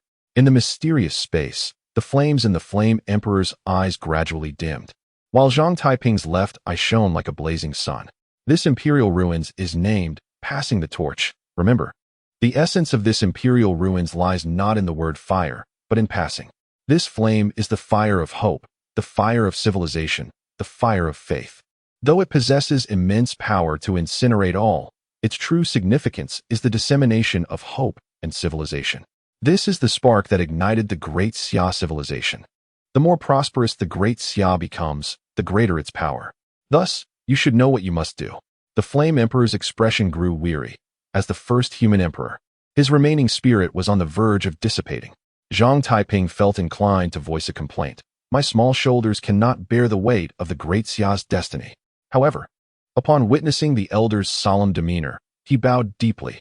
I have learned greatly. Very well, I am fatigued. You may return. You mentioned that Zhang Taiping has been aflame for over 10 minutes. Why has he not yet matured? Shen Xiao pondered. Tu Shan Miao Miao, salivating, clearly found the essence of this other emperor immensely satisfying, her second foxtail swaying incessantly, absorbing the elemental power of fire that lingered in the air.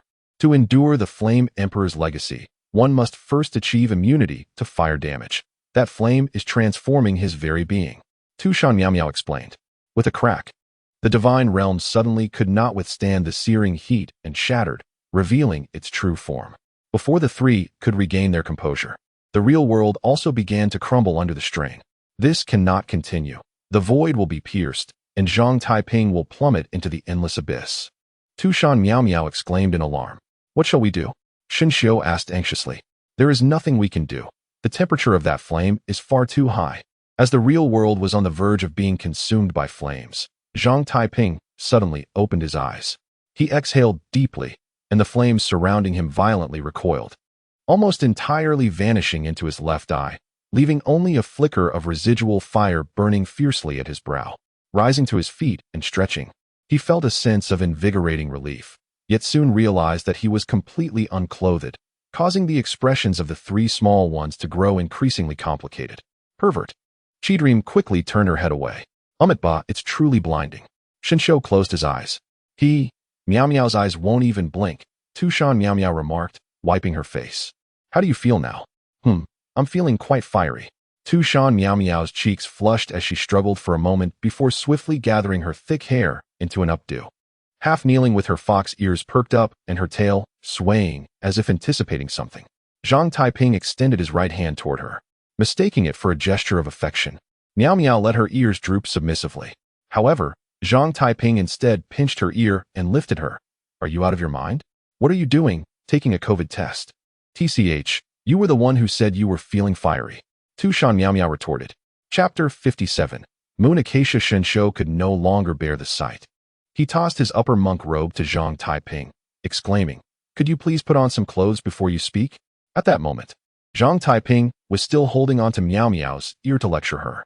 Hearing Shen Xiao's remark, he glanced down at his lower half and immediately felt his face flush, awkwardly tying the robe around his waist to cover his modesty. Let's first check on Grandpa. Zhang Taiping cleared his throat to ease the tension. The four no longer hesitated and swiftly made their way toward the site where lightning had struck. Chidream, did you see Zhang Taiping's bare appearance just now? Tu Shan Miao Miao asked with a smile. I didn't see it. Chidream frowned in response. You did see it. I did not. Stop lying. I did not. You definitely saw it. After a prolonged exchange, Chidream finally lost her patience. So what if I did? In the world of martial arts, we don't sweat the small stuff. Oh, with that being said, doesn't that make your situation with Zhang Taiping even? Tu Shan Miao Miao's eyes sparkled with mischief. That's not the same. How is it not the same? Don't you often say that men and women are equal? Why does that not count now? Tu Shan Miao Miao teased. Chi Dream clenched her teeth in frustration. All right, you just wait here. Remember, we are roommates, so why don't you support me at all? I'm helping reason over family ties. Besides, who told you to bring up my age every day? Miao Miao laughed. Gradually, they noticed that the trees ahead were all leaning in one direction, as if overwhelmed by some immense force. Zhang Taiping halted. Wait, something is coming. As soon as he spoke, an invisible shockwave surged through the land, sending the four of them flying back 100 meters. What the hell? Someone's detonating a nuclear bomb up ahead. This is too intense. Shinshou exclaimed, landing face first in the dirt. Zhang Taiping's expression grew serious. Miao Miao. Can you still use your Qingmui Gong? Having absorbed a significant amount of imperial energy, Tu Shan Miao Miao nodded and formed a hand seal. Qingmui Gong. A massive lotus flower suddenly shot up from the ground, gently lifting the four of them into the air. Since they could not observe the fierce battle up close, they decided to watch from above. Zhang Zibai and Yue Huai exchanged a palm strike, both retreating simultaneously. The 8 trigrams array beneath Zhang Zibai shimmered, indicating that he had suffered a setback from the previous clash. You old fool, how old are you? Still trying to compete with me? Yue Huai mocked. I have no choice. You, a scoundrel, are bullying the weak, so of course, I, the elder, must step in. Zhang Zibai shook his hand, his right hand becoming somewhat translucent. Seeing this, Yue Huai seemed to understand, laughing heartily. I suspect you were once a pinnacle human, but 7 years ago in Cangnan, you were likely annihilated by the vengeful Shiva. Now, you are merely a resurrected resident of the divine realm, unable to return to your former glory. What do you plan to fight me with? Why don't you try and find out? Zhang Zibai's 8 trigrams array began to rotate once more. Seeking death, the full moon in the sky turned increasingly crimson, as if it could drip blood at any moment. Who is that? It seems Grandpa Zhang is struggling against him. Shinshou expressed concern. Little Zibai is already over 100 years old. His strength is long past its peak, and he will undoubtedly suffer a loss this time. Tu Shan Miao Miao frowned. Chi Dream pondered for a moment. Zhang Taiping, don't you have the remnants of the great emperor's soul inside you? Hurry and call it forth to crush him. Upon hearing this, Zhang Taiping's eyes lit up, and he quickly retracted his divine essence, internally calling out, I summon the great emperor to manifest. Yet after several calls, nothing changed. In a mysterious space, the emperor of fire sat cross-legged. Aren't you going to help him? Zhuanxiu dismissed the notion. The last battle against the goddess of night consumed most of my soul power. A mere human pinnacle is not worth my effort to kill. Besides, what does this kid take me for, summoning me at will? I have my dignity as a great emperor. Zhang Taiping, can you manage this? Chi Dream asked anxiously. It's over. The great emperor Zhuanxiu isn't responding. I think he's holding a grudge against me. Zhang Taiping replied. Shinshou clasped his hands. Then I'll recite a passage of the rebirth mantra for Grandpa Zhang, in case we run out of time. Zhang Taiping's mind raced to devise a strategy. It was evident that his grandfather could not hold out for much longer. Observing the 8 trigrams array beneath Zhang Zibai, Zhang Taiping silently recited. Qian represents heaven, Kuan represents earth, Sun represents wind, Jin represents mountain, Kan represents water, Li represents fire. The Emperor of Fire had once said, the essence of passing down the flame lies in the concept of transmission. Could he transfer some of this primordial fire to his grandfather? Resolutely, Zhang Taiping plucked the flame from his brow and hurled it toward Zhang Zibai. Grandpa, catch. Yue Huai, not understanding the context, instinctively cast a moonlight spell, but upon contact, the moonlight was instantly ignited and vanished without a trace. As the flame soared toward him, feeling the boundless heat contained within, Zhang Zibai hesitated to grasp it. But out of trust in his grandson, he gritted his teeth and caught the flame. To his astonishment, the flame, capable of burning through the void, caused him no harm. Zhang Taiping was correct. This flame possessed sentience, and as it was sent with no malice, it would not harm its recipient. Yue Huai suddenly turned his gaze toward Zhang Taiping. Laughing, lazy fool, a mere sea realm being is actually losing to 4 pond realm beings. But you are foolish, not seizing the opportunity to escape and instead throwing yourselves into the fray. Yue Huai shifted his body, preparing to charge at them. But a sudden flash brought him to the location of the 8 trigrams array. Thunderous vibrations erupted as a bolt of lightning cascaded from the sky. You old fool. That trick of yours has grown stale. It won't work on me. Yue Huai roared as he threw a punch, crimson moonlight surging forth, forcefully pushing the lightning back. Zhang Zibai gazed at the flickering flame in his hand and smiled. Taiping, the Li trigram represents not only flames, but also the sun. Upon uttering this, Zhang Zibai clenched his right hand, causing the flame to vanish into his palm. While the Li trigram in the southern section of the 8 trigrams array suddenly radiated white light, and a resplendent sun began to rise within. This is the terrifying aspect of primordial fire. As long as one's realm is sufficient, it can manifest all things related to fire.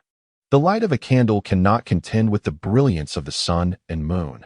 The moonlight pales in comparison to the great sun of the Li trigram. Rise! Zhang Zibai bellowed, and the great sun soared into the sky, instantly overshadowing the light of the blood moon. Shinshou ceased his chanting. Grandpa Zhang is incredible. He can actually create a sun with his bare hands. He is undoubtedly the frontrunner for this year's Nobel Prize. As the curtain of night dissipated, the true moon revealed itself in the sky. Yu Huai, filled with resentment, declared, "You have shattered my lunar veil. Yet, how does it matter? You remain no match for me. Who said I must defeat you?" In the peace office, Lung Xian suddenly reported, "Captain, trouble is brewing. A great sun has risen abruptly over the old city of Cangnan, and there are signs of humans with extraordinary capabilities." Chen Mai furrowed his brow upon hearing this. We had received no news of humans coming to Cangnan. This is dire. It must be the ancient god church. I will contact Commander Yi at once. At this moment, Zhang Zibai was already at the end of his wits. It was not due to a lack of strength, but rather the limits of his body, crafted by miracles, were being reached. If he continued to expend energy, he would vanish entirely. Just as Yu Huai intended to strike, he suddenly sensed an overwhelming sword intent approaching with great speed. He glanced at Zhang Zibai, then at Zhang Taiping in the distance, gritting his teeth, and ultimately chose to retreat for the time being. After all, if he were ensnared by the Sword Saint, he would undoubtedly face an onslaught from other formidable humans. Since he had already been discovered, Yu Huai no longer concealed his true power. He exerted force beneath his feet, causing Zhang Zibai's Bagua formation to shatter significantly. He leaped into the sky and vanished into the horizon. Curse it! I shall return. Chapter 58. The Flame of Hope by the East Sea. Chun Fuzi slowly rose from the carriage. Yu Huai, I have been waiting for you. What in the world? How could Chen Fuzi appear here? Yu Huai immediately turned to flee. However, a massive Buddha slowly ascended before him, and the cold voice of Yi Fan resonated. This path is blocked. At this point, it was too late for Yu Huai to change direction. Zhou Ping, wielding a sword, had already caught up, and Chen Fuzi approached from another side, encircling him in a triangular formation. Impossible. You cannot have arrived so swiftly. Yu Huai exclaimed in shock. Yi Fan spoke slowly. We knew there would be a significant catch tonight, but we did not anticipate it would be one as grand as you. One of the 3 founders of the ancient church. Should you perish tonight, the church's downfall shall not be far behind. You fiends, you have plotted against me. Yu Huai, a waning moon, was deemed the least likely to arrive. He had temporarily obscured our senses with his lunar veil. If it were not for the sudden rise of the great sun, you might have indeed succeeded. Chen Fuzi interjected. Yu Huai sighed. I did not expect a half-step human pinnacle to exist in Cangnan. This time, I miscalculated, but you are overly ambitious if you think you can detain me. From the sea rises the bright moon. With a thunderous shout, a great moon slowly ascended from the ocean's surface. Yi Fan's expression grew grave, while Zhou Ping remained silent, simply drawing the dragon elephant sword and slicing through the air, changing the very colors of the heavens. Seeing Yu Huai retreat, Zhang Taiping hurriedly approached to support the somewhat pale Zhang Zibai. The latter tucked his right hand into his sleeve, not wanting Zhang Taiping to see his fading palm. That was a close call. Just a day more, and I might not have made it. Zhang Zibai joked. Grandfather, are you all right? Zhang Taiping asked with concern. I am not dead yet. Let us go home. Zhang Zibai adjusted his aching waist. Zhang Taiping crouched down. Grandfather, let me carry you. Zhang Zibai was taken aback, but then smiled knowingly. Very well. Little Taiping has finally reached the age where he can carry me. The young monk, Shinshou, furrowed his brow. Taiping, why does that sword intent feel so familiar, as though I have been struck by it before? It must be Senior Zhou Ping. I always thought he was formidable, but I had no idea he was this powerful. Zhang Taiping replied, filled with admiration. Ah, talents emerge in every generation, each leading the way for centuries. It seems I have truly aged. Hearing this, Tushan Miao Miao frowned slightly. She did not recall this fellow ever losing. But Zhang Zhibai's repeated claims of aging clearly concealed another truth. She had seen Zhang Zhibai's motion of tucking his right hand into his sleeve, and her suspicion deepened. The group returned first to where they had bound the slothful one, who Tu Shan Miao Miao had wrapped in bindings using the Qingmu Igong technique. By this time, he had awakened and used the inescapable hand to break free from his restraints. Such mercy! You have spared his life. Zhang Zhibai complained. Sloth, sloth, sloth. You are too much. The slothful one's face had swollen to a pig's head.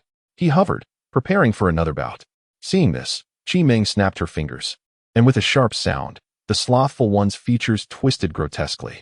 His abdomen swelled rapidly, and he vomited forth a black insect, the stench unbearable, causing the others to wrinkle their noses. What have you done to me? The slothful one managed to utter. Qi Meng stepped forward, twirling her bone flute. Nothing much. Just planted a dozen types of parasitic insects within your body. What you just experienced was merely one of them. If you refuse to comply, I shall awaken them all. Ensuring your suffering is beyond measure. You witch. Wrong. Miao Miao is the true witch. Qi Meng snapped her fingers again, and the slothful one retched once more, releasing dozens of blue butterflies from his mouth. His body immediately shrank, vitality draining rapidly. In terror, he exclaimed, I yield. Do not unleash any more. I wish to go to the fasting hall. Please judge me through legal means. Zhang Taiping and the others quickly distanced themselves from Qi Meng. This girl was far more fearsome than the slothful one. The young monk, Shun Xiao, produced a sack and stuffed the slothful one inside, carrying him back.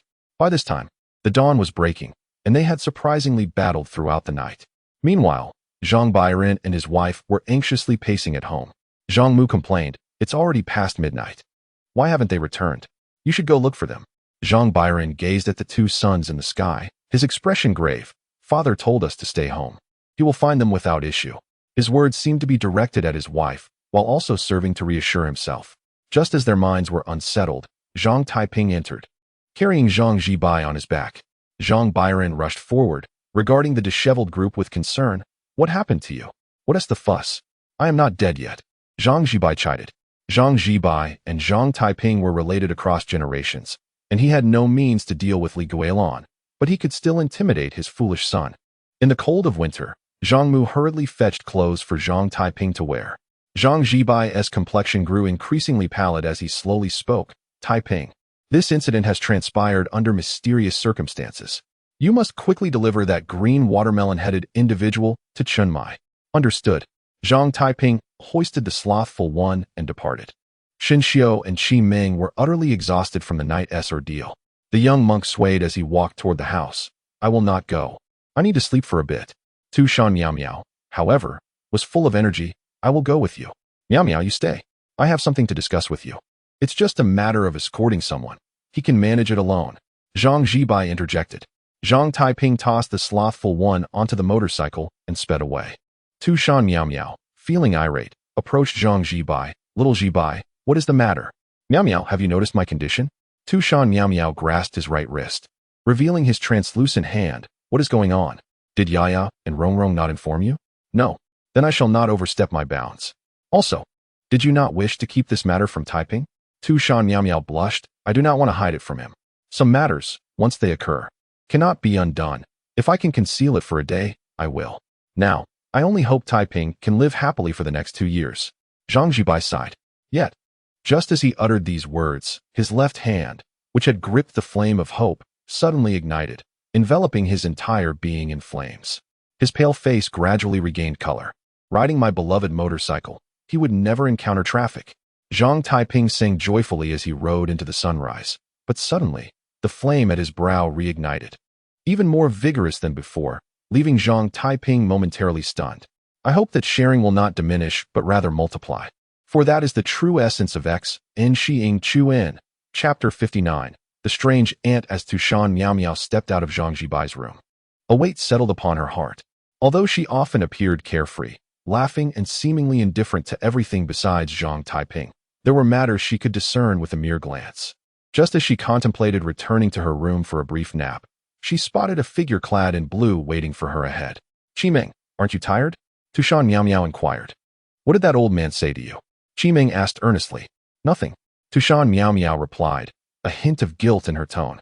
Qiming scoffed.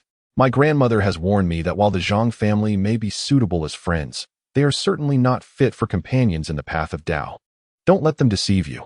Tushan Miao Miao fidgeted with her fingers. What if I truly fall in love with Zhang Taiping? Fall in love? He won't even let you. Tushan Miao Miao lamented. Qiming rubbed her forehead. Do not jest with me. I have a serious question. What is the lifespan of your kind? Tushan Miao Miao counted on her fingers. For me, a single tail grants about 1,000 years. When I attain 9 tails, I could live over 10,000 years. But have you considered that Zhang Taiping will only live for a mere century? What then when he grows old and passes? Tushan Miao Miao replied.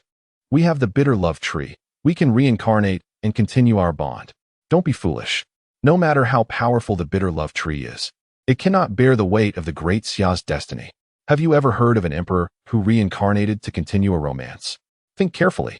Qiming patted her shoulder and turned to leave. Tushan Miao Miao stood frozen for a moment, then stamped her foot in irritation. Qiming is so annoying. I finally wanted to experience love, and she had to ruin it with her bluntness. Qiming, hidden around the corner, chuckled softly at Tushan Miao Miao's turmoil. Who told you to always side with Zhang Taiping? Enjoy your worries. Now you know my capabilities. Xin Xiao, eavesdropping at the window, wiped the cold sweat from his brow. Ba, my master was right. The wise do not fall into love. Women are a force of nature. Thankfully, I am but a clever little monk. On the rooftop of a 5-story building in the old city, a man in black knelt before a young girl. Lin Qiye is well guarded by Team 136. We cannot act. Reported Scorpion. The snake woman scoffed. A bunch of useless fools. Every person has their vulnerabilities. If you cannot reach him, then capture his family. Yes. In Cangnan, snow had fallen the previous night, but due to the moon's veil, not a single flake landed around the Zhang residence. Yet, when Zhang Taiping rode his small motorcycle beyond that range, he discovered a thick blanket of snow covering the ground. Just as the snake woman prepared to leave the rooftop, she noticed a flicker of flame darting along the road. She focused her serpentine eyes on the fire, narrowing her pupils in surprise. That useless Daizhong can't even handle a brat in the pond realm. It seems I must intervene personally. The snake woman leaped from the building, swiftly approaching Zhang Taiping. Zhang Taiping slammed on the brakes. Auntie, are you trying to get yourself killed? Don't you watch where you're going? Auntie. The snake woman's teeth ground together in irritation. Yet, Zhang Taiping was rather handsome. It would be a pity to kill him. The snake woman muttered to herself. What did you say, Auntie? The snake woman's lips twitched as she forced a smile. Little brother, do you find your sister beautiful? Average, Zhang Taiping replied honestly, having his standards elevated by Qiming and Tushan Miao Miao's presence. Average. The snake woman felt a blow to her ego. Auntie, move aside. I need to get going. The snake woman was nearly apoplectic. However, she managed a strained smile. Little brother, you are young and inexperienced. Many say my eyes are quite lovely. Take a closer look. Not really. They are quite ordinary. Zhang Taiping scrutinized her eyes. As the snake woman, a proxy for Medusa, prepared to unleash her petrifying gaze, she immediately saw the inferno within Zhang Taiping's left eye, and inexplicably, flames leaped into her own vision. It hurts. The snake woman clutched her eyes and crouched down. But the fire did not extinguish. Rather, it erupted, igniting her hair. Seeing this, Zhang Taiping panicked, fearing his newfound primal fire had gone awry. He jumped off his motorcycle and began throwing snow at her head. Whether it was due to the insufficient amount of snow or its peculiar nature, after several attempts, the flames showed no signs of abating. Spotting a large snowman nearby, he hurried over to remove its head and hurled it toward the snake woman. Ah! The snake woman screamed. Whose snowman has a bowling ball for a head? Zhang Taiping complained. He then rushed back to the snake woman, delivering a flurry of kicks in a desperate attempt to douse the flames, but to no avail. Wait a minute. Am I approaching this incorrectly? This fire should be under my control. I should be focusing on retracting it, not extinguishing it. As this thought crossed his mind, the flames on the snake woman's head instantly retracted back into his left eye. Auntie, are you all right? I'll take you to the hospital. Zhang Taiping offered, feeling guilty. But the now charred snake woman recoiled in terror. Are you doing this on purpose? Stay away from me. I'm sorry, it was truly unintentional. Rest assured, I'll take full responsibility for the medical expenses. Officer. The snake woman glanced behind Zhang Taiping. As he turned, she seized the opportunity to flee. Are there even any officers? Zhang Taiping turned back, only to find the snake woman had vanished. What a peculiar aunt. Thankfully, no one was harmed. Otherwise, I would be in deep trouble. Why is this primal fire running amok? I need to buy a pair of sunglasses. Zhang Taiping scratched his head, bewildered by the events.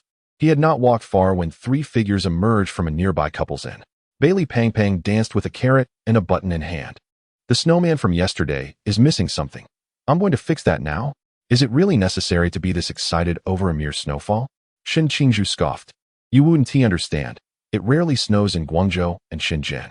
This is the first time I've seen such a heavy snowfall. Clearly lacking experience. Chao Yuan quipped. However, when they arrived at the spot where Bailey Pang Pang had built the snowman, they discovered its head was gone. Bailey Pang Pang, bewildered, dropped the carrot and button. Old Chao, Qingzhu. Bailey Xue has been murdered. Seriously? You even named it. Shin Qingzhu exclaimed. Chao Yuan approached and patted his shoulder. Condolences. Bailey Pang Pang wiped away a tear. I shall transform my sorrow into strength. Old Chao, Qingzhu, let us construct snowman number 2. Chapter 60. Interrogation 15 minutes later, Bailey Pang Pang had successfully built a second snowman. Just as he was decorating it, his phone rang from his pocket. Hello, who is this? Brother, it's me, Bailey Tuliang. A clear female voice chimed from the other end of the line. You're usually so busy every day. What prompted you to call? I'm calling regarding your lifelong affairs. Brother, did you not know? Just a few days ago, father arranged a marriage for you. Impossible. Absolutely not. I haven't heard a single word about this. Bailey Pang Pang exclaimed in confusion. That's strange. Didn't father mention it to you?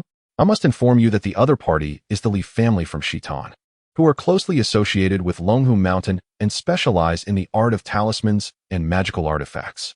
They are highly regarded in the industry, and their financial strength is not significantly inferior to that of our Bai family. Particularly noteworthy is their esteemed ancestor, Li Daozi, whose talismans can fetch astronomical prices. Given that our family operates a forbidden objects museum, a union between our families would indeed be a formidable alliance. Yet, I have already taken a liking to someone. My dear brother, you are being foolish. Love cannot be consumed as sustenance. Moreover, I have seen the other party, and she is a stunning beauty. More than worthy of you. No, I must speak to my father and insist on canceling this marriage proposal. Bai Fatty's mind wandered back to that striking figure. I've sent you her picture. Take a look for yourself. Bai Tuliang hung up without further ado, sending the image. Bai Fatty opened the photo sent by Bai Tuliang, revealing an ethereal Taoist nun in a white robe. Chao Yuan and Shin Qingzhu leaned in to catch a glimpse. Chao Yuan remarked, She lacks any semblance of a proper wife. She is not to my taste. Well, you lucky fellow, it seems fortune smiles upon you. How come such good fortune always befalls you? Shin Qingzhu nudged Bai Fatty's shoulder. I implore you to keep this matter strictly confidential, especially from Jasmine. Otherwise, I shall not let this slide. After issuing his threat, Bai Fatty hastily called his father. The outcome was predictable. He was roundly scolded. Shin Qingzhu patted his shoulder. Longhu Mountain? Is that the same Longhu Mountain where Zhang Taiping resides? I've heard he commands considerable respect there and is a disciple of the Grand Master. Why not seek his assistance? Bai Fatty's eyes lit up at this suggestion. How could I have forgotten? He once mentioned being familiar with Li Daozi. Just a word from the Li family's ancestor, and this marriage would surely be annulled. Meanwhile, at the Peace Affairs office, Team 130 SIXS leader, Chun Mai, had spent a sleepless night due to the events of the previous evening. Zhang Taiping arrived on his scooter, carrying the lethargic archbishop from the back, and entered the office. Upon hearing the noise, Chun Mai looked up and smiled. Happy New Year, little Taiping. You've come bearing gifts. How embarrassing. Happy New Year, Captain. Why are you working on a holiday? Is there triple pay? Zhang Taiping teased. Chun Mai sighed. It's because of you two rascals. What brings you here instead of spending time with family? Zhang Taiping's expression turned serious as he opened the sack, revealing the lethargic archbishop. Achoo! Achoo! The archbishop had been frozen into a silly state. Chun Mai was taken aback and scrutinized the green-haired figure for a moment before realizing. You've captured the archbishop of the ancient god church, a notorious villain. How did you manage that? Last night, he inexplicably ambushed me, and the four of us gave him a good thrashing. We thought to bring him to you for questioning. Zhang Taiping replied nonchalantly. You four? Wasn't he at Zhang Lao who apprehended him? He is a bona fide sea realm entity. Chun Mai exclaimed. My grandfather's rival is even more outrageous. I believe he is referred to as the pinnacle of humanity. Is the sea realm truly formidable? Zhang Taiping scratched his head. Chun Mai, infuriated, sank back into his chair. Your captain is merely at the river realm, mind you. So, the captain is that inept? Zhang Taiping muttered under his breath. What did you say? Nothing, nothing. The lethargic figure glanced around, noting the absence of Qi Dream, his courage swelling as an unseen hand stealthily reached toward his back. Zhang Taiping casually retrieved a box from his pocket, which contained 15 small, vibrantly colored insects. Qi Dream mentioned that you possess 15 larvae within you, of which you have the offspring, and these are the mothers. Should I crush one of them, you shall experience unimaginable agony. Zhang Taiping teased, squeezing a pink insect. The lethargic figure immediately complied. Chenmai offered him a cup of hot water. No need to be anxious. We are a legitimate department and shall not resort to any form of torture. I will ask you some questions, and I hope you will answer truthfully. What is your name? The lethargic figure turned his head away, unwilling to cooperate. Zhang Taiping clenched his fists, causing a cracking sound. The lethargic figure protested. Is this even a legitimate department? Coercing confessions is illegal. This camera seems a tad dirty. I'll clean it up, Chenmai exclaimed, covering the lens with a feather duster. By the time he finished, the lethargic figure had been reduced to questioning his very existence. What is your name? Peter Romanicanti. The lethargic figure replied obediently. Chenmai paused. That name is rather lengthy, isn't it? He quietly wrote Lethargy Archbishop in the name field. Gender? Male? Age? After asking a series of basic questions, Chenmai finally turned to the crux of the matter. What is your purpose for coming to Cangnan? The lethargic figure hesitated, prompting Chenmai to pick up the feather duster again. This camera doesn't seem clean enough. All right. The ancient god church sent 2 groups of people. My task is to assassinate the owner of the imperial ruins, the Snake Lady, while their task is to recruit the dual deity's agent. If they fail, they are to eliminate him immediately. The Snake Lady? Describe her physical characteristics. Chenmai recorded. She is quite the beautiful woman, approximately 1.72 meters tall, with curly hair and a weaponless blade. She is the agent of Medusa, able to petrify her enemies with her gaze. I sensed her presence earlier. Zhang Taiping should have encountered her. I heard she was thoroughly beaten, yet for some reason, Zhang Taiping inexplicably let her go. The lethargic figure answered honestly. Chenmai raised an eyebrow at Zhang Taiping. Captain, don't listen to his nonsense. I've never encountered any Snake Lady. Suddenly, he recalled that peculiar aunt. Oh no, I think I inadvertently let her escape. I truly didn't realize she was affiliated with the ancient god church. Zhang Taiping protested. Chenmai, disheartened, shook his head. Forget it. If she could be beaten by you, she likely isn't that formidable. If she got away, so be it. Lethargy, continue. Who else is with you? Beside the Snake Lady, there is a Sea Realm powerhouse, a 13th-seat disciple of the Lord of Whispers, named Han Xiaoyan. Chenmai's pen exploded in his grip, his eyes widening. Are you referring to the former captain of the Suzhou Night Watch team, Han Xiaoyan? That should be him. Chenmai swiftly tucked away his notes. I will hand this matter over to the fasting office. You must now rendezvous with Qiye. We shall arrive shortly. Captain, where is he? Zhang Taiping inquired. Oh, he stayed at Hong Ying's house yesterday. Zhang Taiping's face turned pale, his teeth clenched. Lin Qiye, how dare you trespass? Chapter 61. The disciple Si Xiaonan happened upon the hurried Zhang Taiping, and, puzzled, asked Chenmai, what is the matter with Taiping? Why the rush? Chenmai stuffed the lethargic figure back into the sack. I cannot fathom the thoughts of the youth. He is surrounded by 2 incredibly beautiful girls.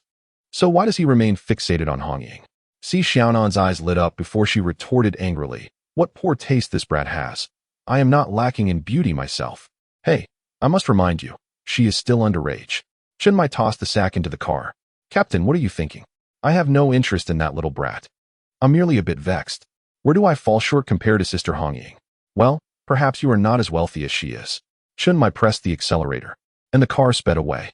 Zhang Taiping arrived at Hong Ying's house on his scooter.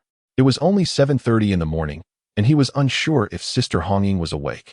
After ringing the doorbell a few times, to his surprise, the door swung open shortly. Little Taiping, what brings you here? Today, Hong Ying donned an immaculate white robe. Grasping her signature spear, her head exuding warmth and her cheeks flushed, evidently just returned from her morning exercises. Zhang Taiping's face reddened. Yesterday, I captured a traitor and acquired information regarding an assassination plot by the ancient god church. The captain instructed me to rendezvous with you first. The other team members will arrive shortly. Then let us go inside. Hong Ying urged, taking his hand as they entered the courtyard. Happy New Year. 7 knights happened to be in the courtyard as well. Happy New Year. Zhang Taiping replied, somewhat irked. Upon entering the house, Hong Ying kicked over the sleeping Wen Qima on the sofa. Stop sleeping. We're having a meeting. What time is it? Don't you know that snow days are perfect for sleeping? Wen Qima grumbled as he climbed up from the floor. Zhang Taiping recounted the ambush from the previous night, while Lin Qiye shared his experiences with the chubby fellow and others. According to the lethargic archbishop, this time there's a divine agent along with a sea realm entity targeting Lin Qiye. My suggestion is to celebrate the new year at my home. After all, my grandfather is there, and the sea realm won't dare to come knocking. Zhang Taiping expressed his thoughts. The three exchanged glances and shook their heads. Hong Ying remarked, do you know why the training camp granted you a holiday? We're here to lure out these big fish. If we went to your home, they might not dare to follow. Eventually, we must eliminate them, so let us not allow them to linger during the new year. But the opponent is a sea realm entity. I can handle divine agents, but if it's just an ordinary human, my imperial ruins are of little use. Zhang Taiping voiced his concerns. When Qima stretched lazily, one sea realm entity is nothing.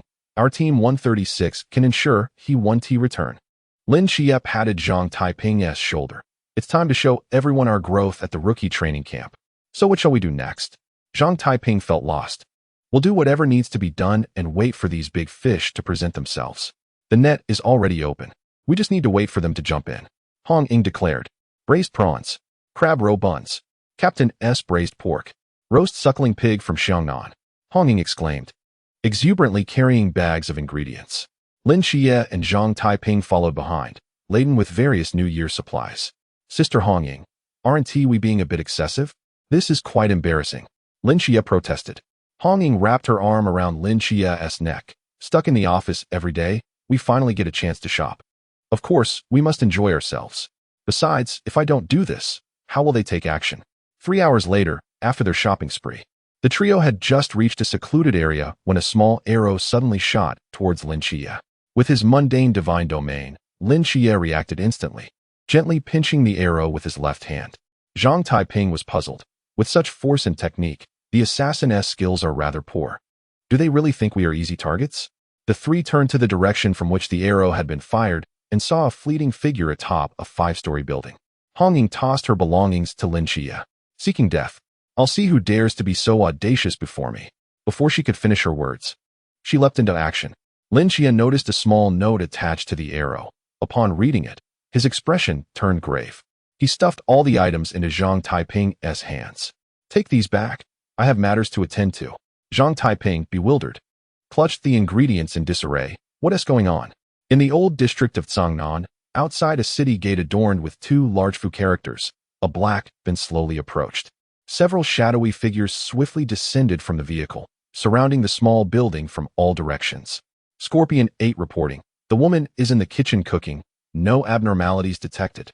Scorpion 9 reporting. The boy is active in the living room. No abnormalities detected. Scorpion 1 received. Remain on standby. Commanded Scorpion 1. Scorpion 7, puzzled, asked, Boss, why don't we just abduct this family directly? You don't understand. The target is a dual divine agent. If they join the ancient god church, their future status will be significant. Offending them now would yield no favorable outcomes. We can only act once we confirm negotiations have failed. Scorpion 1 replied. Meanwhile, Scorpion 3 complained over the radio. In this heavy snow, we're stuck here on guard? When did our scorpions sink to such a level? I long for the old days when money and women were plentiful. Those were the times of true joy. Scorpion 3, mind your words.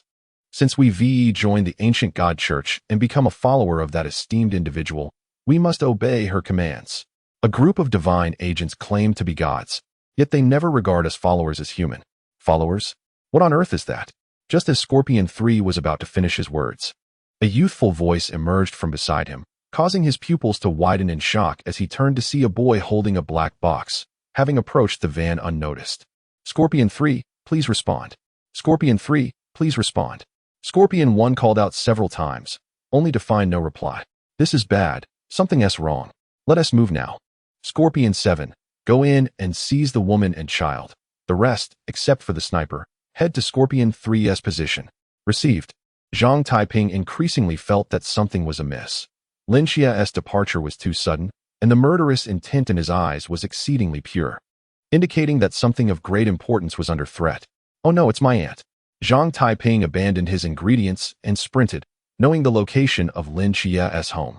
With all his might, he reached there in 10 minutes. Upon arrival, he noticed a shadow stealthily entering the small building. Without a second thought, he vaulted into the second floor, hiding behind the door.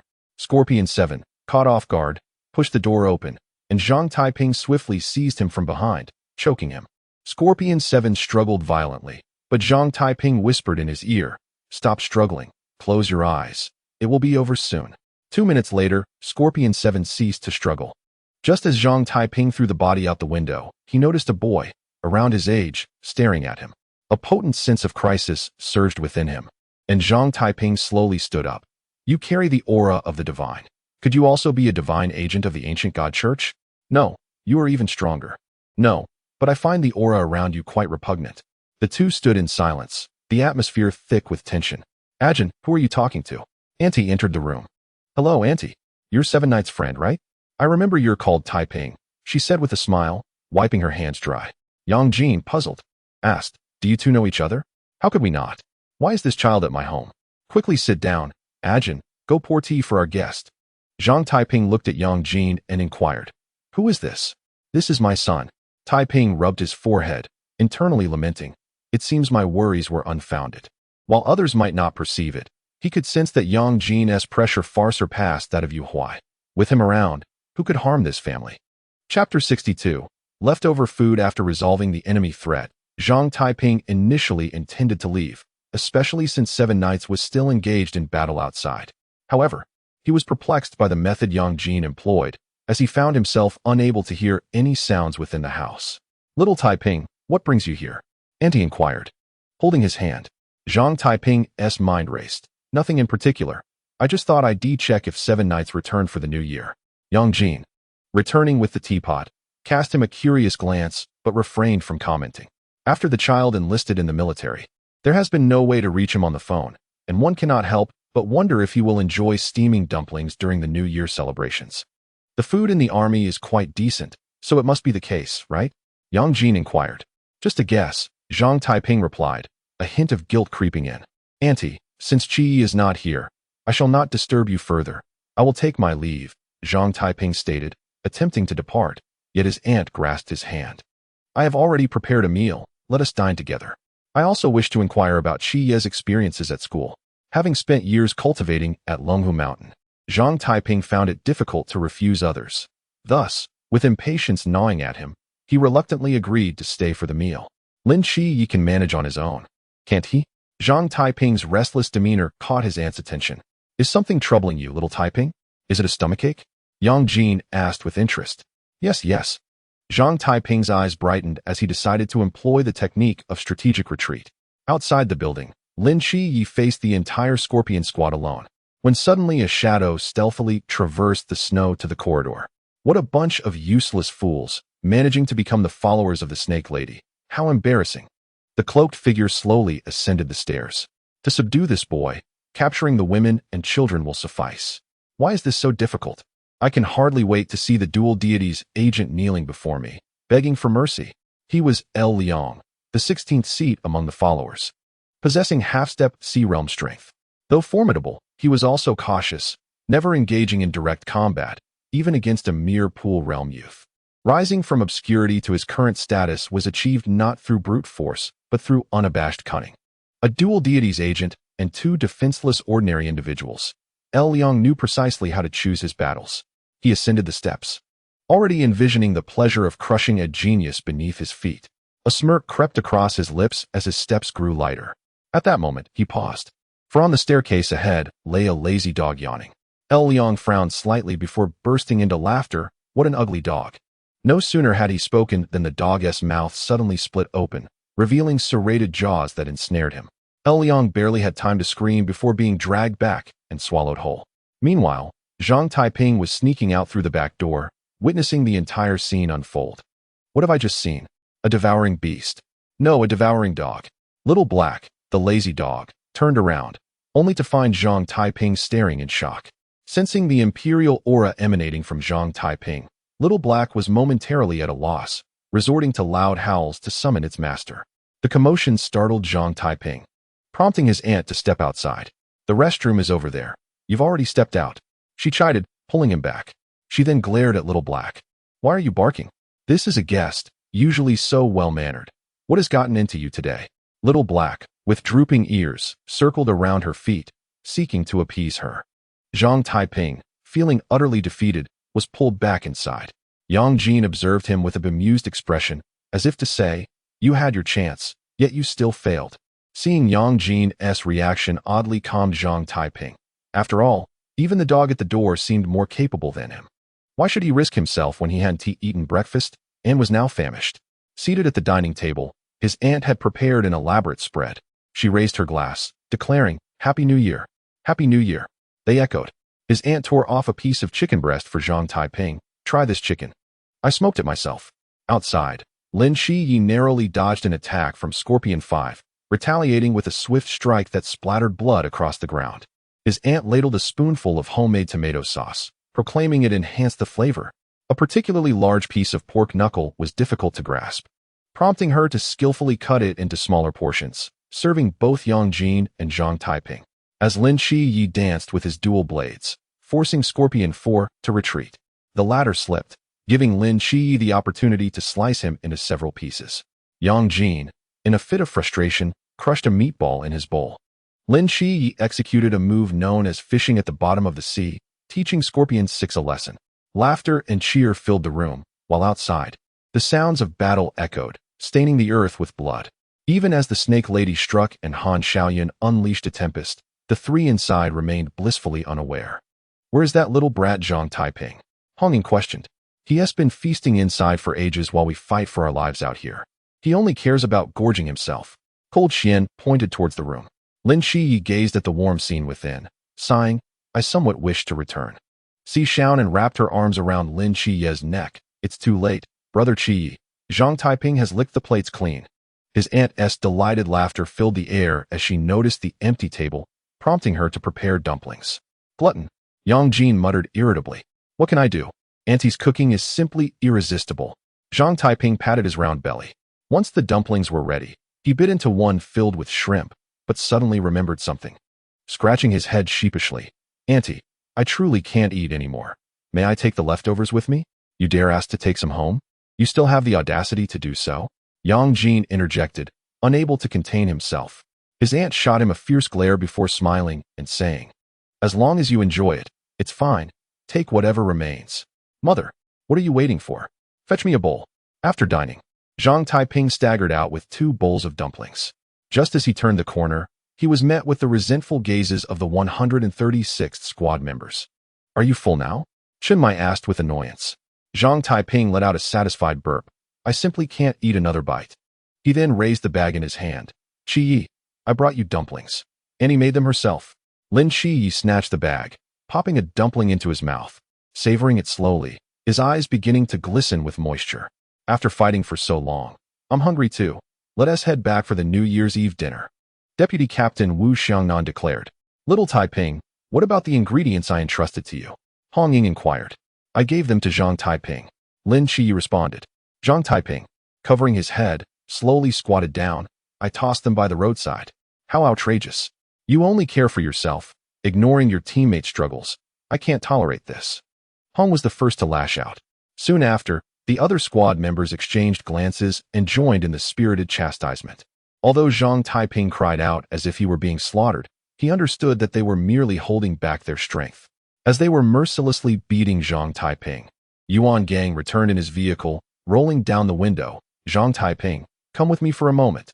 Zhang Taiping felt as if he had been granted a reprieve and quickly climbed into Yuan Gang's car, which sped away. "Captain, why is Instructor Yuan taking little Taiping away?" Hong Ying asked, puzzled. "The murmurs of the ancient God Church. Once he signs the contract, he can no longer betray their commands. Yet Han Xiaoyan has managed to maintain his sanity, which makes his existence quite torturous. If this restriction cannot be lifted, killing him would be the best option. If I'm correct, little Taiping's forbidden area can dissolve the contract in the minds of the followers," Chen Mai explained. Wu Xiangnan frowned at this. No wonder the Moon Sephora of the ancient God Church personally intervened. Little Taiping indeed poses a significant threat to them. Commander Yi just informed us that despite 3 human powerhouses joining forces, that fellow still managed to escape. However, Moon Sephora has been gravely injured and likely won't be active for several years. Chen my side. Yuan Gang brought Zhang Taiping to a desolate location. All right, this will do. 3 individuals disembarked from the vehicle, and Han Xiaoyun's face contorted in anguish. Yuan Gang, you might as well end my life. Even if I enter the fasting institution, I will merely squander the nation's provisions. I am an irredeemably flawed person, as you well know. My hands are stained with the blood of comrades. This is not the outcome I wish to witness. If the members of your Suzhou team discover that I was the one who ended your life, they would undoubtedly seek vengeance upon me. How could I possibly confront them then? My existence is truly a torment. Yuan Gang turned his gaze toward Zhang Taiping. I have heard that your forbidden realm, absolute connection, can now extend 3 meters without going berserk. Is that true? Indeed, 3 meters is the maximum range I can presently control, Zhang Taiping affirmed with a nod. Very well. Please demonstrate it for me. Zhang Taiping brought his hands together and focused intently. Absolute connection. A peculiar aura emanated from him, and where the absolute connection swept through, the already withered flora vanished into thin air. Han Xiaoyun was enveloped in this phenomenon. He felt a sharp crack in his mind as the constraints embedded in his consciousness were instantaneously lifted. How can this be? The restraints in my mind have been undone. Han Xiaoyun stared, dumbfounded. As I and Chun my suspected, absolute connection can nullify all divine realms, transforming the extraordinary into the mundane. This ability is extraordinarily useful. Yuan Gang smiled faintly. Tears welled in Han Xiaoyun's eyes. For years he had lived in turmoil, manipulated like a puppet to commit numerous misdeeds, daily tormented by his own conscience. Yuan Gang patted his shoulder. Spend a few years in the fasting institution. Although you will not be able to continue as a night watchman upon your release, with your abilities, securing an appropriate job should not be difficult. You could even share a few drinks with your former teammates. Believe me, I envy that. Han Xiaoyun wiped away his tears and nodded vigorously, bowing deeply to Zhang Taiping. I am eternally grateful. Zhang Taiping scratched his head. It seems I have done little worth such thanks. Yuan Gang, in high spirits, remarked. Though your skill is a poison to Cangnan, when wielded wisely, it yields remarkable effects. Now, retract it and continue to suppress it. There are still a few individuals awaiting your assistance in a couple of days. After this exchange, Yuan Gang led Han Xiaoyun back to the vehicle, departing with a flourish. Zhang Taiping pondered the words exchanged and suddenly realized, wait, I haven't boarded yet. After much effort to catch a ride, Zhang Taiping returned to the Peace Affairs office, where the members of Team 136 faced a dilemma. All the ingredients had been discarded by Zhang Taiping, and with it being New Year's Eve, the market had long closed its stalls. It seemed the celebratory dinner would not materialize this year. Zhang Taiping observed the forlorn expressions of his companions and suggested, why not celebrate this New Year's Eve at my home? The others exchanged glances, and Chunmai replied, it appears we have no other choice. They picked up 3 companions along the way and set off in a jubilant procession toward Zhang Taiping's residence. In the yard, Tu Shan Miao Miao paced back and forth. Without the emperor's oppressive aura, she was already showing signs of being consumed by internal flames. Qi Ming observed her with a grin. The little monk possesses quite a bit of essence. Why not utilize some to alleviate your burden? Absolutely not. She retorted. After gaining Taiping's essence, I would feel guilty feeding on others. It would feel like betrayal. Tu Shan Miao Miao pondered before responding. The young monk of divine elegance quickly took a few steps back. I warn you, do not entertain any ideas about me. I can be quite fierce. Just as their discussion unfolded, Zhang Taiping's party of over 10 individuals marched into the yard. Taiping, you have returned.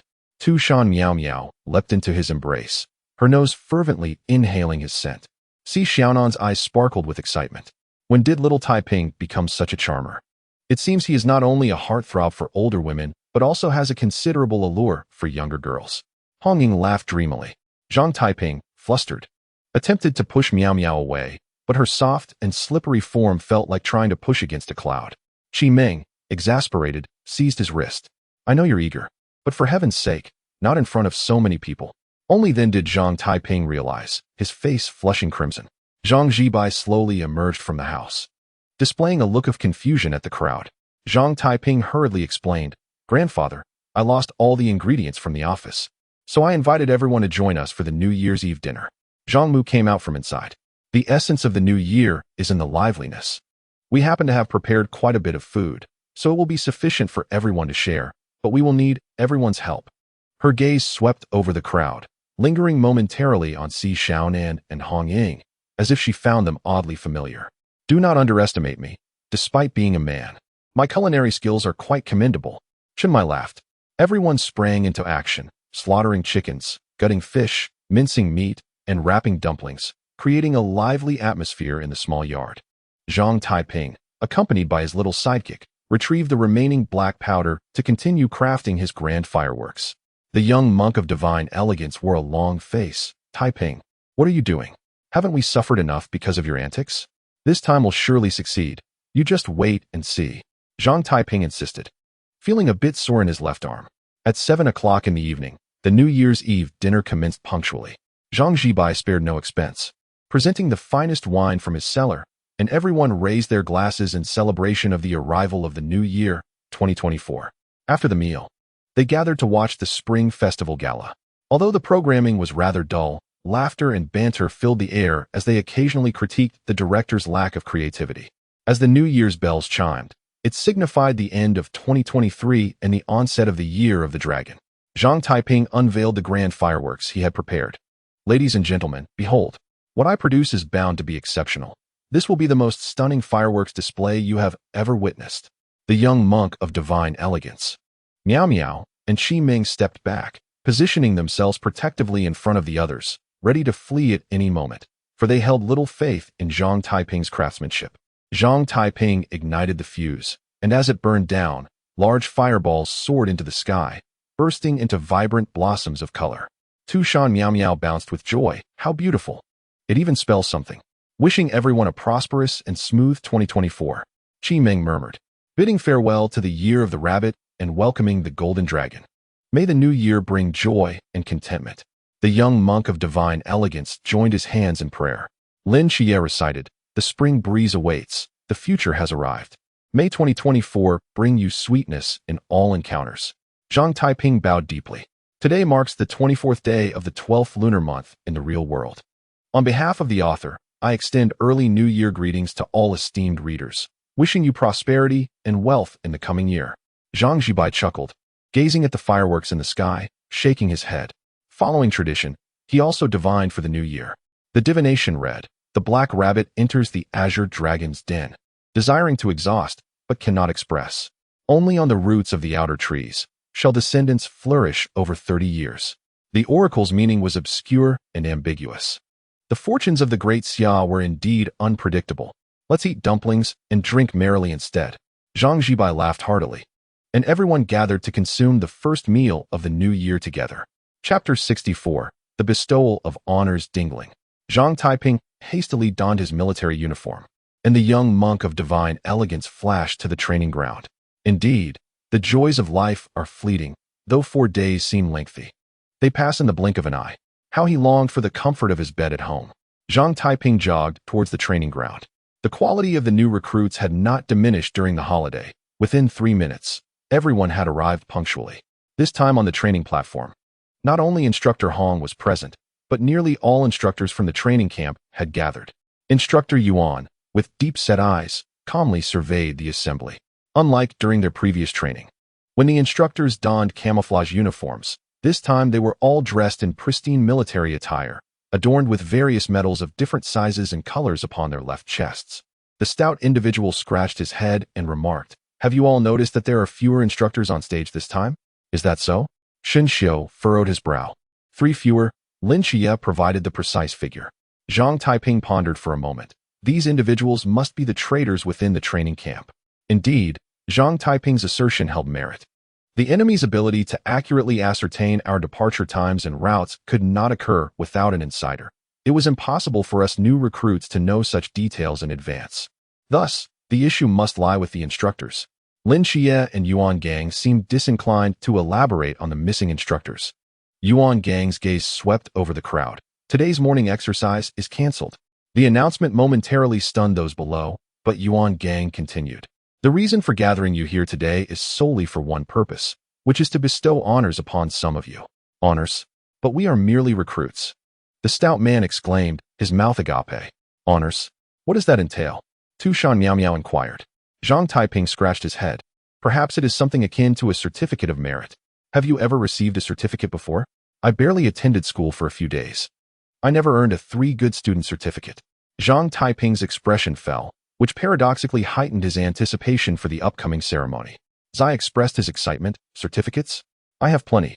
My family is the largest sponsor of the school. I receive certificates by the handful every year. Wealth truly does afford one a certain arrogance. Shin Qingzhu teased.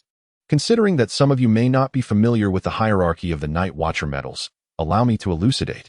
Yuan Gang stated as he removed a badge from his left chest. The Night Watchers differ from a conventional military force.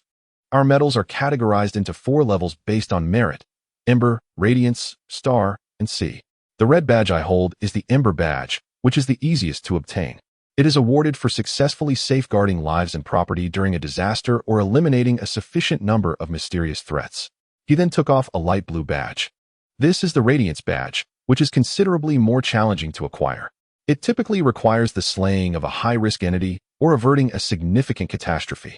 Yuan Gang carefully replaced this badge on his chest, then gently removed a deep blue badge. This is the Star badge. To earn it, one must slay a being of boundless realms or thwart a rebellion that could lead to societal upheaval. As for the Sea badge, I do not possess one myself, and its criteria for acquisition remain undefined. Without established conditions, how can we know when we have earned it? Does that not imply insider dealings? One recruit questioned. Excellent query. The individual who posed that question will run 20 laps around the courtyard after the awards ceremony. Yuan Gang continued. The absence of fixed criteria is due to the significance of this badge. It will automatically be conferred upon you when you achieve the corresponding merit. For instance, 5 years ago, when the 8-headed serpent landed in the East China Sea, Wang Mian sacrificed his own lifespan to rewind time by an hour, ordering the evacuation of coastal residents and saving hundreds of thousands of innocent lives. Should anyone feel their contributions surpass his, they may proactively apply for the Sea badge. Zhang Taiping was taken aback. Is that massed squad really that formidable? Does this imply that they let a vast amount of water flow during the last trial, altering the fate of hundreds of thousands in one fell swoop? The laws of time are indeed terrifying. Yuan Gang accepted a small box from Instructor Hong. Now, I announce the first recipient of a medal. Lin Qiye saved dozens of lives during the missile bombardment, preserving the future flame of the Night Watchers. He subsequently dealt a heavy blow to the ancient God Church's Serpent Woman and fought alongside Team 136 to capture the disciple Han Xiaoyan. Therefore, I bestow upon him the Star Badge. The proclamation of the Star Badge left the audience momentarily incredulous, but the higher-ups had their reasons, and it was not for the recruits to question. The Night Watcher's upper echelon truly knows how to win hearts. Qi Ming remarked. Lin Qiye, step forward to receive your honor. Yuan Gang approached Lin Qiye's side, carefully retrieving the deep blue badge from the box and pinning it onto his left chest before saluting. Lin Qiye returned the gesture with a standard military salute. After Lin Qiye stepped down, Yuan Gang continued. Shin Qingzhu, for her timely neutralization of the eye of the storm during a severe wind disaster, ensuring the safety of hundreds of thousands in Cangnan, is awarded the Radiance badge. Wow, Brother Zhuang is impressive, and Qiye is the coolest. The stout man shouted excitedly. Shin Xiu, Qi Ming, and Tu Shan Miao Miao, for their swift action during the missile attack and their collaborative capture of the lazy archbishop of the ancient God Church, I hereby bestow upon you the Radiance badge. Zhang Taiping appeared bewildered. Wait, what about me?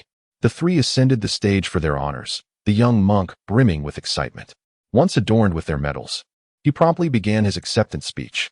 To receive this honor, I must first thank the Xiankong Temple for my training, and then express my gratitude to all the instructors. Without you, I would not have attained such a distinction. Ba, may the blessings of the infinite heavenly sovereign be upon you. Yuan Gang, visibly exasperated, interjected, all right, that's enough. Hurry and step down. Tu Shan Miao Miao wore an unhappy expression. Why wasn't Taiping recognized? He contributed significantly as well. Zhang Taiping was touched. Finally, someone was advocating for him. Taiping, are you feeling unappreciated? Indeed. Yuan Gang smiled slightly. During the missile attack, although your sword shattered the missile, it did not completely neutralize the threat. Later, when you had the opportunity to capture the Serpent Woman, You allowed her to escape right before your eyes. While Lin Qiye and Team 136 were battling, what were you doing? Enjoying dumplings indoors. Most critically, 5 months ago, someone caused the inexplicable disappearance of several buildings in Cangnan, resulting in economic losses amounting to billions. Please, no more. I concede, is that all right? Zhang Taiping hastily interrupted, as the incident with the emperor's ruins was a permanent scar for him. After dismounting the stage, Tu Shan Miao Miao removed her medal. Taiping, don't be upset. I can give you mine. I can offer you mine as well. Qi Ming chimed in. Miao Miao's offer was one thing, but Qi Ming's involvement was puzzling. What are you doing? Are you giving it or not? Xin Xiu clutched her badge protectively. When the enemy strikes, I shall retaliate tenfold. Those who have attacked me have already paid with their lives. I see no need for further accolades. You may keep your medals. One day, I shall repay my debts. And at that time, I shall earn myself a C badge. Zhang Taiping declared resolutely. Chapter 65. Is the world virtual? After the physical training concluded, the recruits' training regimen unexpectedly became a vibrant tapestry of activities. Tactical guidance, simulated exercises, principles of forbidden ruins, and practical operations were introduced.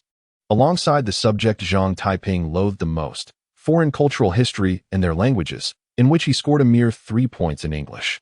This rekindled the disdain of the teacher who taught global history and culture before the mist descended, making Zhang Taiping feel as if he were back in high school. Shen Qingzhu. Instructor Gu shouted emphatically, rousing the slumbering Shen Qingzhu. Yes. What is the essence of mental power? I have no idea. Run 10 laps. All right. Instructor Gu surveyed the room, finally resting his gaze on Lin Qiye.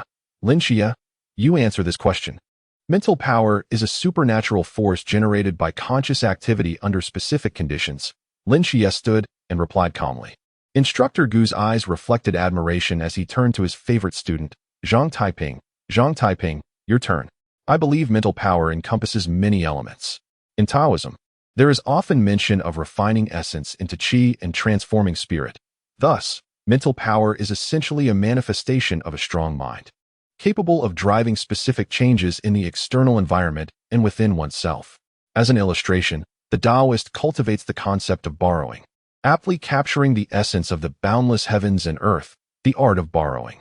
The ability to harness greater cosmic forces signifies a formidable mental prowess. In contrast, the demonic practitioner embodies the notion of the self, refining their being through the surrounding environment, thereby transforming their essence into an indomitable force, which equally reflects a profound mental strength. I perceive the essence of mental power as a measure of one's understanding of oneself and the environment, coupled with the capacity to wield this understanding effectively. Zhang Taiping articulated his thoughts, prompting a nod of approval from Instructor Gu, who appreciated Zhang's propensity to eschew rote recitation in favor of innovative ideas that often resonated with his own perspectives. This exchange fostered mutual learning. Indeed, I hope everyone comprehends that in the quest to eradicate the mysterious, theoretical knowledge holds equal weight to practical experience. We must maintain a mindset of exploration to truly grasp the world, Instructor Gu expounded. Lin Qiye, taken aback by this discourse, pondered the implications and, recalling the psychiatric institution's Merlin, rose to inquire, Instructor Gu, do you believe our world is genuine? This question momentarily stumped Instructor Gu, who reflected on the perspective of a fish in the depths of the ocean, oblivious to the existence of land. Similarly, two-dimensional beings are constrained by their limited worldview, unable to fathom the three-dimensional entities observing them. How then can we ascertain the authenticity of our own reality? Lin Qiye pressed on, mimicking Merlin's tone and bombarding Instructor Gu with a series of inquiries that left him perplexed. Gazing intently into Instructor Gu's eyes, Lin Qiye posed, have you considered that we might be creations of a higher dimensional existence? Instructor Gu stood momentarily astonished. Surely not. What theory do you possess to counter my previous conjecture? Lin Qiye's expression brightened, believing he had struck a chord. Instructor Gu, momentarily at a loss for words, turned to Zhang Taiping. This question is too straightforward, Zhang Taiping. Please respond. Zhang Taiping rose, contemplating. Just as two-dimensional beings cannot conceive of three-dimensional space, we too struggle to envision the four-dimensional realm. As Zhuangzi once mused about the butterfly dream, we are often unable to discern reality from dreams. How then can we distinguish whether our world is authentic? However, in my view, Our existence is undoubtedly an illusion, a construct. Evidence.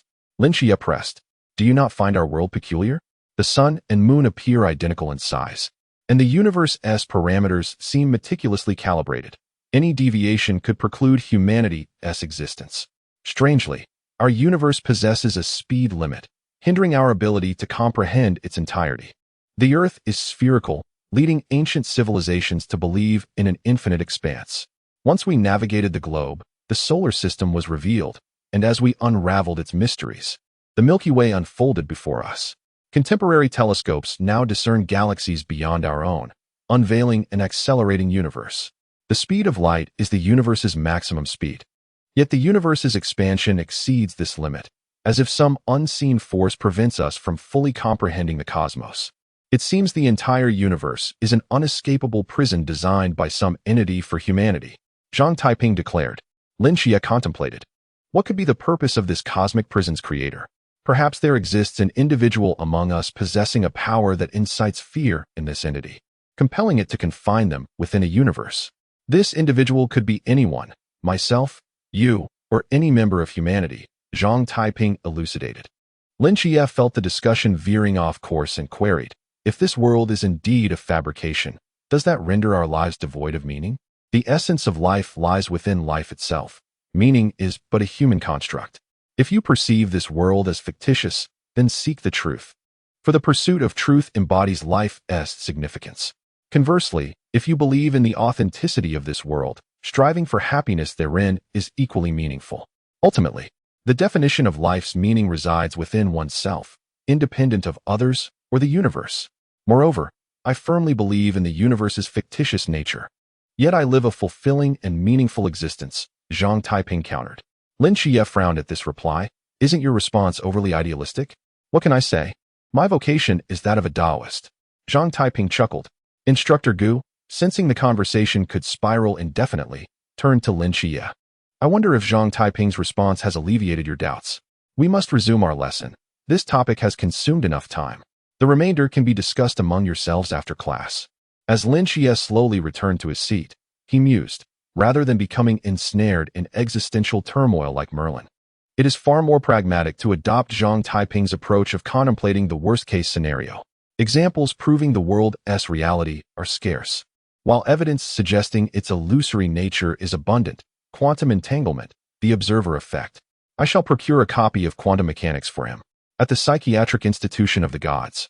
When Qiye articulated his theories, Merlin was profoundly shaken, and upon receiving a copy of quantum mechanics, he regarded it as a treasure. Thus, a once arcane wizard turned his focus from magic to physics. Merlin's therapeutic progress surged by 10%, and Lin Qiye acquired his first skill, mastery of summoning magic. Chapter 66. The New Recruit Explosive Device Training Grounds. The use of Forbidden Realms in training. In our combat with the Forbidden Realms, the ultimate success hinges upon three crucial factors. The first is inherent, encompassing our ranking and the potency of the Forbidden Realms. The second pertains to the degree of synergy between the Forbidden Realm and the individual, akin to choosing a profession. Some are naturally suited to be doctors, while others are destined to be law enforcement officers.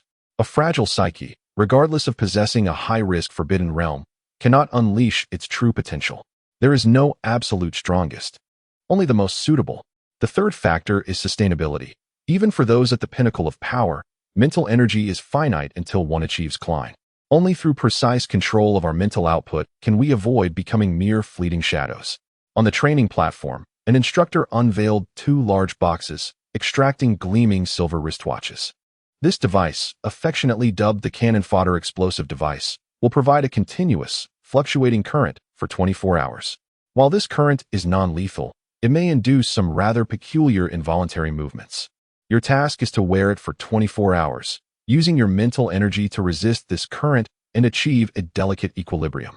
Ultimately, you must transform this mental exercise into an instinctive capability, for this device will accompany you until the training concludes.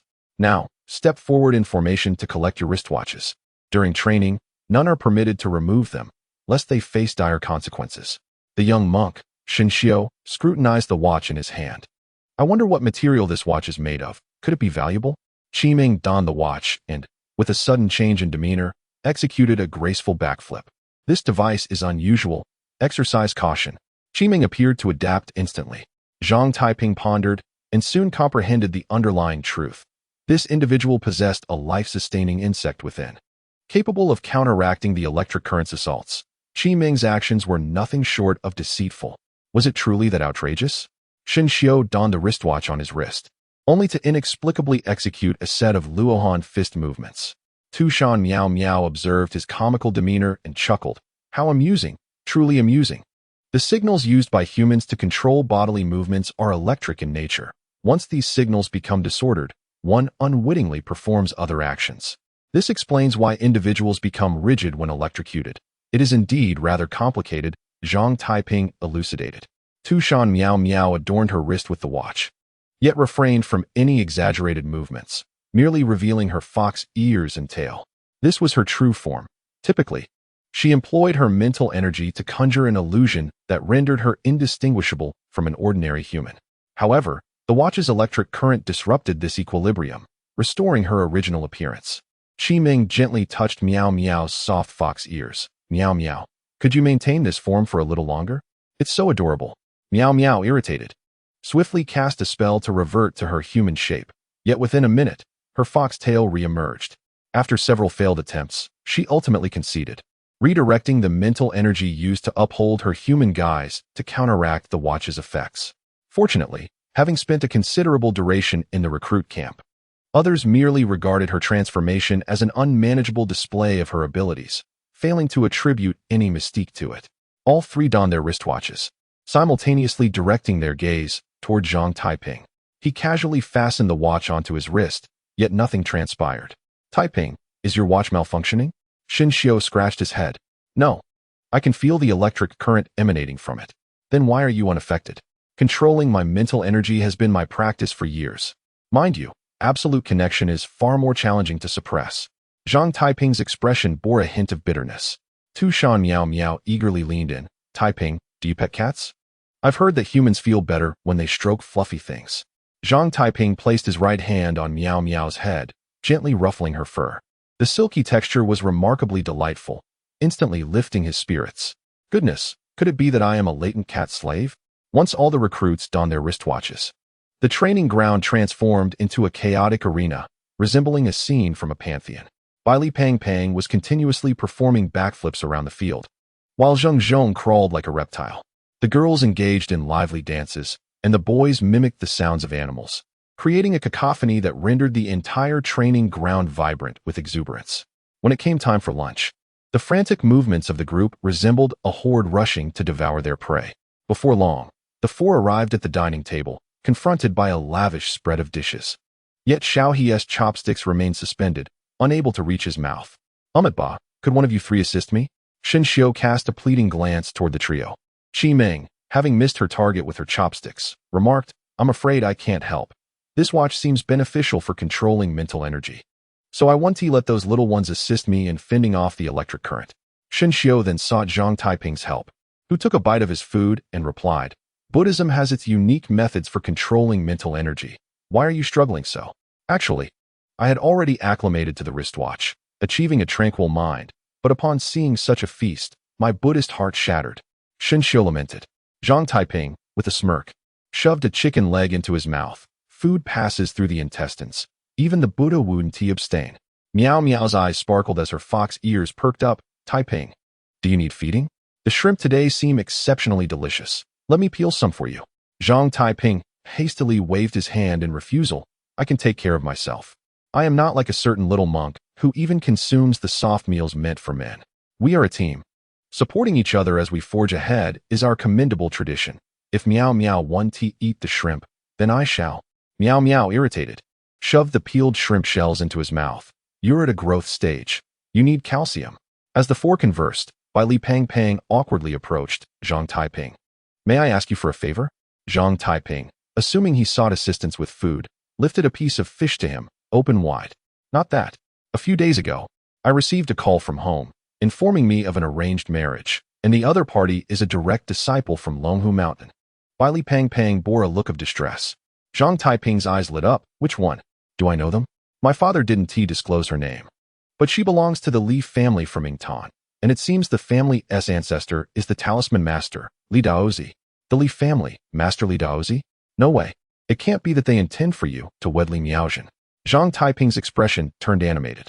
Bai Li Pang quickly covered his mouth. Keep your voice down. Don't let anyone overhear. He then glanced toward the direction of Li, discovering she was diligently controlling her mental energy to eat and had not noticed them. Finally, exhaling a sigh of relief. Chapter 67. Miao Miao's ingenious plan. By Li Pang whispered, if you know Master Li Daozi, could you possibly persuade him to annul this marriage? Zhang Taiping scrutinized the pudgy fellow. Though my disciple Miaozhen can be a bit difficult, she is exceptional in both lineage and appearance. How could she be unworthy of you, a mere fatso? If the engagement is called off, you might end up facing the consequences of 30 years of prosperity and 30 years of hardship. What should I do then? Oh, what nonsense. It's not about worthiness. It's that I, Bai Li Pang, have someone I like. Bai Li Pang hastily clarified. Tushan Miao Miao's eyes sparkled. Is it Li? Shoo. Keep it down. The pudgy fellow's face flushed bright red. Qi Ming teased. Well, little fatty, you've got good taste. But why don't you just cancel the engagement yourself? I wish I could, but my family insists. The pudgy fellow gritted his teeth. So, Zhang Taiping, will you help? Although I hold a respectable position at Longhu Mountain, I am merely an outer disciple, and this is a family matter for the Li clan. It wouldn't be appropriate for me to interfere. Zhang Taiping politely declined. Taiping, just lend him a hand. He seems rather pitiful. Tushan Miao interceded on behalf of the pudgy fellow. Zhang Taiping raised an eyebrow. When did you become so benevolent? Most of our Tushan clan are red thread immortals, yet due to my peculiar constitution, I've yet to facilitate a single couple. It's disheartening to witness a pair being forcibly torn apart. Miao puffed out her chest proudly. Zhang Taiping sighed. Upon entering the training camp, my phone was confiscated, so I currently lack the means to contact the outside world. We'll have to address this matter after the training camp. All right. As long as you're willing to help, if I can successfully annul the engagement, I will owe you a great favor. Bai Li Pang joyously performed 3 somersaults. Just as he was about to leave, Miao stopped him. Let us see this through. Once the training concludes, we'll head our separate ways. And I wouldn't want anything to happen between you and Li during the camp, would I? She seems to dislike me. Do you have a plan? Leave the matchmaking to me. Please don't doubt the professionalism of a seasoned red thread immortal. Miao vowed. She then turned to Zhang Taiping and the others. I have a plan. Who among you wishes to participate? Qi Ming was the first to raise her hand. Me. Amitba. Such a virtuous act of charity cannot exclude me. Shen Xiu clasped his hands together. The 3 then fixed their gazes on Zhang Taiping, with Shen Xiu urging. Don't forget, we are indeed a team. Zhang Taiping raised his hands, urging Miao to share her plan. Miao, ever resourceful, replied that they should first complete today's training. As night fell, a group gathered at the agreed-upon location, ready to assist Pang and Li in their matchmaking endeavor. Lin Qiye, Chao Yuan, and Shenqing Zhu joined in the effort as Miao revealed her clever scheme. They would create an opportunity for Li to be alone, with the boys disguised as rogues to tease her, and then Pang would swoop in to save the day. Cheng Ming was taken aback. Miao. This is an outdated tactic from over a decade ago. Such methods are no longer in vogue. Shenqing Zhu interjected. What alternative do you propose? Pang, still listening to Miao, was met with Shenqing Zhu's 3-pronged strategy. The first approach is to appeal to her interests. If you are exceptionally talented and wealthy, Li will surely fall for you. Pang quickly shook his head. Li is not as superficial as you think. She prefers someone stronger than herself. Shenqing Zhu suggested a second approach. Target her close friends, bribe her roommates with small gifts, and attack from 3 fronts. If you cannot win her over, at least secure her friends. Before Pang could respond, Miao and Cheng Ming grew agitated. Cheng Ming threatened, we are also Li's friends. Say that again, and I will make sure you regret it.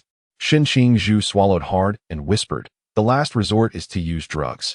If she desires you, she will follow. But if she detests you, punishment will ensue. With patience, you could win her over. Pang seized Shenqing Zhu by the collar. What do you take me for? Keep your foolish strategies to yourself, or Miao and Cheng Ming will make you regret it. Zhang Taiping urged them to quiet down. Let's proceed with Miao's plan.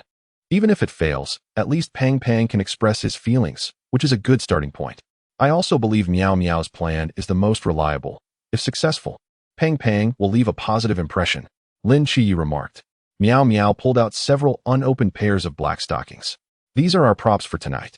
You all must wear them. You all speak of brotherhood, but hesitate to make this small sacrifice? Besides, I have never worn these stockings. If we don't cover our faces, how will this plan succeed? Meow Meow insisted. The group exchanged glances, resigned to the absurdity for Pang Pang's happiness. They donned the stockings, resembling bank robbers, and lay in wait along Mo Li's usual route back to her dormitory. Perhaps due to her first experience as a matchmaker, Meow Meow was visibly anxious. Her breaths heavy and face flushed. Cheng Ming reassured her. You're not that tense, are you? Meow Meow whispered. Cheng Ming, you cannot tell anyone. But one of these stockings is mine. What? Aren't you afraid Zhang Taiping will find out and retaliate? He won't know unless you tell him. Here they come. The monk. Shin Xiao alerted. As Mo Li returned with two friends from a night run, Meow Meow signaled. Cheng Ming, it's your turn. A golden silkworm flew from Cheng Ming's chest towards Mo Li. Oh no, my stomach suddenly hurts. One of Mo Li's friends exclaimed, clutching her abdomen. Could it be something we ate? I don't know, but I can't hold it. The two girls dashed off to the dormitory, leaving Mo Li alone. Cheng Ming looked at Zhang Taiping. Activate the soundproof formation. Zhang Taiping had previously set up flags at their designated spot. Although hastily crafted, they were unlikely to be detected by the instructors. He initiated the soundproof array and nodded at Meow Meow. At Meow Meow's command, the 5 men, donned in black stockings, sprang from the bushes. Demise, Chow Yuan shouted, prompting puzzled looks from the others. Mo Li noticed them and stepped back warily. Who are you? The group, lacking experience, fell silent.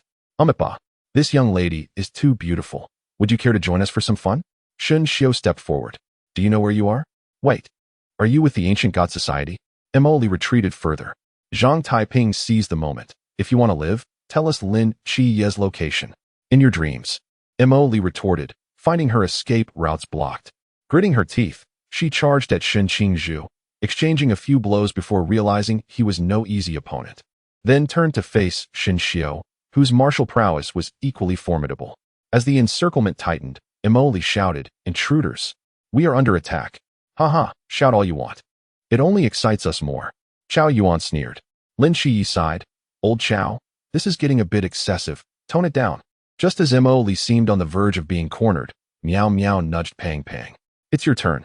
Pang Pang rushed forward, declaring, in broad daylight. How dare you harass a lady? I can tolerate much, but this is unacceptable. Broad daylight. Zhang Taiping looked up at the starry sky, covering his forehead. Yet, the show must go on. Zhang Taiping stepped forward. If you wish to be a hero, you must first prove your worth. Before he could finish, an anxious Pang Pang accidentally activated his wristwatch, causing a surge of electricity. Zhang Taiping, face-palming, stepped up to deliver a blow, but it bounced off Pang Pang harmlessly, who then stumbled and fell atop him. What a move. I had no idea there were such talents in the training camp. Zhang Taiping exclaimed. Could you be any more dramatic? The others groaned. With no other option, they pressed on. Shen Qingzhu used his face to absorb Pang Pang's punch, while Chow Yuan bent over to receive a kick. The most exaggerated was Shin Xiao, who spun away without even being touched. As they stumbled and helped each other up, Lin Qiye remarked, This guy is incredibly strong. We are no match for him. Brothers, retreat. With that, they fled in haste. Pang Pang scratched his head, concerned. They didn't hurt you, did they? No. Good. Let me escort you back to your dorm. Pang Pang offered gallantly. No, they might be from the Ancient God Society. We must inform the instructors immediately. Mo Li insisted seriously. Pang Pang panicked. There was no real harm done. Is it necessary to involve the instructors? Mo Li grabbed Pang Pang's ear. Tell me, what were you really trying to do? Do you think I'm foolish? Those 5 were clearly Lin Qiye and Zhang Taiping. Would you believe me if I said we were just fooling around? I believe you are lying. If you don't confess, I will report you. Mo Li turned to leave. In a moment of bravery for his friends, Pang Pang seized her wrist. This is all on me. I wanted to stage a heroic rescue, but it all went wrong. Let go of me. I won tea. Pang Pang's gaze was resolute. Mo Li, he stammered. From a distance, Meow Meow called out. I gave you a chance, and you blew it. Execute the plan. Zhang Taiping once again produced his homemade firework and ignited it, causing it to burst in the sky, revealing several large characters. Jasmine. I, Bailey Tumming, am fond of you. Jasmine, taken aback, felt a mix of embarrassment and anger, and she forcefully shook off the chubby boy's hand. Bailey Tumming, what have you done? Jasmine, let me explain. I had no knowledge of the fireworks. Just as Tushan Miao Miao was secretly delighted, a sudden oppressive force enveloped the scene. The group exchanged glances, and the little monk shouted, "Run!" They scattered in a hurry, and Yuan Gang's figure appeared in an instant. He looked at the chubby boy, who wore an awkward expression, and the flustered Jasmine, sighing.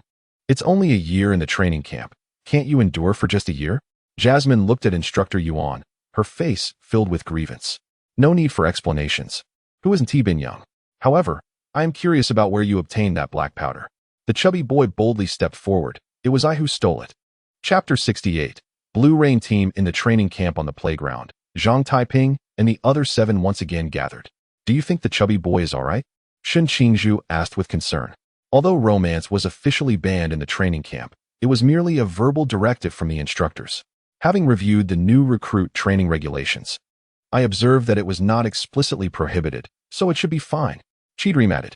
Tushan Miao Miao extended her right hand. "Return my stockings." "Wait, you still want them back?" Chao Yuan expressed reluctance. "Of course I need them back. What if you use them for something strange?" Miao Miao threatened as she shook her small fist.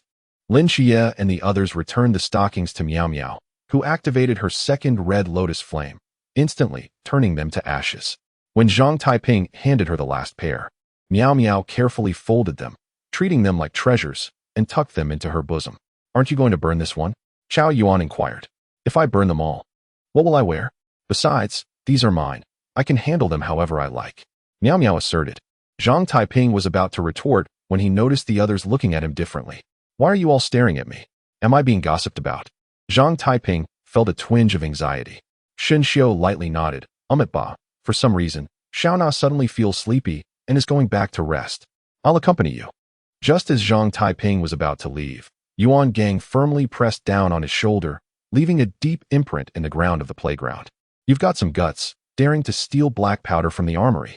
Zhang Taiping's mind raced. He was certain that he had avoided all the cameras while taking action, and the chubby boy would never betray him.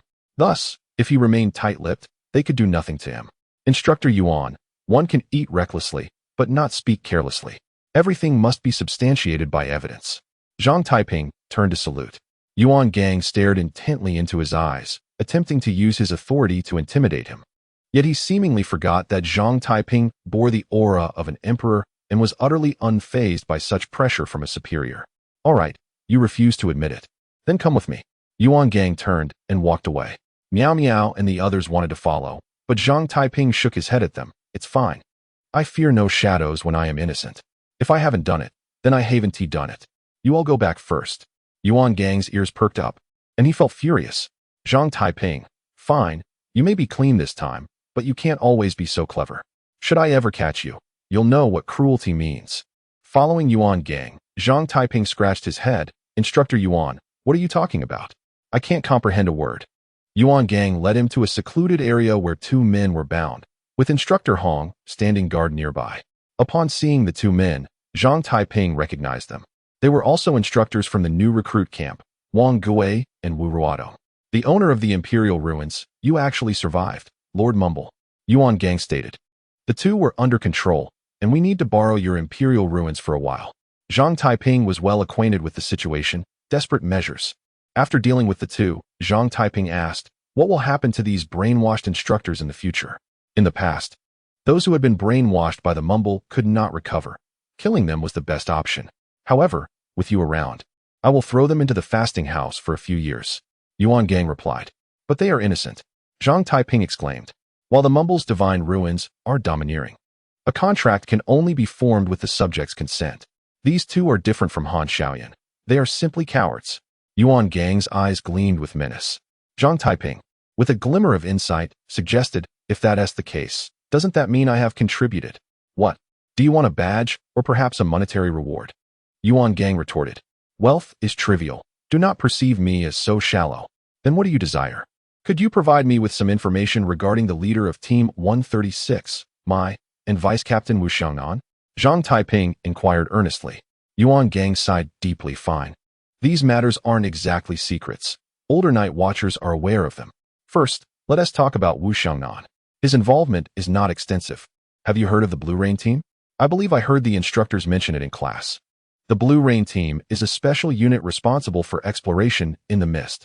5 years ago, when the Yamada no Orochi invaded the East China Sea, during the struggle with the Masked One, a human prodigy arrived in the East Sea, accompanied by members of the Blue Rain Team. In fact, the Masked Team was a newly established special unit at that time, lacking the strength of the Blue Rain Team. Thus, upon their arrival, they immediately took over the battle, coordinating seamlessly with the human prodigy to severely wound the Yamada no Orochi. Seeing they were outmatched, the Yamada no Orochi retreated into the mist, while the Blue Rain Team pursued into the fog. Yuan Gang recounted. And then, at the time, we thought it was a normal pursuit mission. But once they entered the mist, the Blue Rain Team lost contact. The items they carried could only sustain them in the fog for 24 hours. The higher-ups among the Night Watchers believed they had perished. However, 80 hours later, Wu Xiangnan returned from the mist. He was gravely injured and unconscious. Later, we learned from him that after losing the Yamada no Orochi's trail and preparing to return, they inexplicably entered a mysterious secret realm. According to Wu Xiangnan's recollections, it turned out to be the legendary Takamagara. After a fierce battle, the Blue Rain Team had essentially lost all combat capability. But the worst-case scenario unfolded. They encountered Susanoo in Takamagara. You must have seen the scars on Wu Xiangnan's hand. Those were left by the divine sword, Amano Murakumo, leaving scars that even rebirth cannot erase. Thus, the invincible swordsman of the Blue Rain Team was rendered useless, leading to the dissolution of the 5th special team of the Great Xia. Are the sword scars left by the Amano Murakumo unhealable? The scars left by divine artifacts can only be healed by equivalent divine artifacts. What about the Xianyuan sword? Zhang Taiping seemed to have an idea. Yuan Gang sighed. According to Wu Xiangnan, he had secretly held the Xianyuan sword while you were drunk, but the sword did not respond to him at all. Our speculation is that the Xianyuan sword is too damaged. To function, it would need to be repaired to at least 50%. I see, Zhang Taiping responded, feeling somewhat disheartened. In the girls' dormitory, due to the earlier firework incident, the atmosphere remained lively, making Jasmine too timid to step outside. Chidream, who had gone out to fetch hot water, caught wind of some rumors. Look at that chubby boy. He seems so honest, yet he's quite romantic. He gifted a Rolex upon their first meeting. Clearly, he's from a wealthy family. His surname is Bailey. Could he possibly be related to the Bailey group in Guangzhou and Shenzhen? The more Chidream listened, the more intrigued she became, prompting her to linger outside a little longer. As she returned to push open the door, she caught sight of two Shan Miao Miao with a stocking pulled over her head, rolling and moaning on the bed, surrounded by flickering pink mist. How bizarre. It would be best for me to step outside for a while. Qi Meng turned to leave. Qi Meng, wait. Allow me to explain. Chapter 69. The Grievance of Shiva. As for Chun Mu Yi, this matter is of utmost secrecy. However, it is beneficial for you to be informed in advance, as it pertains to you as well. Yuan Gang inhaled a puff of smoke. Zhang Taiping appeared puzzled. How does it concern me? Chun Mu Yi emerged from the rookie camp 12 years ago as a night watchman, with his forbidden domain being the 037 series Black Wuchang. This forbidden domain complements another's domain in perfect harmony, earning them the title of Black and White Wuchang. Do you know who that other person is? The other individual holds the forbidden area sequence 038 White Wuchang, which is Xiaoping Gu, the current captain of the night watchman team in Shangjing. At that time, the two were exceptionally brilliant, but later, Chun Mu Yi, in pursuit of a secret mission, concealed himself in Cangnan for many years, resulting in no progress in his cultivation. Now, Captain Xiao has reached the Klein realm, while Chun Mu Yi, once his equal, remains at the Chuan realm. Why is that? Because of a forbidden object. A forbidden object capable of annihilating the heavens and the earth, Shiva's grievance. Yuan Gang exhaled a plume of smoke. Zhang Taiping frowned. I know Shiva. He is the god of destruction among the 3 principal deities of India. But what is Shiva's grievance? Shiva's grievance is a forbidden object of Series 008. Its appearance resembles a piece of sheepskin parchment. As long as one writes any name upon it, theoretically, one can conceptually erase its existence. This is truly astounding. However, there are restrictions on its use. In theory, to erase an ordinary person, one must deplete the mental energy of a Chuan realm individual. And if one were to attempt to erase a city, even a creator god would have to pay a significant price. Yuan Gang explained. I still do not understand how this relates to me and the captain. The power of Shiva's grievance is so formidable that even the deities in the mist covet it. For its existence led to a divine war 10 years ago. This battle was cataclysmic, and it took the combined efforts of humanity's 5 greatest powers to barely withstand it. Due to the uniqueness of Chun Mu Ye's forbidden domain, the 10 Yama kings he summoned could suppress the aura emitted by Shiva's grievance, causing the gods to reluctantly retreat once its whereabouts were lost. However, the power of Shiva's grievance is overwhelming, rendering Chun Mu Yi unable to make any progress in his cultivation, and to this day, he is on the verge of failing to suppress Shiva's grievance. Yuan Gang elucidated. What shall we do? In fact, the best choice for suppressing divine objects is your absolute void, which, when placed within your imperial domain, renders Shiva's grievance merely an ordinary piece of sheepskin. Your captain would then find it much easier. Upon hearing this, Zhang Taiping was elated. I shall go find him now. You are not yet qualified. To suppress Shiva's grievance, you must fully control absolute void, and to achieve that, you must reach the Chuan realm. Yuan Gang spoke with gravity. Zhang Taiping promptly vowed, Please, Instructor Yuan, rest assured. I will train diligently to reach the Chuan realm as soon as possible. Very well. Furthermore, what I have shared with you today is absolute confidentiality. You must not divulge a single word to anyone, understood? Yuan Gang's expression turned serious. Zhang Taiping solemnly replied, I assure you, I will complete the task and remain tight-lipped. It is getting late. You should return and not delay tomorrow's training. After Zhang Taiping walked away, Yuan Gang wiped the cold sweat from his forehead, contemplating his earlier words. It should be half-truths without discrepancies, right? Why was no one warned that lying could be such a challenging endeavor? The next day, prior to the morning cross-country training, Instructor Hong announced the punishment for Bai Li Pang Pang's violations. The training camp is a place for discipline, not a venue for romance. Although there is no explicit rule against dating, to steal black powder from the armory for the sake of romance is utterly outrageous. Last night, Bai Li Tu Ming, in an attempt to create a so-called romantic gesture, stole over 20 kilograms of gunpowder. He was caught red-handed, and he confessed unreservedly. The punishment is as follows. Bai Li Tu Ming is confined for 5 days, and this dark history will be documented to follow him for life.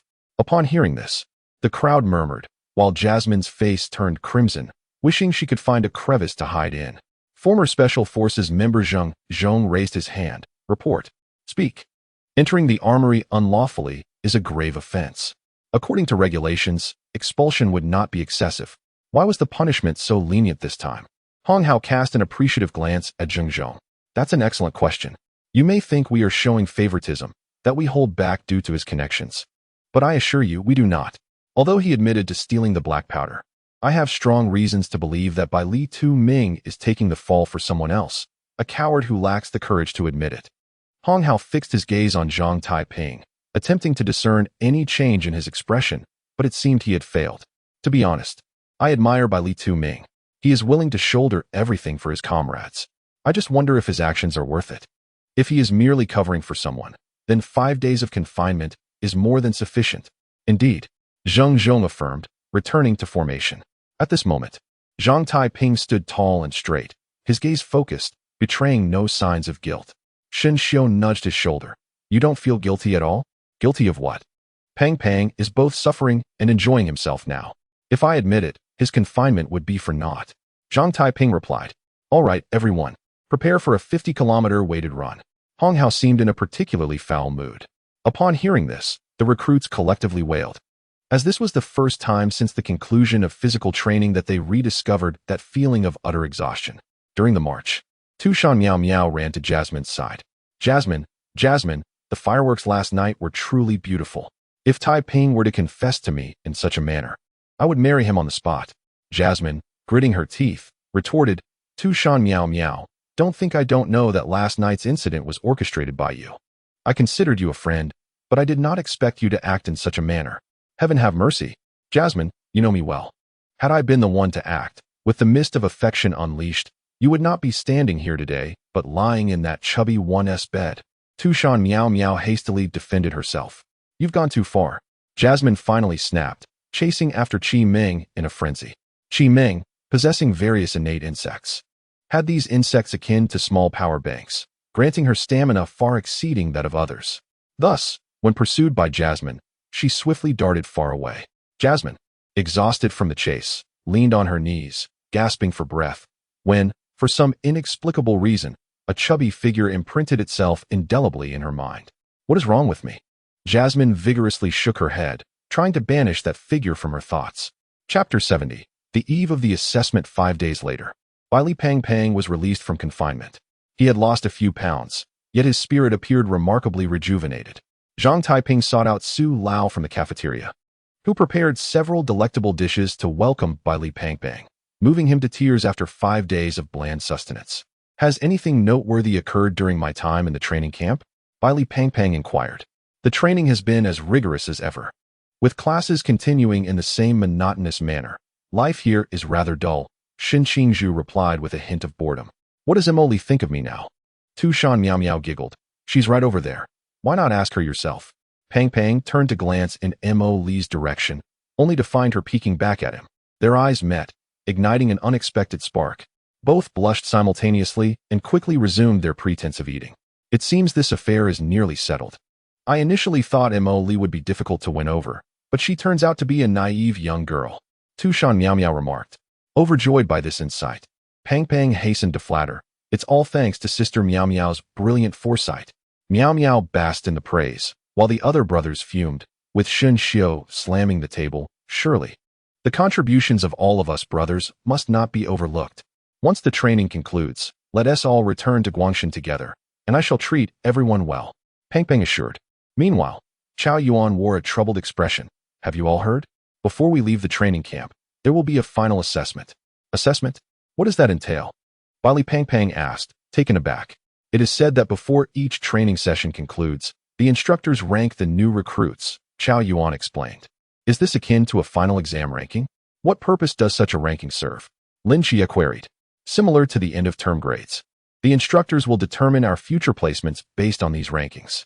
It is rumored that those with good performance will be assigned to important night watch teams in major cities, while those with lesser scores will be relegated to remote cities, Chao Yuan elaborated. Zhang Taiping scratched his head. What criteria are used to determine these scores? The ranking methodology is rather complex, encompassing nearly all our training activities, such as physical training, shooting practice, extreme training, theoretical examinations, tactical essays, and foreign history and languages. Chao Yuan clarified. Theoretical examinations, Xin Qingzhu groaned, covering her forehead. Physical training, Li Pang frowned. Shooting practice, Lin Qiye appeared slightly distressed. Foreign languages, Zhang Taiping lamented. Xin Xiu suddenly realized, doesn't this imply that if we manage our scores, we could end up in the same team? Not so simple. Historically, there has never been a team composed entirely of newcomers, due to frequent mysterious occurrences within the Great Xia territory. The night watch teams stationed in various cities suffer casualties annually, and we new recruits will serve as fresh blood to replenish them, Chao Yuan explained. Shun Xiu's spirits dampened. Does that mean we will inevitably be separated? Theoretically, yes. Each team can only accommodate a maximum of 2 new members. The higher-ups will never permit a team consisting solely of new recruits. Tu Shan Miao Miao clung to Zhang Taiping's arm. 2 is sufficient. As long as I am not separated from Taiping. Xin Xiu looked distressed. What about me and Qiming? Qiming suddenly slammed the table, declaring, I've decided. I will form my own special team, and I shall be the captain. That makes sense. I want to join, but the captain must be me, the little monk exclaimed, his eyes lighting up. Zhang Taiping promptly doused their enthusiasm with cold water. The captaincy is only for the special team of the Qi realm. Do you think the higher-ups would allow that? Qiming's spirits waned. Not now, but in 4 or 5 years, it will surely be possible. We'll deal with the future when it arrives. By the way, do you have any cities in mind that you wish to go to? Chao Yuan inquired. If only I could return to Guangshan. That's my territory, and being a night watchman there would be incredibly comfortable. Li Pang dreamt of a bright future. Beijing. Only the night watch teams there are worthy of my talents. Xin Qingzhu added. Li Pang turned to Lin Qiye. Which city do you plan to go to? With your performance, going to Beijing is a sure thing, and you might even be selected for a special team. Actually, if possible, I would like to stay in Songnan. Team 136? With your outstanding performance, you probably won't remain there. Chao Yuan frowned. Zhang Taiping raised an eyebrow. My performance is not outstanding. Could I possibly stay in Cangnan? Well, you mischievous ones have probably already drawn the instructor's ire. If they seek revenge, you wouldn't know where you might end up. Zhang Taiping looked at Miao Miao with pleading eyes. Miao Miao, you mentioned having connections. Can you ask them to let me stay in Cangnan? Sister Yaya only assured me that the two of us would be assigned to the same team. But which one? That remains to be seen based on the instructor's arrangements. Tushan Miao Miao felt helpless. Just then, while the group indulged in thoughts of the future, 3 armed transport planes slowly descended on the training camp's rear mountain. A contingent of instructors stood on the tarmac, their uniforms fluttering in the wind. At the forefront, Yuan Gang gazed intently at the 3 transport planes, lost in contemplation. Once the planes came to a halt, the rear cargo doors opened slowly, and an armed escort emerged, saluting sharply. Reporting, sir. The 3 entities from the Qi realm have been safely delivered as per your instructions. Please proceed with the inspection.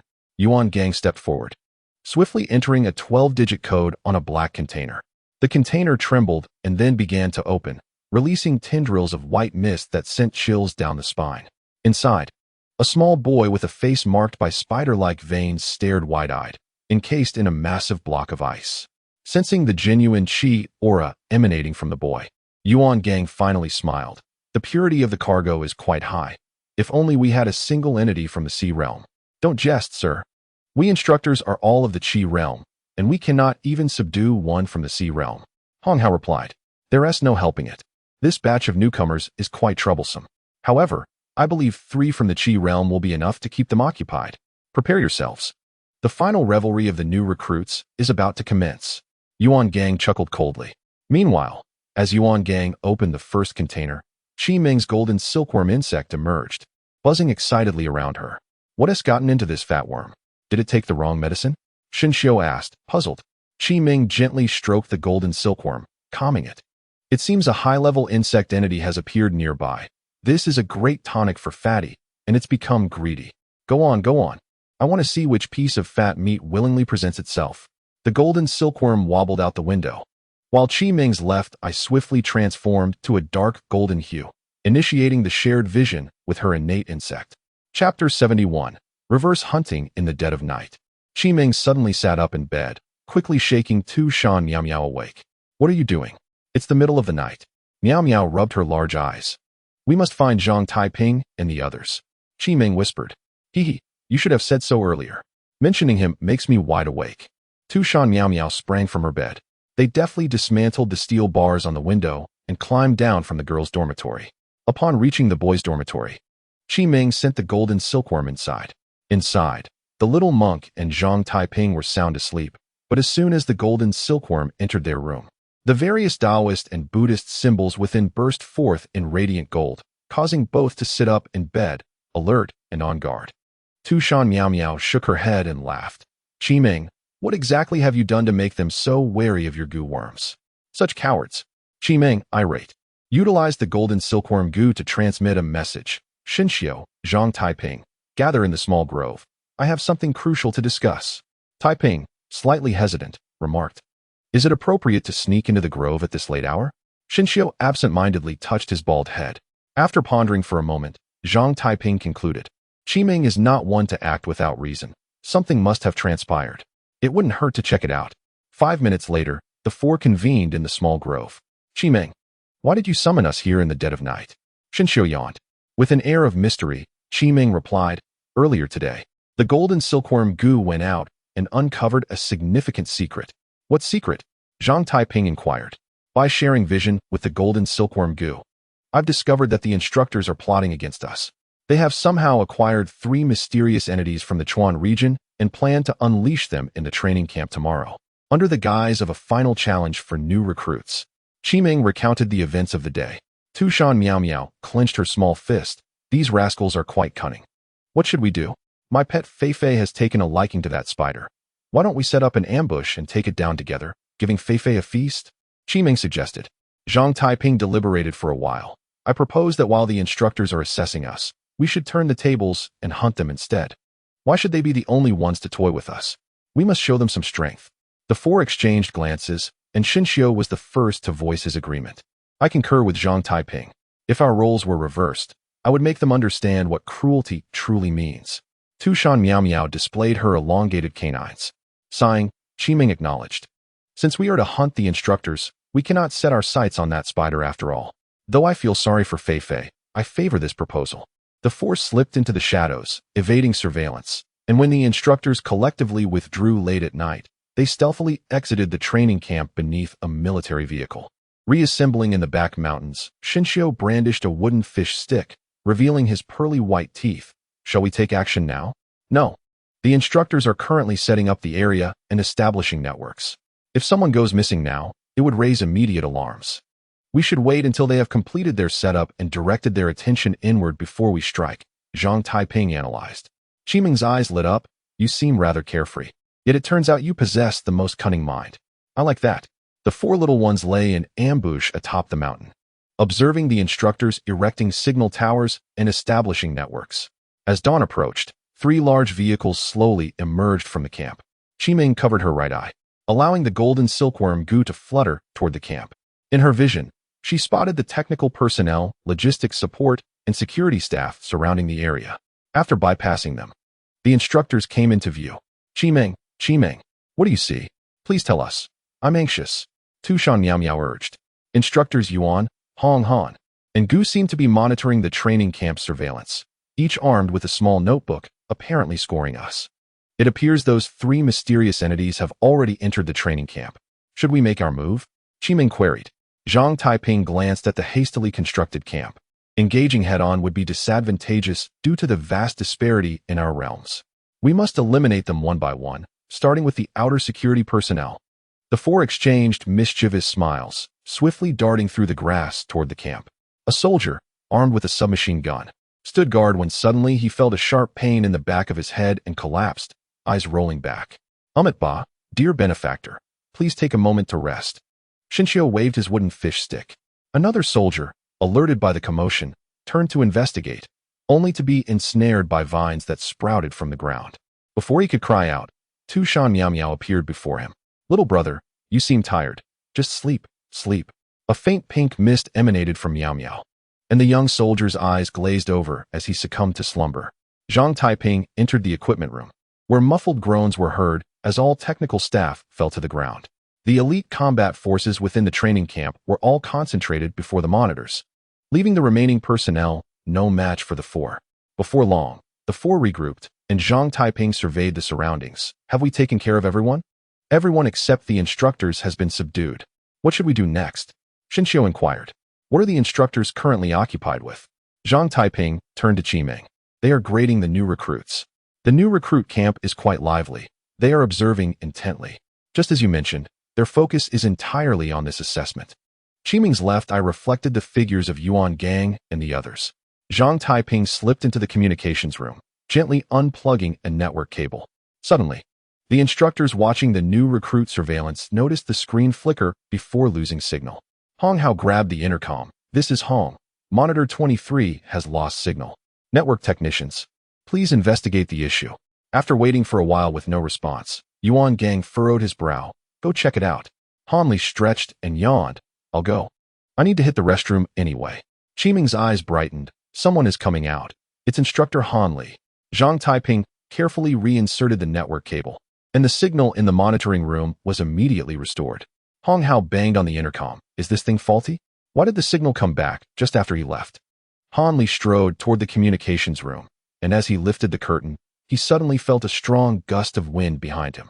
He swiftly rolled forward to evade an attack. Xinxiu, holding the wooden fish stick, was momentarily stunned. How peculiar. Why did I miss? Fool, this isn't the training camp.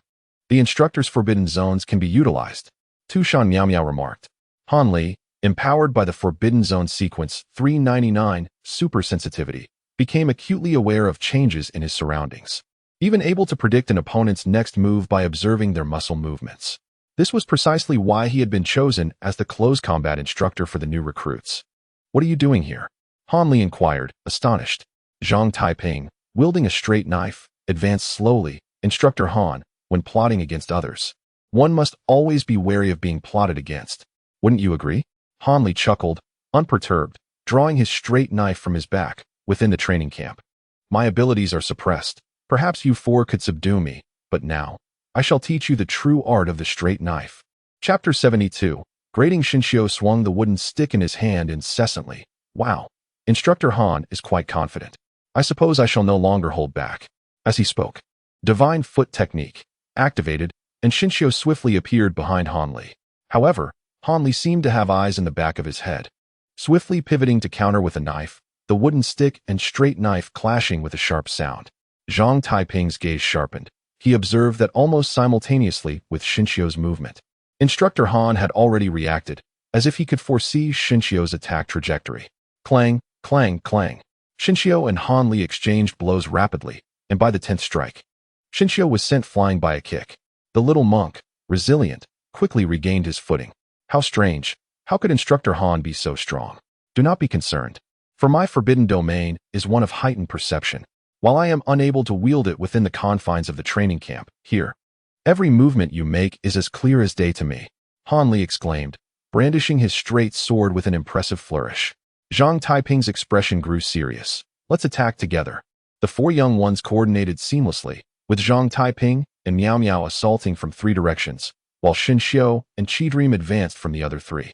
Yet, even when faced with four opponents, Han Li appeared entirely unfazed, his swordplay impenetrable. He not only parried their strikes, but also found opportunities to counterattack, as if engaged in a training match. Zhang Taiping, at this point, why do you still hold back? Why not unleash your full strength? Qidream complained. It was understandable for her to voice such concerns, as Zhang Taiping had yet to deploy his peculiar swordsmanship since the onset of the engagement.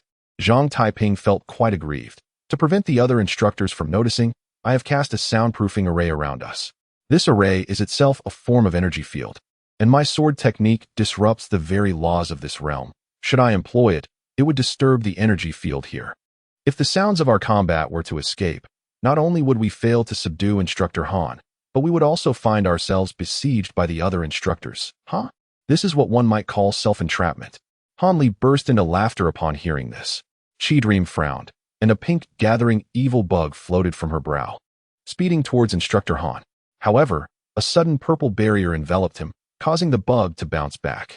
The creature, resembling a pink octopus, developed a large bump upon impact and seemed to seek comfort from Qidream. She gently patted its little head and looked at Han Li. Taoist talismans? Ever since the last ambush, the training camp has acquired a batch of talismans to ward off bugs from Longhushan. To be honest, your bugs possess immense potential, yet they, like yourself, are far too weak, Han Li declared, cleaving Xinxiu aside. Xinxiu rose to attack again. This is not a viable strategy. Even though we have silenced our surroundings, prolonged engagement will surely draw attention. We underestimated the instructor. Today, we may find ourselves in dire straits. Miao Miao sighed. Let me take over. Suddenly, a melodious chime echoed through the arena, and the pink mist emanating from Miao Miao became increasingly ethereal. Instructor, with your heightened perception, you must sense everything about me, right? Tushan Miao Miao smiled enchantingly. Han Li hastily diverted his gaze from her figure, for the pink mist could awaken the most primal desires within humans. Coupled with Miao Miao's flawless physique, no man could withstand such temptation. For an ordinary individual, it might be manageable, but Han Li's enhanced perception rendered him tenfold more sensitive to his surroundings, allowing him to discern the trajectories of the other strikes and respond accordingly. Yet, in the presence of Tushan Miao Miao, this ability became a significant burden. Even when he averted his gaze, his acute perception continued to relay her every movement, every smile, into his mind. You are despicable. Han Li's breath grew heavy, and he realized that his focus increasingly gravitated towards the Fox Maiden. Instructor Han, if you cannot maintain your composure, how can you blame us? Xinxiu sneered coldly, noticing Han Li's movements becoming sluggish. At this moment, Miao Miao had withdrawn from the fray, transforming into a mere distraction, her playful demeanor effectively sapping Han Li's combat prowess. Pull yourself together. You must regain your focus. Han Li chastised himself internally, attempting to redirect his attention. In the midst of battle, distraction was the gravest sin. He managed to suppress the flames of frustration momentarily, yet it drained a considerable amount of his mental energy. With a resounding thud, the wooden stick inevitably struck Han Li at the back of his head, causing him to lose consciousness. Ba, with a heart void of women, the blade naturally becomes divine. My master speaks the truth. The little monk clasped his hands together in awe. Miao Miao's ability was indiscriminate in its effect, and both Zhang Taiping and Qi found themselves breathing heavily, while the little monk remained calm, as if he had already transcended worldly desires. Taiping, are you all right? Tushan Miao Miao rushed toward him. Stay away from me. I need some solitude. Taiping paused, then grinned mischievously, turning his gaze towards Qi, whose expression shifted. Demoness. Keep your distance. Ultimately, Miao Miao directed her gaze towards Xinxiu, who remained unperturbed. Had she not witnessed his eating habits, she might have assumed he was an emotionless sage. What shall we do now? Qi inquired, glancing at Instructor Han. Zhang Taiping retrieved a brush from his pocket, dipped it in cinnabar, and inscribed a number on Han Li's forehead. 85. What are you doing? Miao Miao inquired curiously. Grading. Of course. Why should only they be allowed to rate us? Moreover, my ink is specially made from long hushin. Once it touches the skin, it cannot be washed off for an entire week. Zhang Taiping chuckled mischievously. Ba, although Instructor Han is troublesome, I believe an 85 is rather generous. Xinxiu remarked. I, too, think 80 is more appropriate. Qi added. Miao Miao assessed. His defenses against mental attacks are somewhat lacking. That is a deduction. I would assign him a maximum score of 73. Zhang Taiping shrugged. What can I do? I cannot simply erase this score and rewrite it. Let this one slide. But when we grade the next instructor, we must collaborate. Xinxiu concluded. Just as they were deliberating on the grading criteria, Instructor Wang, who taught firearms, approached. Old Han, why haven't you returned? Have you been in the restroom this long? The recruits are still waiting for your evaluation. Upon seeing the four, they too spotted him. Observing Han Li sprawled on the ground, Instructor Wang immediately realized the gravity of the situation. He was unarmed and had no chance against them. So he promptly turned to flee. Yet, he could not outrun Xinxiu. In the end, a large 59 was inscribed upon Instructor Wang's forehead, as the four unanimously agreed that his performance was subpar. Chapter 73. The ambush in the monitoring room. Yuan Gang was intently observing the screens, occasionally jotting down notes to record each new student's performance. Hong Hao stretched and, upon glancing around, noticed something amiss. There had been over 20 people in the monitoring room, yet now more than 10 seats were conspicuously empty. Where have all these people gone? He exclaimed in astonishment. What is all the fuss about? Yuan Gang scolded. However, when he turned to see the vacant seats, he quickly grasped the gravity of the situation. If I recall correctly, Han Li was the first to leave. How long has he been gone? Yuan Gang inquired. The theoretical instructor, Gu, checked his watch. Approximately 40 minutes. Yuan Gang's expression darkened. A sense of unease washed over him. Where are Zhang Taiping and the others? Why have they not appeared on the surveillance footage? The dormitory lacks monitoring, but from 5 o'clock until now, they have not left their rooms. We initially thought those four troublemakers had been drawn into a dream. Hong Hao explained. Damn it. Having played the role of the hawk for so long, I've now been pecked in the eye. Yuan Gang angrily tossed his notebook onto his seat. Are you suggesting that as possible? Our operational secrecy has been impeccable, and with their abilities, how could they possibly take down so many instructors? Remember, these instructors are all formidable. Hong Hao displayed an incredulous expression. It's impossible. Those four little rascals are capable of the unimaginable. We cannot allow this to continue. Otherwise, this operation will turn into a day of celebration for the instructors. Yuan Gang declared, determined to head outside. Hong Hao abruptly intercepted him, stating, Why employ a bull's knife to slay a chicken? Leave this matter to me. Moreover, the final evaluations of the freshmen ultimately fall upon you. You must not act recklessly. Yuan Gang nodded in acknowledgement. Very well. Except for Instructor Gu, all of you shall accompany Hong Hao. Should we encounter those four troublemakers, do not hold back.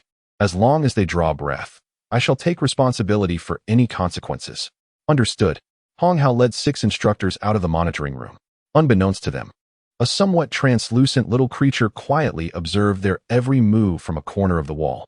As soon as Hong Hao and his group exited, news reached Qi Meng. 7 have emerged this time. What should we do? Is Instructor Yuan here? Zhang Taiping inquired. No. Even if he were here, we would still struggle against them in a group.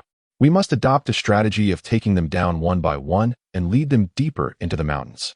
Zhang Taiping responded after noting a score of 69 on one instructor's head. The 4 of them had no time to clean up the battlefield, swiftly fleeing toward the mountains. A minute later, Instructor Hong and his team are here. Called Instructor Fong, who who specialized in tactical coordination. Hong Hao hurried over and discovered several instructors sprawled on the ground, each marked with a number on their heads. At that moment, Instructor Li, who taught foreign cultures, approached with a small yellow flag. This is Zhang Taiping's method.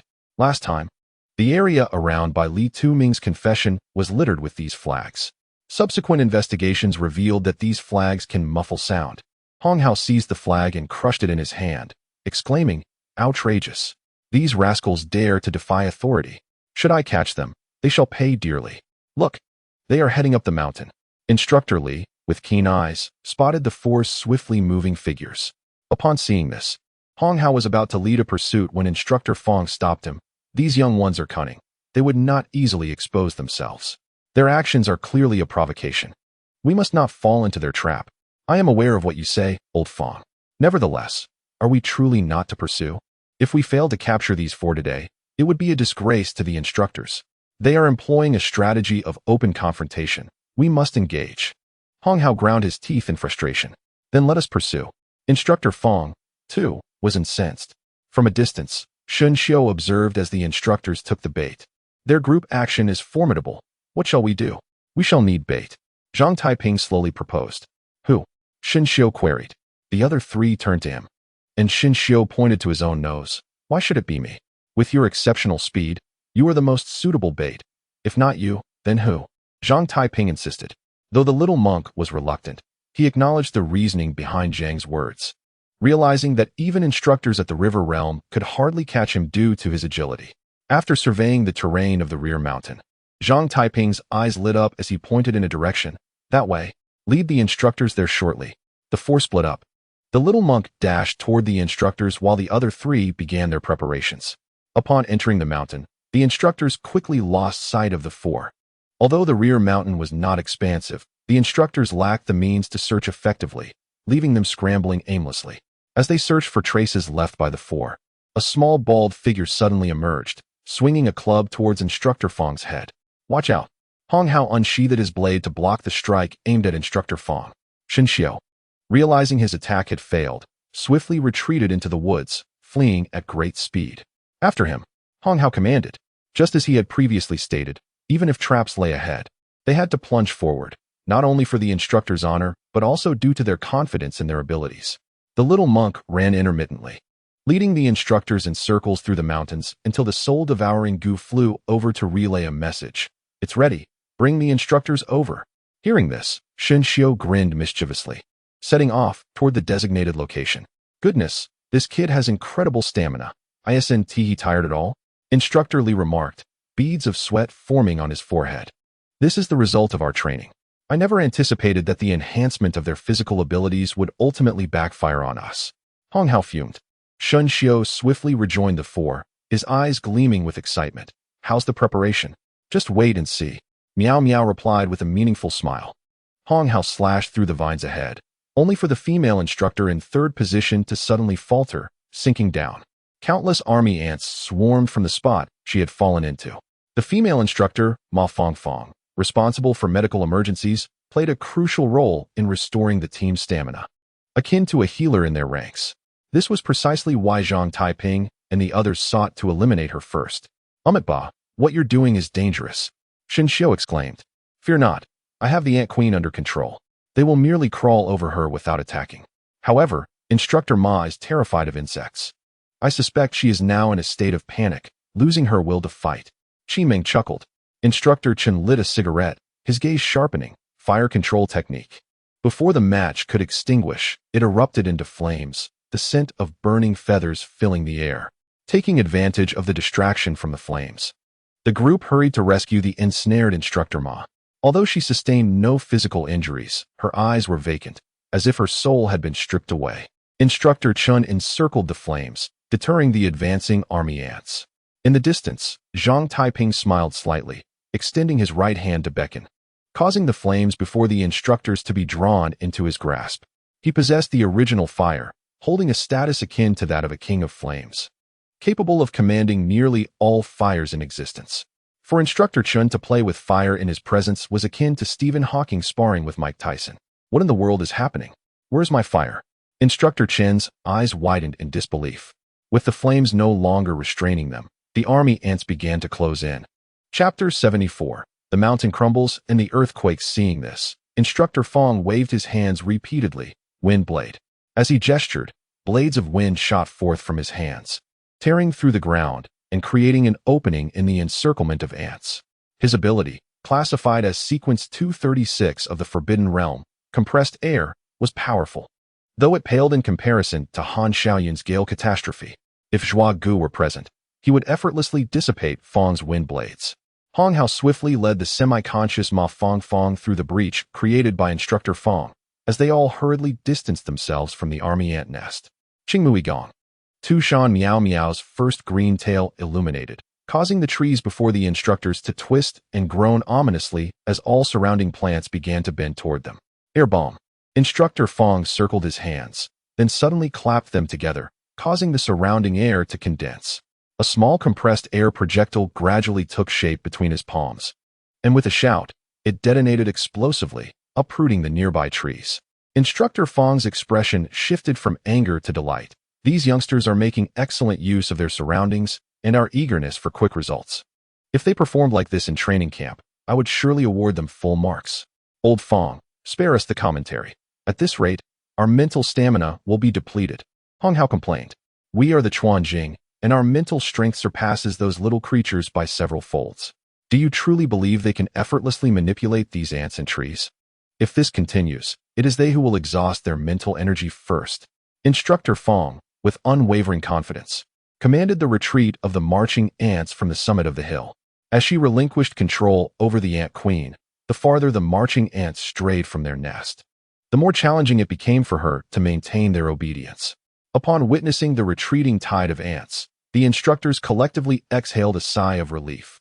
Zhang Taiping turned to Miao Miao, who understood his intent without words. With determination, she forcefully stomped her left foot onto the ground, causing the third, earthy tail behind her to radiate with brilliance. The earth shall tremble. Though her prowess at the pool level was insufficient to shake the small mountain, Zhang Taiping had previously discerned the mountain's weak points through his observations. The ground beneath Miao Miao's foot resembled the vital spot of a serpent, once struck. It would cause the very earth to convulse. A series of fine cracks swiftly spread outward from beneath Miao Miao's small foot, widening with each passing moment. The instructors felt the tremors beneath them, their eyes widening in shock as they beheld the enormous fissures and the impending boulders hurtling towards them. For heaven's sake, must it be this dramatic?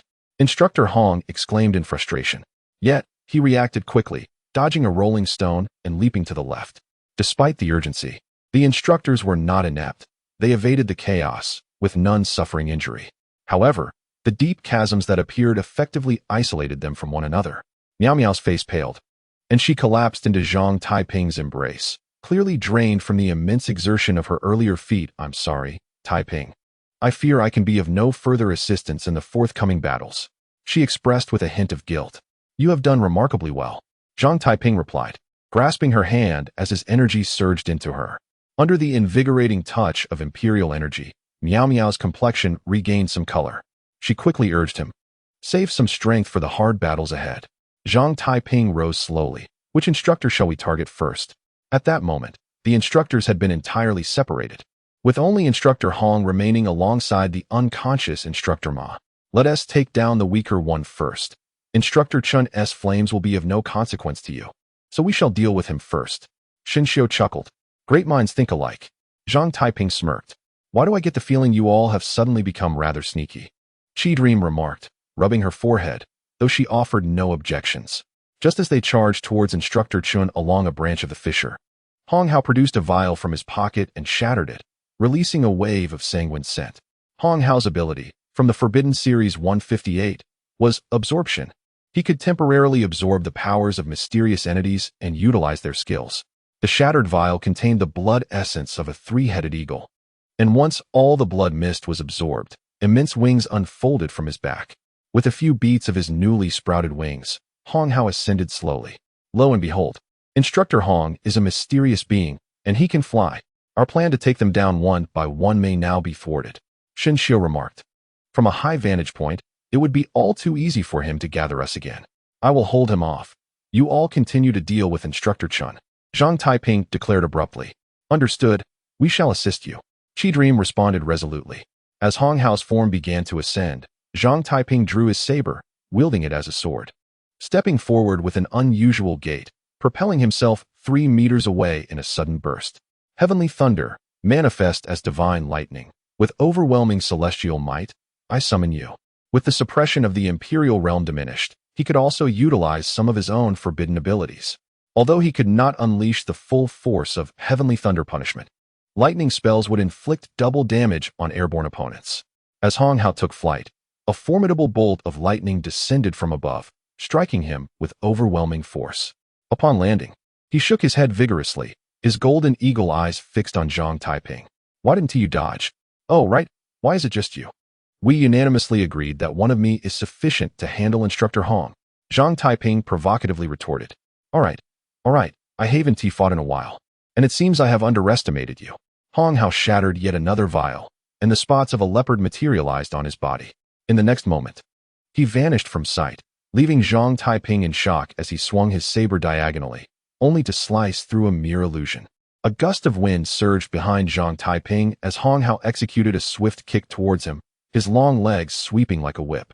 In that instant, Zhang Taiping could not evade. He hastily raised his arms to block the powerful strike.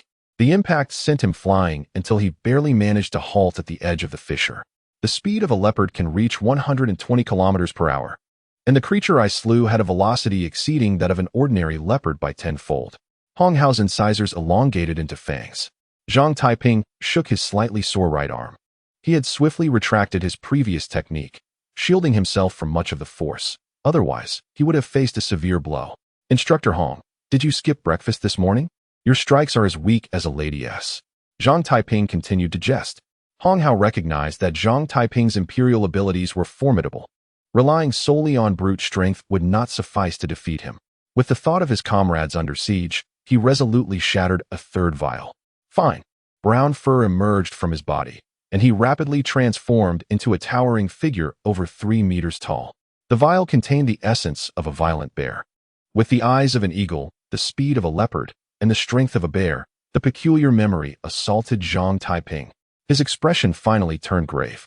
Chapter 75. Defeating one by one. Hong Hao crouched low, his calf muscles bursting through his pants. You dare challenge the authority of the instructors? Now, I shall make you pay the price. In a flash, he charged forward, sending rocks and dirt flying as he hurled a punch towards Zhang Taiping's face. Zhang Taiping raised his blade to block, but the force knocked him backward. The power was utterly unreasonable. He embedded his sword 1/2 meter into the ground to stabilize himself against the retreat. Hong Hao flashed again, appearing to Zhang Taiping's left, his right hand morphing into a bear paw, aiming for his left shoulder. Observing the claws sprouting from Hong Hao's left hand, Zhang Taiping understood that if he took that hit, his entire left arm would likely be severed. He pivoted his saber, plunging into Hong Hao's embrace, using the blade to pin Hong Hao's wrist momentarily, preventing him from exerting force. As Hong Hao's left paw swung towards him, Zhang Taiping stepped onto it, using the leverage to leap backward gently. In midair, he suddenly reversed and slashed downwards. Hong Hao raised his hand to block, sparks flying, but the sharp blade left no mark on his arm. Zhang Taiping landed lightly a short distance away. Hong Hao prepared to pursue, but realized that Zhang Taiping's entire aura had shifted. Gripping his blade, Zhang Taiping appeared devoid of distractions, as if even his opponent had become invisible to him. In recent months, Zhang Taiping had sought to comprehend his sword intent, but had found no direction. Yet, immersed in the path of the sword, he had attained his most potent state. Ha ha ha, Hanli often speaks of your peculiar swordsmanship, but I never believed it. Upon uttering those words, Hong Hao's wings unfurled dramatically, and hundreds of feathers detached, launching towards Zhang Taiping in unison. Zhang Taiping spun his blade, severing all the feathers in half. The figure of Hong Hao flickered, leaving a trail of residual shadows in its wake, and in the next moment, he had already arrived before Zhang Taiping. Success! Hong Hao swung his fist downwards with force. Zhang Taiping, who was initially about to sever an arrow, suddenly executed an unusual sword technique, arriving ahead of Hong Hao with a swift motion. The blade flashed, leaving a mark on Hong Hao's chest. Hong Hao recoiled, staring wide-eyed at the wound. Your swordsmanship is indeed peculiar, eschewing conventional paths. It can also effortlessly unleash the defense of the violent bear. This is somewhat troublesome. Zhang Taiping seemed unfazed by his words, his gaze fixated on the luminous threads of the great Tao, intent on cleaving the space along the brighter strands with his sword, along with Hong Hao. Meanwhile, Qi Ming and Shun Xiu confronted Instructor Chen. With a wry smile, Instructor Chen shook his head and lit a cigarette. Do you truly see me as a soft persimmon? Ba, hardness is relative, while softness is absolute. It is better with Taiping here. The young monk Shun Xiu clasped his hands in prayer. Qi Ming gently played a bone flute, as countless serpents began to encircle the trio amidst the mountains and forests. Instructor Chen exhaled a puff of smoke, and with a wave of his right hand, the air ignited, conjuring a massive scythe of flames in his grasp. You think you can bully me just because I don't roar like a tiger? He swung the gigantic flaming scythe in the air, causing the temperature around them to rise. Instructor Chen, do not act rashly. Setting the mountain ablaze could land you behind bars for life. Surely you do not wish to spend your later years eating stale bread in prison? Shin Xiu chuckled. Instructor Chen dismissed the concern. Who said the fire was set by me? It was clearly your doing. In a military tribunal, do you think the judge will side with a few recruits, or with me, your instructor? Ba, how shameless. Even more so than Xiao Na, unforgivable. Qi Ming commanded the serpents to attack with a breath into her flute, while Instructor Chen swung the scythe with ferocity, cleaving several serpents in half. Daring to kill in front of Xiao Na, it seems I must intervene. Just as Shun Xiu prepared to act, he saw the scythe in Instructor Chen's hand blur and transform into a streak of light that flew into the distance. The three were momentarily stunned. Instructor Chen quickly gestured for a pause. Wait, where did my flames go? Qi Ming and Shun Xiu exchanged glances. Wasn't he Instructor Chen just a bit too arrogant? Shun Xiu swiftly appeared behind him, the wooden fish stick raised to strike the back of his head. With the loss of his ability to counter effectively, Instructor Chen rolled forward to evade, only to forget that a tide of serpents lay ahead. As the saying goes, surrendering means losing half. Would my surrender not suffice? Instructor Chen found himself ensnared by numerous serpents, immediately breaking his defense. Shun Xiu produced a brush from his pocket. Now it's just the two of us. How many points should I award? 65. As you did surrender, one must at least receive a passing grade. Qi Ming set down her flute. All right. Shun Xiu approached Instructor Chen with the brush. Upon recalling the dire fates of the defeated instructors, Instructor Chen quickly reconsidered, but just as he was about to protest, a massive serpent coiled around him, rendering him immobile, allowing the two young ones to proceed with their plans. 5 minutes earlier, a flame had unexpectedly enveloped Zhang Taiping's straight blade, infusing his attack with fiery harm. This left Hong Hao, who had been struggling to subdue Zhang Taiping, seething with frustration. Initially, Hong Hao believed that Zhang Taiping's mastery of spiritual prowess at the pool level could not sustain such an intricate state for long, but as time passed, he realized that Zhang Taiping's condition resembled a meditative state, one that did not deplete his mental energy. At that moment, Zhang Taiping bore numerous wounds, blood seeping from them continuously. He never anticipated being cornered by a mere pool-level individual. Impossible, absolutely impossible. I refuse to believe I will be bested by you. Hong Hao unleashed a flurry of punches towards Zhang Taiping, who remained indifferent, countering each strike with calculated slashes, leaving a series of wounds on Hong Hao's fists. Tactical Instructor Fong leaned on a wooden staff as he advanced. The enemy is strong, and we are weak. We must divide and conquer, striking them down one by one, thereby creating a situation where we are strong against the weak.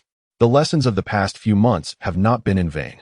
Just as he relished this thought, a cloud of purple smoke enveloped him, the fumes seemingly toxic, causing nearby flora to wither upon contact. Fong waved his hands, sending forth blades of wind to shred the poisonous mist, but suddenly felt a chill at the back of his head as Shin Xiu's wooden fish stick approached with blinding speed. Fong was already on guard, turning to deliver a palm strike, sending Shin Xiu flying with a resounding slap. Relying on that move is hardly impressive, Shin Xiu. I shall deduct a point, Fong admonished, furrowing his brow. Is that so? Shin Xiu rose with a grin, brandishing a talisman bound with red cord before him. Fong instinctively reached for his belt, realizing with dread that the talisman meant to ward off insects had been easily pilfered by the young monk, and inexplicably, his abdomen began to ache. After marking a score of 72 on Fong's head, Shun Xiu counted on his fingers, one more down. Excluding Instructor Hong, that leaves 3. Which shall we deal with next? Qi Ming shook her head. Given the time elapsed, the 3 instructors must have regrouped. We may not win in a 2 against 3 scenario. It seems this hunt is coming to an end. How can we know without trying? I think. Just then, Qi Meng's expression changed dramatically. What is it? While we were subduing Instructor Fong, Instructor Yuan from the surveillance room has vanished. We must move quickly. Qi Meng's left eye caught sight of the figure of their theoretical instructor, Gu. Only now do you realize? It is too late to escape. Yuan Gang's booming voice echoed, followed by a colossal golden fist descending from above. Immovable King. Xin Xiu immediately summoned his protective form, but despite his efforts, the immovable king was forcefully pressed into the mountain, unable to move. The disparity in strength between the pool and sea realms was starkly evident. Chapter 76. All cards laid bare. Though Xin Xiu's form was crushed into the earth, the immovable king remained intact. Xin Xiu struggled to emerge from the rubble, his expression grave. Qi Meng, I will hold him off. You go ahead. Qi Meng nodded in agreement and turned to flee without hesitation, fully aware that even together, they stood no chance against Yuan Gang. As Yuan Gang attempted to pursue Qi Meng, Xin Xiu stepped forward to block his path. Yuan Gang glanced at the unconscious Instructor Fong and coldly addressed Xin Xiu. You can still avoid a beating by surrendering now. Xiao Na is naturally inclined to mischief. He relishes a good beating. Xin Xiu stood firm, hands clasped together. Qi Meng sprinted over 5 miles, only to be met with a tremendous rumble from behind. Knowing that Xin Xiu could not withstand for long, once he dealt with Xin Xiu, Yuan Gang's speed from the sea realm would soon catch up with her. Now, instead of fleeing, she needed to regroup with Zhang Taiping. Perhaps there remained a glimmer of hope. At that moment, Hong Hao was in dire straits. After prolonged combat, the effects of his mysterious blood began to wane, and the side effects of the Forbidden Realm were becoming apparent. In contrast, Zhang Taiping, whose daily sword practice was a fundamental part of his routine, was scarcely fatigued in this state. Qi Meng darted back to them, glancing at Hong Hao and then Zhang Taiping. Why have you not yet dealt with him? Zhang Taiping slowly extricated himself from his meditative state. Among all the instructors, Hong is second only to Yuan in strength. He is not so easily subdued. By the way, why are you here alone? Where is Xin Xiu? He is here, Yuan Gang's booming voice announced as he appeared before Hong Hao. Hong Hao bitterly smiled. Chief, I have brought shame upon you. You are doing quite well. At least no score has been written above your head. Yuan Gang discarded the small monk, whom he had beaten into a pulp, onto the ground. You have a choice. Endure a beating quietly or resist and suffer a worse fate. Make your decision. Instructor Yuan, do we look like obedient children to you? Zhang Taiping chuckled lightly. Very well, you have some spirit, but keep your cries to a minimum. I wouldn't want to lose my respect for you. Yuan Gang clenched his fists, producing a cracking sound, and then swung a punch at Zhang Taiping. Zhang Taiping attempted to employ the same method he had used against Hong Hao, but before he could execute even a few moves, his sword curtain was shattered by a single punch. In the face of overwhelming power, all intricate techniques become mere illusions. Zhang Taiping was launched backward by the force of the blow, rolling across the ground for several meters before finally coming to a halt. Chaimong rushed over to support him. Although we are both at the sea realm, Instructor Yuan's strength far surpasses that of the idol. Zhang Taiping, half kneeling on the ground, wiped the blood from the corner of his mouth, astonished that Yuan Gang's punch intent could penetrate the Absolute Realm's defenses, inflicting internal injuries even though the Absolute Realm had mitigated 90 of the attack's power. Surrender, Zhang Taiping. This farce should come to an end. Yuan Gang stood with his hands behind his back, exuding an air of superiority. Zhang Taiping steadied himself with his sword. I have one last move saved for you. Instructor Yuan, though the hope is slim, I still wish to give it a try. All right, let me see what tricks you have left. Zhang Taiping slowly closed his eyes, and a fierce fire ignited within them. Suddenly, he opened his eyes wide, flames erupting from his brow. The flame of inheritance can burn mountains and boil seas. As he spoke, a flame ignited at Yuan Gang's brow as well. Is this your trump card? It is nothing particularly special. Yuan Gang's words faltered as a great sun descended within his sea of consciousness, causing the vast ocean of mental energy to boil and evaporate rapidly. Have you sensed it? I wonder how long your mental power can endure, Instructor Yuan? 10 minutes. After that, my mental energy will run dry.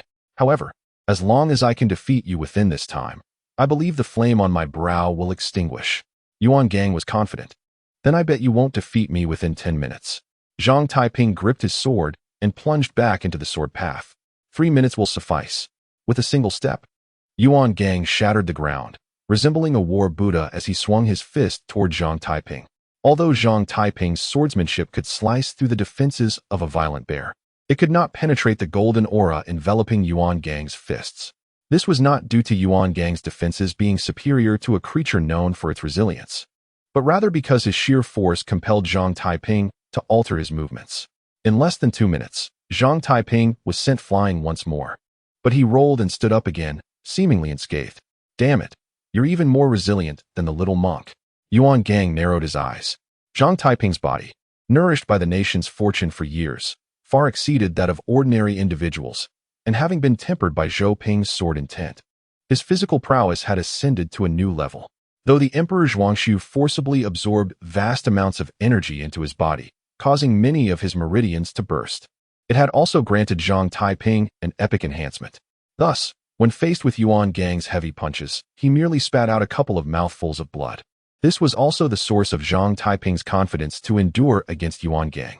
Sensing his dwindling mental power, Yuan Gang ceased holding back, Buddha form. In an instant, Yuan Gang's body swelled, enveloped in a radiant golden glow. Unlike the immovable king of light's manifestation, Yuan Gang's golden Buddha appeared almost corporeal. How is this possible? How do you possess Commander Ye's abilities? Tu Shan Miao Miao, who had regained some of her mental energy, arrived. Understanding the Night Watchers better than most due to her association with the high-ranking Yaya sister, Commander Ye's Buddha is born from the boundless will cultivated through practice. While what I possess is a genuine Forbidden Ruins ability. Enough with the delays. Let us settle this swiftly. Yuan Gang launched a powerful punch toward Zhang Taiping. His fist, the size of a sandbag, was common, but a fist the size of a house was rare. In the face of this cataclysmic strike, Zhang Taiping pushed the two women aside and shouted, "Absolute realm." An invisible barrier erupted from Zhang Taiping's body, forcefully countering Yuan Gang's punch. The air crackled with the intent of the fist, sending Miao Miao and Chaimong flying. This technique is exceptionally effective against deities, but unfortunately, I am a bona fide human, which significantly diminishes the power of the absolute realm. Open up. Yuan Gang's right fist surged with force, although he could not break through the absolute realm. He gradually pushed it back into Zhang Taiping's body. Feeling an immense threat, the suppressed power of Emperor Zhuangxu stirred restlessly. Distracted, his own absolute realm was suddenly pushed back into his body, and a colossal golden fist descended, smashing Zhang Taiping into a deep pit. Taiping. Tu Shan Miao Miao's eyes turned red. She cast aside her demure demeanor and transformed into a massive three-tailed white fox, charging toward the golden Buddha. Heavenly Fox true form. Unfortunately, possessing only 3 tails, what could it achieve? Yuan Gang effortlessly batted Tu Shan Miao Miao aside, but she rolled twice on the ground and pounced at him once more. Chaimong sighed at the sight. The 5 sacred worms of Miaojiang, golden silkworm, evil gathering, soul capturing, 10,000 poisons, and love worm, swirled around her, gradually merging into a single worm that entered her brow. A violent aura suddenly emanated from Chaimong, her eyes turning pitch black as the phantom of a bull-headed giant materialized behind her. It is said that after Qiye was slain by the Yellow Emperor, 5 sacred worms emerged from his head and limbs, which are the origins of Miaojiang's worm techniques. It is rumored that if these 5 worms could be refused, the great deity Qiye could return to the mortal realm. Alas, all 5 worms are still in their juvenile stages, far from sufficient. Yuan Gang faced the two without fear. Chapter 77. Conditions 4 minutes later, Tu Shan Miao Miao's heavenly fox form reverted to her normal human size, lying on the ground, unable to rise. The phantom of Qiye behind Chaimong was also dispersed, and the 5 sacred worms of Miaojiang separated once more. Chaimong knelt, attempting to rise, but failing repeatedly. The pinnacle of the sea realm faced the peak of the ocean realm. Even the deities they summoned could not withstand Yuan Gang's Buddha fist. However, Yuan Gang was not unscathed either. The golden light around him dimmed significantly, and his stature had shrunk by half. This was due to the damage inflicted by the 2 women, but more importantly, the flames at his brow continued to blaze. This meant that Zhang Taiping had not lost consciousness, and the previously estimated 10 minutes were under the condition that he did not actively expend mental energy. Despite the previous battle seeming effortless, the pressure emanating from the 2 women was genuine, and overcoming them had drained much of his mental power, leaving Yuan Gang's sea of consciousness nearly depleted. Zhang Taiping, If you are a man, do not hide behind women. Come out. Yuan Gang shouted furiously. Zhang Taiping staggered out of the massive crater, his ribs broken in 2 places and his left shoulder dislocated, clearly suffering from the full force of Yuan Gang's attack. Without hesitation, Yuan Gang charged at the still reeling Zhang Taiping, knowing that if this continued, he would be the one to fall. 3 pure ones above. 3 Maos against the world. Divine symbols command you. Changchuan obey, dare to defy, and the thunder axe will not spare you. Swiftly, as the law commands, mercy. Zhang Taiping softly recited the Miao Mountain Sect's divine sword thunder summoning true formula, then suddenly pointed his straight sword at Yuan Gang. A massive blue lightning cascade struck down upon the advancing Yuan Gang. Although it halted him momentarily, he ultimately broke through the lightning and swung a punch at Zhang Taiping. Zhang Taiping gritted his teeth and struck with his blade, the collision of fist and sword sending forth layers of invisible shockwaves. After a brief 3-second standoff, it was Zhang Taiping who was ultimately sent flying.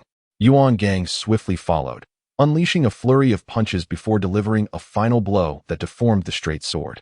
Zhang Taiping, surrender, Yuan Gang proclaimed, now returned to a normal human size. Zhang Taiping, propping himself up with the bent sword, replied, but I have not yet lost. If my calculations are correct, your mental energy will be completely depleted in 30 seconds, and at that point, the outcome remains uncertain. He continued, though I am unclear about the burning principle of this flame in my brow, I suspect it has been consuming your mental energy as well. If you refuse to yield, I shall unleash my full power. In such a state, should you lose consciousness, do you truly wish to experience a violent breakdown? Yuan Gang coldly remarked. I must remind you, this is merely an assessment, not a life and death battle. Do you wish to bring suffering to thousands? Zhang Taiping sighed softly as the flame on Yuan Gang's brow gradually extinguished. I surrender. Yuan Gang collapsed onto the ground, laughing heartily. Huh? You're still too inexperienced. Yuan, your mental fortitude is lacking as well, he continued. If you had held out a little longer, it would have been I who surrendered.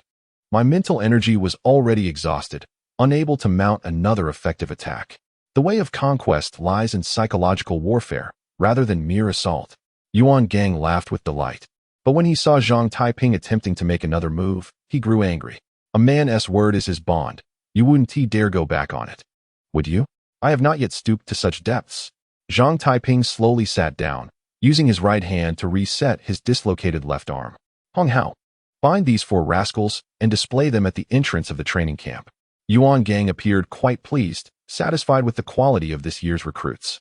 Hong Hao retrieved a rope from his waist and approached Zhang Taiping, but abruptly halted, his eyes rolling back as he fainted before Yuan Gang's astonished gaze. The little monk, Xin Xiao, took out a brush and critiqued, letting your guard down at the last moment is a demerit. Nevertheless, since you've been decent to me, I'll give you a score of 90. Weren't you just knocked out by me? Yuan Gang exclaimed with wide eyes. The little monk rubbed his own face vigorously, and soon the scars and bumps on his forehead faded, transforming Xin Xiao back into the remarkably handsome little monk he was. My master once said, enduring blows is a skill, while feigning death is an art. If I didn't know how to play dead, my brothers, who despise me to the core, would have long since ended my life. Xin Xiao smiled at Yuan Gang. He treaded carefully, aware that his adeptness at disguise might incite Yuan Gang's latent potential, jeopardizing their mission. I offer you one last chance. If you concede now, I can ensure you receive fewer blows, Yuan Gang stated. Don't listen to him. He is completely drained, trying to deceive you. Zhang Taiping interjected. Xin Xiao gestured dismissively at Zhang Taiping. Rest assured, I am well aware. Just then, Instructor Li, who taught foreign history and culture, along with 2 other instructors, hurried onto the scene. Yuan Gang chuckled. Regardless, you ultimately lost this round. Ba, a single move was miscalculated. Xin Xiao despondently let his hands drop. Before Yuan Gang's smile could fully materialize, Xin Xiao suddenly vanished, and a wooden fish mallet appeared behind Yuan Gang's head. As long as I can take down the chief instructor, it won't be a total defeat. Wait, we can negotiate. Yuan Gang, now completely drained of mental energy, had merely been bluffing Xin Xiao. However, it was evident that Xin Xiao was far more unscrupulous than Zhang Taiping, rendering Yuan Gang's tactics ineffective. The wooden fish mallet abruptly halted. Ba, Instructor Yuan indeed possesses a compassionate heart. He is a wise man. What is it you desire, wine or meat? Oh, is it so shallow in your perception, Instructor Yuan? My request is simple. Once the new recruits training concludes, we wish to be assigned to the same squad. Xinxiu articulated coolly. Zhang, Taiping, and the others exchanged bewildered glances at Xinxiu, with Qi Ming sternly stating, I don't care who you are. Get off Xinxiu now. This is making me uncomfortable. Xinxiu took the teasing from his teammates in stride, turning to the seated Yuan gang and said, Instructor Li and the others are arriving shortly. We have little time. Impossible. I cannot irresponsibly place 4 rookie recruits into a night watch team. Yuan gang firmly refused. Xinxiu's gaze sharpened as he raised the wooden fish mallet. Then help me take care of my uncle's ex-mother-in-law. Fine, fine, your condition is acceptable. Your 4 have strength comparable to veterans. Yuan gang quickly acquiesced, realizing that if he were to be struck on the forehead, the training camp might have to be disbanded early, as Xinxiu seemed to be flung away by an unseen force. Those approaching Li and the others saw it as Yuan gang's protective aura propelling him. Damn, this kid is quite the performer. Yuan gang cursed inwardly, ordering the others to apprehend Xinxiu. Zhang Taiping initially assumed Xinxiu had held back during the skirmish with Yuan gang, only to discover that he had retained 70% of his strength. Even while facing the onslaught of 3 instructors, the little monk managed to evade capture for half an hour, all while showing no intention of fleeing. On their way back, the 4 were bound tightly. Xinxiu and Qi Ming secured separately, while Zhang Taiping and Miao Miao faced each other. Zhang Taiping protested loudly, Why must I be tied to Miao Miao? Hong Hao hoisted them onto the transport vehicle without hesitation, stating, Ordinary ropes wouldn't hold you. These 3 are replicas of the binding lock, and we only brought 3. You ungrateful brat, this is a benefit I'm providing you. With that, Hong Hao slammed the vehicle door shut. Despite Zhang Taiping's strong will, he was not a saint. Facing an enchanting fox spirit directly was overwhelming for any man. Tu Shan Miao Miao, with her alluring eyes and fragrant breath, made him quickly avert his gaze. Yet his eyes nearly fell into the abyss of her snowy depths. Zhang Taiping hastily turned his head away, while Miao Miao, feeling a heat surge in her lower abdomen, paused, her face reddening like a ripe apple as she teased, Taiping, I didn't notice before, but you are quite the gifted one. Zhang Taiping, despondent, struggled to suppress the flames of desire within, silently reciting, Heaven is clear, the earth is turbid, men are pure, women are turbid. Let all beings arise from the flow of clarity. Qi Ming admonished, Zhang Taiping, do not fear her. Miao Miao is merely a paper tiger. She will crumble with a single poke. Ba, Taiping, do not fall for her tricks. You will be devoured to the bone. Xinxiu urged quickly, ignoring their warnings. Zhang Taiping continued his incantation from the supreme clarity. Meanwhile, Miao Miao blinked her eyes, asking, What do you think we should name our future children? In the driver's seat, Yuan gang laughed heartily at Zhang Taiping's awkwardness. Look at you now. Gifted one, this is too much. Chapter 78. The exercise concludes as the recruits in the training camp successfully eliminated the last of the mysterious Chuanjing spiders. The instructors drove their jeeps slowly into the camp. Hong Hao parked the transport vehicle at the entrance and unhesitatingly hung the 4 little rascals up prominently at the gate.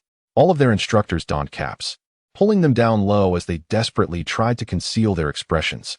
Despite Zhang Taiping's use of specially crafted cinnabar from Longhu Mountain, no matter how hard they scrubbed, the crimson markings on their foreheads remained stubbornly intact. Upon hearing the distant rumble of troop transport vehicles, the recruits instinctively straightened up and formed lines. The instructors disembarked one by one, their faces grave and austere. Yuan gang surveyed the new recruits with a critical eye. You have performed admirably. I hereby declare the Carnival Day exercise concluded. At the mention of an exercise, whispers erupted among the newcomers, particularly among the female recruits, who had witnessed their comrades fall before their very eyes. They harbored a vengeful resolve against the Sound Hunter. The female soldiers remained oblivious to the fact that this was merely a drill. I know what you're thinking. There was no real danger to the participants who fell during this exercise. Yuan gang's face softened into a reassuring smile, moved by the genuine camaraderie among the recruits. Yet, he suddenly recalled the astute Qi dream, and his smile faded, for she was likely the first to uncover the truth of the drill, her intellect surpassing that of her peers. It has been quite some time since I have witnessed such an exhilarating exercise. While you were engaged in fierce combat, we instructors meticulously observed via surveillance to evaluate your performance. Your scores will be posted on the bulletin board tomorrow.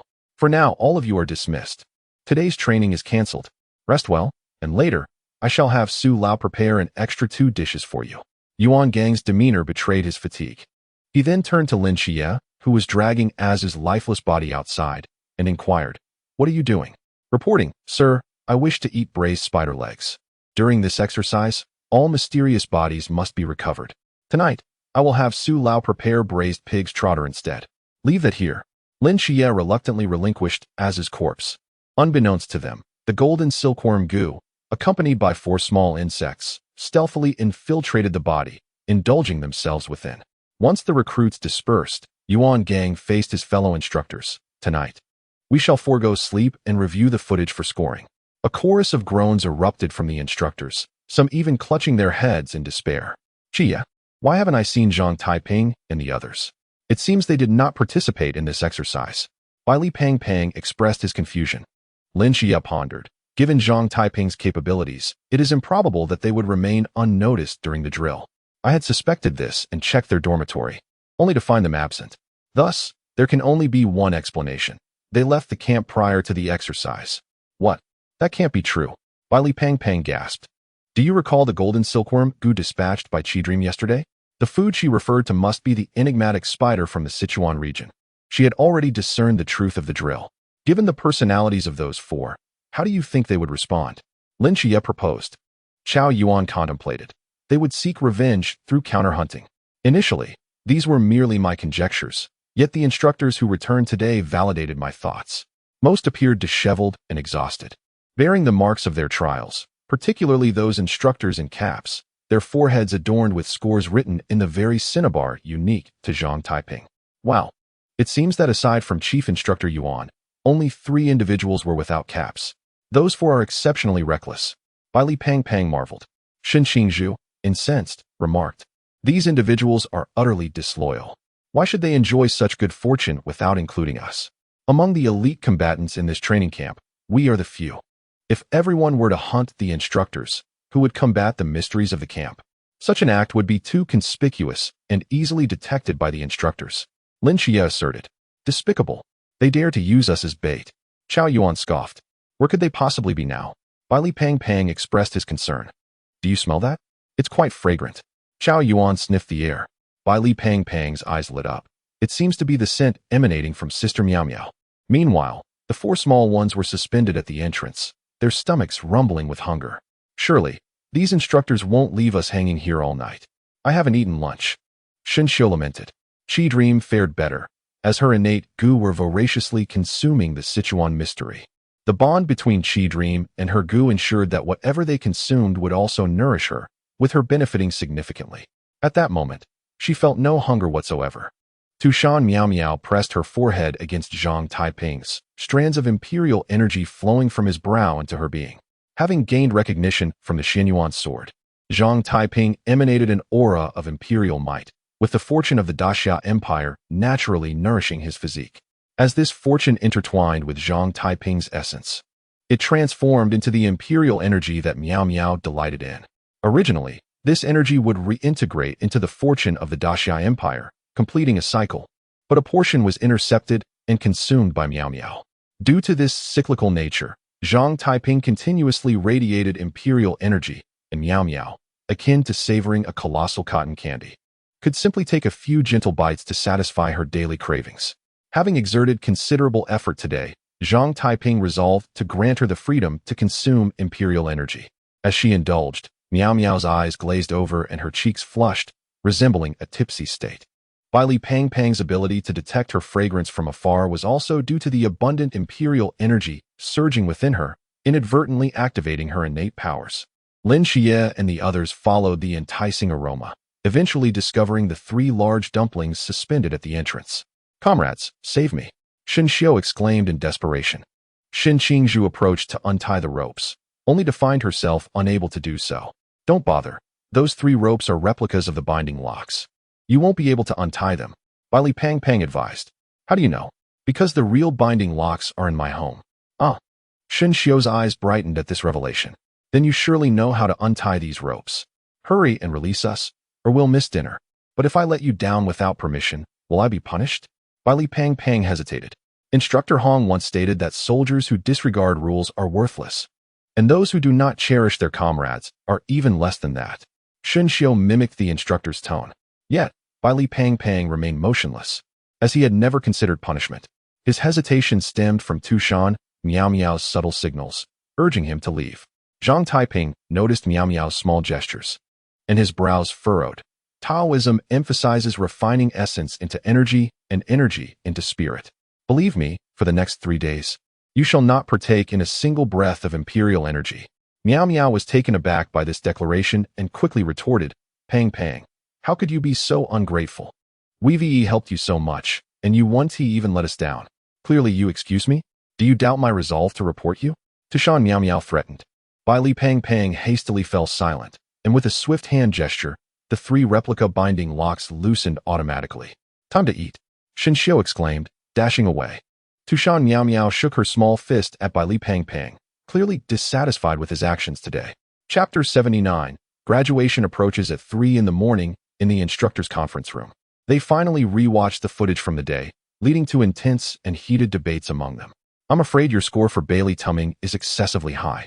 He merely waved the forbidden object haphazardly to break through the web, and during the battle against the hunter, he made no significant contributions. A score of 17 is truly too generous, given that the total score is merely 20. Yet, one cannot deny that without his rescue of over 100 recruits, their subsequent encounter with the Spider Child would not have been so easily won. Indeed, without his intervention, the Spider Child might not have been successfully subdued at all. As for Bai Li Tuming, Chao Yuan only managed to delay the hunter with brute force for a few minutes, yet he earns a high score of 16. Nonsense. He is merely at the pool level engaged with the river level. Enduring for such a duration is quite commendable. Were you capable of this at the pool level? I certainly was not. Yet there are those who can. Zhang Taiping and Instructor Hong fought for over half an hour, and I heard he emerged victorious in the end. Cough, cough, cough. How do we end up here again? Hong Hao forcefully lowered the brim of his hat. Instructor Fong remained unfazed. We have been discussing the recruits' performances in the training camp. How should we assess Zhang Taiping and his comrades? His inquiry left everyone present speechless. A score of 0 must indeed be 0. Upon hearing those 4 troublemakers' names, Instructor Ma was filled with goosebumps, recalling the ants that crawled over her. She involuntarily twitched nervously. Nevertheless, in terms of tactical design, combat skills, and their teamwork, their performance was nothing short of impeccable. In fact, even the chief instructor was nearly pushed to the brink. My opinion is that all 4 of them deserve full marks. Instructor Fong opposed this. Hong Hao rubbed his forehead, contemplating the scores, disrespecting superiors, damaging exercise equipment, assaulting grading instructors. Listing just one reason would warrant their expulsion. A score of 0 is absolutely necessary. Hanli, nursing the pain at the back of his head, remarked, the day of revelry has always been a test for recruits. This time, those 4 have taught us a lesson. If I had been ambushed by them while suppressed in the Forbidden Ruins, I would not have accepted defeat, but under normal circumstances, I was indeed defeated. And thus I yield. A disciple need not surpass the master. I take great comfort in having such students, hence my opinion is full marks. Late into the night, the conference room erupted into chaos, with instructors split into 2 extreme factions, either full marks or 0, with not a single middle score appearing. After a lengthy deliberation, Hong Hao entered Yuan Gang's office, clutching a thick stack of documents. Chief, the scores for the recruits are mostly finalized, but those for Zhang Taiping and his trio have yet to be determined, and the instructors have divided into 2 camps. Yuan Gang glanced at the documents handed to him, noting that the scores were in line with his expectations. He retrieved a pen from his pocket and swiftly inscribed scores next to Zhang Taiping's names. Hong Hao, puzzled, inquired, Chief, what is this? Since you cannot arrive at a conclusion, I shall take the lead. This matter requires no further inquiry. Let us announce the scores as they are, Yuan Gang declared. The following day, the scores were announced. The recruits gathered around the bulletin board to see. Lin Qiye 19 points. Bai Li Tuming 17 points. Yang Zi 17 points. Shen Qingzhu 16 points. Jasmine 16 points. Chao Yuan 16 points. Bai Li Tuming scanned the list. Zhang Taiping 2 points. Shen Xiu 1 point. Tushan Miao Miao minus 10 points. Qi Ming minus 15 points. How can there even be negative points? How are the instructors grading these scores? Bai Li Tuming was deeply indignant. Upon seeing this, Qi Ming smiled. while the plump fellow looked at her and then at Meow Meow, perplexed. Aren't you angry? The hunting instructor clearly pointed out that you four acted together. Yet the instructors only assigned negative scores to the two of you, indicating a clear bias against you. Tushan Meow Meow explained. Zhang Taiping struggles with foreign languages, and Shun Xiu lacks theoretical knowledge of the Forbidden Ruins. Both have their weaknesses. However, Qi Ming and I managed to maintain acceptable scores, especially Qi Ming, who is practically a six-dimensional warrior in her studies. If we were to be placed on the same team, our scores would indeed have to be comparable. It's impossible to form a team, absolutely impossible. Chao Yuan shook his head. Ba, Chief Instructor Yuan has already agreed to this, so this matter cannot be fabricated. Shin Xiu interjected. But there's no need to assign such low scores, even negative ones. Bailey Tumming defended the four. Zhang Taiping sighed. A top-ranking team cannot accept 4 recruits at once. I suspect even Chief Instructor Yuan would find this challenging. However, it would be different for a lower-ranked team. I heard some teams consist of only 2 members. From the outset, Lin Qiye had remained silent, but finally, he spoke up. Why would Chief Instructor Yuan agree to place you in the same team? Then he answered his own question. You don't mean to say that even the Chief Instructor? Impossible, right? Bailey Tumming gaped in astonishment. Chao Yuan pondered. It seems the possibility Lin Qiye mentioned is the only one left. Growing increasingly agitated, he lamented that such a notable incident occurred without his involvement. There would be no brotherhood left. Shin Xingzhu almost broke his thigh from the force of his slap. Despite having fractured 2 ribs, Zhang Taiping, nourished by the fortunes of the country, healed remarkably quickly. He possessed a physique that grew stronger with each blow, and the broken ribs ultimately benefited him. As spring turned to autumn, the final months of the training camp flew by. Taiping, which small team do you think we will join? Tushan Miao Miao bounced along behind Zhang Taiping. If possible, I would like to remain in Team 136. Then smoothly advance to the river level and take on the responsibilities of the team. Zhang Taiping gazed out at the distant training ground. Although he had only spent a year here, it had been more thrilling than the 7 years at Longhu Mountain. Shin Xiu rubbed his bald head. What responsibilities? It's nothing. Zhang Taiping realized he had misspoken. Qi Ming shook her head. I find that unlikely. Team 136 is very well structured and likely does not need additional personnel. It's even less likely they would absorb all 4 of us at once. Given my situation, I fear the higher-ups would not keep me in Cangnan. My destructive capabilities far exceed those of the average mysterious entity. Alas, I truly will miss Team 136. Zhang Taiping sighed heavily. Qi Ming covered her mouth and chuckled. Are you regretting not being in Team 136? Or are you missing your sister Hong Ying? Aren't they the same? Not the same. Not the same. This is very important to me. Tushan Miao Miao felt both eager and apprehensive about the answer to this question. Zhang Taiping shook his head and fell silent, while Miao Miao relentlessly pursued her inquiry. In the distance, on top of a building, Yuan Gang observed his students bustling about below, feeling somewhat nostalgic. Soon we will part ways. Why do I suddenly feel a twinge of reluctance? You have trained several batches of recruits. Why this sudden sentimentality? Hong Hao, standing behind him, asked in confusion. Yuan Gang did not directly answer his question, but instead mused to himself. I have a premonition that this batch of recruits will one day alter the landscape of Great Xia and even the entire realm. Chapter 80. The Failed Experiment Guangshan. In a deep underground laboratory, numerous individuals clad in white coats busily engaged in their tasks, some mixing reagents while others hurriedly moved about. Despite being subterranean, the facility was vast, equipped with state-of-the-art technology that exuded a distinctly steampunk ambience.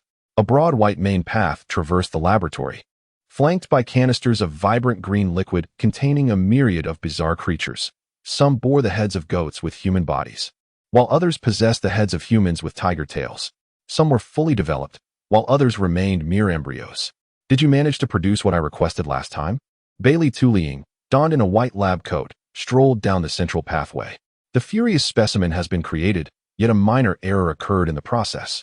The Mediterranean researcher continuously rubbed his hands in a sycophantic manner. What seems to be the issue?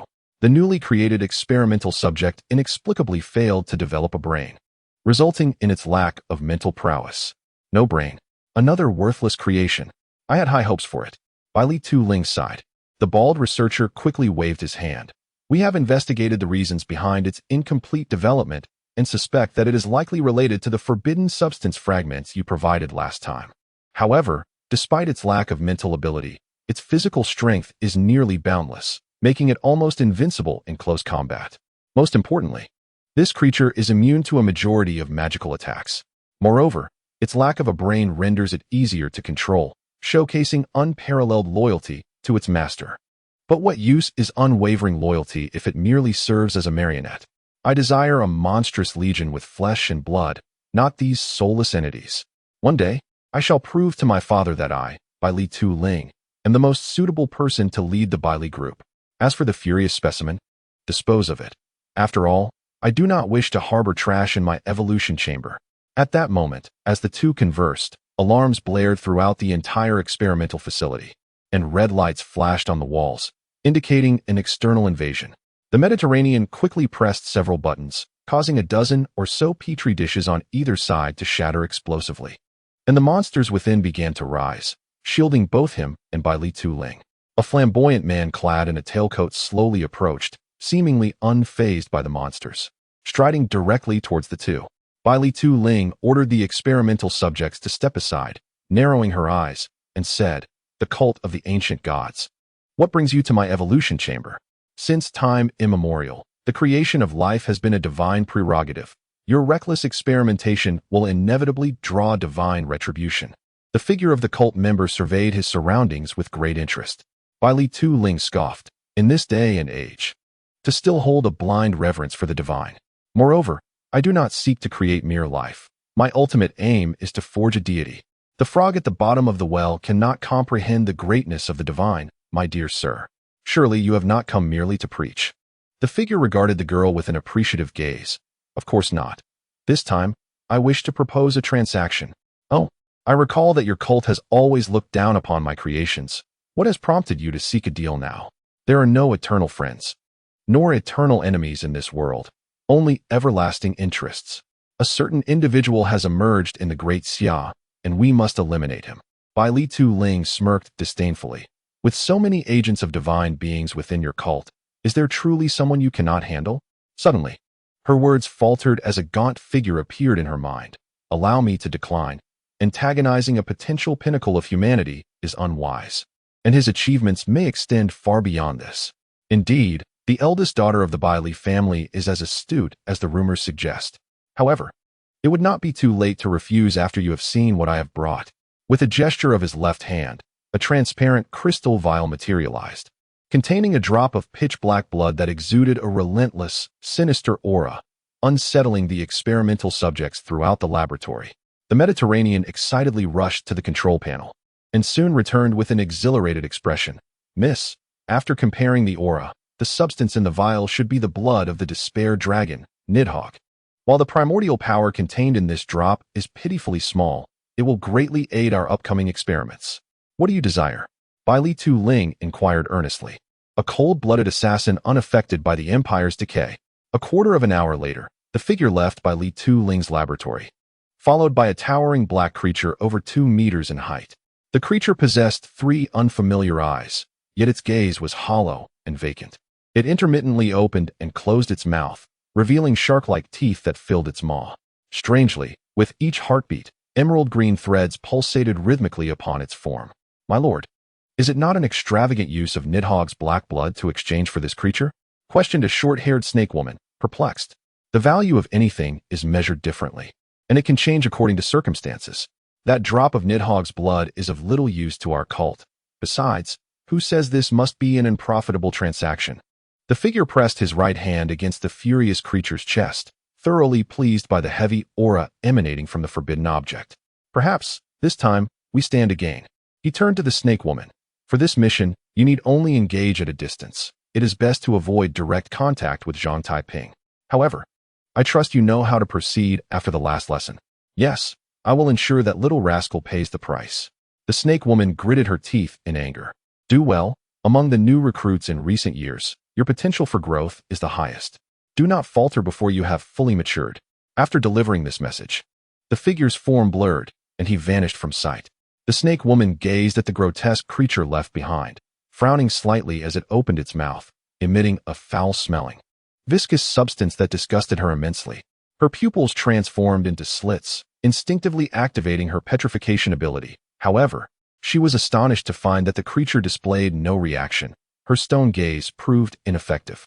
The essence of Medusa's petrifying ability is to encase the soul of life itself. The fact that this creature remained unaffected signifies that it possesses no soul whatsoever. Let us proceed.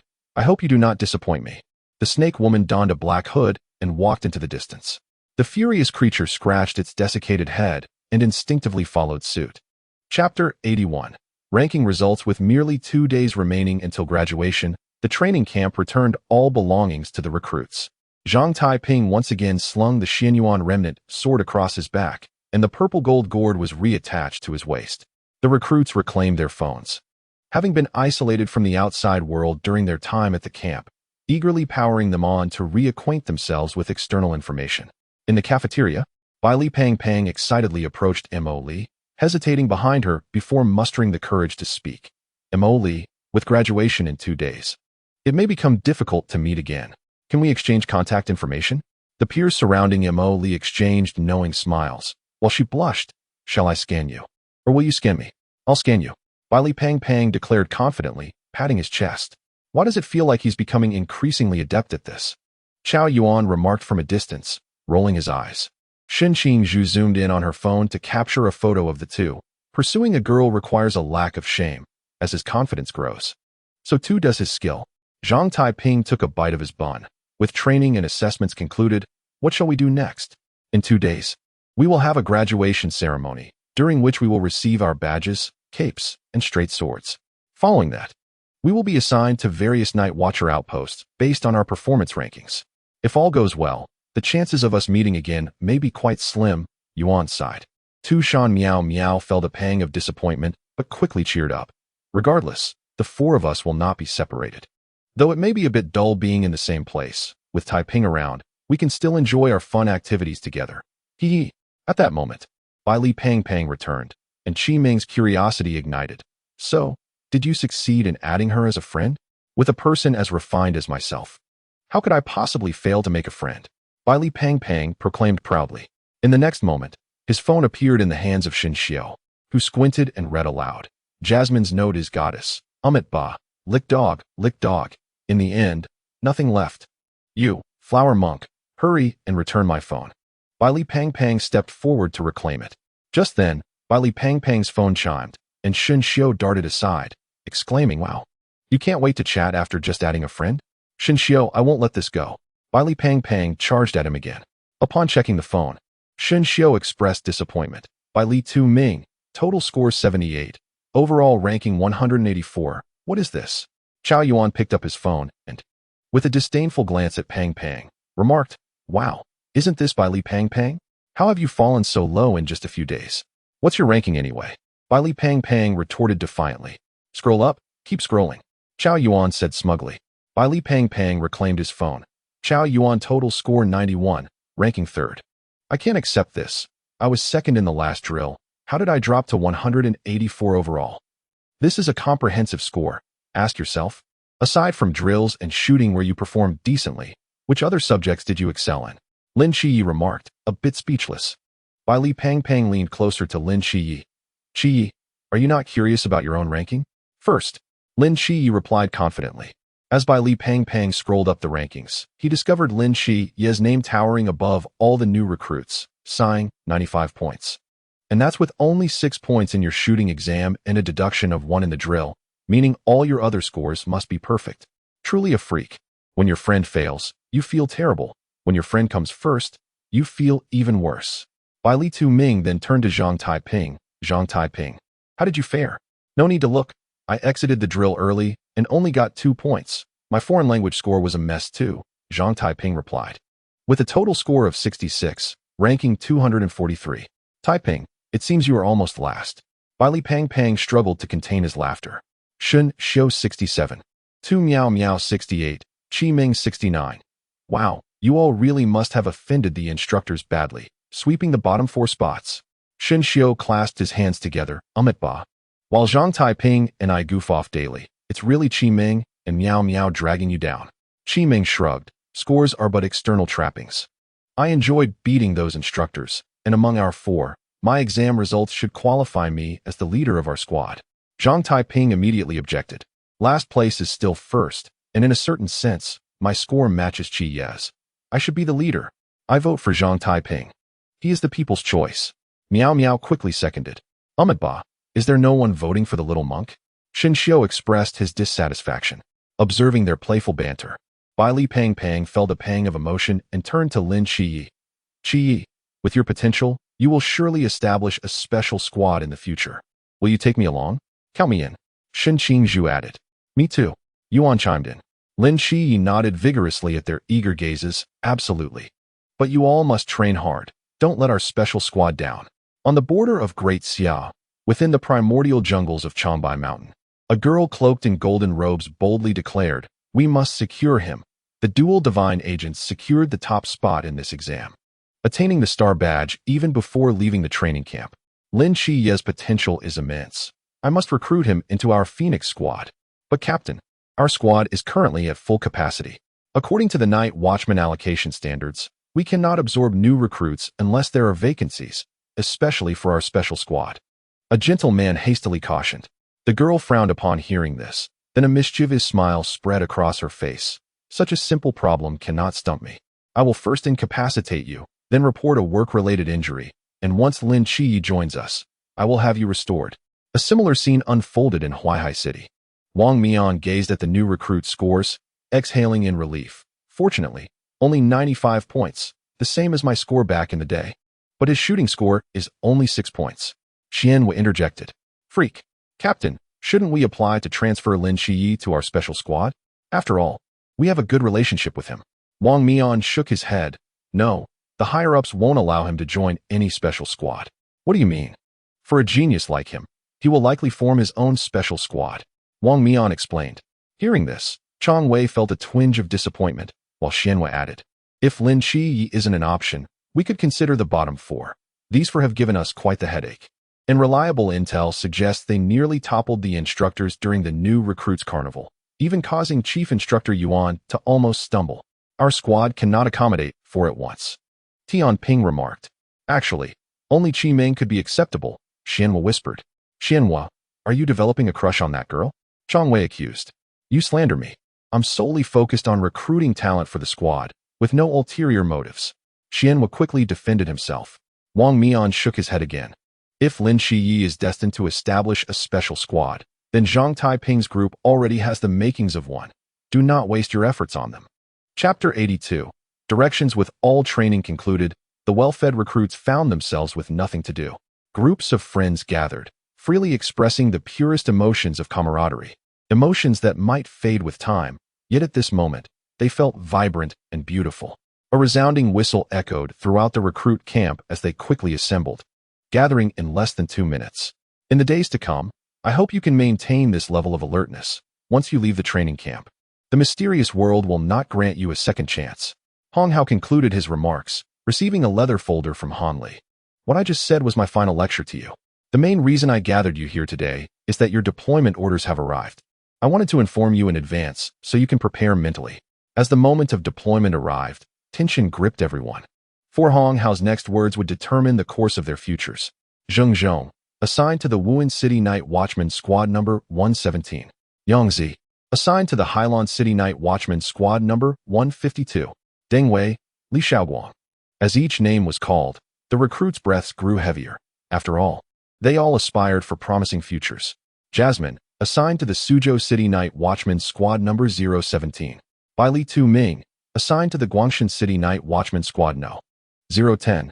Bai Li Pang Pang felt disheartened. Jasmine's total score is quite good. It would have been better if she could join Guangshan. Some individuals with low scores were assigned to higher-numbered night watchman squads, which seemed like a blatant injustice. Chao Yuan scoffed.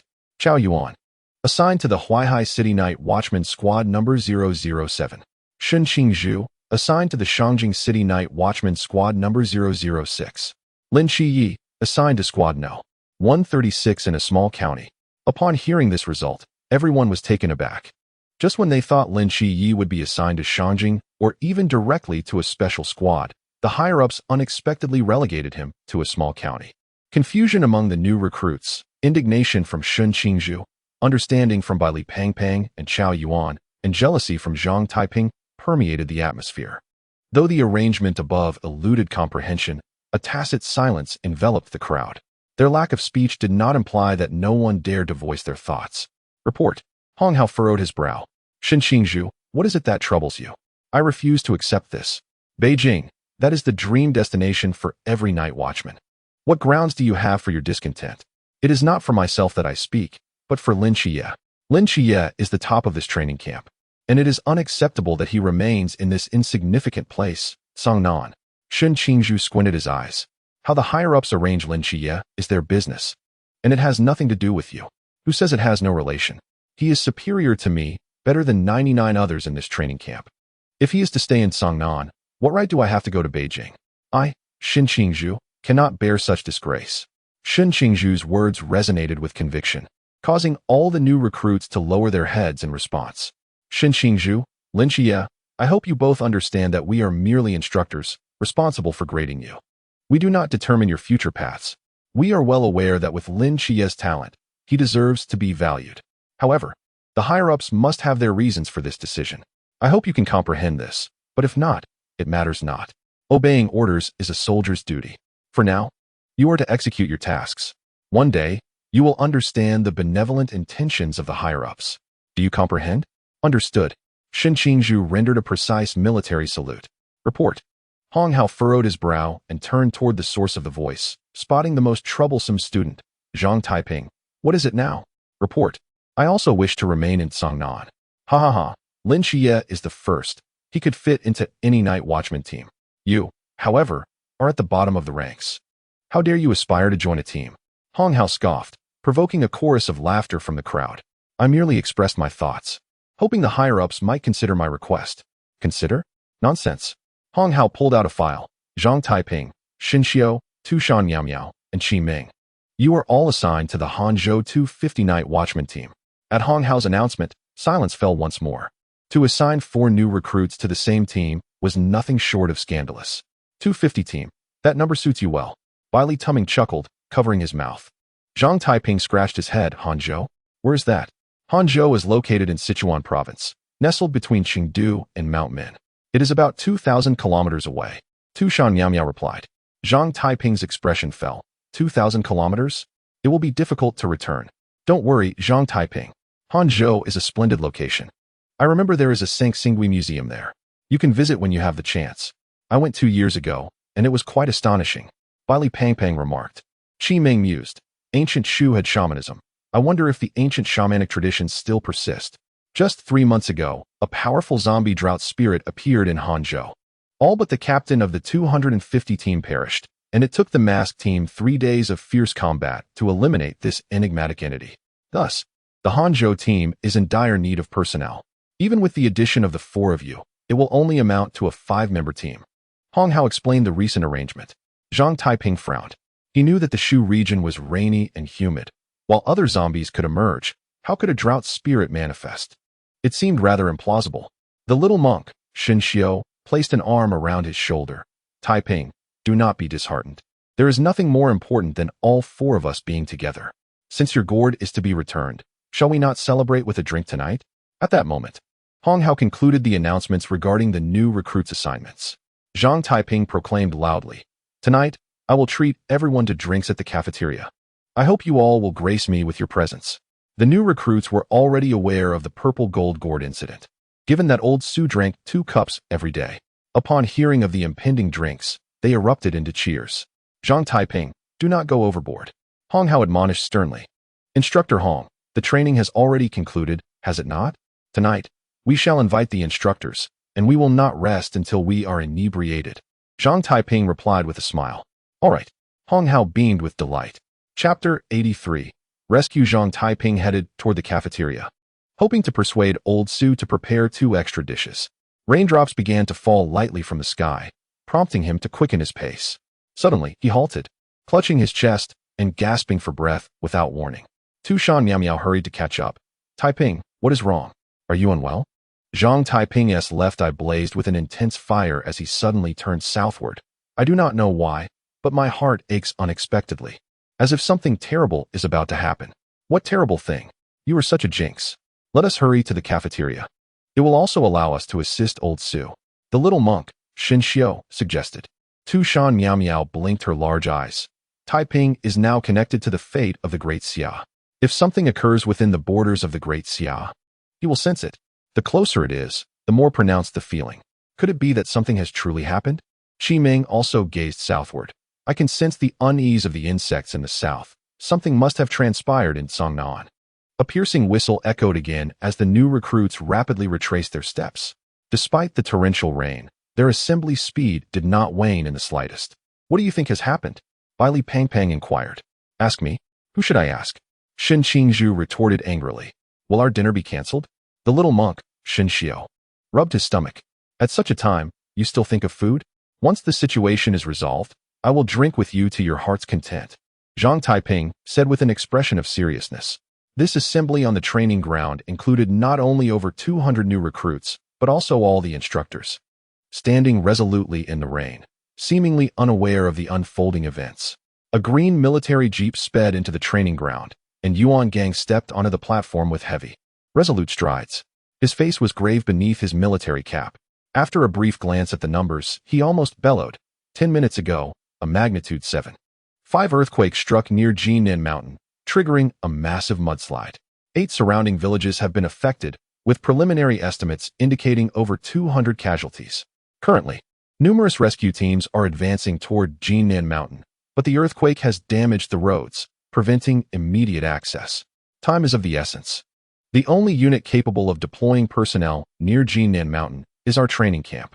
I understand that you consider yourselves the elite of the Great Xia, specifically trained to confront the mysterious night watchmen, not mere conscripts. But I must tell you, before you are night watchmen, you are first and foremost soldiers. And the soldiers of the Great Xia have always gone where they are needed. I shall not waste further words. Everyone, gather your belongings and board the vehicles immediately. We are heading to Jinan Mountain to assist in disaster relief. The rain fell like a torrential waterfall, and the dark clouds cast a heavy shroud over the entire Cangnan, pressing down on everyone's hearts like a leaden weight.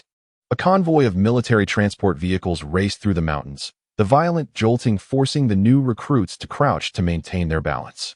Instructor Han Li unfurled a map, revealing that the affected 8 villages were scattered across great distances, some to the east of Jinan Mountain and others to the west. We must split into teams, he declared. Commander Yuan's orders were for Hong Hao to lead Qiye to Village 1, while I will take you to Village 2. After some time, the vehicles began to diverge. 10 minutes later, the road ahead was blocked by fallen rocks and mud, compelling the recruits to proceed on foot. Accompanying Han Li, along with Zhang Taiping, were Miao Xian, Zheng Zhong, and Yang Zi, making a total of 8. Zhang Taiping turned to Qi Ming, asking if she could use her insects to locate the victims. Qi Ming removed a bone flute from her waist, declaring, I will summon all the snakes and insects within a 2-kilometer radius, but they lack the ability to provide aid. Tu Shan Miao Miao revealed her fox ears and tail, stating, my third tail is of the earth attribute. It should be of assistance. Buddhist mantras can stabilize the mind. And Xinxiu, you want tea, tell me you cannot. Zhang Taiping glanced at the young monk. Xinxiu produced a wooden fish, saying, please do not doubt my professional abilities. Han Li looked at the 4 youngsters with a sense of pride. It seems these mischievous children are indeed reliable when faced with serious matters. Despite the treacherous terrain, the 8 of them moved swiftly, determined to reach the disaster site as quickly as possible. Upon ascending a small hill, they were struck by the sight before them, a village nearly swallowed by a mudslide, with a few villagers frantically running about, their helpless cries echoing in the air. Time is of the essence. Han Li was the first to charge toward the village. Qi Ming began to play her bone flute, and 5 of her life-bound insects flew forth, instantaneously establishing a shared vision. Can you share your vision with me? Zhang Taiping inquired. Qi Ming extended her hand. You must trust me completely. Zhang Taiping clasped her hand tightly, opening the entirety of his consciousness to her. In moments, images appeared in his mind, the 5 insects traversing through the mud. Qi Ming forcibly commanded tens of thousands of insects to conduct a thorough search, but they could not discern whether the victims retained any vital signs. Once the information was relayed, Qi Ming would send her life-bound insects to identify each individual. Before long, a small boy, buried beneath the mudslide, came into Zhang Taiping's view. He was nearly fully concealed, and had it not been for 2 beams supporting a small space, he would have perished. Zhang Taiping's brow ignited with fervor. The flame of hope will be passed on. As he uttered these words, a flicker of a flame appeared on the boy's forehead, fragile yet alive. Zhang Taiping exhaled in relief. The flame of hope does not require oxygen. It only relies on belief. As long as this flame above my head does not extinguish, he is temporarily safe. With Zhang Taiping continually igniting the flame of hope, red beams of light shot up, marking the locations of the buried victims. Meow meow, Zhang Taiping urged. Tushan Meow Meow had been focused on the clasped hands of Zhang Taiping and Qiye. Upon hearing his call, she snapped back to attention. Her lips parting, dragons and snakes rise from the earth. As her tail swayed gently, the ground at the marked spots suddenly bulged, revealing the figures of the victims beneath. This commotion drew the attention of other villagers, who halted their frantic digging. A woman, her voice hoarse, pleaded, "Please, Bodhisattva, save my youngest child. My father is buried over there. I just heard him speaking to me." A 10-year-old child cried, his eyes red with despair. Tushan Meow Meow turned to Qiye, who shook her head helplessly. "It's too late. Apart from those marked by Zhang Taiping, the others have no signs of life. You're wrong. My father won't die. He was just speaking to me. Please, save my child first. He is only just a month old." The villagers clustered in front of them, inadvertently slowing the rescue efforts. "Ba, everyone, please remain calm." The young monk's voice boomed, utilizing the Buddha's lion roar technique to command the atmosphere. All the villagers ceased their cries for help, surprisingly settling down. However, Shun Xiu's approach was not one of divine intervention, but rather an application of the Buddha's precepts woven into his voice. Though forceful, its effect was immediate. "Let us all dig at the marked locations swiftly," Han Li declared, observing the numerous glowing markers with a furrowed brow. For within less than 5 minutes, over 100 light pillars had risen. Yet he silently rejoiced, grateful for the survival of so many. 10 kilometers from the village, a short-haired snake woman stood atop a hillside, peering through binoculars at the scene. "Focus. Focus. Make sure you see clearly. Your target is that person. Do not let me down." Enraged, she scratched her head, extending her long tongue to lick her parched nostrils, her pupils reflecting Zhang Taiping's silhouette. Sensing something, Zhang Taiping turned abruptly. The snake quickly lowered its head, avoiding his gaze, still haunted by the near-fatal encounter from before. Chapter 84. Murmurs at the foot of Jinan Mountain. The temporary rescue command center buzzed with activity. Within a makeshift tent, several instructors rapidly set up communication equipment, while Yuan Gang, hands clasped behind his back, furrowed his brow at the incessant drizzle, lost in thought. "Report, sir. The communication network has been established. Except for the farthest village one, all other teams have arrived at their designated locations and begun rescue operations." Yuan Gang slowly turned, exhaling a sigh. "The rain shows no signs of abating, and we cannot rule out the possibility of further mudslides. Order all teams to exercise extreme caution. Report." The instructor responsible for Village 2, Han Li, requests to speak with the commander. Agreed. Once the communication was connected, Yuan Gang initiated the conversation. "What is the situation on your end? We arrived at Village 2 half an hour ago. The village has largely been consumed by the mudslide. Preliminary estimates suggest that the death toll in Village 2 has reached 1,033, with 185 individuals still exhibiting signs of life beneath the debris." Han Li reported. "How did you acquire this data so quickly?" Yuan Gang asked, perplexed. "It was through Qiye's manipulation of her insects. She swiftly helped us pinpoint the victims' locations and provided specific numbers just 10 minutes ago." Zhang Taiping kept the flame of hope alive for their last breath. And Tushan Meow Meow's elemental control was also invaluable. "Good, continue with the rescue." Yuan Gang felt a wave of relief. "One moment, sir. The reason I requested communication is not solely to report on the rescue progress. What else is there?" Based on what Zhang Taiping mentioned, I sensed the presence of the ancient god Church's snake woman. I confirmed with him multiple times. He stated that although it was but a moment, he is certain. Thus, I suspect this earthquake may not be simple. It might be connected to the ancient god Church. Yuan Gang pondered for a moment before commanding. "Immediately notify Hong Hao and the others to remain vigilant regarding the movements of the ancient deity Church, especially concerning Lin Qiye." However, before he could finish his sentence, Yuan Gang noticed the surroundings becoming blurred. The others in the tent had vanished, and the rain from the sky had ceased, as if someone had pressed the pause button. Yuan Gang did not feel alarmed. Instead, he instinctively glanced toward a nearby direction. Outside the tent, a man dressed in a tailcoat approached slowly, his hair cascading casually behind him, and a faint smile graced his alluring face, reminiscent of a nobleman from the Middle Ages, exuding an eerie air of distinction. Upon seeing this man, Yuan Gang displayed a look of surprise, which quickly transformed into composure. Whispers. The figure raised an eyebrow in astonishment. I hadn't anticipated my reputation to be so widespread that even a mere vice captain from the capital could recognize me. The true nightmare, thought manipulator, one of the 3 founders of the ancient deity church, and the source of the believers' contracts. Whispers. While your combat prowess as Klein's essence may not be formidable, your distinctiveness is undeniable. That urban-rural charm of yours is quite repulsive from afar. Whisper's lips twitched, and he struggled to maintain his composure. How rude, Director Yuan. So this earthquake incident isn't a natural disaster, but rather your machination.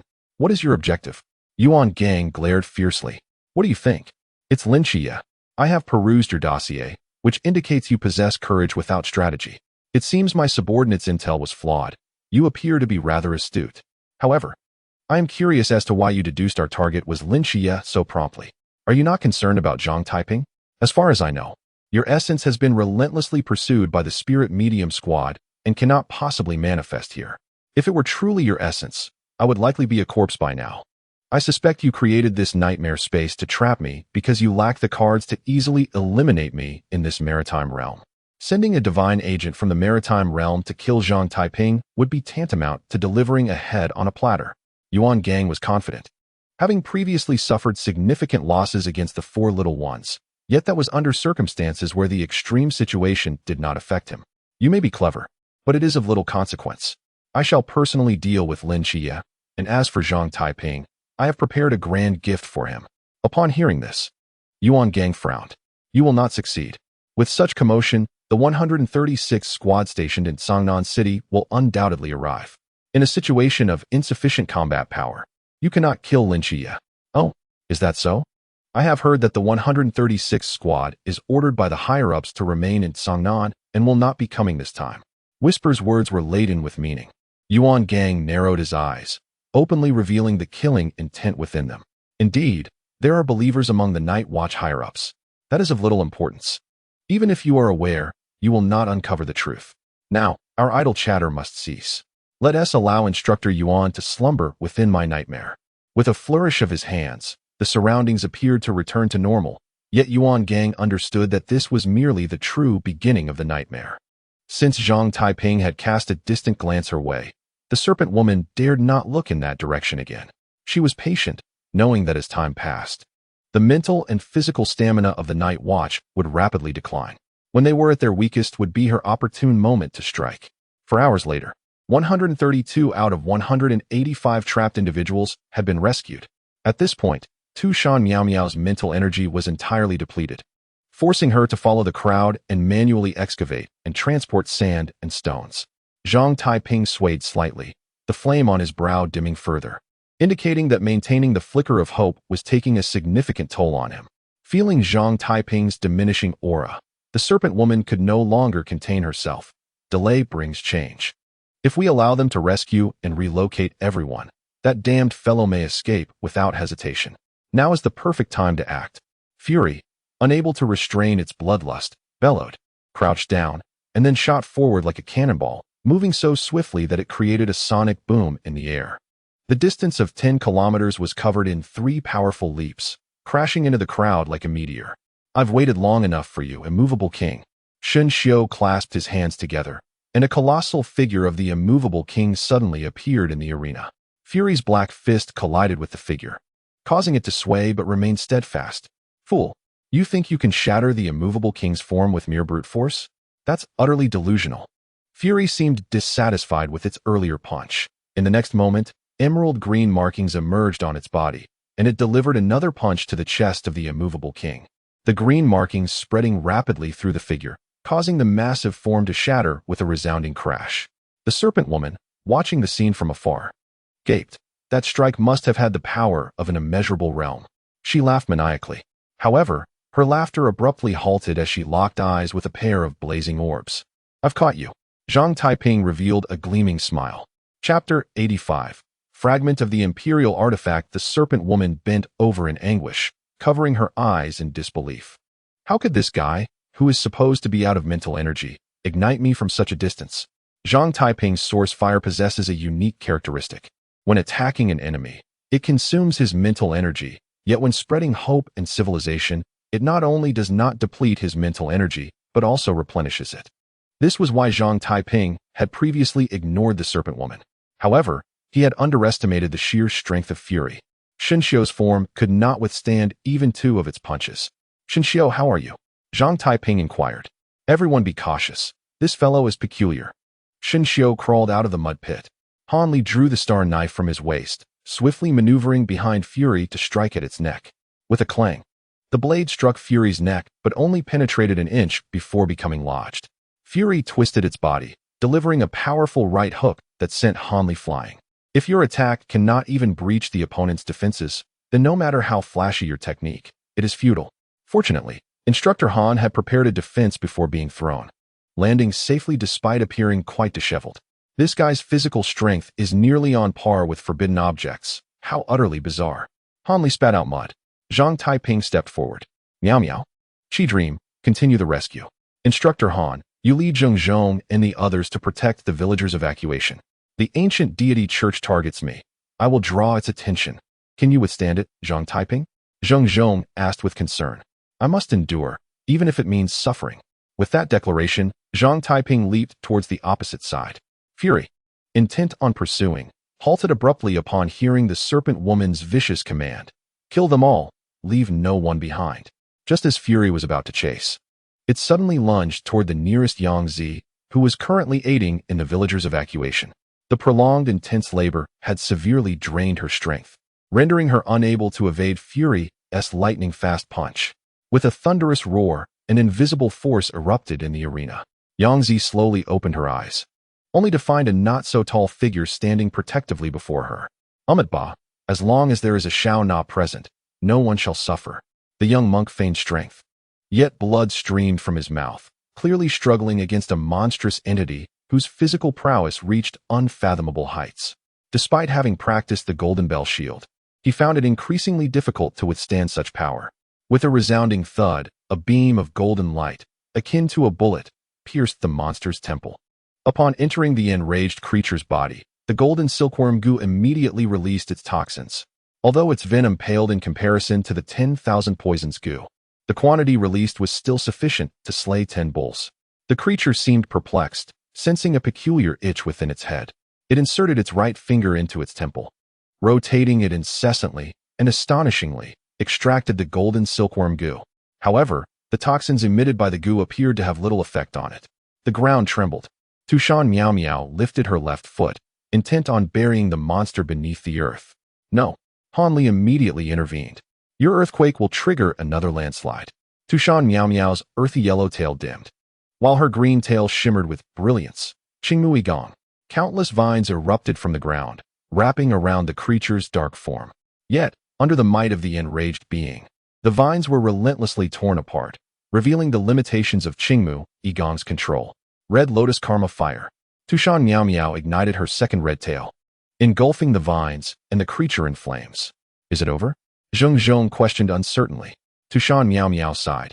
You must evacuate the others quickly. This fire cannot harm it. As soon as she spoke, the fireball encasing the monster detonated, revealing its ghastly form. Just as it prepared to unleash its fury, a brilliant sword light cleaved through the sky, striking the creature's chest. Zhang Taiping, who had intended to divert the creature's attention, was taken aback when it did not pursue him. He quickly returned, channeling his energy into this decisive strike after Tushan Meow's fireball was torn asunder. What he anticipated, a severing of the creature's body, did not occur. The Xianyuan sword struck the monster, resonating with a sound akin to a great bell. Waves of impact radiated from the creature, causing villagers to faint instantaneously. Even Zhang and his companions staggered, as if struck by divine force. The shockwave caused the earth to once again collapse. While it did not trigger a second landslide, several crimson pillars of light extinguished, signifying the loss of life for those buried beneath. Zhang Taiping, standing closest, bore the brunt of the impact as it coursed through him. leaving him feeling as if he might collapse, nearly dropping his sword. Seizing the opportunity, the enraged creature sent him flying with a single punch. Just as it prepared to pursue, its chest suddenly flickered with azure-green runes spreading outward, indicating that the previous blow had backfired even upon itself. What is that? Zhang Taiping wobbled as he stood, his voice trembling. Tushan Miao Miao squinted at the ancient runes. Having lived for a century, her experience was vast. It resembles the Eastern Emperor Bell. The Eastern Emperor Bell? That's impossible. If it were such a divine artifact, we would have all perished from that blow. Qimeng challenged. Not entirely. It should be akin to the Xianyuan sword, merely a fragment. Moreover, judging by its appearance, its completeness is inferior to that of the Xianyuan sword. Tushan Miao Miao analyzed. What manner of monster is this, bearing the might of imperial artifacts within a biological form? Who could possibly create such a monstrosity? Hanli furrowed his brow. Zhang Taiping recalled the undaunted crab and the azura unicorn beetle he encountered upon returning to Cangnan. It belongs to the evolutionary house. I never expected these two incongruous factions would collaborate. Zhang Taiping clenched his teeth. The azure-green patterns on the creature's body returned to normal within seconds. Its 6 pupils fixated on Zhang Taiping, seemingly agitated by the recent encounter. Faced with the advancing creature, Zhang Taiping dared not retaliate. For any strike against it would result in a direct clash between the Xianyuan sword and the Eastern Emperor Bell, easily provoking another landslide beneath the Jinan Mountain. This predicament left him feeling utterly frustrated. How long can you endure, Shinxiao? Zhang Taiping inquired. 7 minutes, the young monk declared, revealing his limit. After being sent flying once more, Zhang Taiping swiftly turned towards the snake lady, having discerned that she appeared to follow her commands. At that moment, the snake lady, utilizing Medusa's divine power, barely suppressed the burning sensation in her eyes, only to feel her soul seared once more. Due to the disparity in realms, Zhang Taiping could not incinerate the snake lady with his primal fire from a distance. The flames would weaken with distance and intensify as he approached. The snake lady realized this as well, promptly utilizing her snake eyes to teleport away. Zhang Taiping raised the Xianyuan sword high. Left 0, right fire, thunder god aid me. Set the mountains ablaze and dig deep. Heavenly thunder and earthly fire extinguish ascension. As he thrust the sword forward, storm clouds gathered in the sky, and a colossal lightning torrent descended, enveloping the snake lady. Simultaneously, flames erupted from her eyes, igniting her entire being. With this singular strike, the snake lady nearly ascended on the spot. Zhang Taiping, do you not care for the lives of those villagers? She bellowed. Not at all. I couldn't care less. Right now, I only wish to twist your head off and kick it like a ball. Zhang Taiping swiftly approached the snake lady. Meanwhile, the snake lady, paralyzed and suffering from the fiery torment of her soul, slowed down. Realizing Zhang Taiping was indeed intent on killing her, she gritted her teeth. Numbskull, come save me quickly. Upon hearing her plea, Zhang Taiping's lips curled into a slight smirk, evidently achieving his objective. Chapter 86. The Dilemma of Caution. Upon hearing the snake lady's cry for help, the enraged creature immediately ceased its assault on Shinxiao and turned to pursue Zhang Taiping. Shinxiao and her companions exchanged glances, then unhesitatingly followed suit. Hanli, noticing Zheng Zheng's intent to act, swiftly intervened. Our priority now is to rescue and relocate the suffering crowd as quickly as possible. Even if you go, you would be of little help. Watching his comrades face the foe alone filled Zheng Zheng with frustration. As a soldier, you must obey orders. As a night watchman, you need to trust your companions. Rest assured, those 4 little ones are no ordinary folk. They will not perish easily. Hanli reassured. Grabbing a crowbar and racing towards the next marked location, Zheng Zheng sighed, observing the trio's retreating figures, ultimately picking up a shovel to assist Instructor Han in rescuing others. With the physical prowess of the enraged creature, its speed far surpassed that of Zhang Taiping, even exceeding that of the agile Shinxiao. Within mere bounds, it positioned itself before Zhang Taiping. Kill him! Kill him! The snake lady shrieked, retreating further from Zhang Taiping. After being struck and sent flying by the creature, Zhang Taiping landed against a tree for leverage, then propelled himself back toward the creature's head with a sword strike. A wave of impact radiated from the two once more. This time, Zhang Taiping, being the weaker in constitution, bore the brunt of the collision. Burning mountains and boiling seas. Seeing conventional attacks yield no fruit, Zhang Taiping resorted to his primal fire. However, upon igniting the flame at the center of the creature's brow, he immediately sensed something amiss. For he could not detect its mental energy or even sense its soul. Since there is no soul, then burn my flesh, ignite it. Flames swiftly spread from the furious brow, engulfing the entire body. Yet the opponent seemed unfazed, continuing to unleash powerful punches towards Zhang Taiping.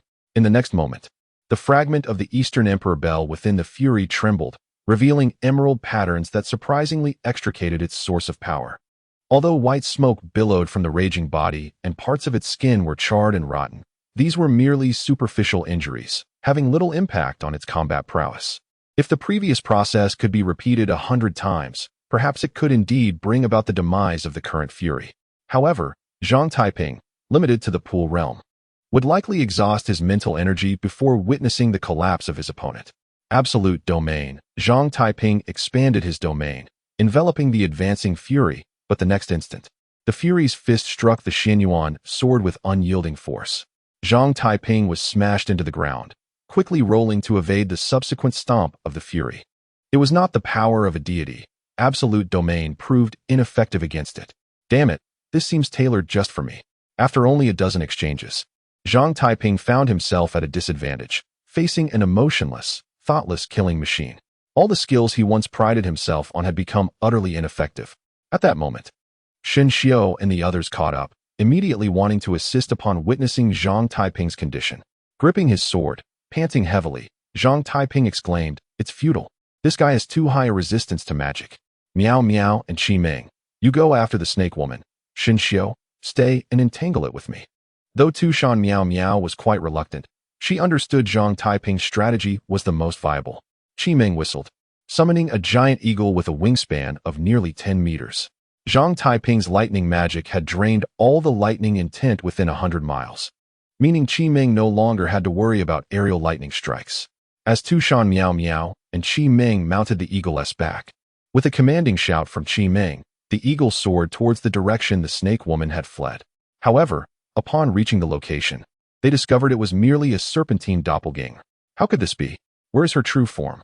Tushan Miao Miao was somewhat anxious. I don't know. My insects cannot distinguish between the doppelgangers and the real body. It seems we must test each one. How many doppelgangers are there? 49 in total. Let us move on to the next one. Returning to Zhang Taiping, even with Shen Xiao's inclusion, they still found themselves at a disadvantage. The root cause lay in their insufficient attack power to breach the Fury's defenses. The little monk's wooden fish stick had struck the back of the Fury's head countless times. Yet the opponent had no brain, thus it could not be incapacitated. Zhang Taiping immersed himself in the profound sword path, but each strike felt as if he were striking the Eastern Emperor bell, the immense shockwave forcefully jolting him from that state. Damn, this is too targeted. The resonant sound reverberated through the mountains. At that moment, a colossal red dragon within Cangnan Mountain slowly opened its eyes, grumpy and displeased as it turned over. The earth shuddered with a tremendous quake, a magnitude 6. 2 earthquake erupting once more. Zhang Taiping felt the tremors beneath him, realizing that continuing in this manner was untenable. Although he did not comprehend the cause of the earth dragon's awakening, the mere collision of 2 imperial artifacts had already generated enough shockwaves to trigger a second seismic event. This was still the golden period for rescue. His comrades and instructors were on the front lines of the rescue efforts. If he continued fighting, a third, more powerful earthquake could ensue. The Fury remained indifferent, and while he could feign nonchalance, deep down, he was exceedingly concerned. With this thought, Taiping's approach grew increasingly conservative, and he and Shen Xiao, already at a disadvantage, became even more beleaguered. Zhang Taiping, have you lost your mind? With your current approach, we won T last until Qi Ming and Tushan Miao Miao return. Shen Xiao exclaimed with wide eyes. Yet, if they continued this way, provoking a third earthquake would endanger not only the villagers but themselves as well. Shen Xiao paused. Ba, how could I forget this? The snake woman stumbled into a small grove, but before she could take 2 steps, the surrounding trees suddenly twisted back, tightly ensnaring her.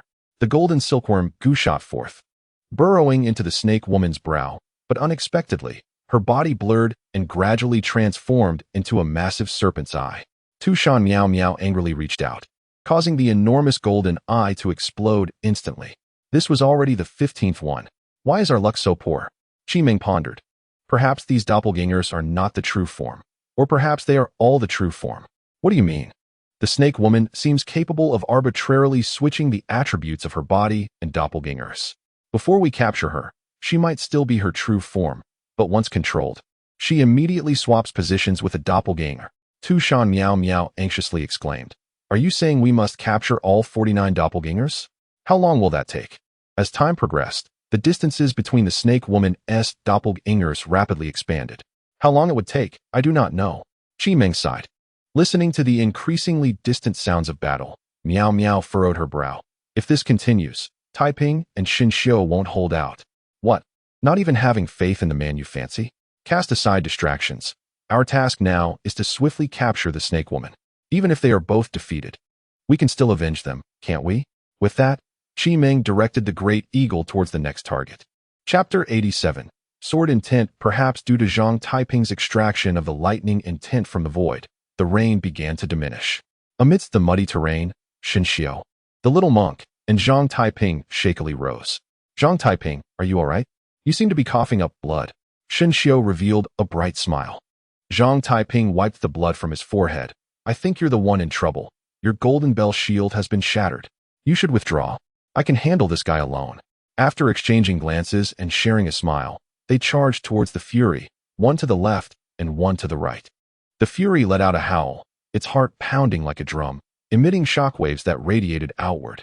The chime of the Eastern Emperor bell mingled with infrasonic waves, its frequency closely resembling the rhythm of a heartbeat. While such a phenomenon could not kill Zhang Taiping and Xinxiu, it nonetheless tormented them greatly. As the Fury struck down with a punch, Zhang Taiping raised the Xianyuan's sword to block, causing the ground beneath him to shatter, reducing his stature considerably. The little monk slid beneath the Fury's legs, delivering a kick to its vulnerable knee joint, forcing it to half kneel.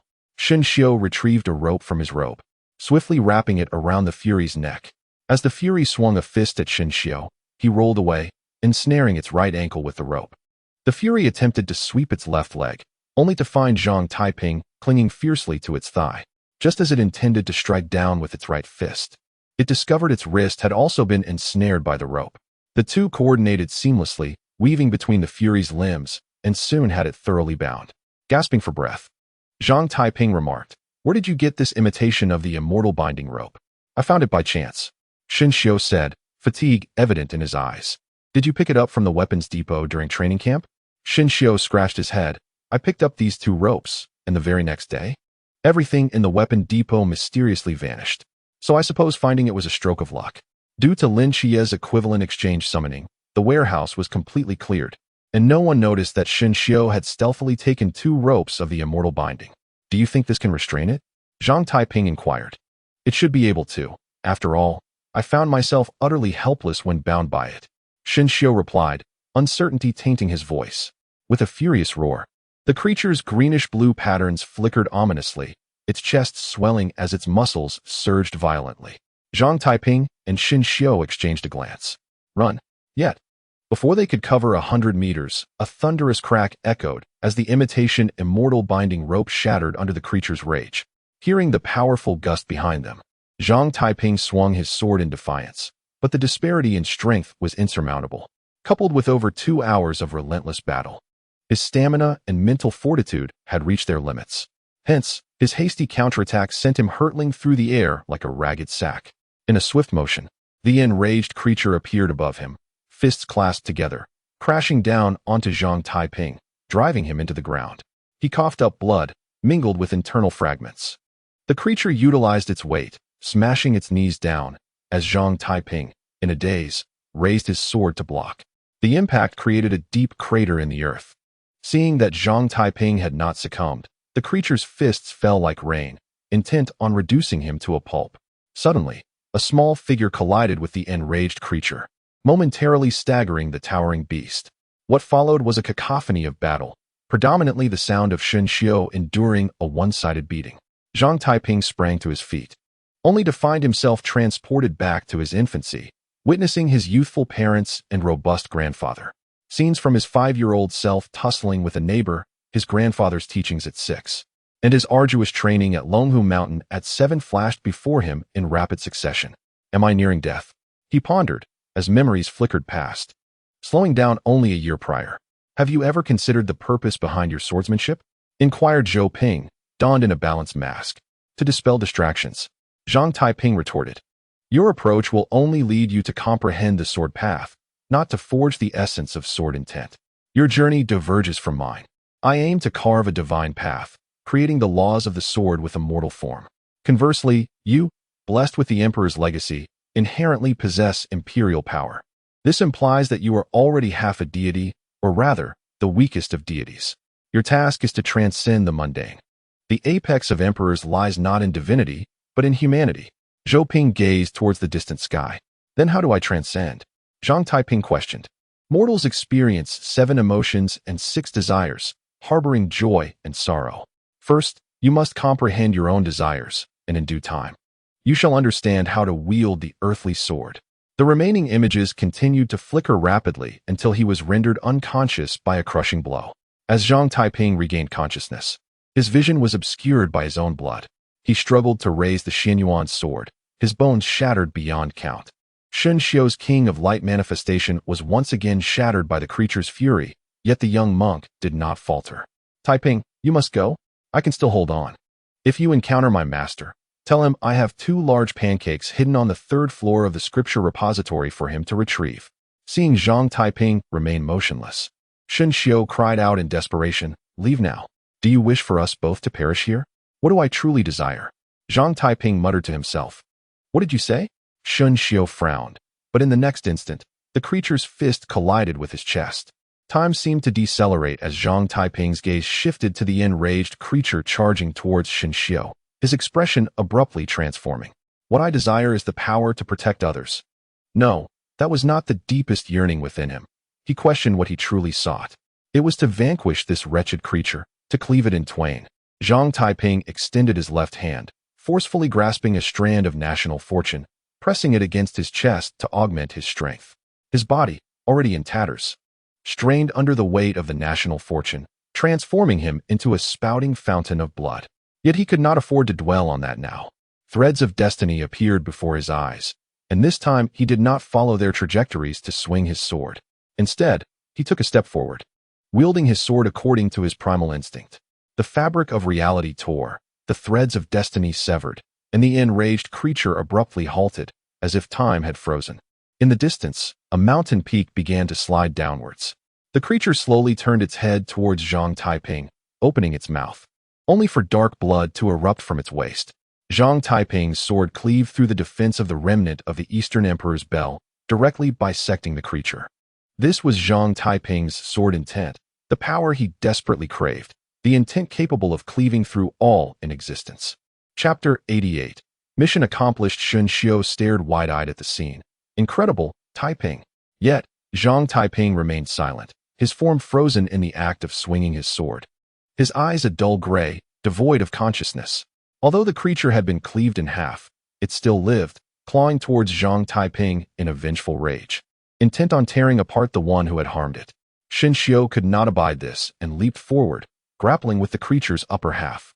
With the creature severed, its formidable defenses shattered, Shun Xiu attacked its lower regions, violently extracting its intestines, spilling innards across the ground. Yet, even in this state, the creature did not perish. It relentlessly pounded Shun Xiu, even sinking its teeth into his shoulder. In a moment of reckless abandon, the young monk reached into the creature's chest cavity, but found it empty until his hand brushed against a metal fragment. Shun Xiu stifled a cry of pain from his shoulder as he forcefully extracted the shard of metal. The moment the remnant of the Eastern Emperor's bell was removed, the creature's greenish-blue patterns flickered erratically before it succumbed to lifelessness. A piercing cry echoed through the air as Tu Shan Miao Miao and Qi Meng leapt down from above, dragging along the snake woman, who was now battered and bruised. Upon witnessing the horrific scene, the 2 girls gasped in shock. Taiping, Taiping. Tu Shan Miao Miao could barely sense any life in Zhang Taiping. She stumbled forward, embracing him, her green light flaring as she desperately channeled her demonic energy into him. Qi Meng forcefully pried the creature's jaws apart, and, using strands of her hair, summoned the golden silkworm goo and the gathering evil goo to stitch together Shun Xiu's nearly severed arm. What do we do? What do we do? Taiping is going to die. Tushan Miao Miao was in a state of frantic disarray. Qi Ming glanced at Zhang Taiping, frowning slightly. Worry begets chaos. This fellow is not so easily extinguished. Look, the flame at his brow still flickers. But it could extinguish at any moment. It won't. Zhang Taiping has said that as long as the flame atop his head does not die, it will sustain hope for those suffering. Likewise, as long as the disaster-stricken retain hope, the flame at his brow shall not extinguish. Yes, yes. How could I forget the essence of passing on the flame? How are you faring over there? The young monk isn't dead, and Taiping has many wounds. Hurry and assist. Furthermore, with my hair. The serpent woman was discarded on the ground, bound by the celestial binding rope. She gazed at the furious, severed body, her eyes blood-red. This is impossible. How could it be? A mindless being endowed with the physical prowess of an immeasurable realm, augmented by that mysterious fragment. No one could breach his defenses. Tushan Miao Miao, upon hearing her words, was filled with murderous intent. Since that black creature is dead, you are of no use. She reached out and grasped the serpent woman's snow-white neck. Lifting her effortlessly, Miao Miao would show no mercy to anyone who dared to harm Zhang Taiping. Wait, I still have value. The serpent woman pleaded, writhing helplessly in midair. Li Jiaxian, Lu Yin's team of night watchmen, Wang Mingzhong, a believer ranked 35th, Qi Qinfei. One name after another escaped her lips rapidly, hoping to barter her life with information about the believers among the night watchmen. But Miao Miao was indifferent to such pleas. Her grip tightened, and soon the serpent woman's tongue lolled out, her eyes beginning to roll back. Qi Ming approached and pressed down on her shoulder. Miao Miao, you should hand her over to the higher-ups. A living serpent woman is more valuable than a dead one. Anyone who dares to harm Taiping must die. Have you ever considered what Zhang Taiping would do if he were awake right now? Upon hearing this, Tushan Miao Miao's gaze softened. In frustration, she tossed the serpent woman onto the ground and kicked her a few times. You can live a few more days. The serpent woman glared at Tushan Miao Miao with resentment, yet she dared not utter a word, fearing that this extraordinarily alluring girl might change her mind. 3 hours later, the rescue operation at Village 3, beneath Jinan Mountain, concluded. Despite the chaos caused by the fury, resulting in the tragic loss of innocent lives, Han Li's team maintained the highest efficiency and speed in their rescue efforts. Zhang Taiping lay gravely injured and unconscious, while Xin Xiu had also sustained numerous fractures, necessitating their temporary withdrawal from the mission. Tushan Miao Miao, stubbornly wanting to remain by Zhang Taiping's side, compelled Han Li to allow her to return to Cangnan City with the refugees and oversee the serpent woman's escort. Sir, I object. The serpent woman immediately protested. Tushan Miao Miao retaliated with a slap, sending the serpent woman rolling on the ground. Sorry, your objection is futile. Due to Qi Ming's crucial role in the rescue operations, Han Li insisted on keeping her in the rescue team. After a brief 40-minute respite, they rushed to the nearest Village 3 for further assistance. 3 days later, Zhang Taiping slowly awoke, feeling as though his entire body had been disassembled, his bones and muscles seemingly detached. Fortunately, the pillow in the hospital was relatively comfortable, and he had experienced many pleasant dreams during his slumber. Struggling to turn his head, a familiar fragrance wafted into his nostrils. With great effort, he glanced to his side, only to discover that what he rested upon was not a pillow, but rather a red foxtail. Zhang Taiping looked at Miao Miao, who had dozed off beside him, feeling a surge of emotion. Tushan Miao Miao sensed the movement of the foxtail and lifted her head. Rubbing her panda-like eyes, she began in confusion, followed by surprise. Taiping, you're awake. I can't believe he is awake. I thought he would never come to. Xin Xiu hobbled in, leaning on his cane, his left shoulder encased in heavy plaster. I would never die even if you did. By the way, where is Qi Ming? Zhang Taiping frowned as he surveyed his surroundings. Just then, Qi Ming entered, carrying 2 fruit baskets. Unlike her usual self, today she was adorned with flower garlands, appearing utterly exhausted yet spirited. Where did you get all those flowers, Qi Ming? Xin Xiu inquired. The villagers presented them to me. While you 3 withdrew from the rescue early, I fought tirelessly for 3 days and nights without sleep, exhausting my life insects. I don't even know when it started. But villagers began to offer me flowers, calling me the most adorable person. I can acknowledge my cuteness, but to be called the most adorable is a bit of an exaggeration. Although Qi Ming feigned modesty, it was evident she was reveling in her newfound attention. Zhang Taiping struggled to rise, but failed twice. Tushan Meow Meow quickly wedged the remaining 2 tails under his back to elevate him. What happened after I fell unconscious? Qi Ming pondered. The furious creature was slain, and professionals recovered its body. As for the serpent woman, Meow Meow has turned her over to the authorities for interrogation. Her life will be spent in a place of fasting. When I returned, the main force had already ascended the mountain, taking over the subsequent rescue and reconstruction efforts. Moreover, it seems the ancient god sect was not targeting you alone. Impossible. I refuse to believe it. Brother Zhuai cannot be dead. Even if his body were charred or crushed beneath stones, 7 nights. Believe me, he possesses the heavens' return jade. Bai Li Tu Ming's anguished voice echoed from the adjacent room. Chapter 89. A prognostication. Calm down, Bai Li Tu Ming. When we departed from Jinan Mountain, the follow-up team was already concluding the operation. With the assistance of Earth attributability users in the Forbidden Ruins, we surveyed the cave you mentioned. Inside, we discovered numerous charred remains. After comparison, one belonged to the believer Ma Yitian, while another portion belonged to Shen Qingzhu. Hanli urged. Bai Li Tu Ming remained obstinate.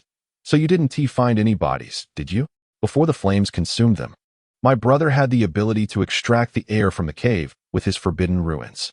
Just like that. Bai Li Tu Ming, wake up. The heavens' return jade is not a miraculous elixir. It cannot resurrect the dead. Can you please mature a little? This world is not some Klitsch Mary Sue fantasy. As night watchmen, we must be prepared to sacrifice ourselves while also learning to accept the loss of our companions. Hanli pressed firmly on his shoulder. I don't believe it. I still don't believe it. Wait, Instructor Han. Your presence here means Qi Ming has returned. Bai Li Fatty stumbled into Zhang Taiping and Shen Xiu's hospital room. Upon seeing Qi Ming adorned with flowers, he reignited the last flicker of hope. Qi Ming, I beg you to summon your insects and search that cave one more time. Qi Ming sighed. I've already been there. As Instructor Han said, there are indeed no signs of life in the cave. I don't believe it. I don't believe it. Brother Zhuai wouldn't die so easily. Zhang Taiping blinked. Fatty, do you have any steel? What do you need that for? Have you forgotten my primary occupation? Fortune-telling, divination, and financial matters. I dabble in all of it. Since even Qi Ming could not find Brother Zhuai, we must resort to metaphysics. Zhang Taiping squinted. Bai Li Fatty rummaged through his belongings and ultimately retrieved 10 gold coins from his spatial pouch. He took out 6 of them, tossing them into the air while contemplating his question. I want to know how Brother Zhuai is doing now. Regarding the divination, Tushan Meow Meow was somewhat knowledgeable. She arranged the coins in a specific order, and her face suddenly turned pale. What's wrong? Zhang Taiping, unable to move, could not see the divination's outcome. Heaven and earth. Is it the hexagram of negation? Tushan Meow Meow said. What's wrong with the negation hexagram? Is it bad? Bai Li Tu Ming asked anxiously.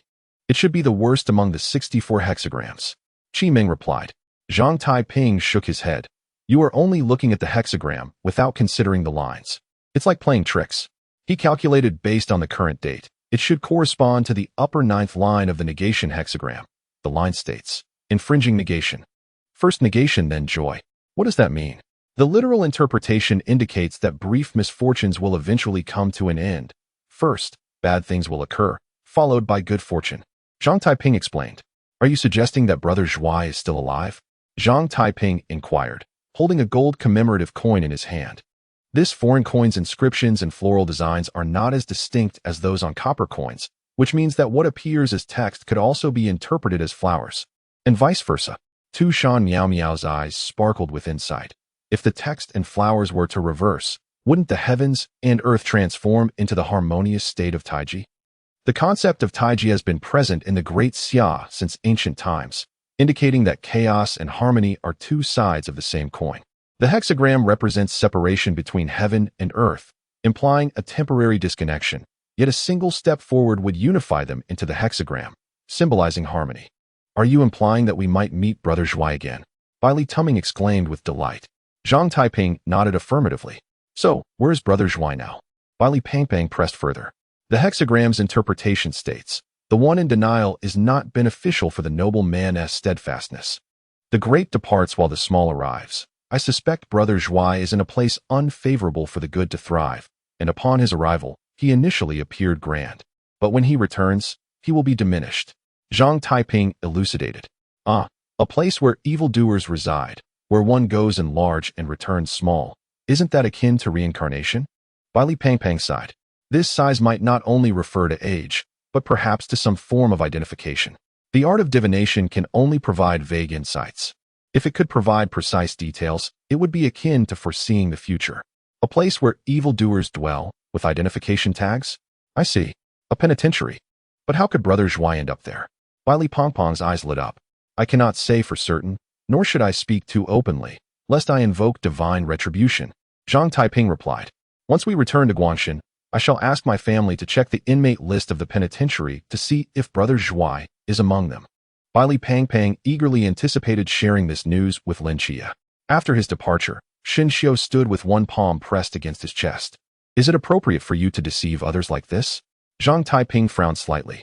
Monastics are not to speak falsehoods. We Taoists also have our principles. Although my earlier remarks may have leaned toward optimism, the overall divination is not far from the truth. If my calculations are correct, Shen Xingzhu has a 90% chance of being alive. Upon finishing his statement, a thunderous clap resonated through the sky. Zhang Taiping was elated by this. I have disclosed heavenly secrets. Even the heavens wish to strike me down. Now, I am utterly confident. Stop talking. Be cautious, or the thunder may truly strike. Tushan Miao Miao hastily covered Zhang Taiping's mouth. Qi Ming chuckled. Hospitals are equipped with lightning rods, so it's unlikely to strike here. No sooner had she spoken than a blue spherical lightning bolt burst through the window. The orb of lightning swayed from side to side before finally locking onto its target. Wow, even the electronic devices have come to life. Zhang Taiping, your reputation is impressive, Xin Xiu remarked with glee. Tushan Miao Miao spread her arms protectively in front of Zhang Taiping. Fear not, Taiping, I shall shield you. Yet, the orb of lightning moved with immense speed, bypassing Tushan Miao Miao and striking Zhang Taiping directly. The room erupted in a cacophony of light and sound, filled with screams and gasps. 3 seconds later, the life monitor flatlined, indicating that Zhang Taiping's heart had ceased to beat. Doctor! Doctor! Xin Xiu exclaimed first. What are you shouting for? I'm not dead yet. Zhang Taiping exhaled a puff of white smoke. If you're not dead, then how does the machine show that? It must have been damaged by the lightning. Xin Xiu grinned. Impressive, Taiping, surviving such an ordeal. Do you not recall my innate restrictions? If word gets out that the disciple of the Taiping Way was struck down by lightning, I would become the subject of mockery. Zhang Taiping sighed, attempting to tame his frizzled hair, now resembling an explosion. Are you all right, Taiping? Tushan Miao Miao expressed her concern. Not only am I fine, but I also gain some benefits. The trio exchanged puzzled glances as Zhang Taiping pinched his thumb and forefinger, revealing crackling blue arcs of electricity. Is this the essence of lightning? Fascinating, yet it is unfortunate that the positions within this essence have already been occupied. Chapter 90. The Last Supper with Zhang Taiping awakened. A secondary examination of his injuries was warranted. Tushan Miao Miao and Qi Ming assisted him into a wheelchair, and with the help of medical staff, he was taken to the MRI room. An hour later, the doctor entered the ward with a furrowed brow. Dr. Chun, is there an issue? Tushan Miao Miao inquired anxiously. This is rather peculiar. In my years of practice, I have never encountered such a phenomenon. Just 3 days prior, the patient was gravely injured and on the brink of death, with bones shattered to the point that surgery would be necessary for recovery. Yet today, scans show a remarkable improvement. Dr. Chen scratched his head in confusion. Upon hearing of his recovery, Zhang Taiping's eyes brightened. A mere fatal injury cannot hinder my progress. The fortunes of the nation bestow blessings upon me. The enhancement of luck has prevented those fractured bones from piercing my organs and has even aided in my recovery. Qi Ming quipped. Your timely stitching of my wounds also played a part. Without it, I would have succumbed to blood loss. Qi Ming quickly waved her hands. No, the hair used for your sutures came from Miao Miao. You should thank her. Shen Xiu patted Dr. Chun on the shoulder. Given his condition, when can he be discharged? Under caution, he should be observed for another couple of days, but he should be fine. People are like this. Life is sustained by hope. Upon hearing that he was not in dire straits, Zhang Taiping suddenly rose to a sitting position, even managing to walk a few steps while supporting himself against the wall, eventually requiring no support at all. Taiping, tomorrow is the graduation ceremony. Let us drink a few cups, Shen Xiu suggested. Zhang Taiping stretched his limbs. That is only fitting. Let us proceed as planned. Turning left upon exiting, they summoned Lin Qiye and 3 others. and the group of 7 headed straight for the cafeteria. The group approached Elder Su, proposing their plan for a celebratory feast at the cafeteria. Initially hesitant, Elder Su eventually agreed to indulge them for one last hurrah, swayed by Zhang Taiping's persuasion. Both Zhang Taiping and Xin Xiu had previously assisted in preparing meals in the mountains, and with Elder Su's expertise as the head chef, preparing meals for over 200 people was not a daunting task. At 4 in the afternoon, Li Pangpang stealthily infiltrated the broadcasting studio. "Hello, can you hear me? Tomorrow we graduate and will be heading to various outposts across the land. Our encounters will become increasingly rare. Therefore, tonight, we have prepared a farewell banquet in the cafeteria, and we hope all comrades and instructors will join us." Hong Hao, upon hearing the broadcast, fumed. "What the heck? These guys are serious. Watch me drag this little fatty out of the studio and give him a beating." Yuan Gang restrained him. "Let it be. These kids have been cooped up for a year. Let them enjoy one last night of revelry. Besides, did you not hear what they called it? Farewell banquet. If we deny them this, it would be rather unreasonable." At 6 in the evening, everyone gathered in the cafeteria, where tables were already laden with Elder Su's signature dishes, and bowls of fine wine had been generously filled. As Yuan Gang and the instructors entered, all the new soldiers rose in unison. Yuan Gang gestured for them to sit. "Actually, I am no longer your instructor. There is no need for such formality. Please, take your seats." "Yes," they all replied in unison before sitting down. Yuan Gang rubbed his forehead, while Han Li nudged him. "Sir, you should propose a toast, otherwise, these students may not dare to drink." Yuan Gang raised his cup. "Come, I toast to all of you, a toast to our shared sweat over the past year, to the exuberance of youth, to the soldiers who sacrificed themselves in disaster relief, and to the night watchmen." After speaking these words, Yuan Gang drained his cup in one go. The new soldiers rose once more, raising their cups to their chests as they collectively declared, "To the night watchmen." Yuan Gang gently set down his cup. As an order, after the instructors finish this cup, no one is allowed a second. "We appreciate your sentiments, but we still need to stand guard for the final shift at the training camp." Hong Hao's face fell long upon hearing this. "Must you be so commanding, sir? This is an order." In preparation for the drinking festivities, Zhang Taiping had procured large bowls for the occasion. Many of the new recruits, whose tolerance for alcohol was lacking, had already begun to feel lightheaded after a single gulp. The atmosphere quickly transformed into one of exuberance. Zhang Taiping filled one large jar after another from the purple gold gourd, ensuring that there would be more than enough liquor to go around. After downing 2 bowls, the chubby fellow began to sway with a flushed face. "If only Zhuangge were here. How regrettable it is that I can't drink heartily with my brothers." Tu Shan Miao Miao's eyes sparkled mischievously. "There are many regrets in life. Family, friendship, and love. Emily is right over there. Why not share a drink with her?" The chubby man shook his head, making a valiant effort to focus his bleary eyes on Emily. Sensing his gaze, she quickly lowered her head. Stumbling, the chubby man rose unsteadily and made his way toward her. "Emily, this one's for you," he exclaimed as he downed his drink in one go. "If you can't handle it, just sip a little," Emily advised, taking a small taste herself. Although the chubby man's bowl wasn't full, it still contained 6 taels of liquor, almost 2 pounds in total, causing his steps to falter immediately. As he stumbled, Emily rushed to support him, and he lecherously inhaled her scent, grinning, "So fragrant. Just my type." Emily's face flushed with embarrassment, torn between wanting to throw him down and fearing he might hurt himself. Alcohol emboldens the timid. Qi Ming downed a large bowl without a change in expression, leaving onlookers speechless. Earlier, many boys who secretly admired her had offered her drinks, and she had accepted them all, consuming over 20 bowls and leaving several incapacitated. After the 3rd round of drinks, Zhang Taiping wobbled as he raised his bowl. "7 Night, I heard from the chubby guy that you're going to become a woman. Is it true?" Lin Qiye's face stiffened. What nonsense is this fatso spouting? Seeing Lin Qiye's silence, Zhang Taiping's eyes ignited with hope. "Are you actually a girl, masquerading as a boy?" Lin Qiye's expression darkened while Tu Shan Miao Miao shot a disapproving look at Taiping. "You can't possibly have feelings for Lin Qiye, can you?" Zhang Taiping looked at her as if she were foolish. "Don't speak nonsense. I am a perfectly normal man. Why would I fancy him?" Just as Miao Miao sighed in relief, Zhang Taiping added, "If Lin Qiye were a woman, he could no longer compete with me for Hong Yingjie. Humph. What exactly makes her better than me?" Miao Miao pouted in frustration. Qi Ming wrapped her arm around her shoulder. "Ah, the power of unrequited love. Miao Miao, You must try harder. Do you think we will have the chance to meet again in the future?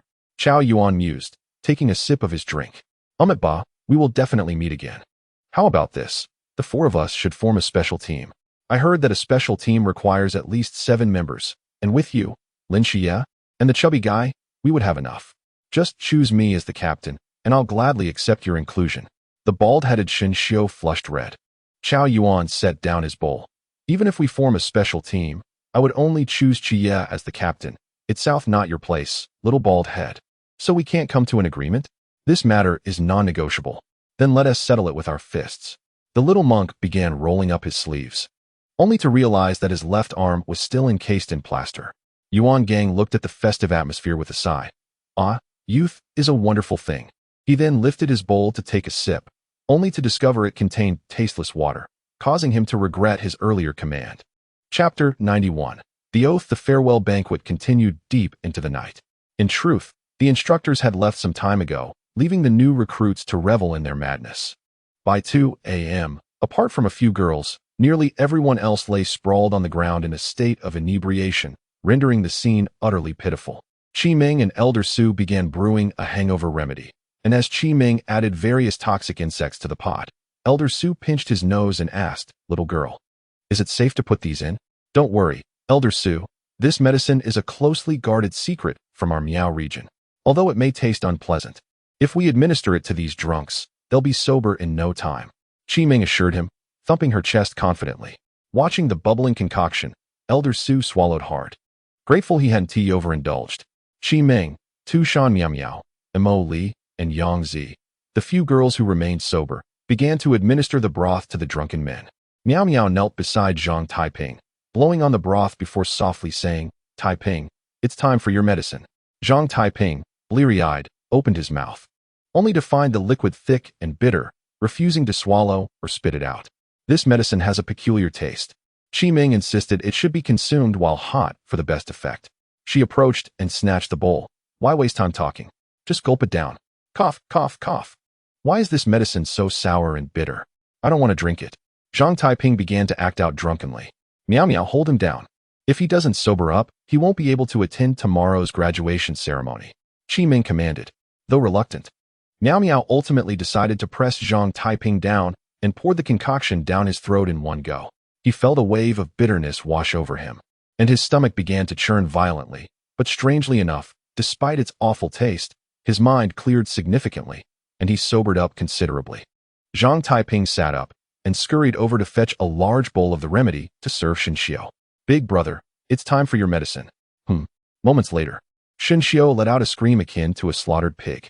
The ensuing time saw everyone cleaning the dining hall, restoring it from its chaotic state, followed by an hour-long brushing of teeth. Yet, no matter how thoroughly they brushed, the lingering taste of the hangover remedy refused to dissipate. The following morning, Yuan Gang ascended the martial arts platform. He surveyed the assembly below and was surprised to find the very individuals who had been thoroughly drunk the night before had gathered early on the training ground. Yet on their faces was not the look of intoxication, but rather the expression of those who had just consumed a hearty meal. "Ahem, before the oath-taking ceremony, there is one more matter," Yuan Gang announced, as Hong Hao approached the stage with a large black box. Yuan Gang continued, "During this relief operation, all of you performed exceptionally well, showcasing the honor of our Great Xia soldiers and night watchmen in the face of disaster. Therefore, I hereby award every new recruit who participated in the rescue with a Spark Medal." Upon hearing these words, the new recruits trembled with excitement. In this rescue effort, Qi Ming fought valiantly on the front lines. I dare say she performed better than most men. Due to her remarkable abilities, she saved at least 500 lives, and thus she is awarded a Spark Medal. The new recruits cast envious glances at Qi Ming, but no one dared to question it, as her floral wreath upon returning spoke volumes. In this rescue, we also mourn the loss of 2 team members, one of whom sacrificed his life to protect his comrades and instructors. His name was Shin Qingzhu. I trust this name is familiar to you. He was a troublemaker in the recruit camp, but also a hero among the night watchmen. Therefore, we posthumously award Shin Qingzhu a Spark Medal. After delivering this statement, Yuan Gang was the first to offer a crisp military salute, followed by all instructors and new recruits in unison. Following this, the instructors distributed medals to the new recruits. Once the medals were handed out, the recruits would receive their exclusive Night Watcher gear. Emolan, Yangzi, Zhengzhong. One by one, the new recruits queued to collect their Night Watcher ensemble, the Starblade, cloak, and emblem. Zhang Taiping donned the cloak, feeling quite impressive. As for the Starblade, he was more adept with a sword, so he casually hung it at his waist, merely as a symbol of his identity. Zhang Taiping weighed the emblem in his hand, noting that it was engraved with his name, exquisitely crafted, beautiful, yet dignified. I believe you are aware that these 3 items constitute the standard gear of our Night Watchers. But few of you truly understand their significance. The Starblade, forged from a mysterious meteorite, is unbreakable, rust-resistant, and impervious to melting. From the moment it was crafted, it will eternally retain this form, including the name inscribed upon it. In future battles against the unknown, the Starblade will be your most steadfast ally. It is a weapon of offense. Yuan Gang proclaimed. The young monk drew forth a straight sword and questioned, "Is it really that exaggerated? Are there weapons in this world that cannot break?" Zhang Taiping shook his head. Nothing in this world is absolute. Even the Xianyuan's sword can be damaged. Let alone this straight sword. Its current resilience is merely due to insufficient force. Even divine weapons can be compromised. As for this cloak, it is crafted using advanced nanotechnology from the Great Xia, ensuring comfort while providing thermal insulation, heat retention, and virus protection. However, it is not particularly sturdy, even weaker than standard armor. If it becomes damaged, you can send it back to headquarters for repairs by dedicated personnel. This cloak serves as your shield to adapt to various environments. As for this emblem, it possesses but one function: to allow you to perish alongside your enemy. It can temporarily exhaust a person's full potential. Those without a forbidden realm will awaken it, and those within will ascend to new heights. It grants you an opportunity, a chance to uphold your dignity and that of your comrades. It is the faith that defends your final dignity. Yuan Gang stood tall, addressing the assembly with solemnity. Now, let the oath-taking ceremony commence. A gust of wind swept through, causing the Great Xia flag to flutter audibly. Yuan Gang pressed the emblem to his heart with his right hand, resting his left on the straight sword, his voice resonating throughout the gathering. "I, Yuan Gang, swear under the Great Xia flag." The assembled recruits echoed in unison. "I, Lin Qiye. I, Zhang Taiping. I, Qi Meng. I, Chao Yuan." Ultimately, their voices converged into a singular declaration. "Should the dark night descend, I shall stand before countless souls, sword drawn against the abyss, blood staining the heavens." Chapter 92. Jiangzi in the present-day Great Xia. The total number of Night Watchers barely exceeds 1,000, and yet Han Prefecture has suddenly lost 5, leaving the area severely short-staffed. Thus, Yuan Gang dismissed Zhang Taiping's wish to return home, dispatching a vehicle to take the 4 directly to the train station. "Chief, isn't this a bit harsh?" Hong Hao shook his head. "What do you know? I've already booked train tickets to Han Prefecture for them. If you cancel without permission, you'll have to make up the difference. Moreover, based on reports from Han Prefecture, their Night Watcher base has effectively become obsolete. It's better for them to leave sooner. Isn't the captain of Team 250 still there?" Zhang Liyun. Yuan Gang's irritation surged at the mention of him, and he strode away. Once aboard the train, Zhang Taiping first called home to inform his family of his whereabouts, explaining that his unit was assigning him to serve as an auxiliary police officer in Han Prefecture, with hopes of transferring back to Cangnan in 2 years. Upon hearing this, his mother urged him to work diligently in order to secure a permanent position as a true police officer. "Don't worry, Mom. With my talent, I'll definitely be a regular officer in less than 6 months." Zhang Taiping assured her confidently. "And there's one more thing. I really like that girl, Qi Meng, who came home with you last time. You better be smart about this. Your mother is waiting for grandchildren." Yuan Gang had booked a soft sleeper for the 4, so Qi Meng was seated beside Zhang Taiping. Upon hearing his mother's words, she furrowed her brow, while Tu Shan Miao Miao clenched her fists. "Wow, the greatest threat is actually right beside me." Sensing Qi Meng's murderous glare, Zhang Taiping felt a pang of discomfort and quickly said, "Mom, the signal is poor on the train. I'll hang up for now." Just as Zhang's mother was about to continue, she found the call disconnected. "This child." I hadn't even finished speaking. Observing the situation, Zhang Baiyan remarked, with Qi Meng surely beside him. How could Taiping not hang up? "Do you think I don't know Qi Meng is next to him? There are things he finds too embarrassing to say, so let me, as his mother, take care of it." She chuckled. After ending the call, Zhang Taiping awkwardly looked at Qi Meng. "My mom was just joking. Don't take it seriously." Ming turned her face away in annoyance. And he was right. There's not a decent person in the Zhang family. All right. Ming, you usually seem so unassuming. Yet it appears you've already won over Andy. If you keep this up, we won't be able to be friends anymore. Meow meow. How can you make such wild accusations? Ba, it seems that little Na is about to become an uncle. Shinshio, please don't stir the pot. The train car descended into chaos until a crew member arrived to restore order. 18 hours later, the train finally reached Han Prefecture. The four disembarked with their military backpacks, awaiting the local night watcher captain to pick them up. However, after over an hour of waiting, not a single figure appeared. Should we make a call? Shinshio suggested. That might be wise. Perhaps Captain Zhang is preoccupied with a mysterious incident. Zhang Taiping retrieved the phone number Yuan Gang provided and dialed it. However, the phone rang for quite some time without an answer. Perhaps he is still tied up. Zhang Taiping reassured himself. Yet, after another 2 hours of waiting, the sun had set, and still, there was no sign of Captain Zhang. You don't think he forgot about us, do you? Shinshio scratched his head. Impossible. The night watchers maintained strict discipline. Something must have occurred. Meng remarked. Should we go look for him? Meow Meow proposed. Zhang Taiping glanced at the note in his hand. All the chief instructor had provided was a phone number, not an address. Han Prefecture ISNT small. Where would we even begin to search? Just as the four were in distress, a young girl in a middle school uniform approached them, eyeing them curiously. After hesitating for a moment, she gathered her courage and asked, Is there anyone here named Zhang Taiping? Zhang Taiping raised an eyebrow. That's me. The girl's face lit up with joy, but she quickly added apologetically, I'm sorry. My dad sent me to pick you up, but I had class. So I'm late. By the way, where is Captain Zhang? Tu Shan Meow Meow ruffled the hair of the younger girl who was shorter than her. If it's inconvenient to say, don't feel pressured. What is your name? Jiang Zi, 15 years old, attending Han Prefecture First Middle School.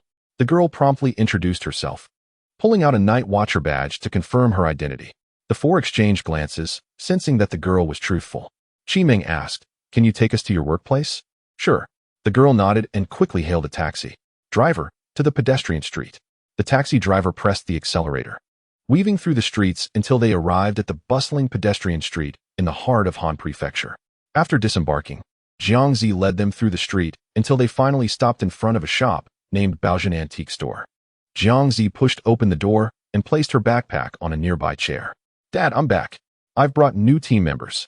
The four of them stepped into the establishment, only to furrow their brows at the overwhelming stench of alcohol emanating from a man across the room. The man, appearing to be in his 40s, was bleary-eyed and, upon glancing at the four behind his daughter, ignored them completely, instead shouting at Jiang Zi, We're out of liquor. Zhang Taiping took out his phone, comparing the photo of Jiang Liyun with the disheveled man before him.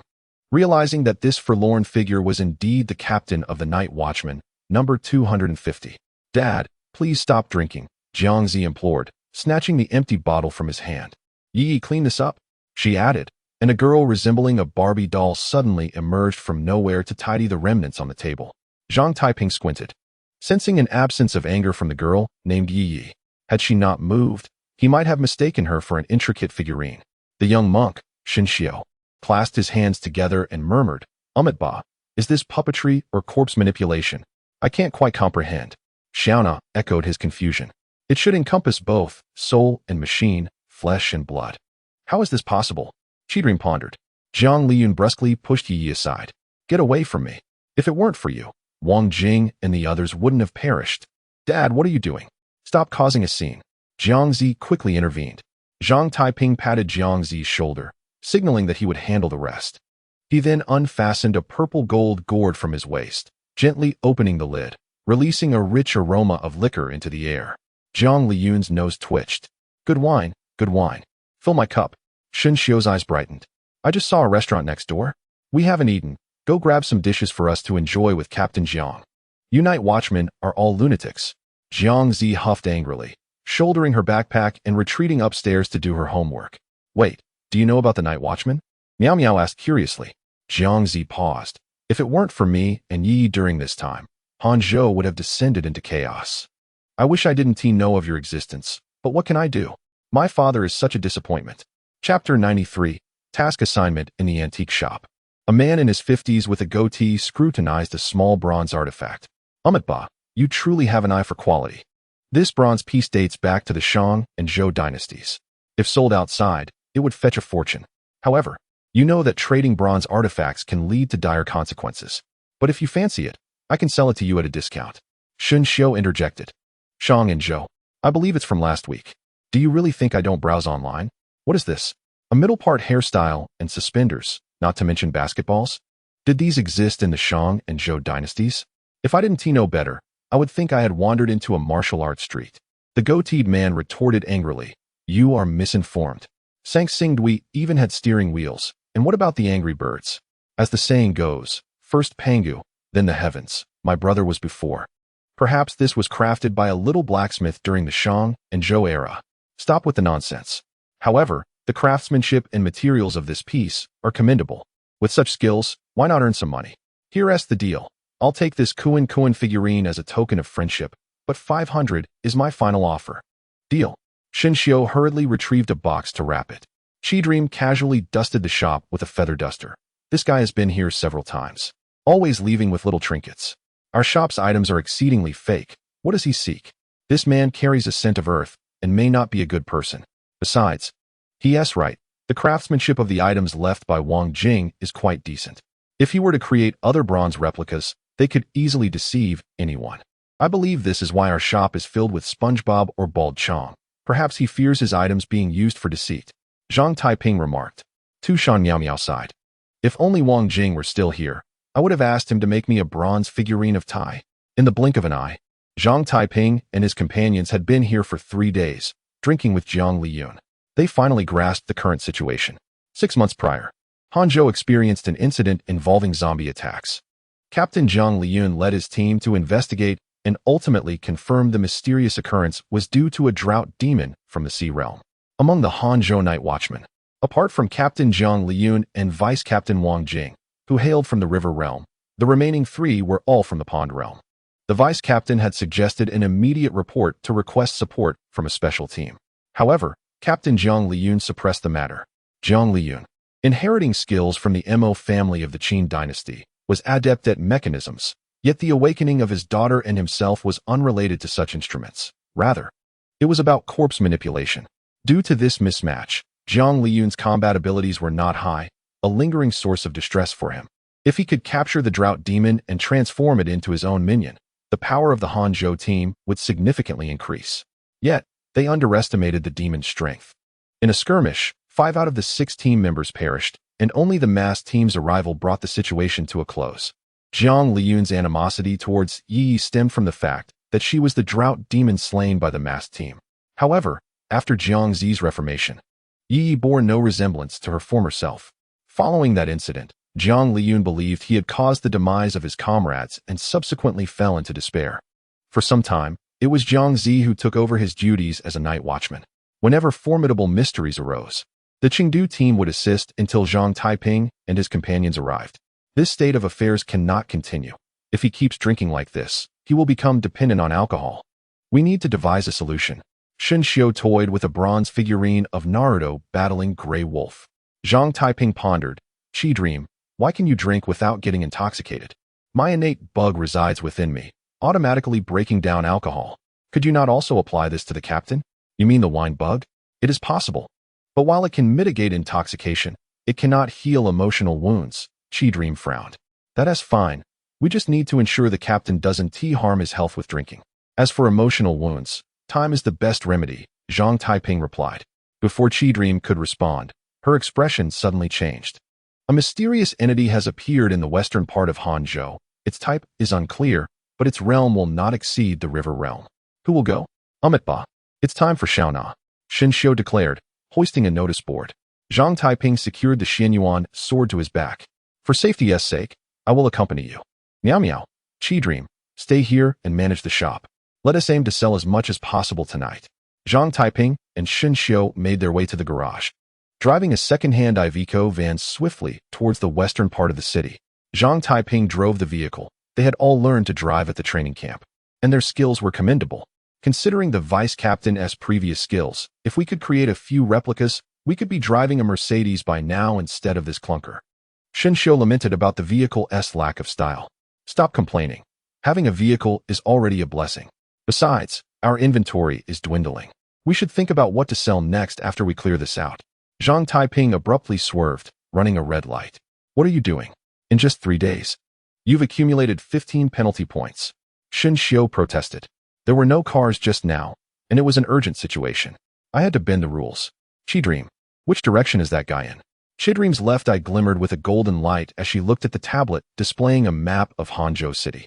A red dot was rapidly moving across the map, indicating the location of Zhang Taiping and his companion's vehicle. As they approached, Zhang Taiping followed the route instructed by Qi Ming, turning left after 500 meters and then right after another 200 meters, soon arriving at the designated location. Xin Xiu leapt from the vehicle and planted a sign into the ground.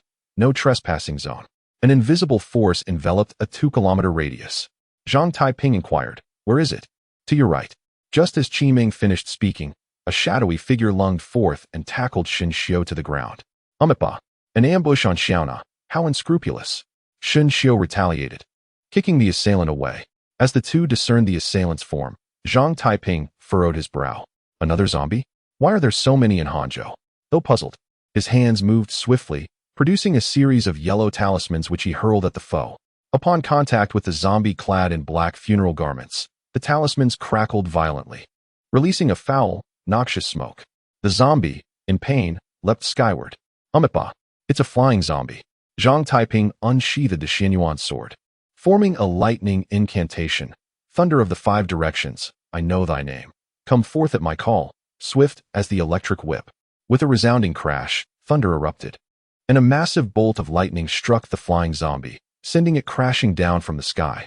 Roaring in fury, the creature, despite its origins in Sichuan, survived the strike. Its aggression heightened. Zhang Taiping and Xin Xiu exchanged glances, then charged from either side. After a quarter of an hour, they had driven the flying zombie to despair, a feat made possible by their respective expertise. Otherwise, it would not have been so straightforward. I can't shake the feeling that something is amiss. Let's return and see if we can uncover the identity of this flying zombie. Zhang Taiping wiped the ichor from the Xianyuan sword. This is unlikely to yield results. After all, it takes at least 200 years to become a flying zombie. 2 centuries ago, it was the Qing dynasty. But if this zombie were truly 200 years old, its garments would not appear so new. And look at this. Zhang Taiping kicked a piece of the corpse toward Xin Xiu. Xin Xiu pinched his nose and examined it for a moment. Goodness, could this be titanium alloy artificial bone? Chapter 94. Anomaly dinner was served. Perhaps due to the sudden presence of 2 stunning beauties, the antique shop enjoyed a surprisingly prosperous day. By the time Zhang Taiping and Xin Xiu returned, Miao Miao had already procured a variety of ingredients. They set to work immediately, and soon a sumptuous feast was laid out. Awaiting Jiang Zi's return from school. "With culinary skills like yours, you could open a restaurant," Jiang Zi remarked as she picked up a piece of green pepper. "Why not consider opening a restaurant after the bronze figurines in the shop sell out?" Xin Xiu suggested eagerly. Zhang Taiping poured a glass of wine for Zhang Liyun, stating, "That won't do.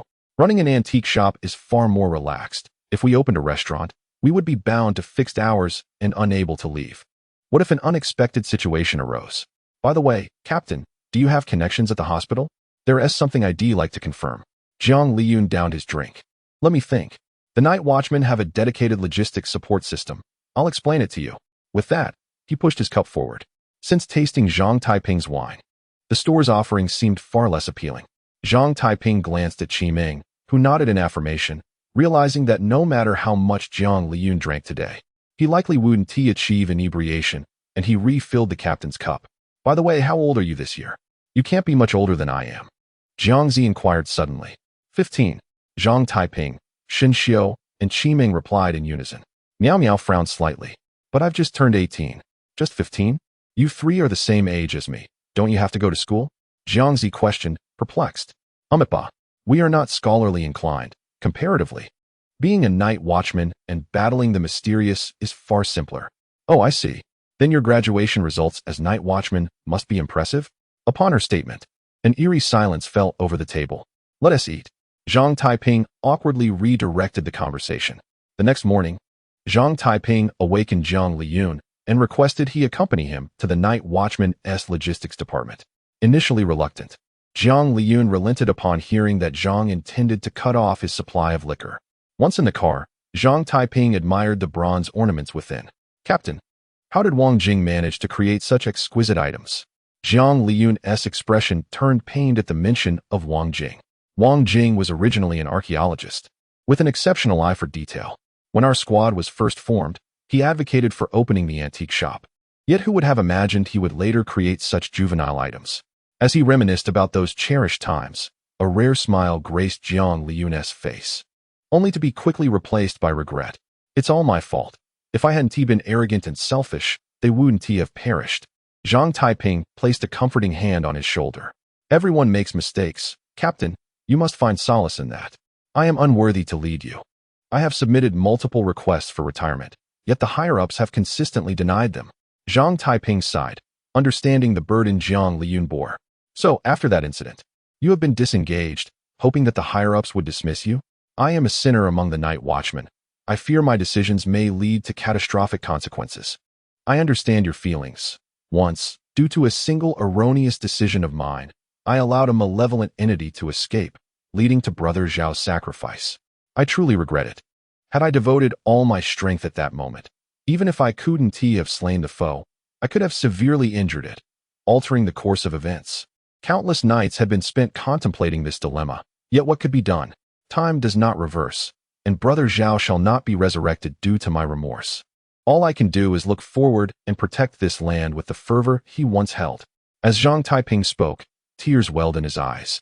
Now, it was Jiang Liyun who felt at a loss, unsure how to console this youth, who was the same age as his daughter. Zhang Taiping wiped his tears and said, Sister Hongying once told me that as a night watchman, one must be prepared for sacrifice at any moment. Although I have never met your team members, I can sense their joy through their creations. Thus, I believe you must be an admirable captain, and I'm certain they would never blame you. Jiang Liyun lit a cigarette, using the smoke to mask his own tears, just as they arrived at Hangzhou First People's Hospital. The two disembarked, and Jiang Liyun led Zhang Taiping to a doctor named Wang. Without raising his head, Dr. Wang inquired, Did you make an appointment? Old Wang, it's me. Doctor,